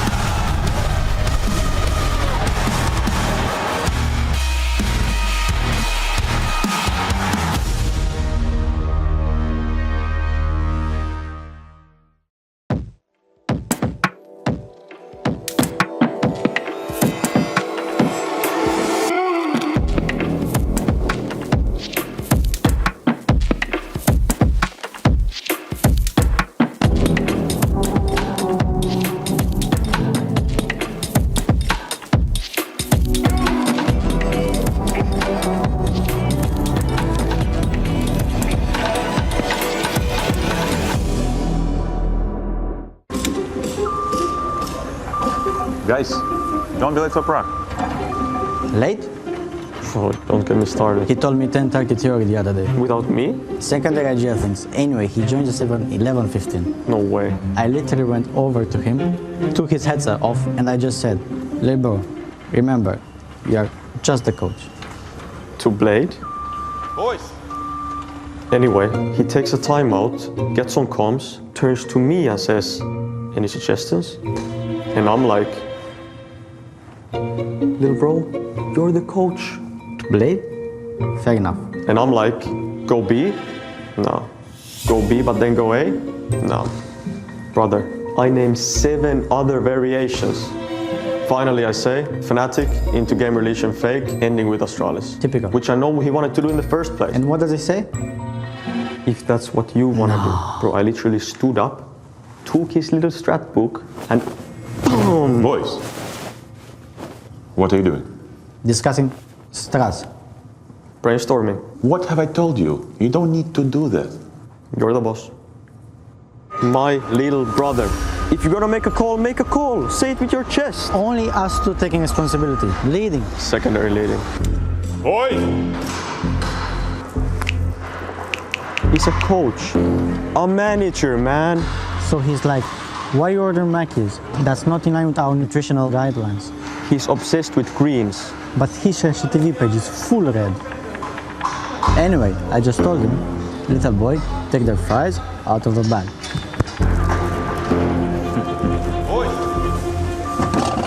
Bro, I've literally got him like that. Wait, like that? Like that, like my newborn sibling. Fucking Dorothy.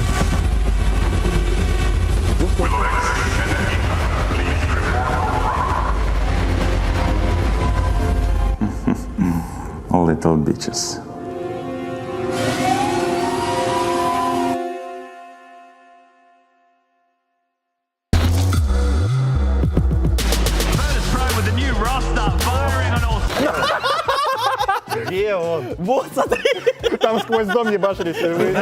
I still today have the attitude that we were unbelievably lucky to do what we're doing. Can't really be rushed if he was mid-August. He's obsessed with greens. But his TV page is full red. Done enough for one day. Let's just let the kid have some fun. While we go, but the diffuse is coming in. He's still going. Oh!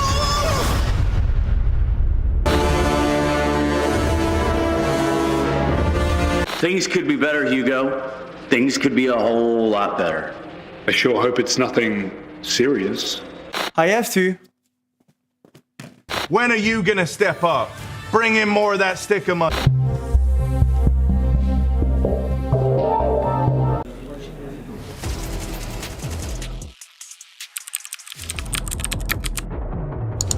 Bro, you still doing that? Yeah. You need to step your game up, bro.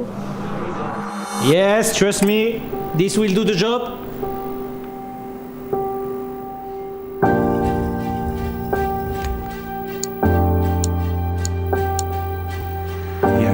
Yes. The GOAT energy is incredible. Goats. Where is Zone Terrace? Finally, good to see you boys. Come on, right this way, sir. Cristiano, mate, sorry. Yeah, if you could just get off set. There we go. That's better.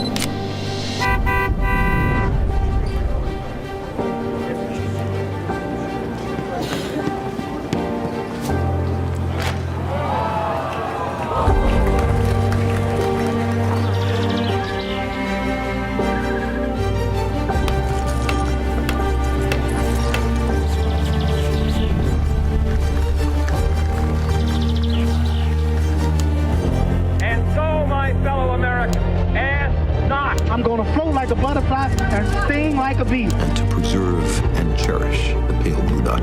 We don't make mistakes. We have happy accidents. Do or do not. There is no try. Today, we're introducing iPhone. It's one small step for man, one giant leap for mankind.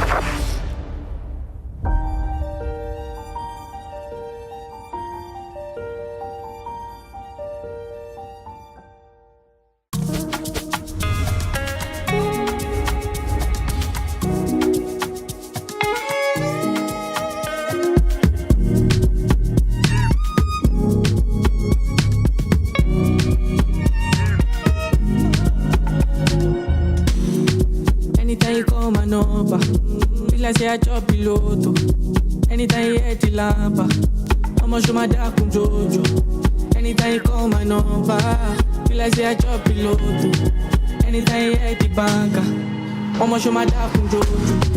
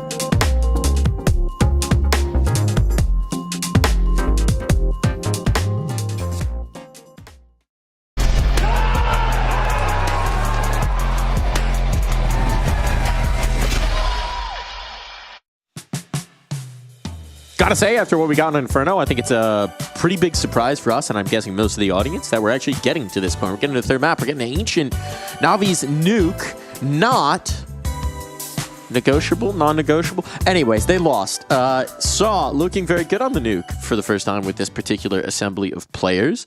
Could have been expected. I'm not wordsing. Take over, Cole. Yeah, I mean, I'm definitely surprised to see that level of success on Nuke. I know what they're capable of in the past. Was I sure that they would bring that same level, and especially those T sides? You know, that's a difficult job for, you know, the Muteers to step into and be able to bring through that same level. But, you know, you'd imagine a lot of the playbook that was once so successful for this team just developed over time. It continues to be good for them, and that's exciting for Seoul because we didn't see it in Stage 1. Now we do see it versus a team like Na'Vi. They get a win. And a big one at that there. And it was Agil just doing such a great job, and somebody lurking on that T side, man, that 3K that he finds, being active enough to just not be a bystander in lobby, which is an incredibly difficult thing to do. That's one of the toughest parts about that role, is making sure that you can impact around in some form or fashion, whether it's cutting off rotates or, you know, managing to find impact like he did in big ways when they're lobby crunching. But just went above and beyond his job there for sure. It's so cool to see him popping off. He was the last of the FTW guys to get pulled into this roster. It didn't come in until Arroz Dos surprise benching. And you just talked about it at the time. The guy left behind. The guy left behind who they knew could perform, and he certainly has. And then since all of his comrades have left, you jerks following, he's been the one left again. Continuing to perform, continuing to be that bastion of Portuguese CS in the no longer fully Portuguese team. Knife round. What's your knife round move? Die quick. Yeah, you just get it over with. I don't. My knife round success has to be sub 25, and it's my fault. It is your fault. Always left, right. Never right click. You never right first? No. What's wrong with you? I chanced the 1v1 and I'm so bad at it. I'm just bad knifing. All right. You can improve this. We can work on this. We can, but you know, you'd think all the practice that I had would help. Well, I play a lot of league matches. I've been playing, I think, every season since 36. Okay. And it's still probably, if I went through all my knife rounds that I've lost, I would say I probably win like 15 to 20% of them. I'm going to say practice without purpose, though, maybe not the most effective practice. If your philosophy is I go in and die, we can work on this. We can work on this mentality. The thing is, I'm so excited to get into the game. Understood. You don't really care about the pistol round success on league matches is pretty high. Your logic is if I lose the knife, well, then I can say get me on T side for the entire first half. Yes, yes. And I'll have the mental justification for myself to get in. Except for Anubis. I think the mental justification has been proven here for Saw, right? There was that question in the first map of, especially with the new additions, especially with the young guys, are they perhaps intimidated by the Alexi aura on the other side? Are they quaking in their boots? Are they shitting their pants? Is it leaking down their leg? Then on Nuke, they change pants.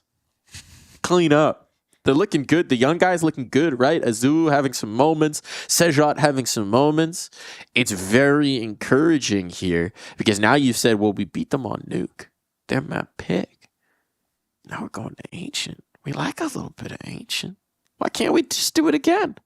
I think that's going to be in their mindset right now. That has to be kind of what's being discussed here. When we saw them heading into Nuke, it was nothing but smiles. But I do think that reality kind of setting in that maybe we can do it here.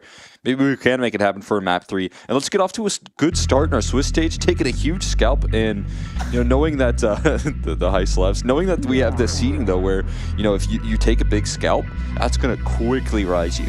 And the seeding is very fast. And Na'Vi is number 3 right now, so you're gunning it, trying to chase them down. I love Azu's dedication to the perfect form slap. Wants maximum altitude on that one.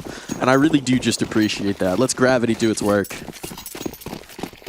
It's like bringing the axe down right there. Yeah. Homie's got some wingspan too, so there's some torque on that, I think. People are talking about the Dexter slap, but that's just, you know, that's efficient. Azu good for the crown. Sejot. Here we go. And Azuwu battling their way out. This is where we saw a lot of success for them in previous Ancients. Bit fortunate to get around that corner with his life. Bomb planted, ticking away, but advantage, at least for the moment, for Saw. That's what the new additions have delivered for them. Big work off the dually. Sejot heating up. Many bullets, many kills. Looking for the ace now. Could polish it off. Story will deny that. Before and a defuse, that's going to be to love. Is he just a map 3 player? He's a map 3 gamer. He's waiting for map 3 right now. Gotta heat up. You know, last time he did it, he got a 4K up against M80 on the pistol. He went and got 37 kills. And, you know, one of the graphics that we did see, Na'Vi versus Spirit, you just have to play like them. Well, Sejot was playing like donk in that Dust 2 versus M80 with 37 frags. And now, another 4K on the pistol, starting it off early, getting these guys confident. Yeah. Ooh, he's thinking about the monitor punch. He's channeling device for a moment there. The spirit of device overtook him. Let it go. He contained it, though. Contained it. Contained the beast. It's important to conquer your demons. Oh, Alexi playing like a demon in this one. Doing some conquering of his own. Now this is a lot of space in towards B. Sajat, the hero of the last, deleted insta in the next. Now they've got the ground. They just need to cross the bomb. That will be done. No risk of the spam either. What kind of util you have on this retake? Couple smokes. No kits. Unless there's one in cave. There's no kit. Uh-oh. Uh-oh.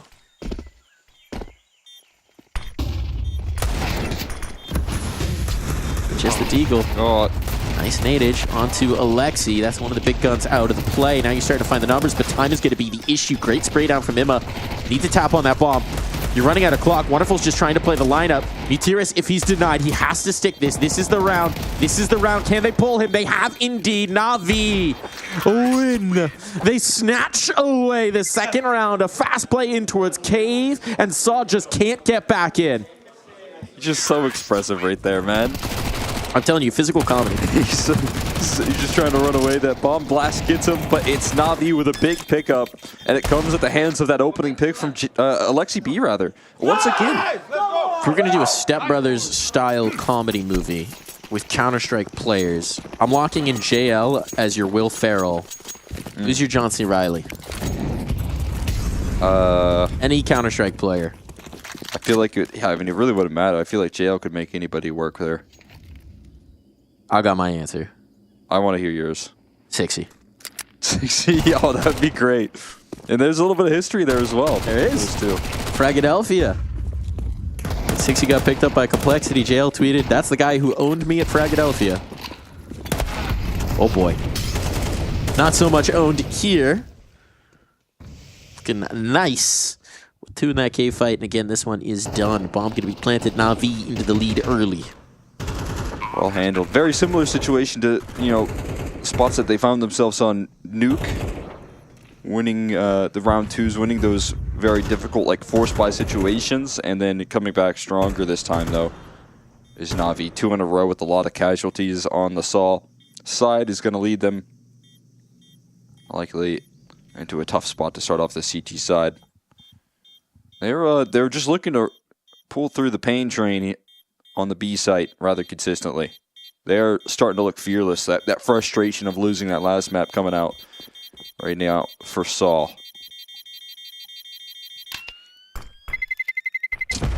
Bam!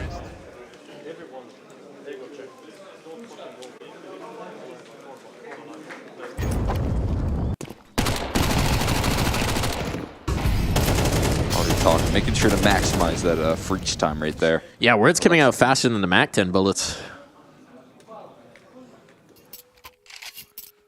Yeah.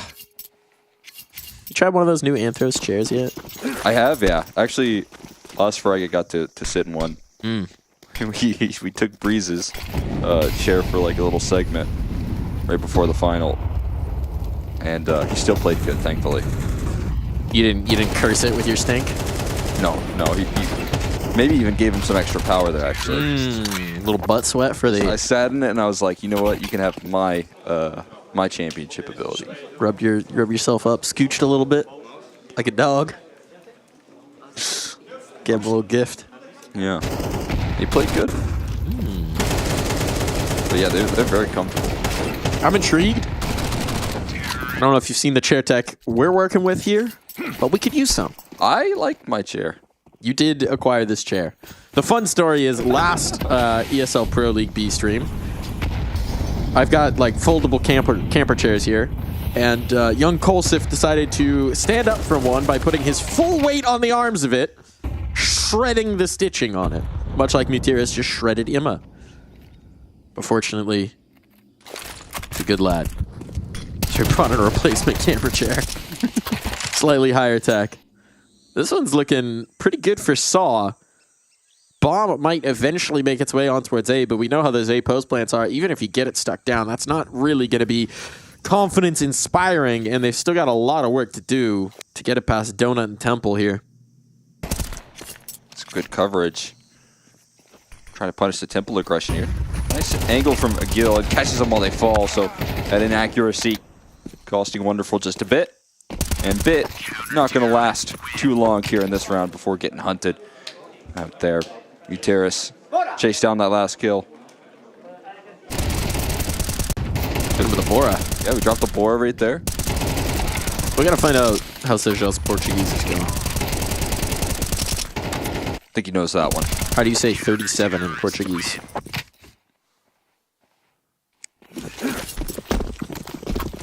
See how his counting is. I think once you get to a certain number, you can probably get to 37. I don't know what it is in Portuguese, but that'll probably help there. Mid control looking good. Mutiris just getting super active, but Sajat down nice in the low. Shredded on the initial duel. Right back to that cave control that they're trying to capitalize on. Now with that early pickup, it's going to be Mid becoming vulnerable, very much so. And they just collapse so effectively. Na'Vi coming through in full force. The one potential thorn on their side could be the bomb positioning. Aggression out of B would be effective, but, well, there's only one man left, so it really doesn't matter where they want to move on the map. They're going to have a pretty good time in doing so. You could see Na'Vi are being wary. Wonderful knowing that this is the one potential that could unseat this round. But now they know where Zuu is, so they can just go quick in towards that B control. They got the player through red as well, so they have all the access points. They're isolating just a tick. Bomb has been planted. But you're never going to attempt this if you're a Zuu. You have no information. You have no spacing. You're so far away. That's just a lovely adjustment there from Na'Vi. If that first mid control doesn't really work for you, you get caught by a lot of utility in that department. We'll try again and try it with a little bit more numbers. Nice hunt, but Azubu was just so prepared for it. Wonderful, though. Gonna cut off the cross and deny any sort of save success from Azubu. Yeah, I mean, flying up. I just did what Emma just did right there, where you put your weight on the armchairs. Yeah. And yeah, it snapped. Works a lot better than on a solid chair than a canvas backer. Yeah, the stitching there doesn't hold up my body weight, unfortunately. I have gone for a new move. I'm using the seat of this chair now to elevate. Look, it's important to refine techniques. I like to sit crisscross applesauce on these sort of chairs, you know? Keeps my feet nice and warm. And when you're casting, your feet have to be nice and warm. You got to keep, everyone knows, the voice is in the feet. You want to speak from your feet up. If you got warm feet, warm voice. That's right.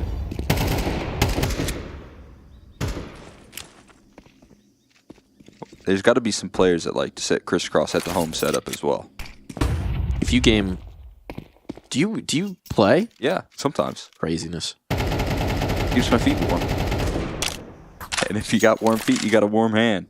Got warm brains. A hot hand, even. Interesting technique. Can't say I'm going to adopt it. But I respect what you're working with. These mollies, not going to respect them much at all. Sejat's still good for one. Couple. This is bad. Couldn't risk the bomb there. Now everybody's here. You're sub 50 seconds. You got to think about the long rotate. And aggression could be coming in from Mutiris. He's trying to stack up with a teammate. Oh, now he's got the info. They're right here. They're right here. That's going to keep the stack in place. They're battling forward. Disaster on at the hands of Sejat. It's all over. Another 4-piece picked up, much like in the pistol. Look, it may not be many rounds where he's getting involved, but when he is, it's lights out for Na'Vi. That's a huge splash right there that he makes in that 4K. Once again, being able to thread his aggression through Cave. Love the decision-making here from Saul as well when they bait out the USP initially. Mutiris identifies the location of two players right there. You got a 3v4. So what he does is continues to run it down. Continues to throw it in Navi's face. Every time you get one of these rounds out from Sejat, if you're Mutiris, you're just thinking, the scouting was good! Oh, story. The scout of the op right there eliminated, and Agil now holding up the line. But targets coming through the A main side of things. Overwhelmed, though. Agil does it again. He's so comfortable in the chaos. And not a chance for Wonderful to pull through this clutch. Tied up at 4s here. The force by swiped aside. He's so nice with it, right? Being the big side anchor like that can be miserable, especially when you lose the mid space. And you know there's players that donut, and it looks almost robotic, right? It looks like he knows where they're coming from. Just boop, pop, back, pop. Very nicely done. Really great work here. Makes life a lot easier for your teammates. So we're all knotted up. The money's gone for Na'Vi. And this is where, if you're a Na'Vi fan, I think you're starting to get pretty nervous. Came into Inferno, you're thinking, yeah, this is Championship Na'Vi. This is Na'Vi lifting trophies, Pro League's eyes, in the bag, easy as. Nuke happens, and you're thinking, well, maybe they got a little overconfident. But I'll tell you, you win a Glock round, that'll make you feel pretty confident again. The op sticking around, whipping out the sidearm, but not just a solo setup with the op. A lot of riflers coming in to offer up a little extra assistance. Push through the smoke is good. This is expensive, but it's still confirmed by Saul. A lot of bodies drop there, but Na'Vi punishes some aggression. Can't quite close it out versus Azulu. Saul survive up against the Glocks. Yeah, I mean, I'm right there with you, man. This is a little bit of nervousness stepping in this opening Swiss stage matchup. You know, it's not all on the line for Na'Vi if things go wrong, but if you're Saul, you know the implications of this victory could be massive. It could just set your Swiss stage up so much easier, make your life so much easier. This is, you know, tough competition, maybe some of the toughest that you can face to open things up, and trying to avoid that. Play timeout. Time for the impact. Couldn't save them on Nuke, though. Couldn't do it. Trying to tilt the scales here on Ancient. What's going to be the play? What are we going to see as the difference maker? We've seen strong anchoring on both sides of the map. Agil and Sejat proving themselves just problems to get past, to be solved. Mid control's been pretty solid here. Tira's having himself a nice one. Been having a great series, frankly.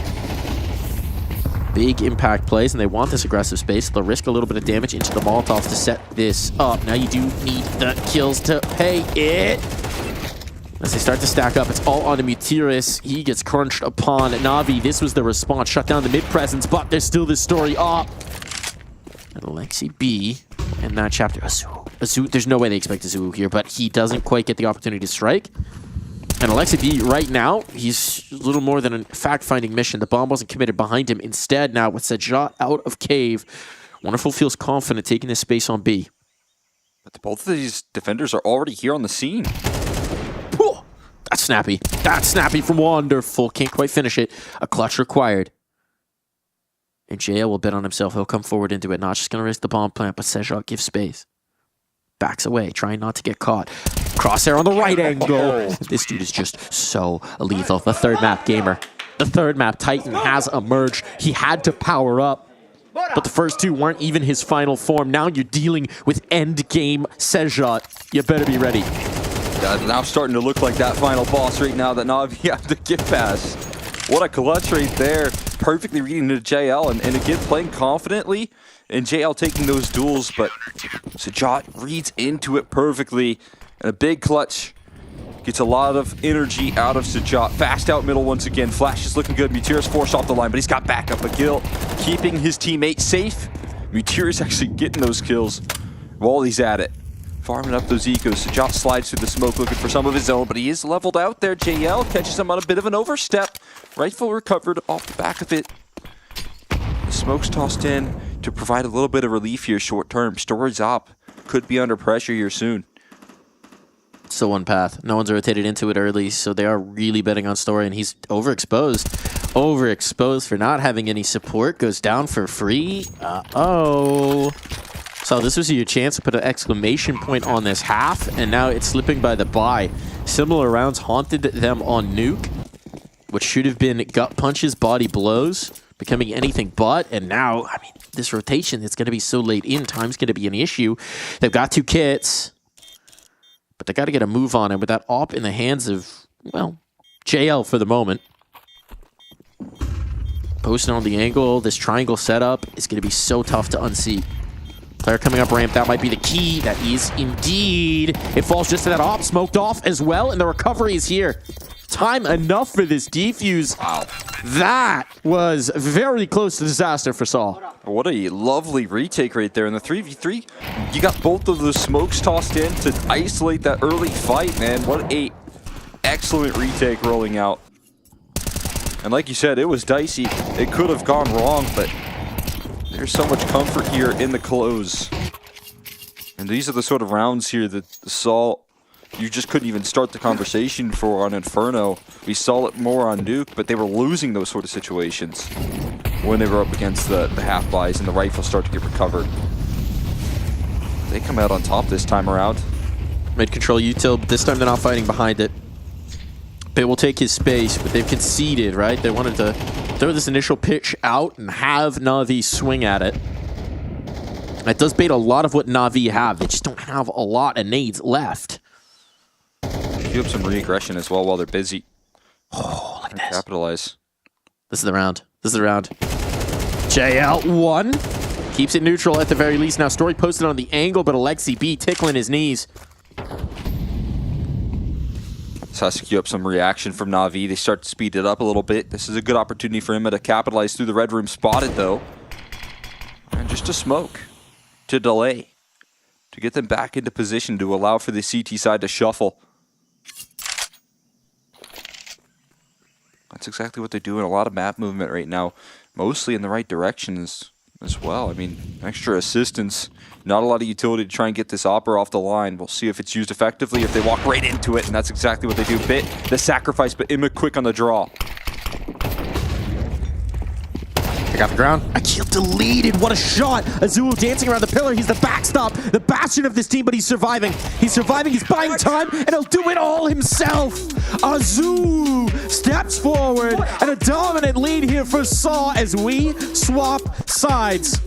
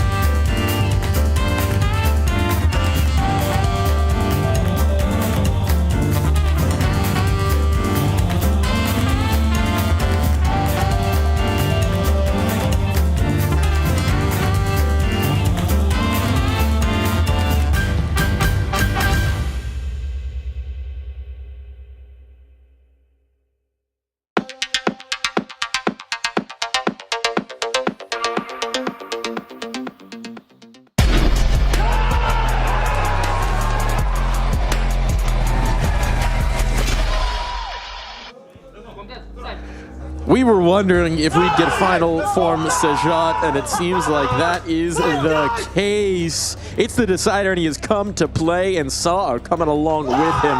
Na'Vi gonna find this one very tough to overcome, as an 8-4 first half now sees the reigning champions of ESL Pro League on the back foot. Could open up this Swiss stage in a big way for Saul, already looking to make splashes in stage 2. What a huge result it would be if they were able to take down a team like Na'Vi to open things up for themselves. Looking to change the tides of not only their potential, but their seeding as well.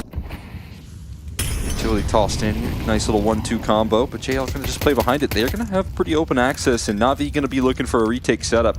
What's the next threat of aggression here for Saul after the post plant? There's a medium amount of utility for Alexi B to deploy, but you still need to get the headshots behind that, and so far they're starting off pretty well. And this combo stack, Azul and Seja, you don't want to go against them. Not in a pistol. It's the Young Guns again lighting the way. A full house coming through from the 2 new additions, and somewhere out there, Endpoint is smiling. Oh my god, man. Yeah, they are. Because it's looking like in-game here for Na'Vi. If they keep this up, taking charge between this duo. I mean, both of these two have been leveling up their game in this third map. Sajad obviously making some big splashes, but we saw how Azuu closed off that last half, and both of them together combined, 29. Up against a force buy from Na'Vi. It's fast A. They're decisive here, Saw, and it's only Alexi B to defend. Missed Molly, though. The cave presence is off the smoke. Do they overlook this? No. No, they do not. Good awareness there from Story. At some point, they'll probably like to get this bomb planted, but you got some time. You got some time to cook. I think they're going to just save, try and run it back here with another force buy as well. So mission accomplished already for Saul. Double digits. That's crazy. Oh, boy. Look, Sejat and Azul were stuck in tier, 5 Counter-Strike for ages. Stuck in the purgatory of online CS, never getting to go to LANs, never getting to compete on this kind of scale. Just once you get knocked down the ranks, it is so tough to climb back. And now they move over to a team that has been rocked by roster changes over the last year. A team that themselves clawed their way out of the morass of Tier 2 and 3 Counter-Strike into some great results, the greatest results in the history of their organization, only to then immediately go into a series of roster changes that saw them have to look beyond the borders of Portugal to bring in new talent, to find players who were cast off, discarded by an org exiting the scene. And now they find themselves on LAN against Na'Vi of all teams, against the team that lifted the trophy just a season of Pro League ago. And they're looking like they're going to do it. They're looking locked in, lethal, lights out. It's incredible the depths of talent we have here in Counter-Strike, the number of talented, shining prospects toiling away just for a shot at the big game. When they get their chance, man, it's not often that you can shine as bright as these two here as well. We saw, I mean, all of these new guys step into the difficult roles that they're thrust under in 2025. Akil, the same boat there on Nuke, providing so much coverage. Open plant here. Easy does it, 5v5 in the post now. All you have to do is close it out versus pistols, keep your distance. The job gonna be done, but the spam comes back in return. And a bit complicates the matter just a tad here. Quick shots though. Gonna look to recover. And pistol's not gonna really have too much factor at this point in time. It's the only one able to find a kill through that smoke. Salt on 11. 2 chances. 2 opportunities away from trying to close out this series and open up their Swiss with success. Unbelievable. Unbelievable result. And when you talk about the live seeding that we use in this event, this is going to radically shift where Saw are placed going into future rounds, which will give them such an opportunity to have some softer opponents, perhaps. This is a massive way to start, especially with the format of this event with that live seeding. Unbelievable. That's what makes this win all the more important, right? If you lose to Na'Vi to open up your Swiss stage with how good they looked in stage 1, getting those victories, getting a little bit of reps, they lost this series It wouldn't be a massive surprise. No. But they know the implications of winning this series are so stark, and coming into it, having to pull through a reverse sweep after your map pick goes so wrong. So this is guns out for Na'Vi. This may be their one big attempt, and Imma under pressure here in the smoke, stuck, dead, dealt with. Utility too strong. Bit, it's desperation coming back through the smoke, and just like that, Na'Vi have been melted. There's no way they can attempt this as long as this bomb makes its way safely on towards A. It's going to be a desperate save for these last two. That starts it off a little easier. That makes it a little bit more comfortable, but Na'Vi, you can't entertain this. You're just too out of position. You're too out of space, you're too out of resources. And look at the depth of control for Saw. They've got this map completely sectioned up. There's just no world where you even get back to this bomb site. So safe it will be, and then the question becomes, do they walk into Story's crosshair? And the answer is yes. One gun remains. It's just wonderful. His hands on that AWP, desperately trying to give Na'Vi the ability to even fight back here. The biggest upset of the ESL Pro League yet, and it's being queued up from the gun barrels of Saw. We haven't even touched on it yet, but Golden as well, another story of a player who never quite got his flowers, and his stint at the pros went on down into Swedish CS, trying to revive a region, and instead a journey over to join the Portuguese might just be where he finally gets his just due. I mean, we've seen Saul pick up some really promising coaches and to be able to succeed out of the gates with them. If you're talking about Barry and the past with Saul, I mean, able to do some of the best work that this team has seen with him in the past, and then now bringing in Golden. They're stepping up here with, you know, again, 4 officials played out in stage, or 3 officials played out in stage 1 with a sweep and a 3-0 in the Swiss stage, and then now playing Na'Vi, looking to start it off hot. Could remain flawless. In EPL so far, without a loss in a series. Only a round away from doing so. Saw leaving in a shocking result, and already so much great damage done to do just that. Na'Vi left rattled. We're not seeing those, you know, big blade timeouts even come through really anymore. As it could just be an Na'Vi that's running a bit out of steam. MP9 at 34 HP to defend up against a take here. You know, Bitsy's sharp, but he's going to have to ascend here. Not a chance. Story blasts him there as he turns the corner. They're going to have access into this bomb site. On next at Bad Emma. Trying to push through the smoke potentially. Molly to delay a bomb plant, trying to get those smokes involved, but Story just cuts him off at the cross, not allowing for any sort of safe passage. On the smoke fade. Oh, Story could have just completely closed this. It'll be Agil instead. Where the first doesn't succeed, there's so many more behind to take the place. Now 4 rifles still up, and JL stuck, stymied, never gonna get a chance, not even an opportunity before that smoke blooms. Agil will end it. And Saw have pulled off the upset of the tournament at the start of the second stage. What on earth is this, Saw?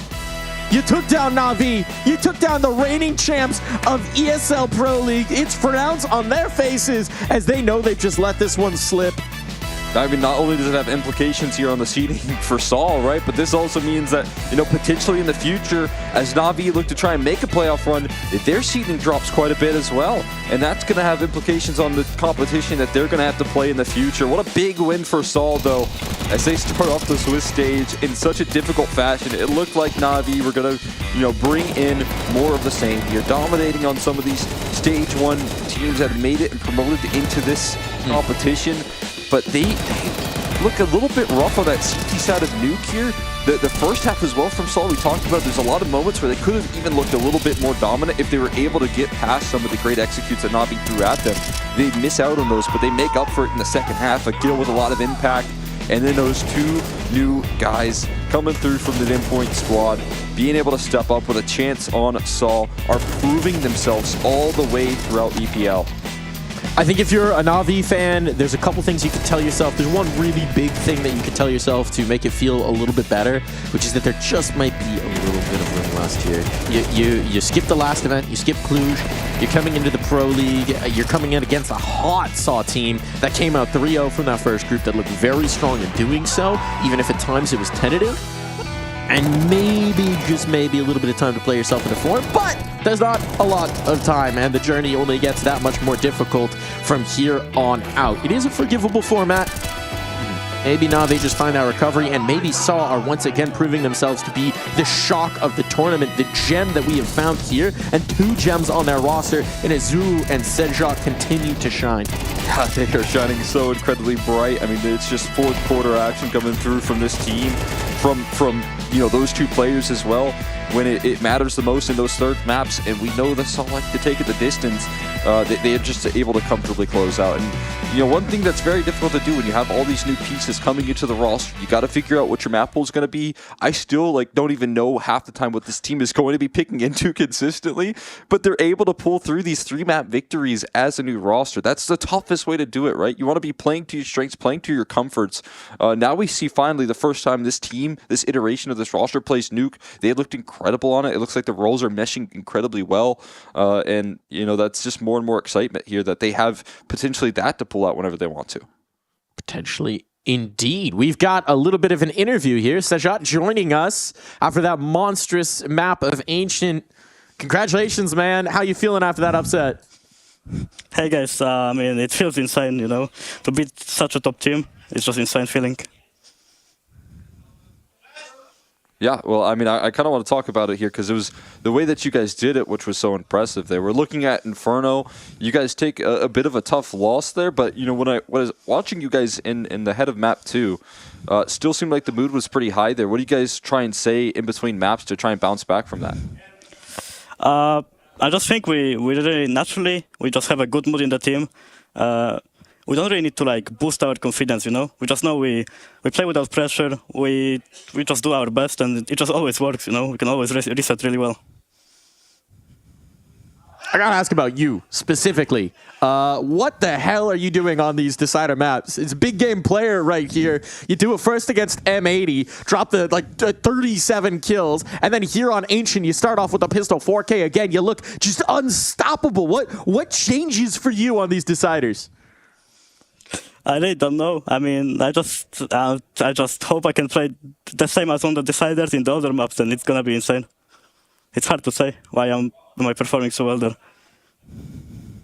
Just clutch AF. I mean, for you and Azu, right, we were wondering about that first map.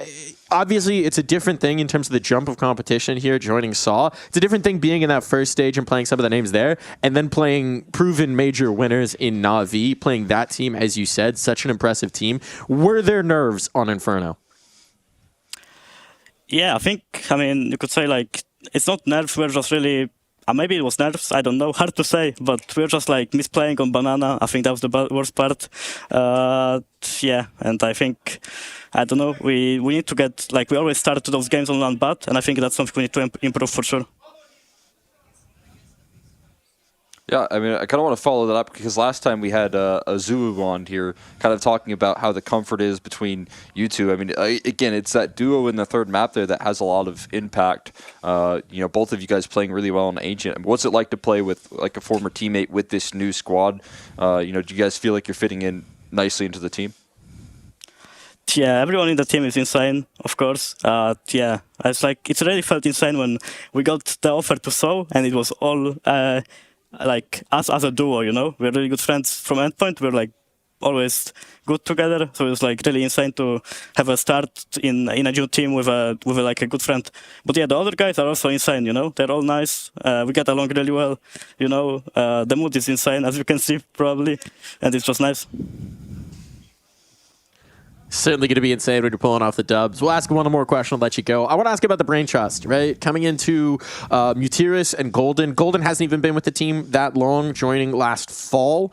What do you make of them as a coach, as an IGL? What are they doing for you for leadership? I mean, yeah, they are insane. I mean, Golden, he's not that experienced as a coach, but as a player, he's really experienced, has a lot of, he won a lot and stuff like that. For Mutiris, of course, maybe he didn't win that much, but in the Portuguese scene, he was always, for a long time in IGL, he was really good. I mean, he's just an insane IGL as well. I just have an insane coach and an insane IGL, so it has to work. And so you get insane results with an insane performance, my guy. Congratulations on that one. That's an incredible opener to the second stage of EPL for you guys. Thank you, guys. Thank you. What a guy. Insane. Insane performance. Insane. I mean, I think these stats aren't even doing him justice, but it does tell the story again. Kind of pedestrian through the first two. And then suddenly we're on Ancient, and this guy is unkillable. I mean, just leveling up here in Map 3, it's so impressive what he can do on a consistent basis when it comes down to these big moments there. And it doesn't oftentimes in that last map feel like it has to come through in the consistency in terms of a whole map wide. He just had a couple really big moments there, big splashes of impact where that could be the game changer. That can keep the momentum high. That can keep the intensity up onto Na'Vi, and it kind of suffocated them out of that map. Now, we're going to go ahead and hop into the break very quickly because, again, we're keeping the action coming your way. It's not long until the next map, so don't go anywhere. Go get a snack, hit the bathroom, be right back. It's time for more ESL Pro League.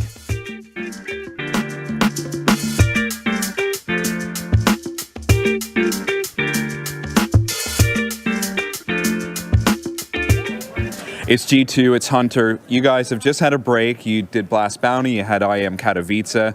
What are you guys up to? I mean, we had a small boot camp in Berlin for 7 days, and we were practicing online from home for 2 weeks before and after combined. I think we practiced a lot, we added a lot of stuff, we got used to each other because we have a new player as well in the team. So yeah, I think this is a real test for us. Online practice was well, like I would say, it was fine. I'm happy how we played. But yeah, officials are something different, and I think here is the real test, and we'll see how the way we practiced and how it will be today. And of course, EPL, we saw a format change. In terms of the seedings, with Valve ranking system, you guys are 7th. The teams here, though, they're ranking you 5th. Where do you guys feel you really sit within the 16 teams here at EPL? I mean, we didn't play this Cluj-Napoca event, and I think that event helped a lot teams like Maus, like Falcons, and some other teams as well, because not so many teams, like top 5 teams, play that event. But yeah, I mean, we didn't play for a long time. Last time we played against FaZe in Katowice in group stage, so it's very tough to say now where we are standing at. But I would put us like between 5 and 7. I would say 6 is real, 5, 6 is real spot. But yeah, as I said already, this is the real test, and we'll see where we are standing at right now after this event. And some people online, the internet, saying that, of course, G2 not as scary with the current lineup. What do you guys say to that? I mean, it's just the beginning of the season. We had some ups and downs. Like, for example, first event Blast, we almost secured finals. We lost. We threw the game against Eternal Fire, I would say, in semis. And Katowice, we lost to FaZe this last game. I would say we played well. They just were better. They're a really good team as well. So it's really tough to say. As I said, it's the beginning of the season. I think we are scary as well, like we were before. We have really good individuals in the team, and we just need to show it on the server. Thank you very much. No problem.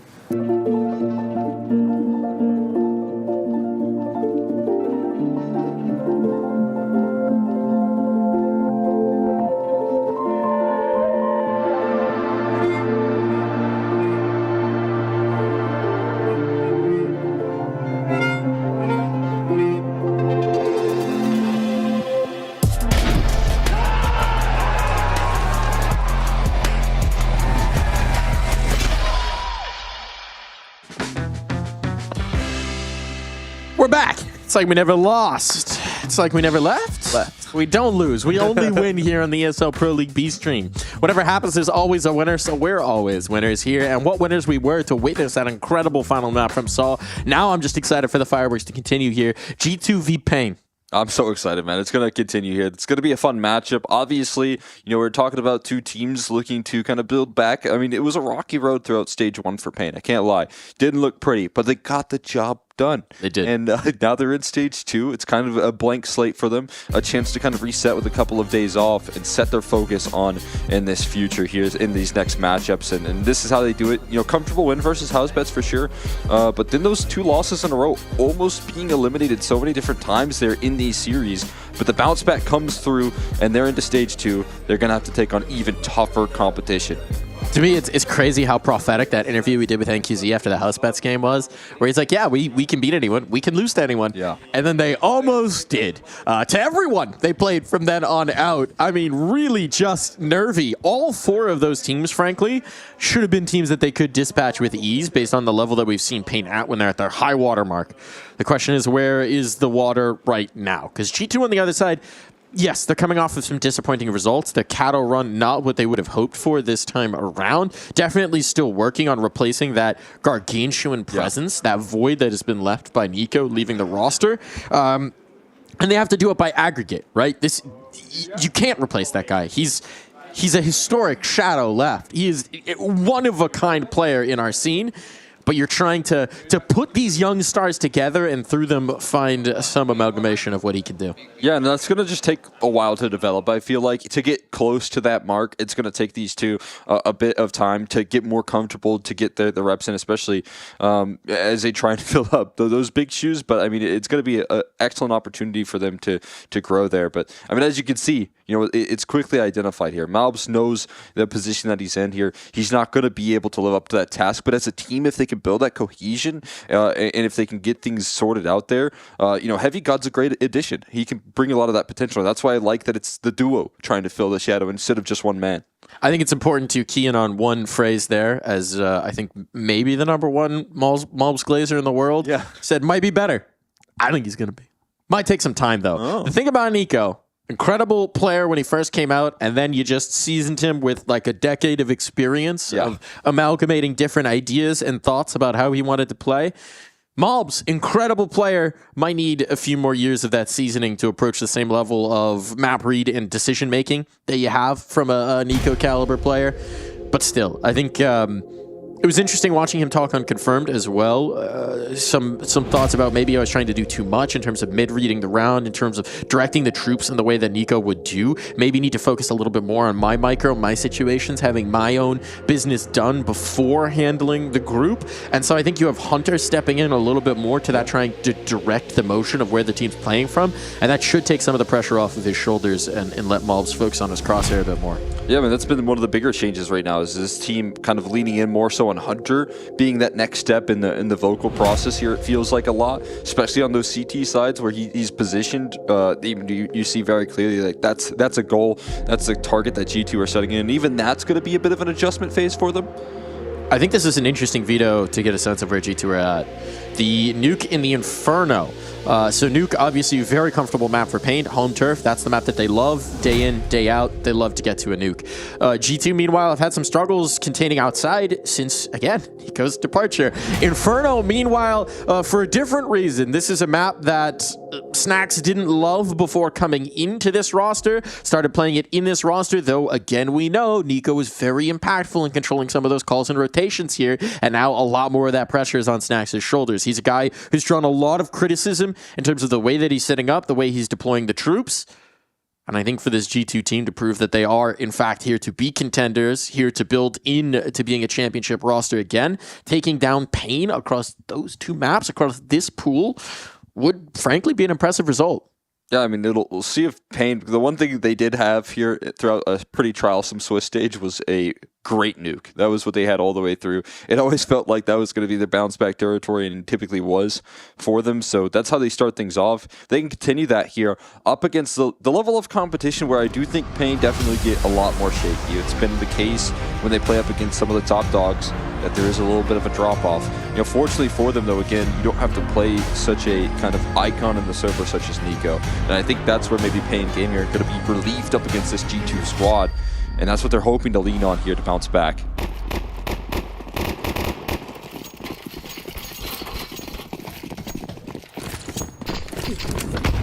Focused on G2 since they're the newcomers. Pain. Plenty of storylines to talk about here. Hunter can deal with the first player nicely. Many bullets in these dualies, but starting to get overwhelmed. Acquitting himself nicely. 3 bullets, needs to reload, or a teammate. Mobs coming in to make sure you're not going to run out of ammunition. That double delay is quite nice right there to hold the line. They got themselves well handled on that A-bomb site. Pain trying to get a little punchy on the aggro, but Monster does not give them any room to maneuver. No space. Bomb plant or comfort. Mob sliding through right there for the close. Quick and easy. That was a good start from G2. And I think one thing to note here as well, NQZ with the great Swiss stage, I feel like he's really been able to increase his level of performance here. You know, obviously an opera that can bring a lot to the table for Pain. But that was the level of competition. Now he's got to play Monacy here in the head-to-head. And that's my big concern for Pain as well, is that on the other end of the server, you still do have an icon. It did feel like NQZ, even when they were wobbling against some teams, he was the one that was dependable. Which I think, frankly, is a really nice development for Pain. Because we've seen these peaks, but he has been one of the players who had the most variability, who at times would go missing, at times struggle on the AWP. But I think we've seen the ceiling. And if he's more consistently towards that ceiling, he's got a very good case for being the slam dunk best opper in South America. Yeah, I mean, that's for sure what he's gunning for as well. They're still a very young player with so much room to grow. This is the sort of competition I want to see him thrive against, and that's not easier said than done, but it'll be a good case as to if he can gain confidence throughout stage 1 and then bring that into now some of the tougher teams. Maps quick, clotheslining the... I'm slower. Now they're responding to it. They're saying, okay, what's the one spot we could be overwhelmed? Okay. That's clean as you like. Very comfortable from G2. No money lost. Round gained. I'm gonna molly and that's small. So you see who's being active in the conversations there?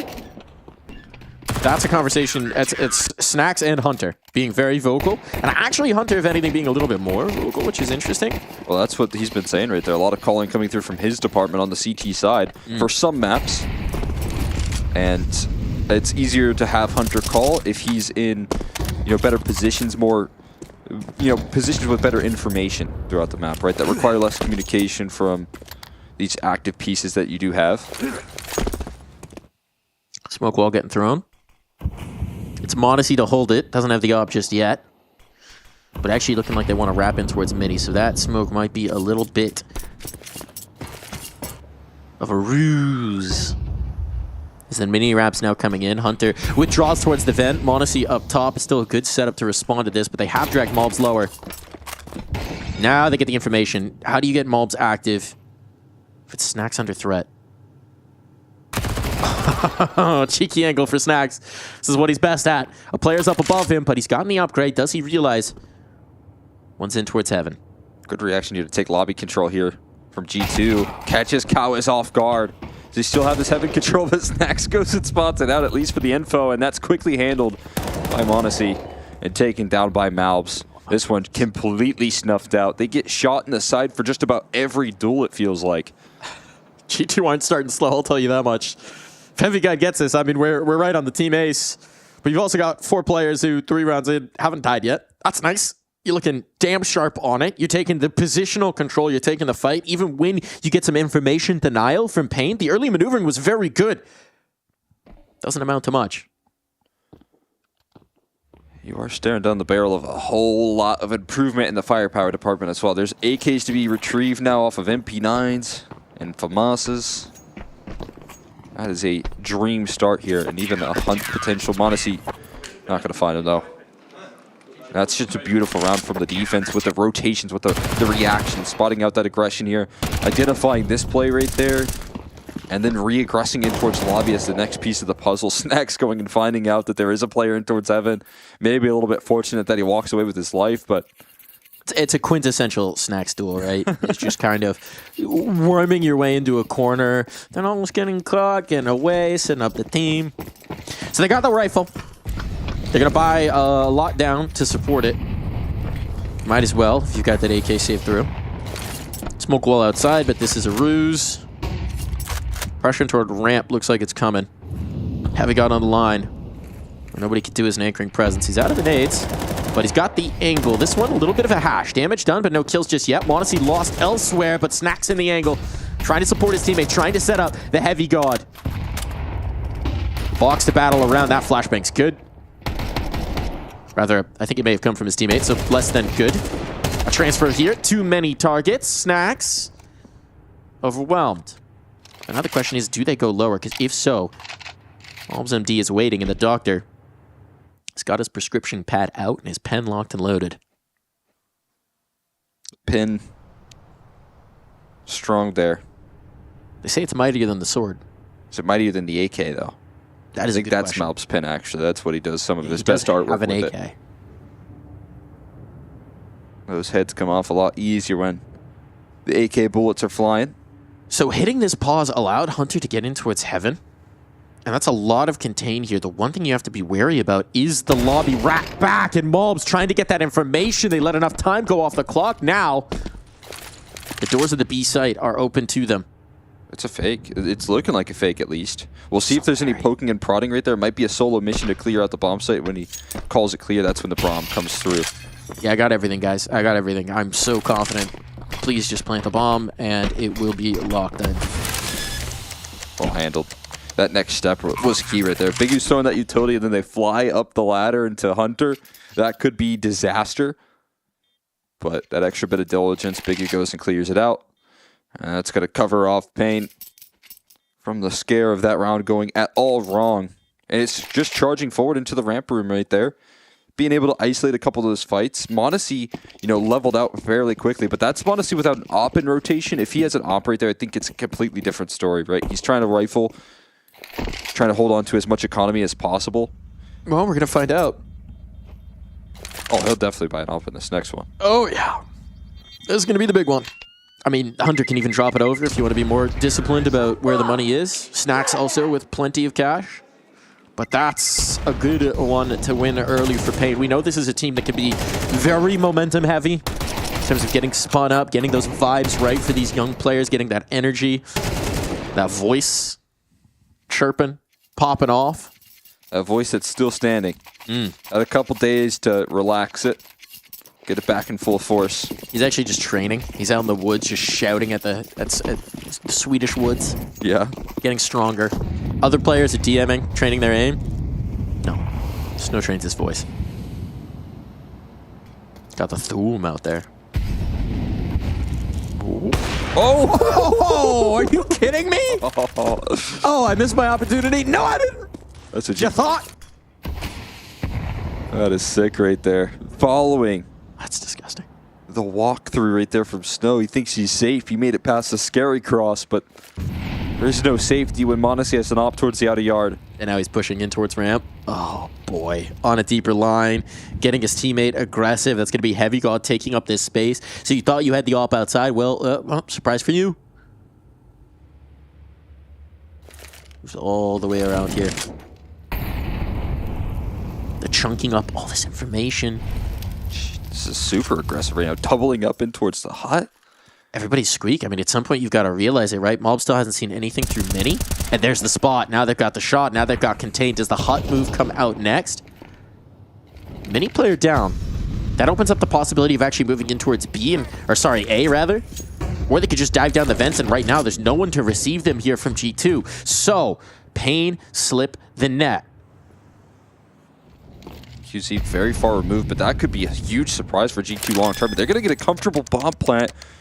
Now the big question is, can NQC cut anyone off in rotation? No damaging utility to root out spots, no Molotovs. Navideus creeping closer. NQZ continuing to find bodies up top, continuing to make a nuisance of himself, but they've got to go before he can get implicated into this round. Oh, around the corner, the flashbang's awkward there. Kills on in, but it's Biguzera left standing, and Monacy, he's incredible. We saw how he opened, but this should be too much of an ask. Just doesn't have the time, doesn't have the seconds on the clock, needs to force something desperate, and they will catch him trying to ascend. Kind of shut that one down. Pain, it's just such a good move right there. Opening up one gap, one thing exploited right there on the map. Monacy with some great tracking there in the smoke to open things up. Lobby regression looking good, but Mal was trying to force through that smoke. Gives him a second avenue right there. down the vents was really the only way that they get past that round. That training's looking well paid off there. Snow remains loud. Gotta keep it consistent. Gotta keep it consistent. That is always the hardest part of being a loud player. Being an emotional player. Keeping the vibes up when you're playing a bit from behind. What do we get here for a buy? Seemed like a force. Got the op out. Oof. That's that extra money coming in handy. Gotta be so crazy if you're Monty. You're like, I killed the guy I couldn't even see. How'd that fall apart? They had so much control. It's a 5v3.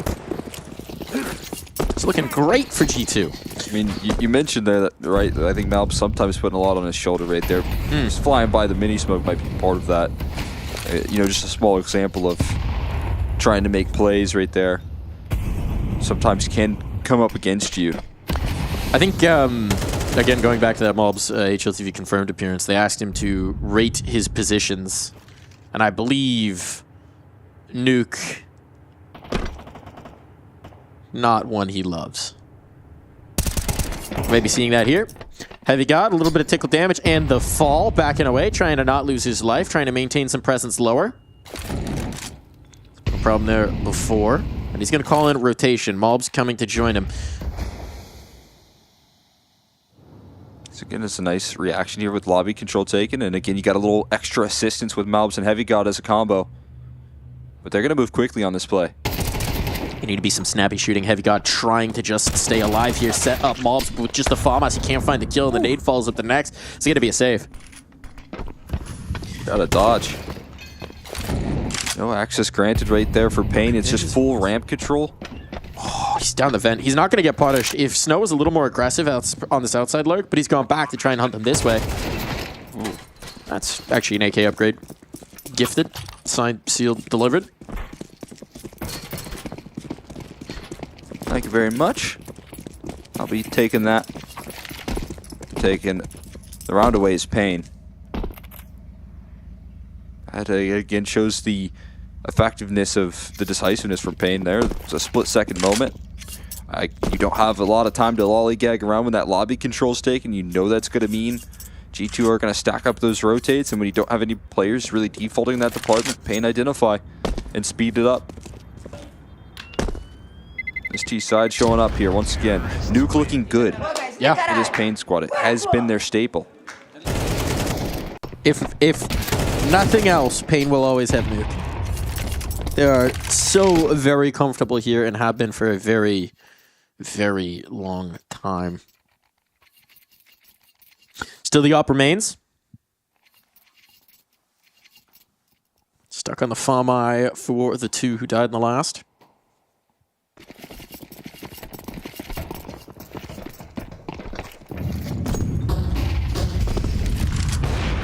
That's head-on collision between the Alpers, Monacy and NQZ. Shift him up around the board. Shift him up. Keep them guessing as to where that op's going to come. Don't let them avoid him. And a 5v4 delivered here. But this one they've got to bring through. It's not the first time he's done this. And they're ready for a mini pressure. As I say that, a player to slip down secret. Davides is still on top of mini. So one of those positions that eventually you're going to have to capitalize on, and Snack wanders into the crosshair of Cow as big pressure relief valve. Player down lower, 4-on-4. There's a lot of options available here to Pain. There's nobody rotating here. Big question as you see the continued space being taken. If Heavy God gets this player on the mini drop, though, it makes it so much more confident for his teammates to defend the site. The thing is, Snow's trying to figure out how much presence is on that lower side, right? How much is rotated in that department. And so far, it's just nothing. And he continues to spot it out. It might be more of a mission of how to get the bomb in towards the B side long term. And he's trying to pressure through the ramp side. They're going to brave Monacy. They're going to brave Monacy. They're going to trust or hope that that op has moved off the angle, but it has done anything but. Now Monacy's locking it down. Heavy God spots this player getting on the flank. He's got to keep him here.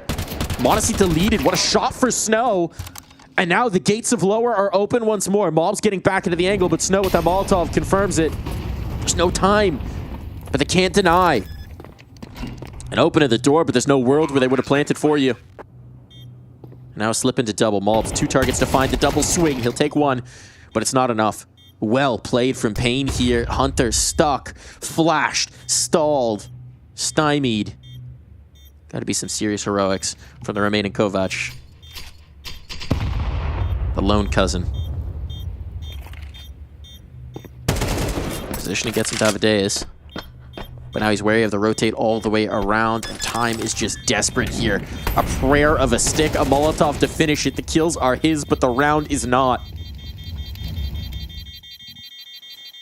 Another situation here where G2 survived, but the round slipped by them quickly. Payne, again, a perfect route. Snow was the element of surprise. You said, testing Monacy. He holds the line so effectively up against the initial ramp prong, the second fight that comes through, but Snow sneaks through the double doors.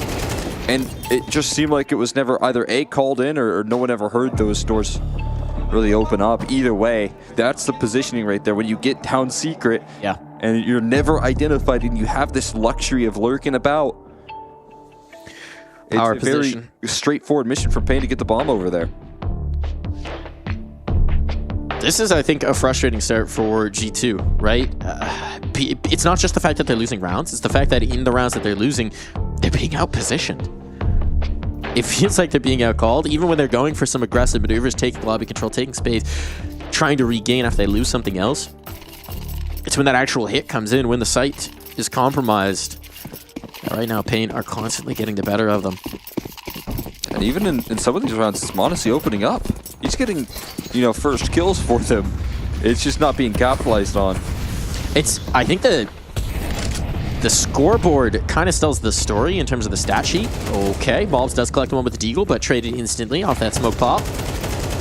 Faster play in towards A. There's a lot of presence here. They can brawl. But the Molly forces them into unfavorable angles. Still kept this to a 3-on-3. This is the danger factor that we know with G2. They've got a lot of firepower. Even if they should be down and out of a round, there's always the possibility. Davideus wrapping in towards heaven. Will secure what should be a 5th round win. Probably feeling pretty comfortable where Heavy God is located. All you have to do is watch this ladder. Protect the planter. Ain't gonna move on up to 5. Got themselves some good ground being gained. Well, we'll see what Heavy God has in store. Not a lot to lose with the MP9. So my point is no longer strictly valid, unfortunately, because of the kills in this round, but it's close enough. The stat of the players kind of tells a bit of a story here. Because there's not actually... Yeah, no way. No way. No way. Sorry, bud. Not with the kit. Not happening. They don't have a ton of fragging, right? They're not just killing out these rounds. It's positioning battle.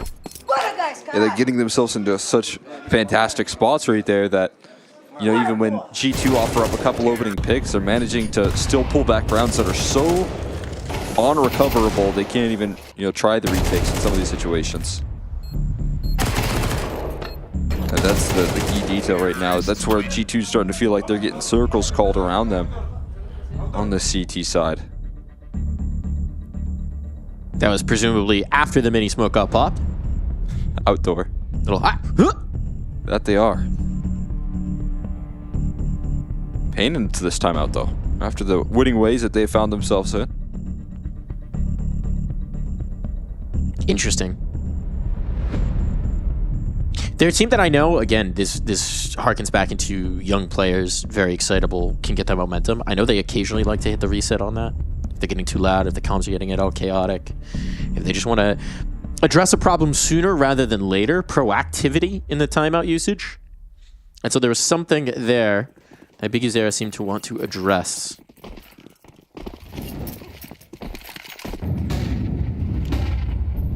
Brought out the notes page as well while he was talking. See if this leads to any quick set pieces. Hey, you can't afford to miss when you're going up against him. He will punish. Yeah, you never want to give him that second shot. Slips in towards garage, and if he gets the crosshair around... Okay, speaking of missing, a rare whiff from Monacy. Back turned on Snow. Could have been the killing blow in this round. Instead now, things are wide open. Heavy God has slipped in towards that lower site, but Teammates aren't going to be coming with him. At least not for the moment. They'll take the lobby control instead. Mob's battling into this with Hunter by his side. And they gain this space. They know they've got it. But how do you get down to help Heavy God? Because you've lost ramp. Kawez fills this gap.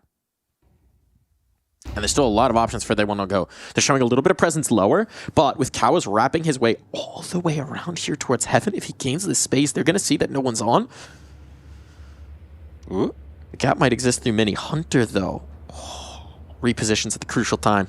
They gained that information towards lobby. Now some presence back the other way. Timing on the smoke is perfect. They've given up their presence down the steps.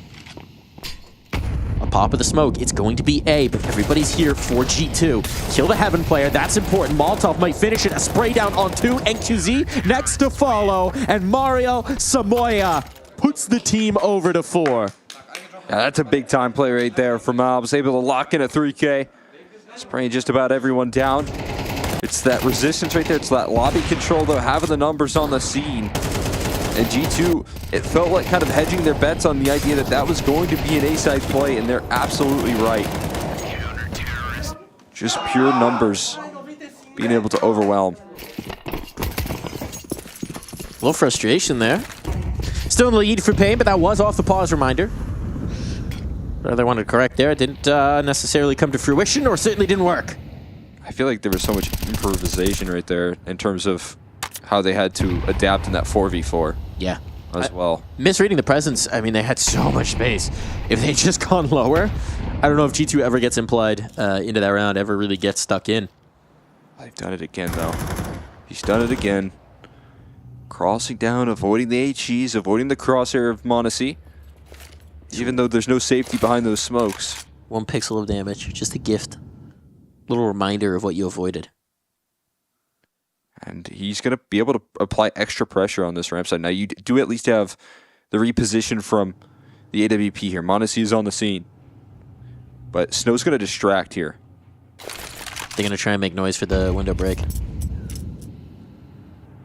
got to pick his moment. Got to pick his battle. And Monacy's pulling off. Pressure on for Heavy God. Sliding past the smoke. Yeah, past him. Hasn't gotten info just yet. Util's going to come through. Dodges the flash. Nicely done. Monacy's back on the angle. Heavy God out of bullets. And now Snow activates. Not even necessarily required. They've established the man advantage, but bomb site loss, compromised. They want to battle fast. They don't want to give this over. And Mobs will risk his life in the flames to do so. To take command. Now NQZ in an awkward angle, just trying to zero in the 1. He'll do so at the cost of most of his health. And if this door opens back up, big Zara! NQZ pulls off! Just the low health. Not pulled. Trust his nerve. Trust his resolve. And Monacy doesn't know how low he is, because otherwise the sidearm would be out. Here's the tap. Sticking on the scope. NQZ gonna risk it, because again, the health is just abysmal. On the other side of the door. He is. And without hearing a second tap, he's not going to do this. Now it's going to come through. Oh, boy. Oh, played that to near perfection. Did NQZ, but Monacy, ice cold. Yeah, it doesn't matter what gun he has, what HP his enemy is. I think his confidence in the op and the clutch is just so impactful. And NQZ, despite trying to work that timer, does eventually get bested by the reaction. Monacy zoomed in. That's about as close range as can be. And NQZ, you can't believe it. Oy. But that is a reminder of who's on the other end of that crosshair fairly typically right there when it comes to the op head-to-head. And this is definitely, by far, the toughest competition you could play up against here after that stage 1 results that you were able to put together. Whole new caliber of op competition. These are some gritty results, right? These are not easy rounds by any measure that G2 are winning to drag them back in. They're coming right down to the wire. That may be all they need.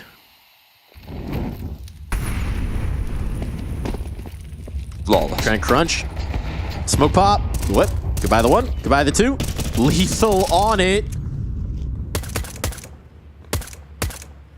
Mob's locking down Mini for the moment. He's dropped the bomb as well. I don't know if he knows until the smoke fades. But this should be relatively difficult to recover here for Pain, even with that hero AK. And now, that's all they got. Mob round. Oh, just head on a swivel right there. Going to keep his attention turned every which way. Mob's able to defend that mini side there, as you said. Kind of, I mean, you know, difficult maybe in terms of him finding adjustments into how more comfortably to play this position, but I think just so trialing right now with how teams are constantly drawing out attention and the way that, you know, so many rosters like to push through the mini smoke, just like we saw in the last map with what Alexi D was kind of doing in some of those rounds. It's just sometimes a very brutal position to play in. Yeah, but you know who's in that position. That's the number 12 player of the year right there. That's true. That's Mob's MD. Only got half a year at tier 1.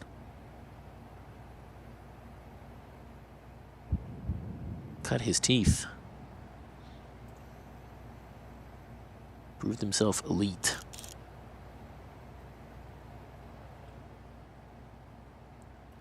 Speaking of a star that has risen very quickly. Monacy. So many angles. Finally given the peek here. Can he escape? No, not quite. David eventually able to chase him down. But Malb's blasted as well inside a mini. Some assistance offered up by Snacks to delete Snow, but still a 3v3 to work off of here. Bombs in big garage. Bombs in big garage, and they don't have any util to really get it out. There's one smoke for Davideus. Oh, this is a crazy move from Hunter. He pushed through the squeaky door smoke right there. He takes lobby control late in the round. I like it. I like it. And if the bomb gets dropped outside, all this A control is not going to matter. But G2 gave up the space that they had there. Wary. Instead, it'll get dropped through the squeaky door. Oh boy, that smoke unused.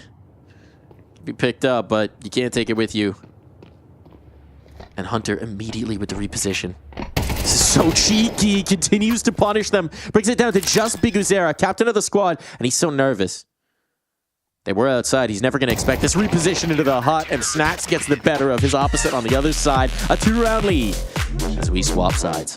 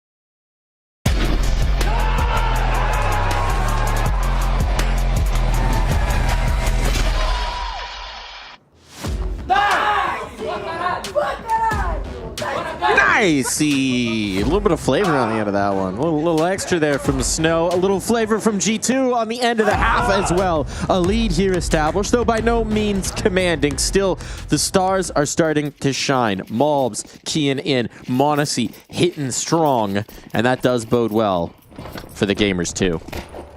It does here. Those key pieces able to step up. You got some early utility. I think that's a molly down the Vince. Again, denying rotation. And a quick bit of damage onto NQZ. They're actually routing in to Heaven right now. Going in towards the outer yard. They're going the long way around here. What's the end goal right now? Can NQZ find anything? Not quite. Low on HP, was hoping to catch them by surprise. But after all that chaos that's created, G2 just trying to shuffle up that defense, and it's mission accomplished if they go down lower. Yeah, how do you respond to this? You don't have information. They could be flying up the ladder. They could be going back in towards the lobby. They could be going back down below. So you've got some info. Snow's taking space at the squeaky door. You've got a player stuck in sight in David Deus. But the double push through Secret establishes that, hey, no one else is outside. But also, we're not in great positions to defend this B site. That bomb's going to go down. The cavalry will come through here. But Monacy, if he can hold on to this spot, this is massive because now they know where they can defend from. Only need to worry about double and control. Well, might still be some worries. There are many dualies here. Snappy shooting from Davideus. Oh! Snow out. Awkward fumble on the door. Snacks doesn't know which way to turn. And it's come down to the clutch. He's just going to stick. He's just going to stick. It's the full 10 second. Do you call his bluff? Hunter. Eventually you got to go look. And, well, there's plenty of time for that one. Keeps it calm. Keeps it clinical there for Hunter. No flinching. Yeah, great clutch from Hunter right there. And a bit of chaos that found G2 in that late round. Though, to be fair, it was 4 guns versus 4. There's double dualies making quick work of them. Why does everyone not use that math? Just buy 5 dualies, it's a 10v5. True. How are you going to lose that? How are you going to lose that, Cole? You can't. It's impossible. They should do it on gun rounds, too, to see if that logic continues. I think so. The math checks out. How else can you dual wield? MP5 for Monacy. We do not see a lot of that. Can we... What is Monacy even doing in this round? He's Hut holding? On the top of T roof right now. Okay. So yeah, Hut holding. But they'll never know where they're getting hit from. They'll be striking down from above. They'll be shaking their head. A silencer on T side? That's not allowed! Speaking of silencers, Biguzera's got one. But what he doesn't have is control of Secret. Snacks does instead. Or reversal. You do have some rotates, though, down. So at least that's kind of off the checklist. You do have 2 players in position down and towards that lower side. If Snow were to try and get aggressive right there, could catch Snacks by surprise. Oh, Biguzera was waiting so long for somebody to walk into that crosshair. Actually, the playthrough smoke, is Snacks watching this? Yeah. Snacks is watching it. And indeed, it will be a kill for Snacks. A little nervy. Now they got to push out something else. Hut's cleared out. That should be the last real element of danger this round. No one else is in position to do much. Didn't really get to see anything out of Monacy's MP5. Yeah, gets to take a round off here. How long do you think he keeps it up? Oh, until he drops it. Or until he picks up a better gun, I guess. But that's already been taken by Snacks, so good luck with that. Heavy got hunting. Heavy got nothing. They got nothing. Nicely handled. They don't even know it's out here, right? And didn't even pull the trigger. Yeah. Squeeze off a burst. You bring that out next round. A secret weapon, they're not going to know. Idea. At least they'll be anticipating some sort of silencer and Snacks. Presumably not going to be a lot of investment around these saved MP9s, so we could see something a little unorthodox here from Pain. Get those guns aggressive, in your face, early, implicated. Be the traditional wisdom here when you've got some SMGs and not a whole lot else to cook behind them. 1 smoke, 2 smoke. Red smoke, blue smoke. It's one of my favorite books. Dr. Seuss in tactical gear. Would be useful. Just wait till you read Cat in the condom-shaped hat.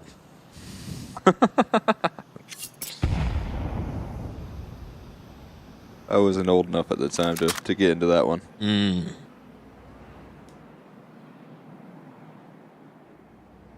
Three players down below. They didn't go aggressive with it, but they do have a lot position right around this corner. This could get weird. Deal with a nice first one, and never mind. It's all good. Now they know about the MP5. The secret weapon has been revealed. The jig is up. Because they're going to need to dance a jig. Oh my god. Oh my god. MP5 will find a second victim. That's brutal right there, and he was stuck between two mollies. One fading away. Then you have to run into the rifle. Could maybe catch Heavy God, isolate a gun. Never mind. Okay. Every time I'm trying to paint a picture of how Pain could do something in this round, it immediately gets wiped away. Eventually, they do need to plant the bomb, but G2 taking their sweet time with it as they just conquer everything everywhere on the map. Through the wall? Do we have that technology? Shadowcot cam path. Oh, that you're talking about snow wall painting right there.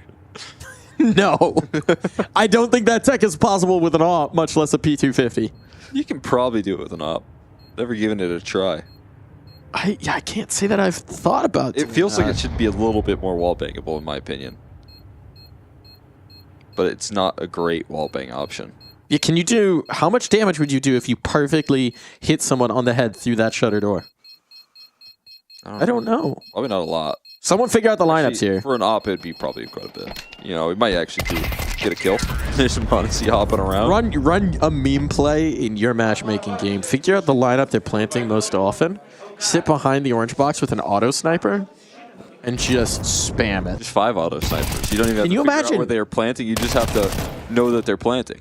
Can you imagine how mad you would be if you're trying to plant backside, you get wallbanged from a ramp? It's had to have happened.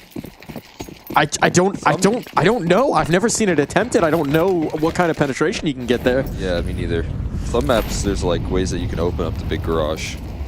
It's like free nuke or whatever, and you can just click E on it and it opens. Terrifying. Terrifying.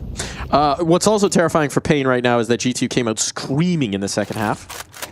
3 rounds picked up, but now you get your chance at the guns. Problem is, you just don't have a lot of margin for error. So, ops out, utilities limited. Investments in the prior have cost you. Snack's looking at the ramp molly or smoke fadeaway so that he can toss in the molly and fake out this Not the jump. Oh, and it's just 2 quick entries right there. Malbs and Heavy God catching them completely off guard. Taking fights in towards double doors, and there's no escape for Snow. And this is a warpath from G2 right now on this T side. Oh, this one's done. The panic hop, the scroll wheel jump like a startled rabbit. Just straight up into the air, into death. Like a cat seeing a cucumber. Oh, Big Uzera gonna take the big cucumber, the AWP, trying to hide that thing. So they got a snack for next round. This is dire. This is dire, and now, presumably, staring at this kind of a deficit. Uh-oh. Oh, God. If you can save this up. Ghost. Big question. They're hunting it down. Flashbang's on. Ooh, misses a shot. Not going to get more opportunities at this. They are running you down. 1 bullet. Well, I was going to say you have a choice. Are you going to force buy around the op? But you no longer have that choice. We diving into the depths, or are we playing for overtime on the Pain side? Whatever it is, it's going to be an incredibly trying task right now. They just get a full bonus win, and they win it overwhelmingly. Malbs and Heavy God firing up on the entries. It's a really good set piece coming through. You can see Snacks looking at his teammate's monitor, waiting for that smoke to fade and ramp, tosses in a molly, baits out the rotate right there. And then it just comes down to a bit of an oopsie for the most part. Like you said, that little scroll wheel jump just does him no favors. And when you lose ramp and you die, that's where a round starts to feel a little bit overwhelming.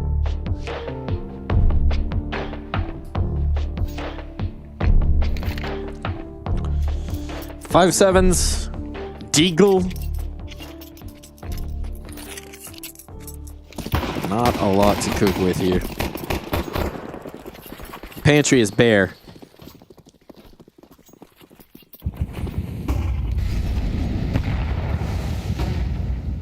Not talking big paws.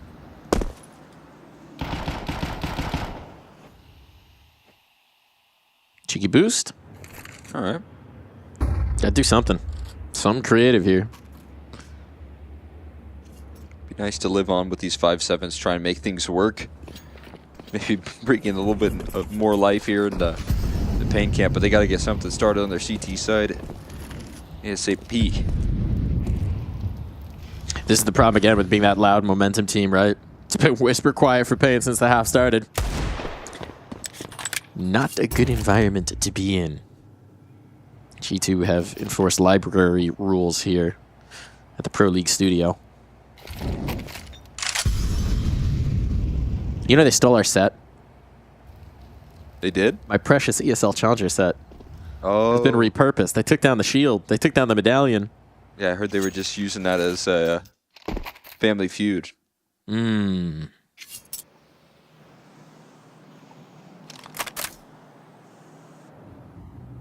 Does look nice in there, though. It is nice. It is nice. It's a great spot. Stockholm City. I think I heard, I believe it was 910 talking a little bit about being in Stockholm for the first time. If anyone needs recommendations on a place to eat reindeer, I've got ideas. And G2 have ideas about how fast they'd like this one to end. They may be looking for a little reindeer themselves.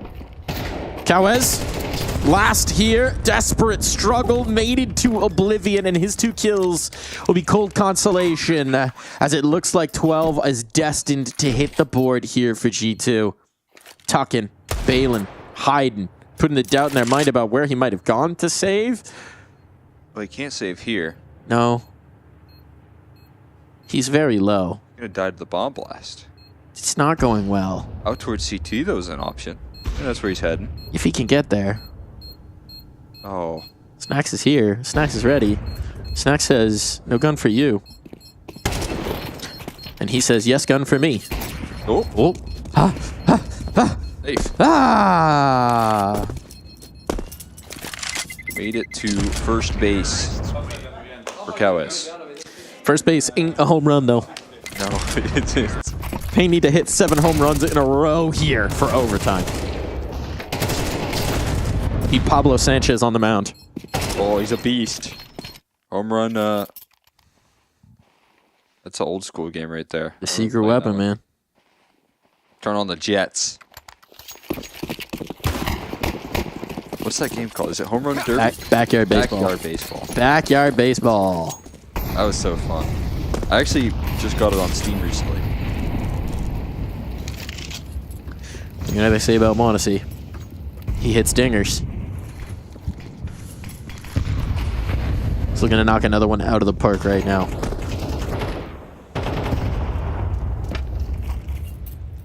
You like when both Mondesi and Mulbs are sitting on more kills than rounds?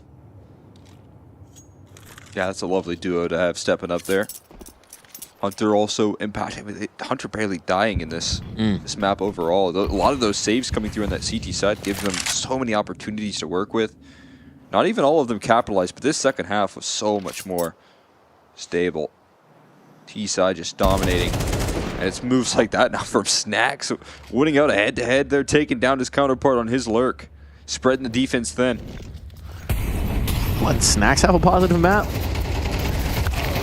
Getting full domination here. Snow trying to survive. Peppered down, painted into a corner. There was no escape.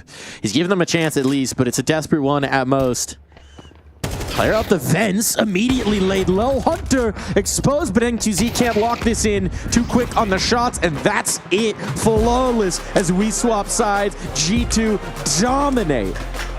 13-5. That was Pain's map pick. That was their comfort spot. That was Nuke. That's the one map that works when everything else is going wrong.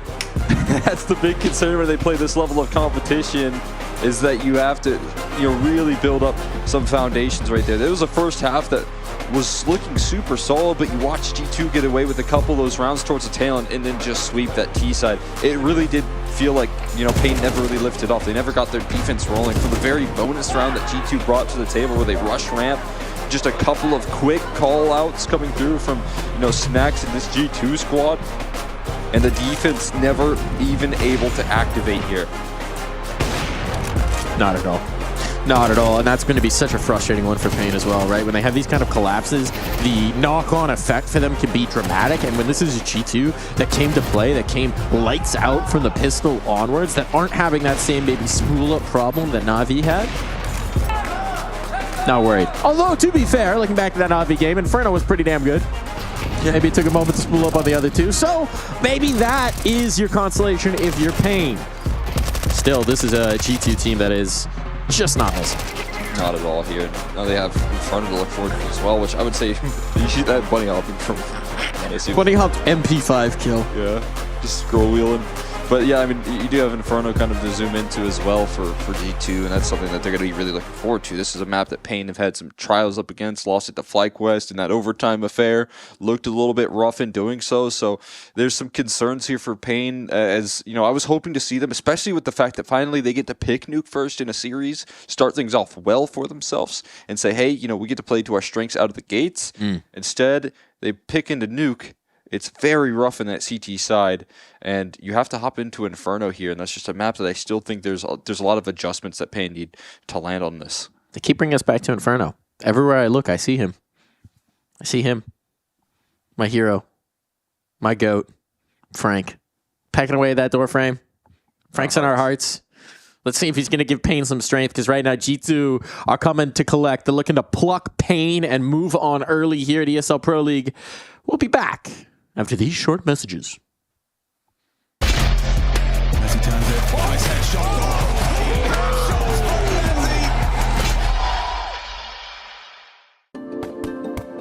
Hi, it's Bob with Face It. The official broadcast is better than ever on Face It Watch. Yep, that's right. Switch it up with the POV selector. 4 angles, your choice. From the main broadcast to your favourite player's view. And it's available on the Face It app and Chromecast. But wait, there's more. Keep watching, keep winning. That's how we roll. Watch ESL Pro League while having the chance to get skins and Face It points. Look at this beauty. Change the channel and control how you watch. What's your name? Lee. Lee, mate, nice to meet you. What's it like being part of the best crowd in esports?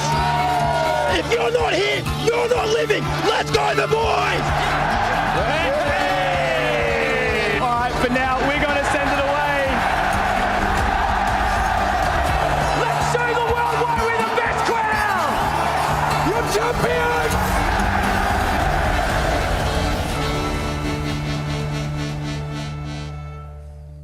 Your seat's been stolen. Were you the middleman? Yeah, I would like to be middle, but Ilya said he wants to be in the middle. Oh, we see who runs this team. Okay. Yeah, he runs this team, and I'm just a little small guy right now. I mean, also Ilya said like we bring you here to the team to play better, you know, to shoot better, and then now maybe the seat change, you know, will help. I don't know, like maybe Ilya becomes IGL, you know, huh? Bro. I'll be like this. Okay. So now we see there's a battle for power right now. You know, you got like the Baratheons and the Lannisters. Lannisters, yeah. Yeah. Yeah, you're a Lannister? I think so. I didn't watch though, but yeah, sure. No. Dude, I watched a 1v5 Ninja Diffuse from Snacks the other day. You see that one? Yeah, I saw that one. Yeah, on the Twitter. Yeah. Dude, you always have that like. I feel like your Counter-Strike's play style, if I was using a word, it would be like cheeky. I feel like you're a cheeky guy in the server. Would you agree? I would agree, 100%. Like I always like to do some, you know, funny, crazy stuff, and it just suits me, you know. So this is just me spitting off the top of the head, but like it feels like you're always kind of trying to outthink your opponent. You know, like okay, I know that they're not going to think I'm here. The Snacks Wonderland kind of vibe, you know. Has it got harder to play like that when all the players are coming, this next generation of like skipped all the lessons you had to learn in the server? I mean, obviously people are getting better, you know, on the server. I mean, I feel like I'm getting older as well, so my process in my head is not the best, you know, not the same. I mean, maybe obviously it's harder when you're IGL, you know, you have other things to think as well, like before the match, like when you became the IGL, like you start to think a little bit different, you know, before... As a player, I mean, I had my periods as a IGL before, but it's so much different. Like now, it's mostly like mine is set up on the one thing to focus what we should do like next round and everything, and how to drop up to Ilya, you know, and just go kill Ilya, please. Yeah. So how do you not feel any pressure when that happens, dude? Go kill? The Monacy go kill? Yeah. What happens? What? When they drop you an orb, and it's like, Monacy, if you don't get a kill, we're going to lose this round. Does that motivate you, or does that stress you out? Who cares? It's just a game. It's just a game. I'm just being paid to play it, and like everyone's watching, but it's just a game. Of course. I mean, what you can do, man? No, I don't know. Just run around. You play computer game, and you know you're gonna get up, and you know it kills with one bullet. Why is he actually spitting? He's kind of spitting right now. Maybe philosophy in your future as well. I don't know. No.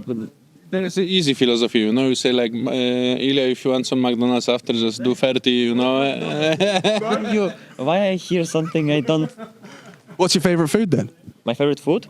McDonald's. No, what? I'm joking. Listen, they're joking. It's a joke. Okay. I mean, I love McDonald's, yeah? Okay. Right. Yeah, I like, but I don't like to eat it like so much, you know? No, but you keep it diverse, you know? 3 times a day. 3 times a day. Okay. My favorite food is borscht. You know this borscht? Yeah, I love borscht. Soup, yeah? Yeah. Borscht is good. I agree. Hey guys, this is the live seeding section. Seed 11, Pain Gaming. Seed 14, Pain Gaming.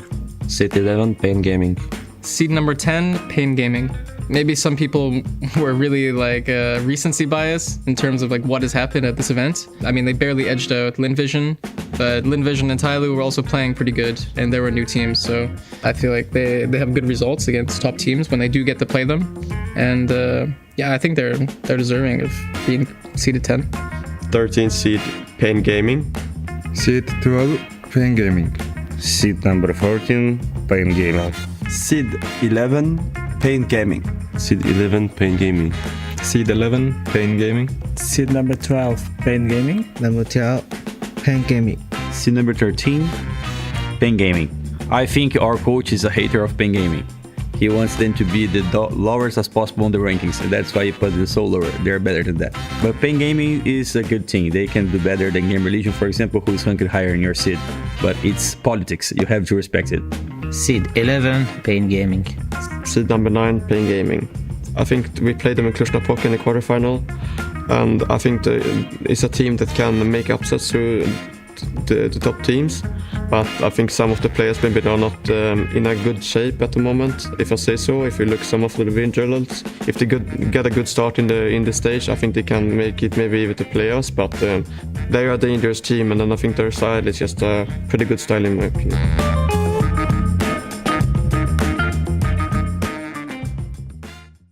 Many people think I'm Polish, and obviously I am. Nothing we can do about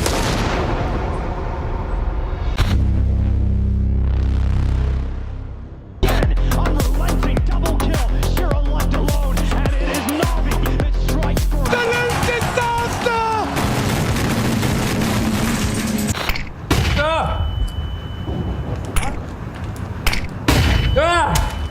President T-Ramp, allow her to respond. She didn't interrupt you when you were talking. That's true. I didn't in the first. Choose big. Choose a job. Donk! Imperial spirit. Fight! Round, I said fight me. We didn't do a single time this round. It was a made fucking game. I said...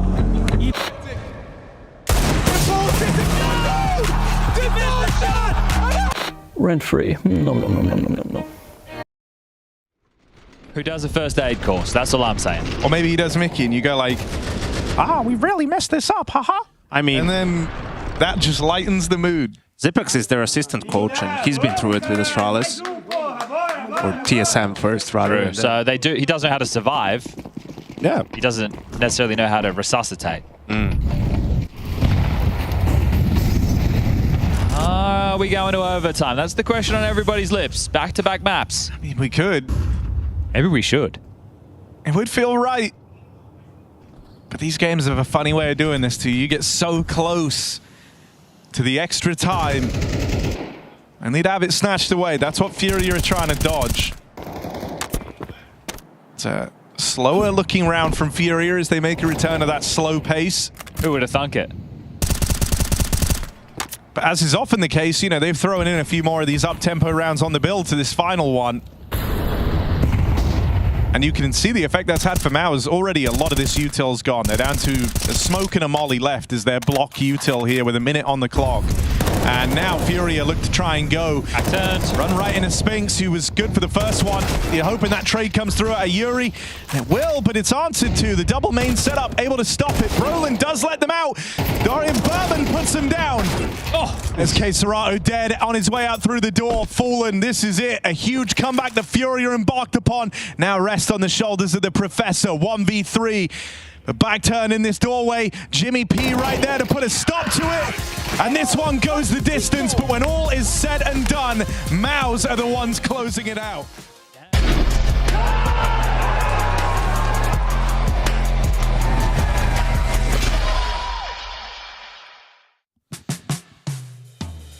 See, Pain would never do that to you, never bait their fans by thinking that it's an OT comeback and then choking at the last hurdle. They just lose nicely in the second half, and this is how it started. We're taking a look at the Face of Watch segment here as we're going to watch back that pistol round.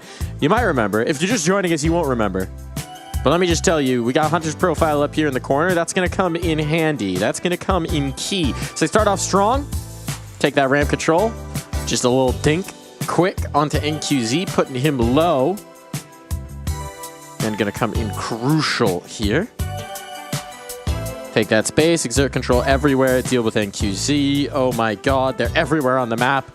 They're everywhere. They're all over the place.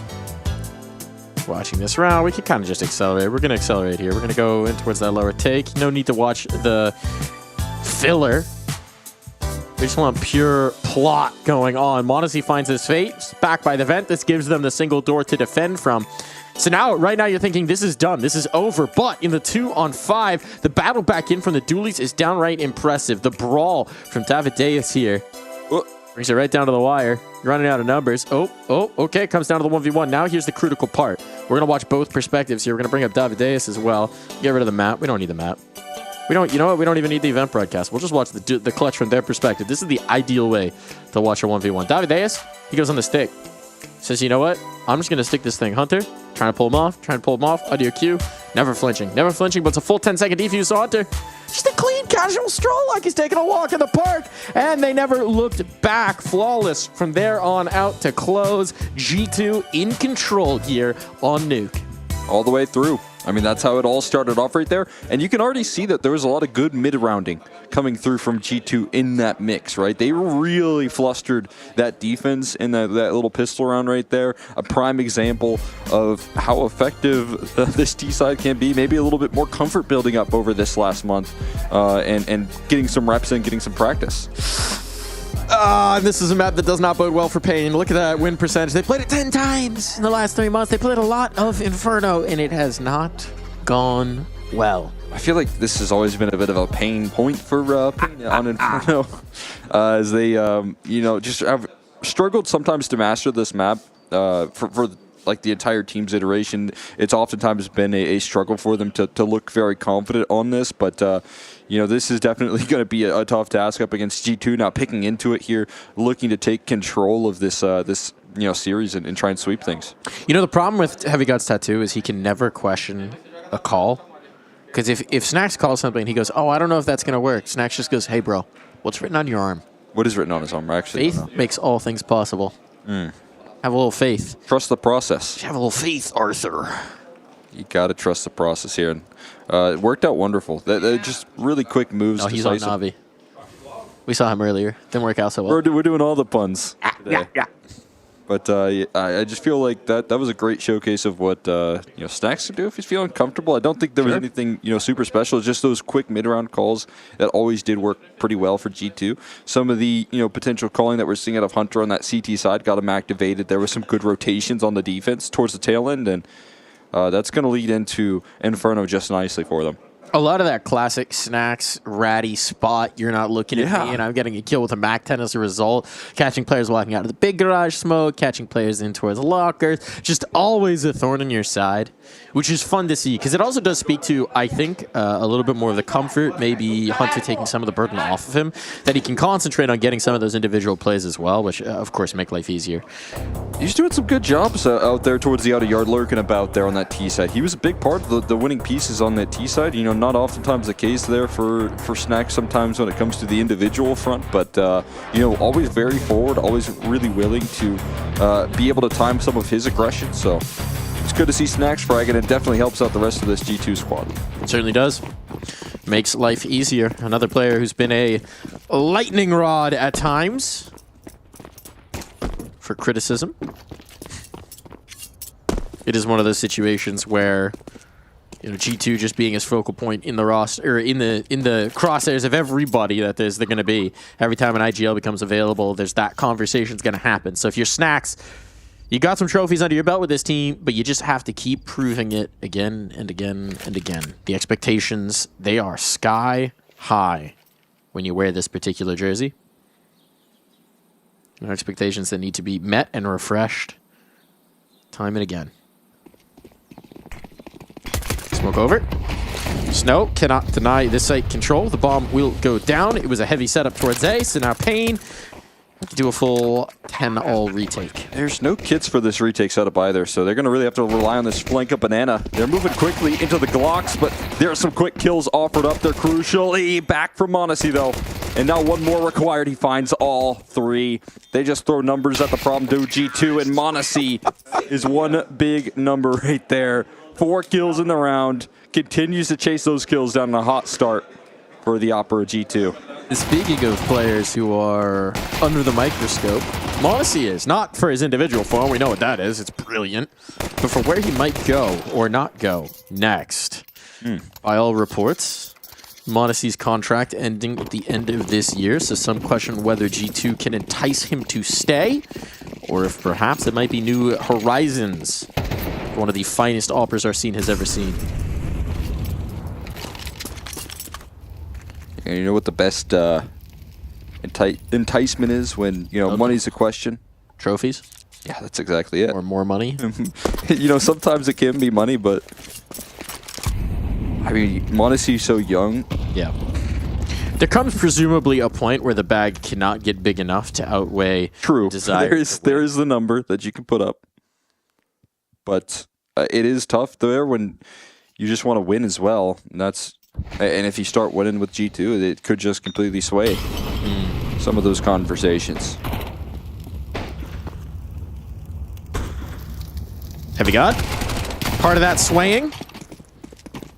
Only finds the one, but he does find a little bit of a stack. 3 players in the same position, in the same angle. Well, that kind of tells you a story, and that story is that Biguzera's alone, and now he's dead, and it's a save. Bye-bye. I like the position that he was playing right there. He had his crosshair focused on exactly what Malbs was trying to do. Jump up in around that smoke and get up close and personal. But Malbs is a little too quick on the trigger. He's pretty good at those. Yeah. You get a couple deagle shots before if you don't start connecting those headshots. Pretty good at those. Yeah. Gotta hit the Juan Deeg. If it's not K and it's not Oted, it ain't happening. For a second there. Thought we were going to the pillar. Rest in peace, Frank. We're going to a different pillar, though. m0NESY? Yeah. Upon this pillar, I build my house. Named G2. House is a home. And a home full of homies. He does sit center, doesn't he? I was going to say that, yeah. Yeah, he's sitting center in this new team arrangement. He is the man. Which, again, you know, I was talking about some of the T-side strats for G2, and I was kind of noticing that Snacks was looking on his teammate's monitor when he was on the extremity of some of those plays, so might just be like a positional thing for the map as well in terms of, okay, I need to look at this person's monitor if I'm away from the play. It is interesting to think about that arrangement because, right, it was Nico, m0NESY sitting next to each other. Nico comes out. Theoretically, Maul's filling most of those roles, but okay, looks nice aggression. A little team damage, a little cheeky team damage, and m0NESY is hungry. Oh, and he's gonna feast! The kid is hungry, and Hunter's providing a value meal for him.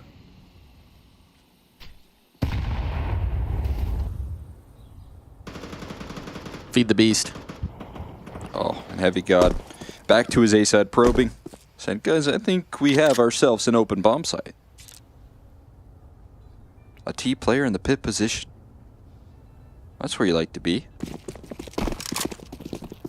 Get the rest of the troops in. He's going to throw in a late smoke towards Moto. And a save is incoming.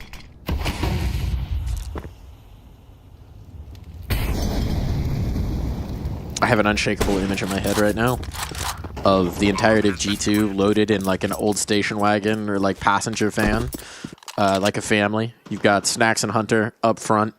You've got Grandpa Taz sitting back with the kids. And then the 3 kids saying that they Are we there yet? Stop and get a Happy Meal. Are we there yet? The real value, though, is bringing a... Or we load them in the panel truck. Yeah, that could work. It's a classic move. I did that. I've done that actually many a time back in the great state of Texas. My grandfather in the back of the pickup truck. My dad always had, some sort of truck there, kind of the old school type of deal. Mm-hmm. And every time we wanted to go to the park, he'd just load us all up with our bikes. Yeah, strong move. We'd drive up to the park. Good job. It was a good time back in Kentucky. Wouldn't hit the highway like that, but no, you don't. Bad. Yeah, you take the back roads. Country roads. You could hit the highway in that thing. That you could do. You can get out of there. It's a bit of a tight squeeze. Some of these small Italian villages, not exactly built with motor traffic in mind. Had to repurpose that a little bit. That's why you got the Vespa squeezing on through. Ooh, NQZ. So you're not going to squeeze on through anything right here. Closing in the gap as Payne look to get involved now with guns in hand. That is a very nice start. Big Uzera getting frisky here on the car. He's covered off. Nearly an accident on that kill, but falling right into the line. Moms finds it. And while there will be a clear out in Boiler, this might be again a round where they're just on the wrong side looking into a bomb site. This next kill could be it. Oh, shot doesn't land and NQZ punished. And as this bomb goes down, a question needs to be asked again for Payne. How much of a tolerance do they have for potentially risking these guns? Monacy's got the Precious. Oh, he almost got spammed right there. That could have maybe encouraged a retake effort, but... I can't believe that worked. I thought it was going to be a lineup right there. I thought he was going to jump up, and it was actually Monacy who gets that initial one. And it just falls into the hands of Malbs as well. You saw tunnel vision on the player on the corner. I don't even know if he realized he had fallen into another before he gets the kill. That's crazy. That is crazy. What's also crazy is Monacy hasn't died yet. Oh, no. And he's fighting the whole way, too. Just get rid of guns so they can't have them. Actually didn't keep the AWP either. Rocket with the rifle. Got a little bit of money. I mean, a free op is nice, but that's just not really in the playbook for T side of Inferno as well. So, yeah, that's the drop right there. Great flashbangs, great banana control. So impactful early on here. 8-0. 2 kills a round. That's a rate you like to continue. Oh yeah.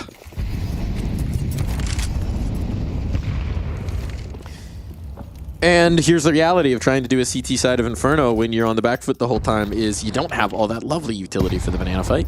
You got to make do with what you got. That's pretty good, but there's a redundancy here for G2. Oh, big kill. Monacy's dead. His first death dealt out. Now you got a chance. He killed the unkillable.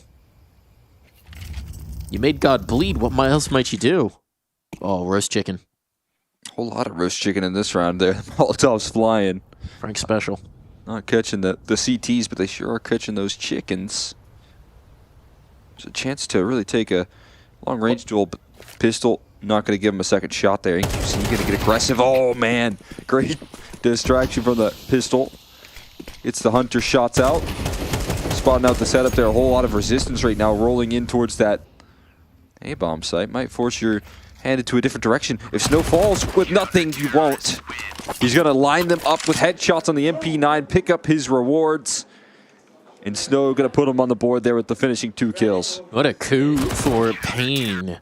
Money gained, rifles gained, a shutdown just when G2 seemed to be taking that steam from Nuke and continuing it on. I mean, reminders, this was they had done 9 rounds in a row if you continue their streak from the last map. I believe you on that math. 10 rounds, actually. I'm bad at math. 10 rounds in a row for G2. So you finally stopped that streak. You finally slowed this down. 4 AKs picked up for the SCT side as well. That's nice. Banana control. Bit of a rarity here for Pain. They've been trying to fight for it, not always successful. Flashbang. Maybe trying to bait out some shots there from David, tossing that one in and seeing if they can identify any lurks. But Heavy God doesn't budge, was just willing to throw his life on the line. And a good reaction from G2 without any banana control. They want to put some priority on this bracket side. But in doing so, they have no information towards B. This is going to allow for some jump spotting from Snow just to keep all that space in their favor.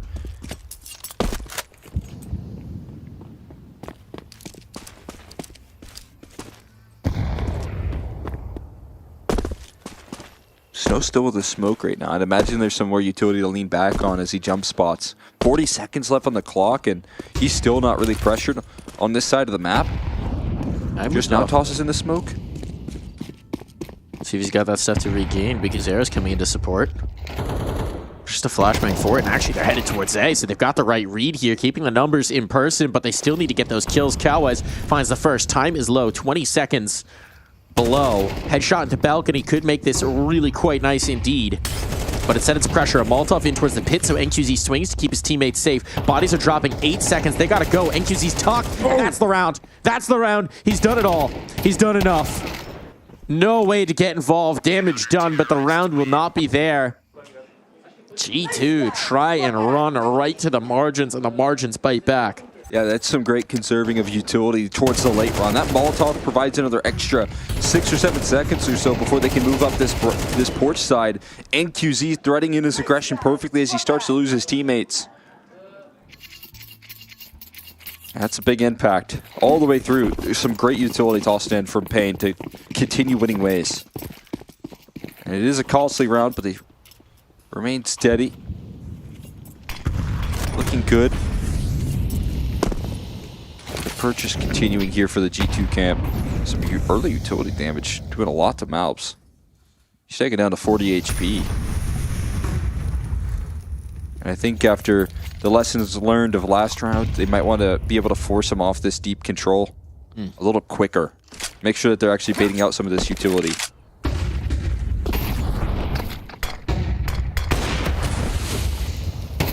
Nice shot, nice opener, but a follow-up.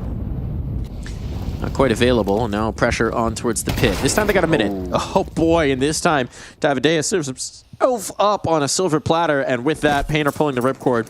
They have withdrawn. They are out of there. G2 will have a 5th conceded their way. If Pain can keep the money up, keep these 3 guns up, they can at least keep it fighting here. Is this how G2 have shown tenacity? Yeah, good intensity right there from G2. What's under the lectern? What's behind the dais? What do you got stashed back there? In a church, no less? Hey, we all have our vices, but those are a whole lot right there. It's a whole lot of vice. Been cooking back there. What else is it? I've actually never... Oh! In the altar. The holy scripts. They spoke of the source of all. That's virtue. You ever play Source? Yes. Not much, but some. I played Gun Game. That was actually my first Counter-Strike game when I was young. And I didn't know that you had to stop moving when you shot. So Gun Game was my favorite mode. The SMGs I really thrived in. But when it came to the rifles, I was very confused as to why my shots weren't connecting. I think this was like, you know, I didn't have War Owl to teach me to stop moving stop moving. Stop, shoot. Flick, shoot. Yeah, stop, flick, shoot, fire. What? QC trying to take some of that advice with an opening duel. Back in the day, we were just out in the woods. Mahomes tagged up, gonna send a nade back the other way. Can he escape? Lives for the moment, but he's not having a great time with all this utility damage. It feels like every round he's coming in chunked up below half. It's a good adjustment here for success in that department. What they now need to sharpen up on is some of these A-side defenses. NQZ looking to do just that. Keeps Brackett's control. A lot of aggression out of his op. feeling confident to take these duels. Again, you know, Modesty electing to avoid this T-side opping for the rifle, but he has still been in position to find opening duels. You got to be careful with this HE placement. So it's a neat idea. I like it. So the nade lands behind the half wall. It still pops the smoke for that specific smoke, and it gives Mulbs vision on the other side of it. But Sandbags is the perfect counter to that. Your crosshairs trained on the corner, and Snow is waiting at the Sandy. Love the idea, though. Ooh, it's a big swing. More information gathered in QZ this time. Going on the line. Modesty bested. They got the right read, though. Because of this presence A, Pain have rotated the numbers over, and G2 are saving. Never mind. I was going to say, late round hit in towards B could have gotten interesting. You know, Snow's a little bit on an island. He's out at the util as well. You have Big Gazer to come back and support, but he didn't have anything to stall them out either. There was definitely a chance. But G2 decided to be a little bit more cautious about it. So they will allow Pain the victory here. Nicely done. I think I'm seeing NQZ really play off the confidence that there is no op on the other end of the server, right? So now you're going to be, you know, taking a lot more peeks down middle. You'll be more willing to re-aggress in towards brackets like he's been doing. And that's just at a luxury of, right now, this G2T side not bringing an op to the table. I'm honestly calling a shot in this one. Getting very vocal in terms of what he wants to see, what he wants to do. They've got full belts. Mobs is limited on the Galil, so maybe Haircut's going to be a bit less effective. Denying vision down middle, and QZ looking to brawl here. Lots of mollies being committed early to this space, but edging the smoke. Mobs will see that for the moment, at least, there's nothing behind it. And so they will fill the void left on Banana. That utility tossed in right there from the Pain squad. This time not as effective at doing damage. Finally able to gain some of this control. It's been a rarity in these last couple of rounds. They're again super limited early. Big Zero has some smokes to cycle here on B, but Snow's got nothing.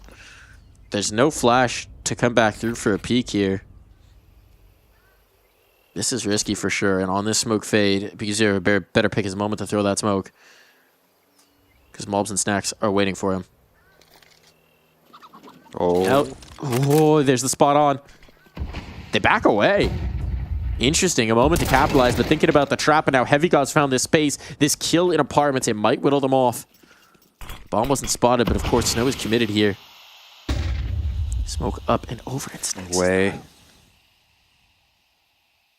Who's watching into where? this, it seems. But the stall on it. Oh, he looks away, and now the check!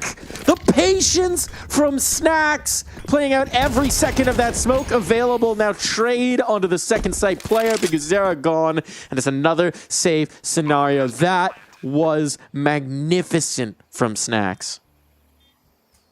I mean, that's a huge round right there, and it's a continuation of him playing well. He's having a really good... I mean, not so much on the start of this map, right? Started 1-6. This round has a nice impact, but we saw it on Nuke. For getting these impact rounds, that's what you want from Snacks. You want the cheeky veteran moves, the timing, the feel that he has for the game. The game sense has always been what's been extraordinary about Snacks. We're getting some fun out of him today. Yeah, he's having a good old time right now. Maybe not always successful. He's been running into the NQZ op a couple of times, but... Hi, chicken. Oh, toast. The cruelty. Oh, the humanity. But that's a great round right there. Good example of what he can do when he's sneaking around these smokes. Most of all, just putting a lot of pressure on Big U. And Heavy God providing just a single kill, denying information, making sure that that stack never comes through. No extra assistance. It's going to help out Snacks in making those sort of moves happen when he can slide in without having to worry about any rotations from CT. Reach into that boost effectively. And finally, a successful B-side take here from G2 after losing out a lot of those banana control rounds. Conversation to be had here from Rix. Timeout coming in. And as it expires, he returns to his chair. Just a little pace behind the team. Let them feel his presence. Let his aura wash over you.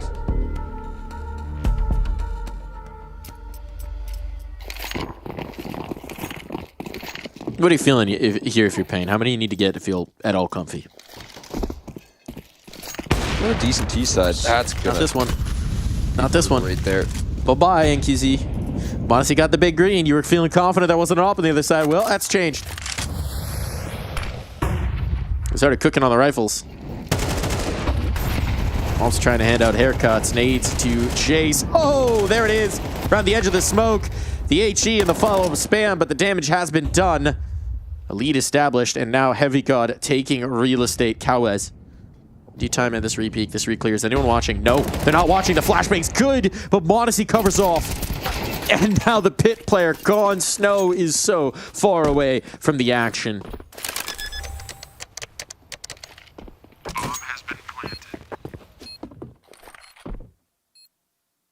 That's nice. That's nice. Diversity of stickers. Canada 2014. Wow. It's a good sticker placement as well. Slick. It's slick. But all that pretty up doesn't matter a shot. A jot, rather, if you don't hit the shot.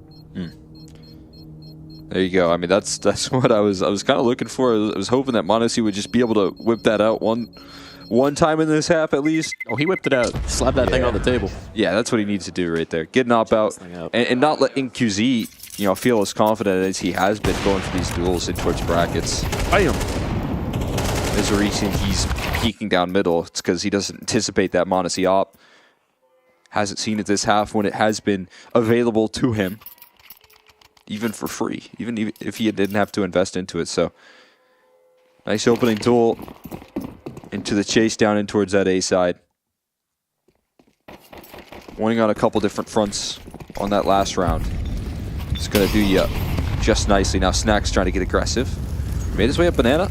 Maybe spotted right there on the peak from Snow, but there's going to have to be a flashbang before he turns that corner. Oh boy, caught a little bit of his own flash. Cut a lot of damage back in turn.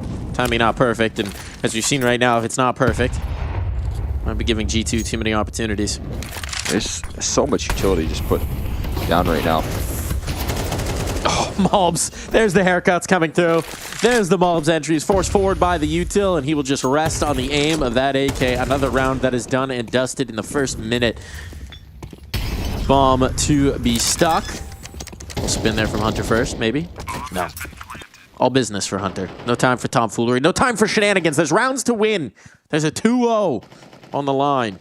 There's going to be a pretty hefty hunt as well. I mean, they can afford it. Next round, last of half, so they're going to send a lot in chasing down these saving players. And whatever they hunt because it's Heavy God on the front of it. Not anymore. Not anymore. Hefty, hefty, hefty. That's which way you look. So player in bedroom? No.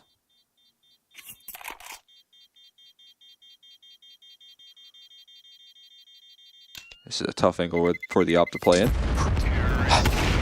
Easier if they don't check you. That's the key. Oh boy, checked him on the second, but that's good. Keep your guns fighting. Keep your op alive. As we come to our final round of the half. Nice and easy. Didn't even see the scope there. We don't even see the second. He hit the second too. Just too quick. Too quick indeed. That's just to hold on to your guns here. And right now, G2 holding on to 8 rounds on the T side. Looking forward to that second half with the rifle presence that they do possess.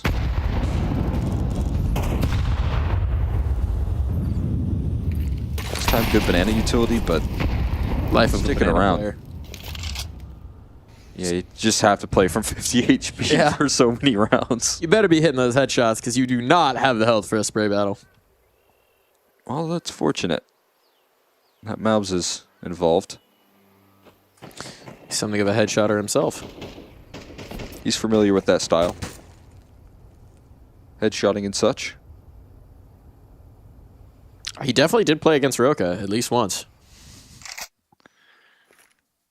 He never played Roka with a notepad in front of him, though. That could have been the difference maker. That could have been the difference if only Roka existed in the step-by-step notes era. He's still out there somewhere. Would have been over. Time to restart the career. That was tech not yet unleashed.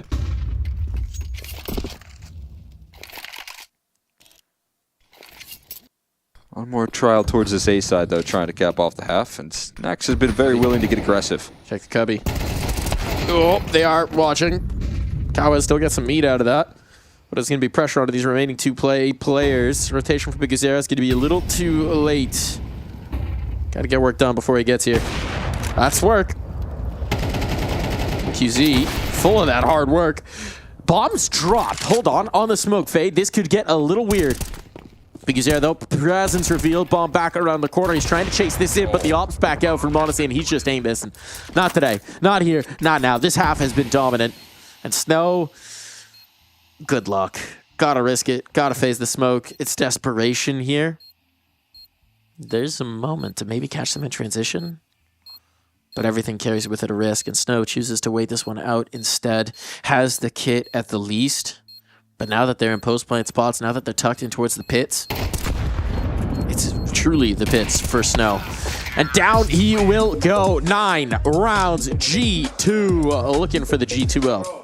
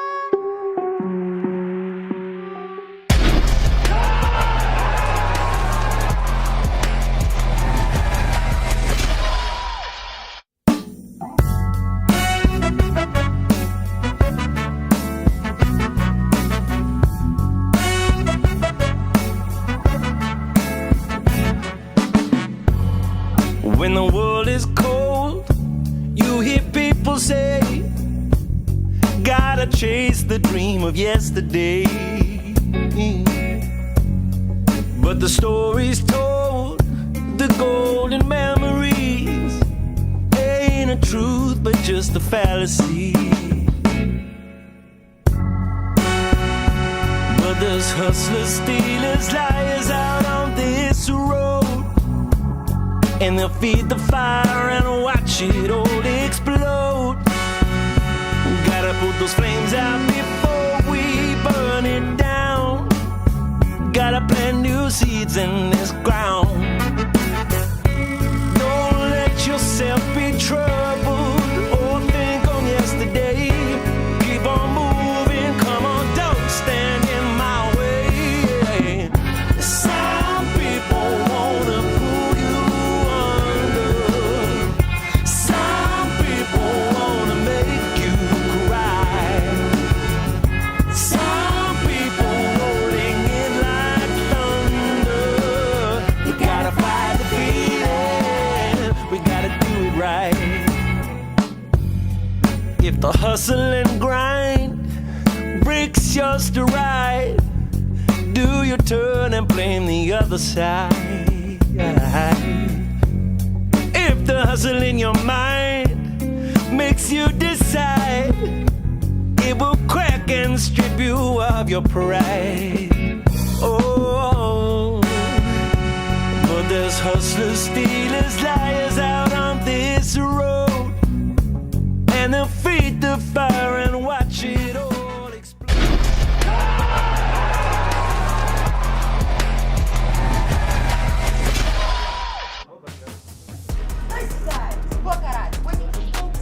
Nice. Nice. Not so nice for Pain. Not so nice. I don't think they're feeling so nice towards the end of that half. Is G2 really putting them in the rear view. And now as we swap sides, it's going to have to be very quick for Pain to respond here. Otherwise, this one's said and done. G2 looking very strong. Looking like a much more confident team than what we saw earlier this year. That they are. Man, this is a great showing here up against a Pain roster that did look a little bit vulnerable in that opening stage 1, but it only gets more and more difficult when they make it into stage 2 and they have to play G2. What's the setup going on here? Dry peek around the corner and dual Berettas at the other end, but David's quick on the headshots and will handle that. Call that reading a setup. Oh boy, okay. A little bit of hash of that one out from Mobs, and David Deus, his vision can clear in time. So this one's looking good. And by that I mean David's looking good. Looking like a Deus himself. Be good to see him get some T-side activity. Had a bit of a tough time in the pit last half. Hunter spotting out 2 players, but they didn't see him. Him here. That's lethal. That's lethal. Coming through from Hunter, looking for more, spotting onto the next, chasing the bomb, which he knows he has around this corner, and suddenly this is falling apart. The wheels have come off. There's still a chance, but he's trying to catch that bomb, trying to chase this down, and they will flee. These Aaron Cowards stay alive. Bomb planted. This is a different ball game now. But the wrap is going to be quick. There's not a kit. There is a smoke. Keep an eye on it. Snax has to find his window to phase through, and, well, that wasn't it. That wasn't it, actually. Does reveal Cowards by right of his death, but Piguzera slipping into mini pit. Unexpected. And Brown collected. It's a pistol that they definitely needed right there, and David brings it forward with a couple of quick kills. It was recovery mode, though, for Pain. They needed some shots to get them out of that one. They needed that trade into heavy God right here. This is a big moment. Cow is landing that headshot and being able to provide some safety. So you want to know what the secret is? What's that? Do a little, like a half soy sauce, half lemon juice. Oh, this is... And some crushed garlic. And then brush that onto the salmon. Okay. That's what I bake it with. Turns out really nicely. Would recommend. Great. 10 out of 10. It's a good recipe. A recipe maybe for success. We're talking about in the halftime break here. But G2 spent most of that first half basting Pain. Getting them ready to be cooked.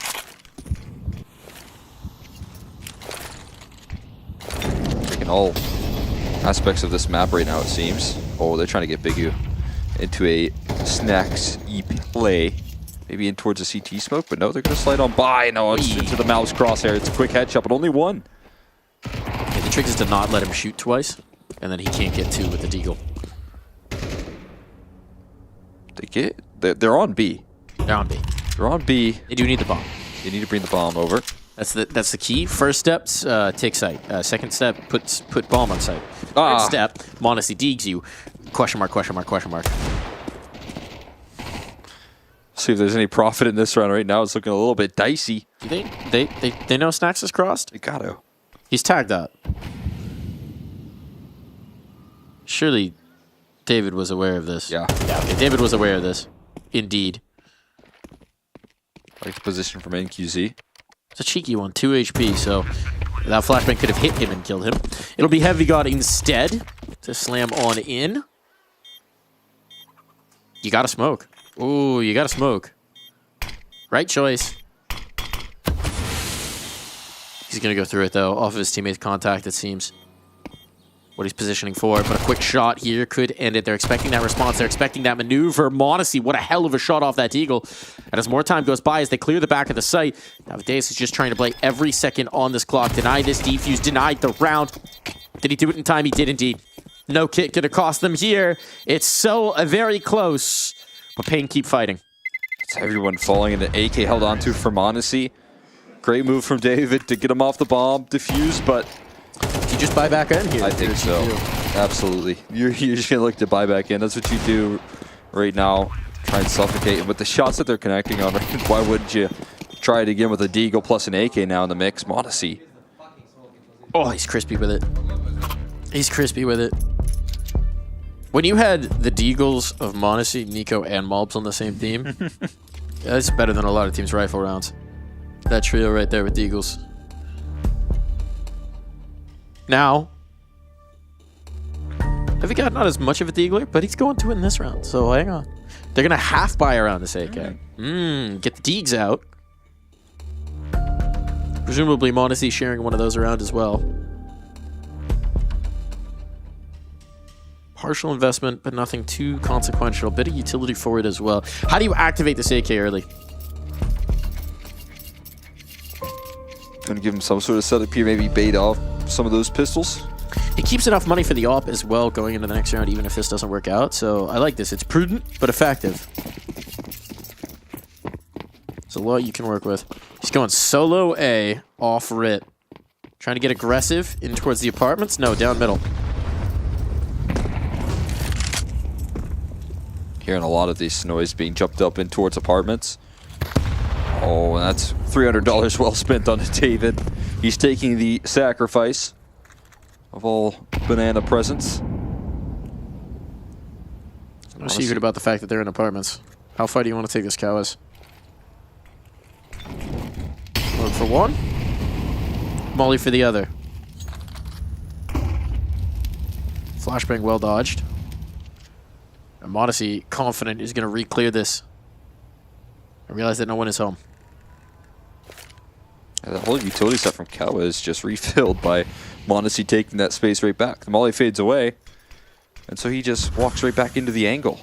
Information's been fully denied towards either side. They have apartments control, but they don't really know the numbers on either side of this map. So the worst thing you want to do here is if your pain is walk into a stack, right? But you have your choice. You either have the 3 players on B or you have Modesty with an AK. Neither one's exactly easy. And Heavy God 5-7 posted up. This could be deadly at these tight range angles. They'll play it together as well. I'm honestly just backing up because he knows the clock right now is going to be a big pressure. All's pop. Flashbang and rip it. Question is, does it catch these players? Is it going contact? Flashbang thrown from D. Catches the first. Modesty can't transfer. Too many targets, too spread out, and so that should be the way the cookie crumbles in this one. I think you're really taking a lot of space on that B side. Could have been fearful of the idea of a stack. Not the case. Saving on for Malbs is crucial. He can hold on to his armor. Nope, fall. AK recoverable, and it will be. So there you go. Nice trade deal right there. Malbs the sacrifice. Hunter to land that follow-up. I take away 650, you take away AK. It's the worst trade deal for Pain in the history of trade deals. They've made some pretty good deals. Yeah, I mean, it's better if they give them nothing. About an extra kill right there. And Pain scaling back into this T side, slowly but surely. Sometimes a bit of a difficulty here is how they can open things up, but no hesitation. Snow trying to track his target, eventually finds it. Hall's pop, incredibly effective when it's a MAC-10 flying out that quickly. Here we have it, that Modesty AWP in the mix. Still got that AK presence rolling out. And they're back onto a full buy here. What? Oh, backstab. Bob just got knifed in spawn. See? You're not supposed to do that. That's, you don't do that. Especially when you're going to go into the banana fight and get naded. Oh, boy. Okay. Misclick. Just an encouraging pat from a teammate to another, you know? Yeah, you go get him, Tiger. But you go get him with a little less health. Yeah, now they tagged him down. They're like, okay, solo B, please.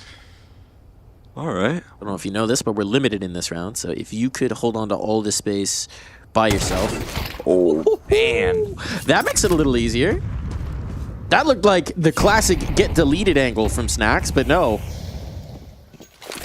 He will do the deleting himself. They're coming through, they're coming through, they're coming through. Molly dissuades them. No, player close up, going over the oranges. And Mobs is down for the count. That can be traded, though. Spam on the angle, not quite catching. Stacks is low, but it's still an advantage here for G2. And as Modesty gets vision down middle. Okay, well, goodbye, Snacks. 3-on-3, here we go. You got a lead right now. Do you want to make this retake happen at all? Do you want to start that conversation? Well, they're inching forward. They're fighting forward right now, but met by a CT smoke. That might be their availability to cross out of this round. They're going to take that chance while they have it. And Pain open up that B bomb site right there. Malbs left a little understaffed. And a little overwhelmed. Gets chased down. Pain, stay in this thing. With this T-side comeback. They messed up the schedule. Only one employee for the lunchtime rush. You hate to see it. Especially after this good pickup right there from Sex, I'm with you. That felt like a snow win every day of the week right there. But holding down the line, offering up that kill, there really does only leave a quick reaction towards that B side. Otherwise, you're going to allow G2 to assemble the setup.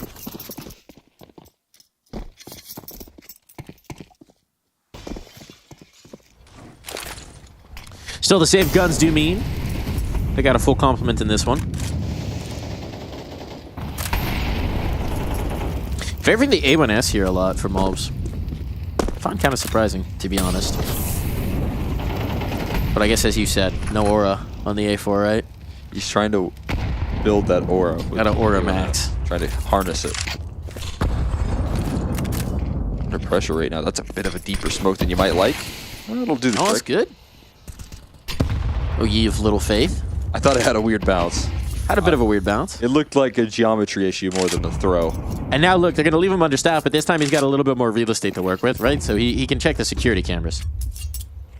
You can go, oh, they're coming my way. Security cameras, just him jump spotting? Yes.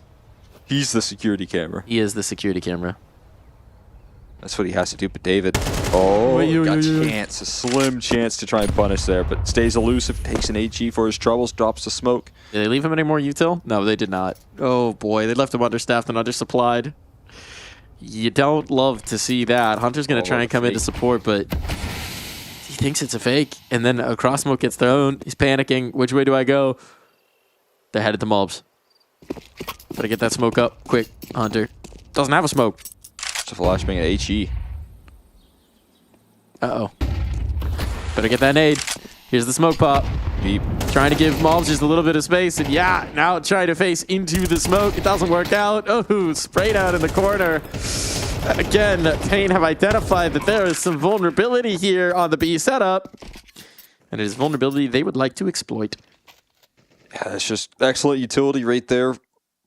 Coming through from the side of Pain again. Getting past it, identifying the weaknesses, taking that brackets control late, but also having the availability to reroute if they need to. And it's once again that B side that's left with a little to be desired in terms of the numbers. Mob's in a really difficult job a lot of these situations.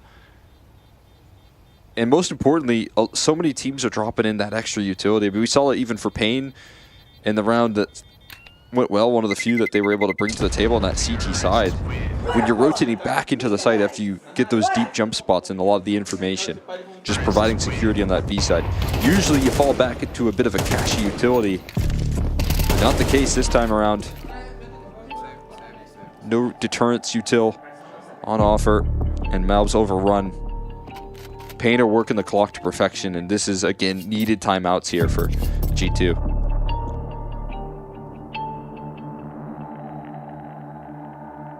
All right, Taz.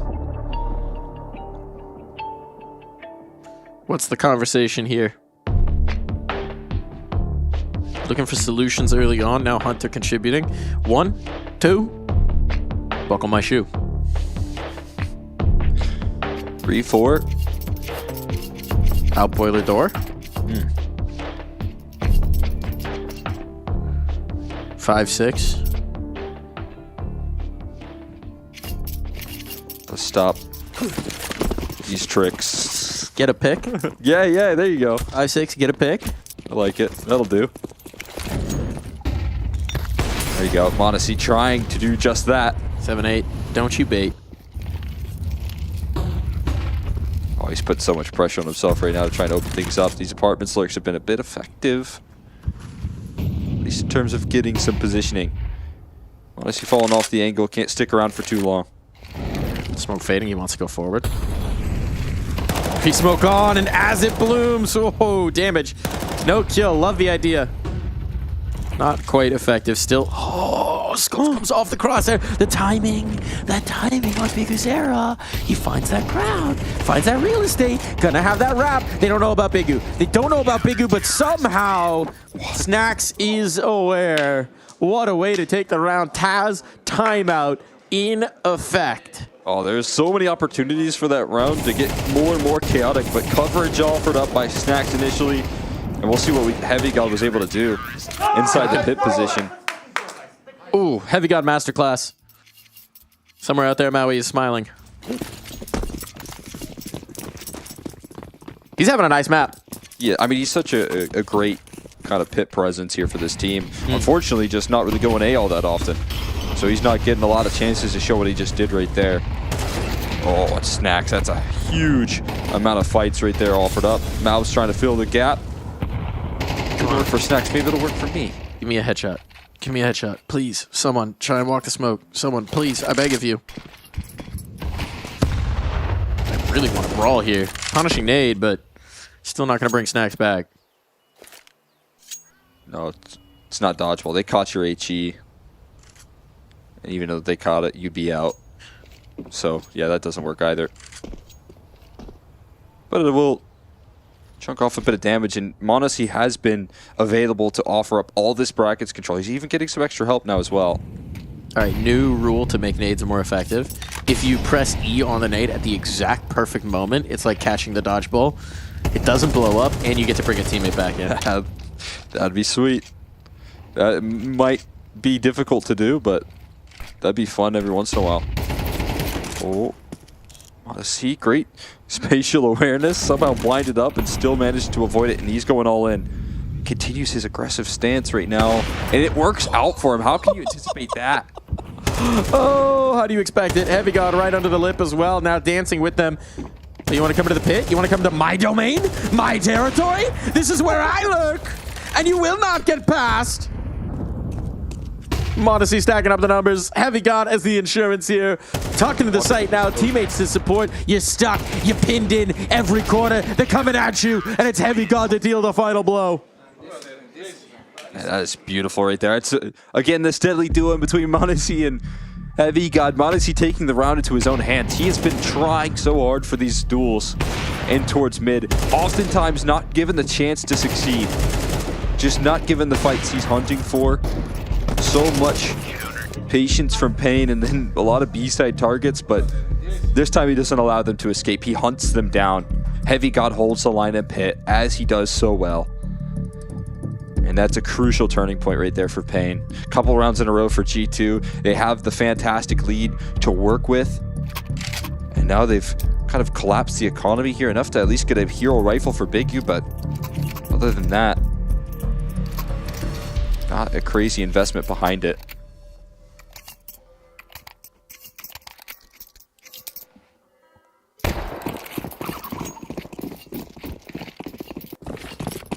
All right, Glock's behind you. Big Uzera at the front. What are you gonna do here? Like how David gets the armor because he's just ready there to die and be like, all right, yeah, I'll take that. Okay. Didn't listen to 7 and 8. Buddy system right here. Well, he's sitting right in his hip, right on his pocket, you know. You know, Biggie, you're at 63 HP. I'm at 96. Maybe you toss that thing my way. You're a little low. Let me get a chance. Let him cook.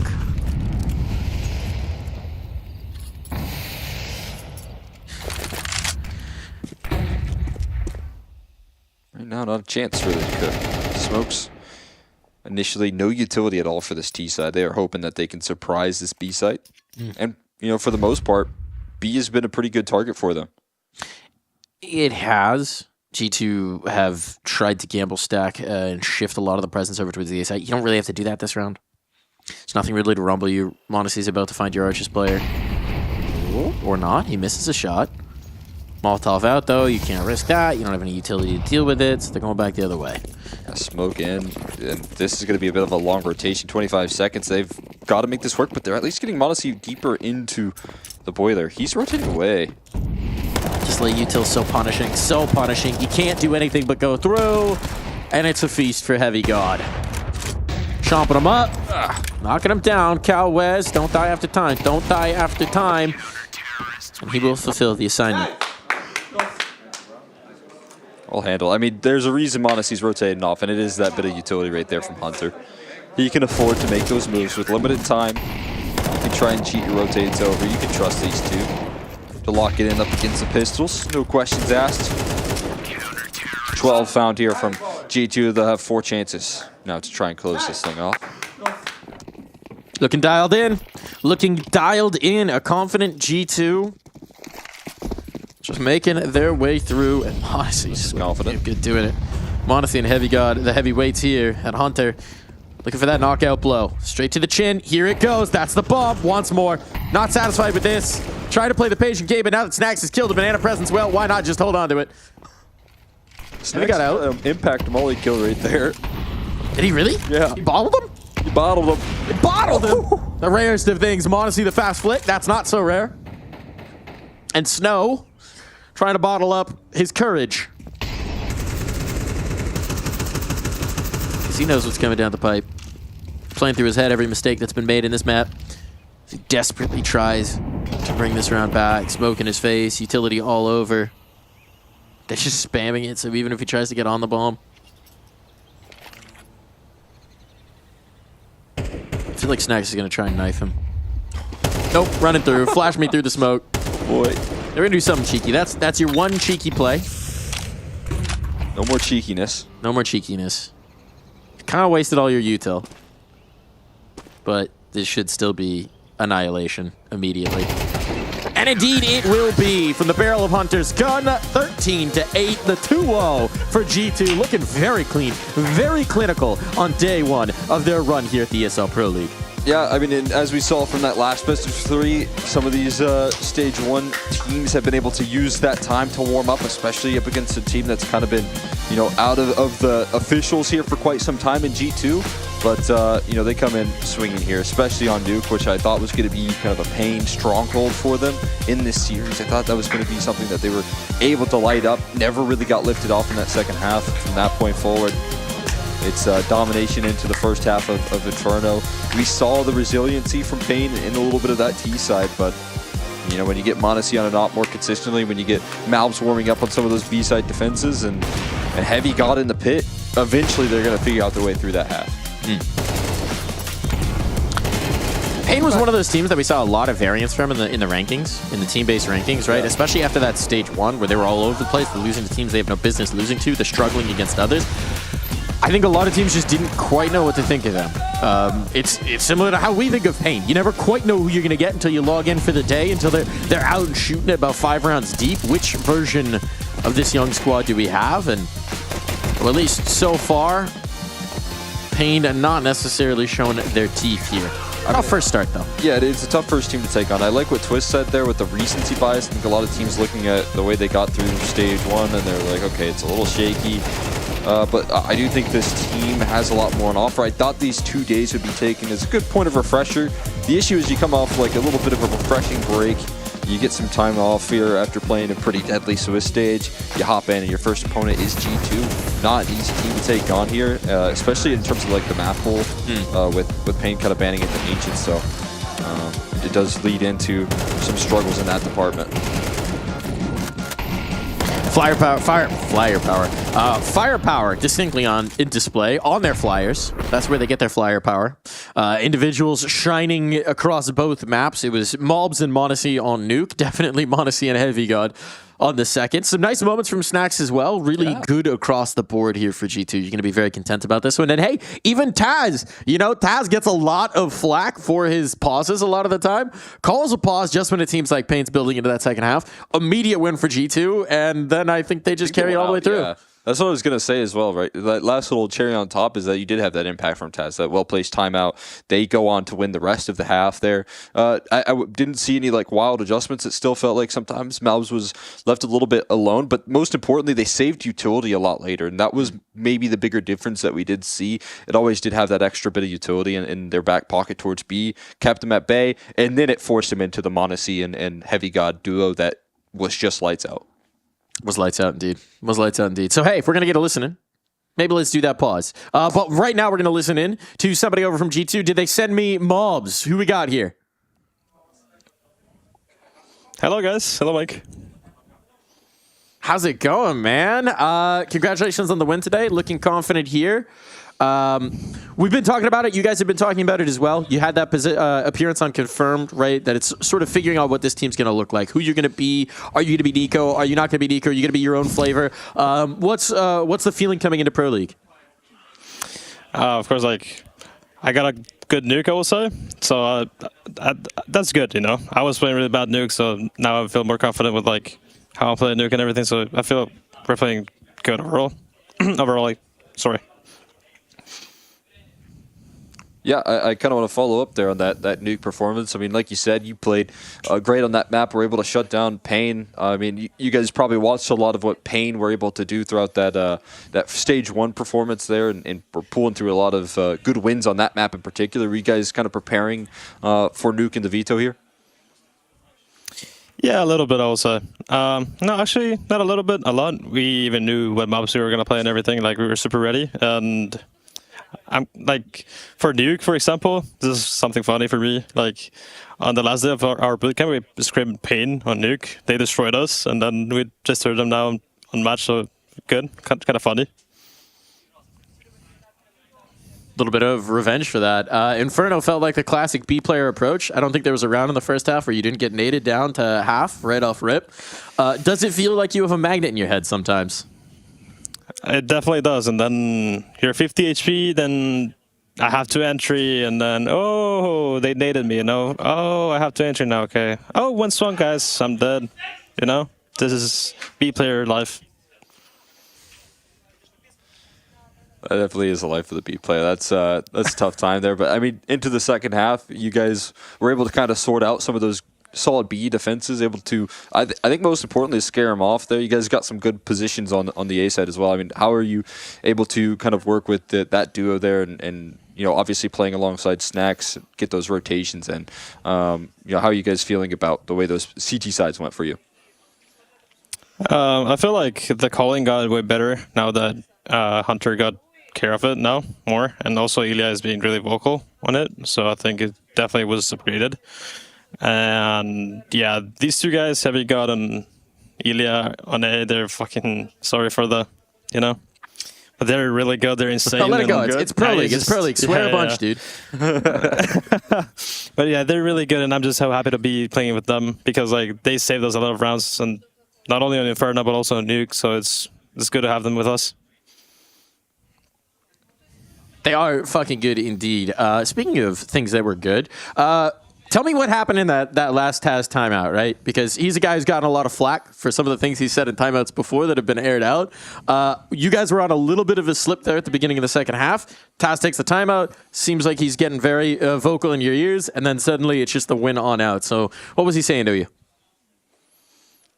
To be honest, I don't remember much, but we were talking about what we were going to do in that specific round, and he basically said, okay, guys, let's just pause so we make them think that we're going to buy, so they waste up more util. They indeed. And then he said he told us how to play the default, and he kind of told us like on what we were fucking up, and that kind of stuff, but I don't remember exactly, but it was like something like, hey guys, you're fucking up on this, fix it, and then we keep going, yeah? And it worked out. Whatever he said, it certainly did work out indeed. Thanks for joining us, man. Congrats on the early win here. Thank you, guys. You know we had to talk to Mobs. NA guys, you know? Had to talk to the NA guy. Yeah, I mean, it's good to see right there. Obviously, again, you know, watching him grow on this team very quickly and getting these opportunities. It's good to see that he's able to develop on Nuke as well, a place that he said was uncomfortable. It's also good to see, you know, there's some trust in Taz and what he has to do here. Even just the mind games in these timeouts, always fun to see. Like the utility comment that he was mentioning. That's a big point there that just drains the bank account. Little psychological warfare there. Always good to have. Let's take a look at the stats of our sniper here. m0NESY, disgusting across 2 maps. 40 and 15. Ooh wee! That's a good day in the office. It's an incredible performance there. Didn't even have the op for the most part of that first half on the T side of Inferno as well. He's just rocking the AK, finding a lot of openings, started out really hot on Inferno, and then those defenses that came through between Heavy God and m0NESY that were mentioned were just super impactful. So got him over the line there eventually, it felt like, in a big way. Started to take fights into his own hands. A lot more confident from him. And that definitely goes to how they closed out versus Pain. Sitting center console, right? Getting a lot more vocal, Mob said. Sounds like Hunter getting a lot more vocal as well onto those CT sides. So maybe doing a little bit of leadership by committee here.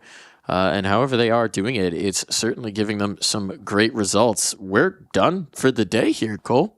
Seems like it. Yeah. I mean, fantastic day of CS so far. I mean, that Saul result already delivering. Other than that, I wouldn't say any big upsets just yet. You know, kind of business as usual for these teams. But man, Na'Vi knocked down to the 0-1.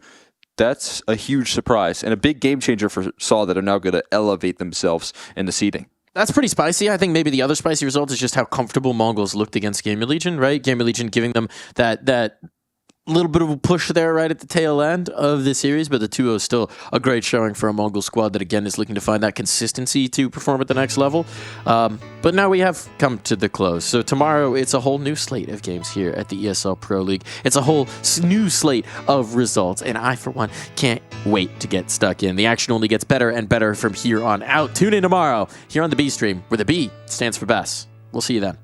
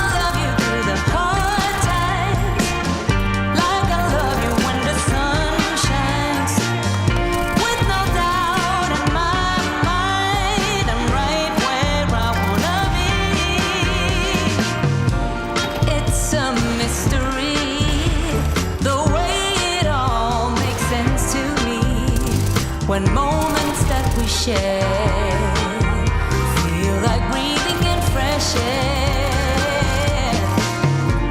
This feels like home, 'cause I can feel it in my bones. The further we're apart, the more aching in my heart.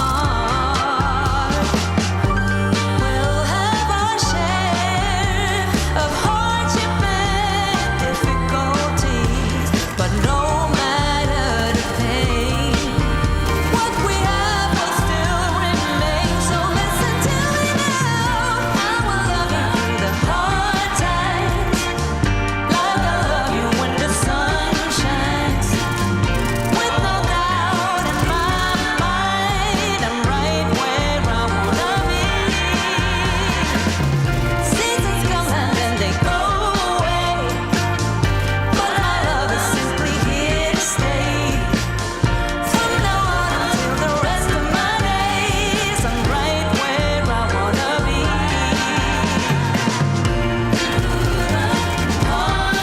Through the hard times, sunshine, I will always love you, love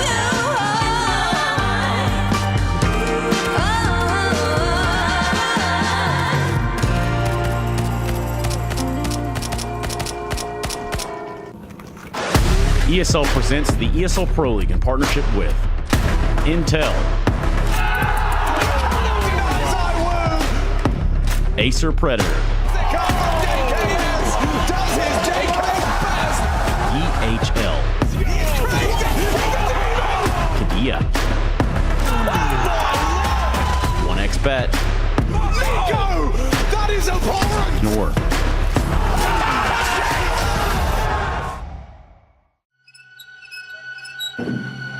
come play with us.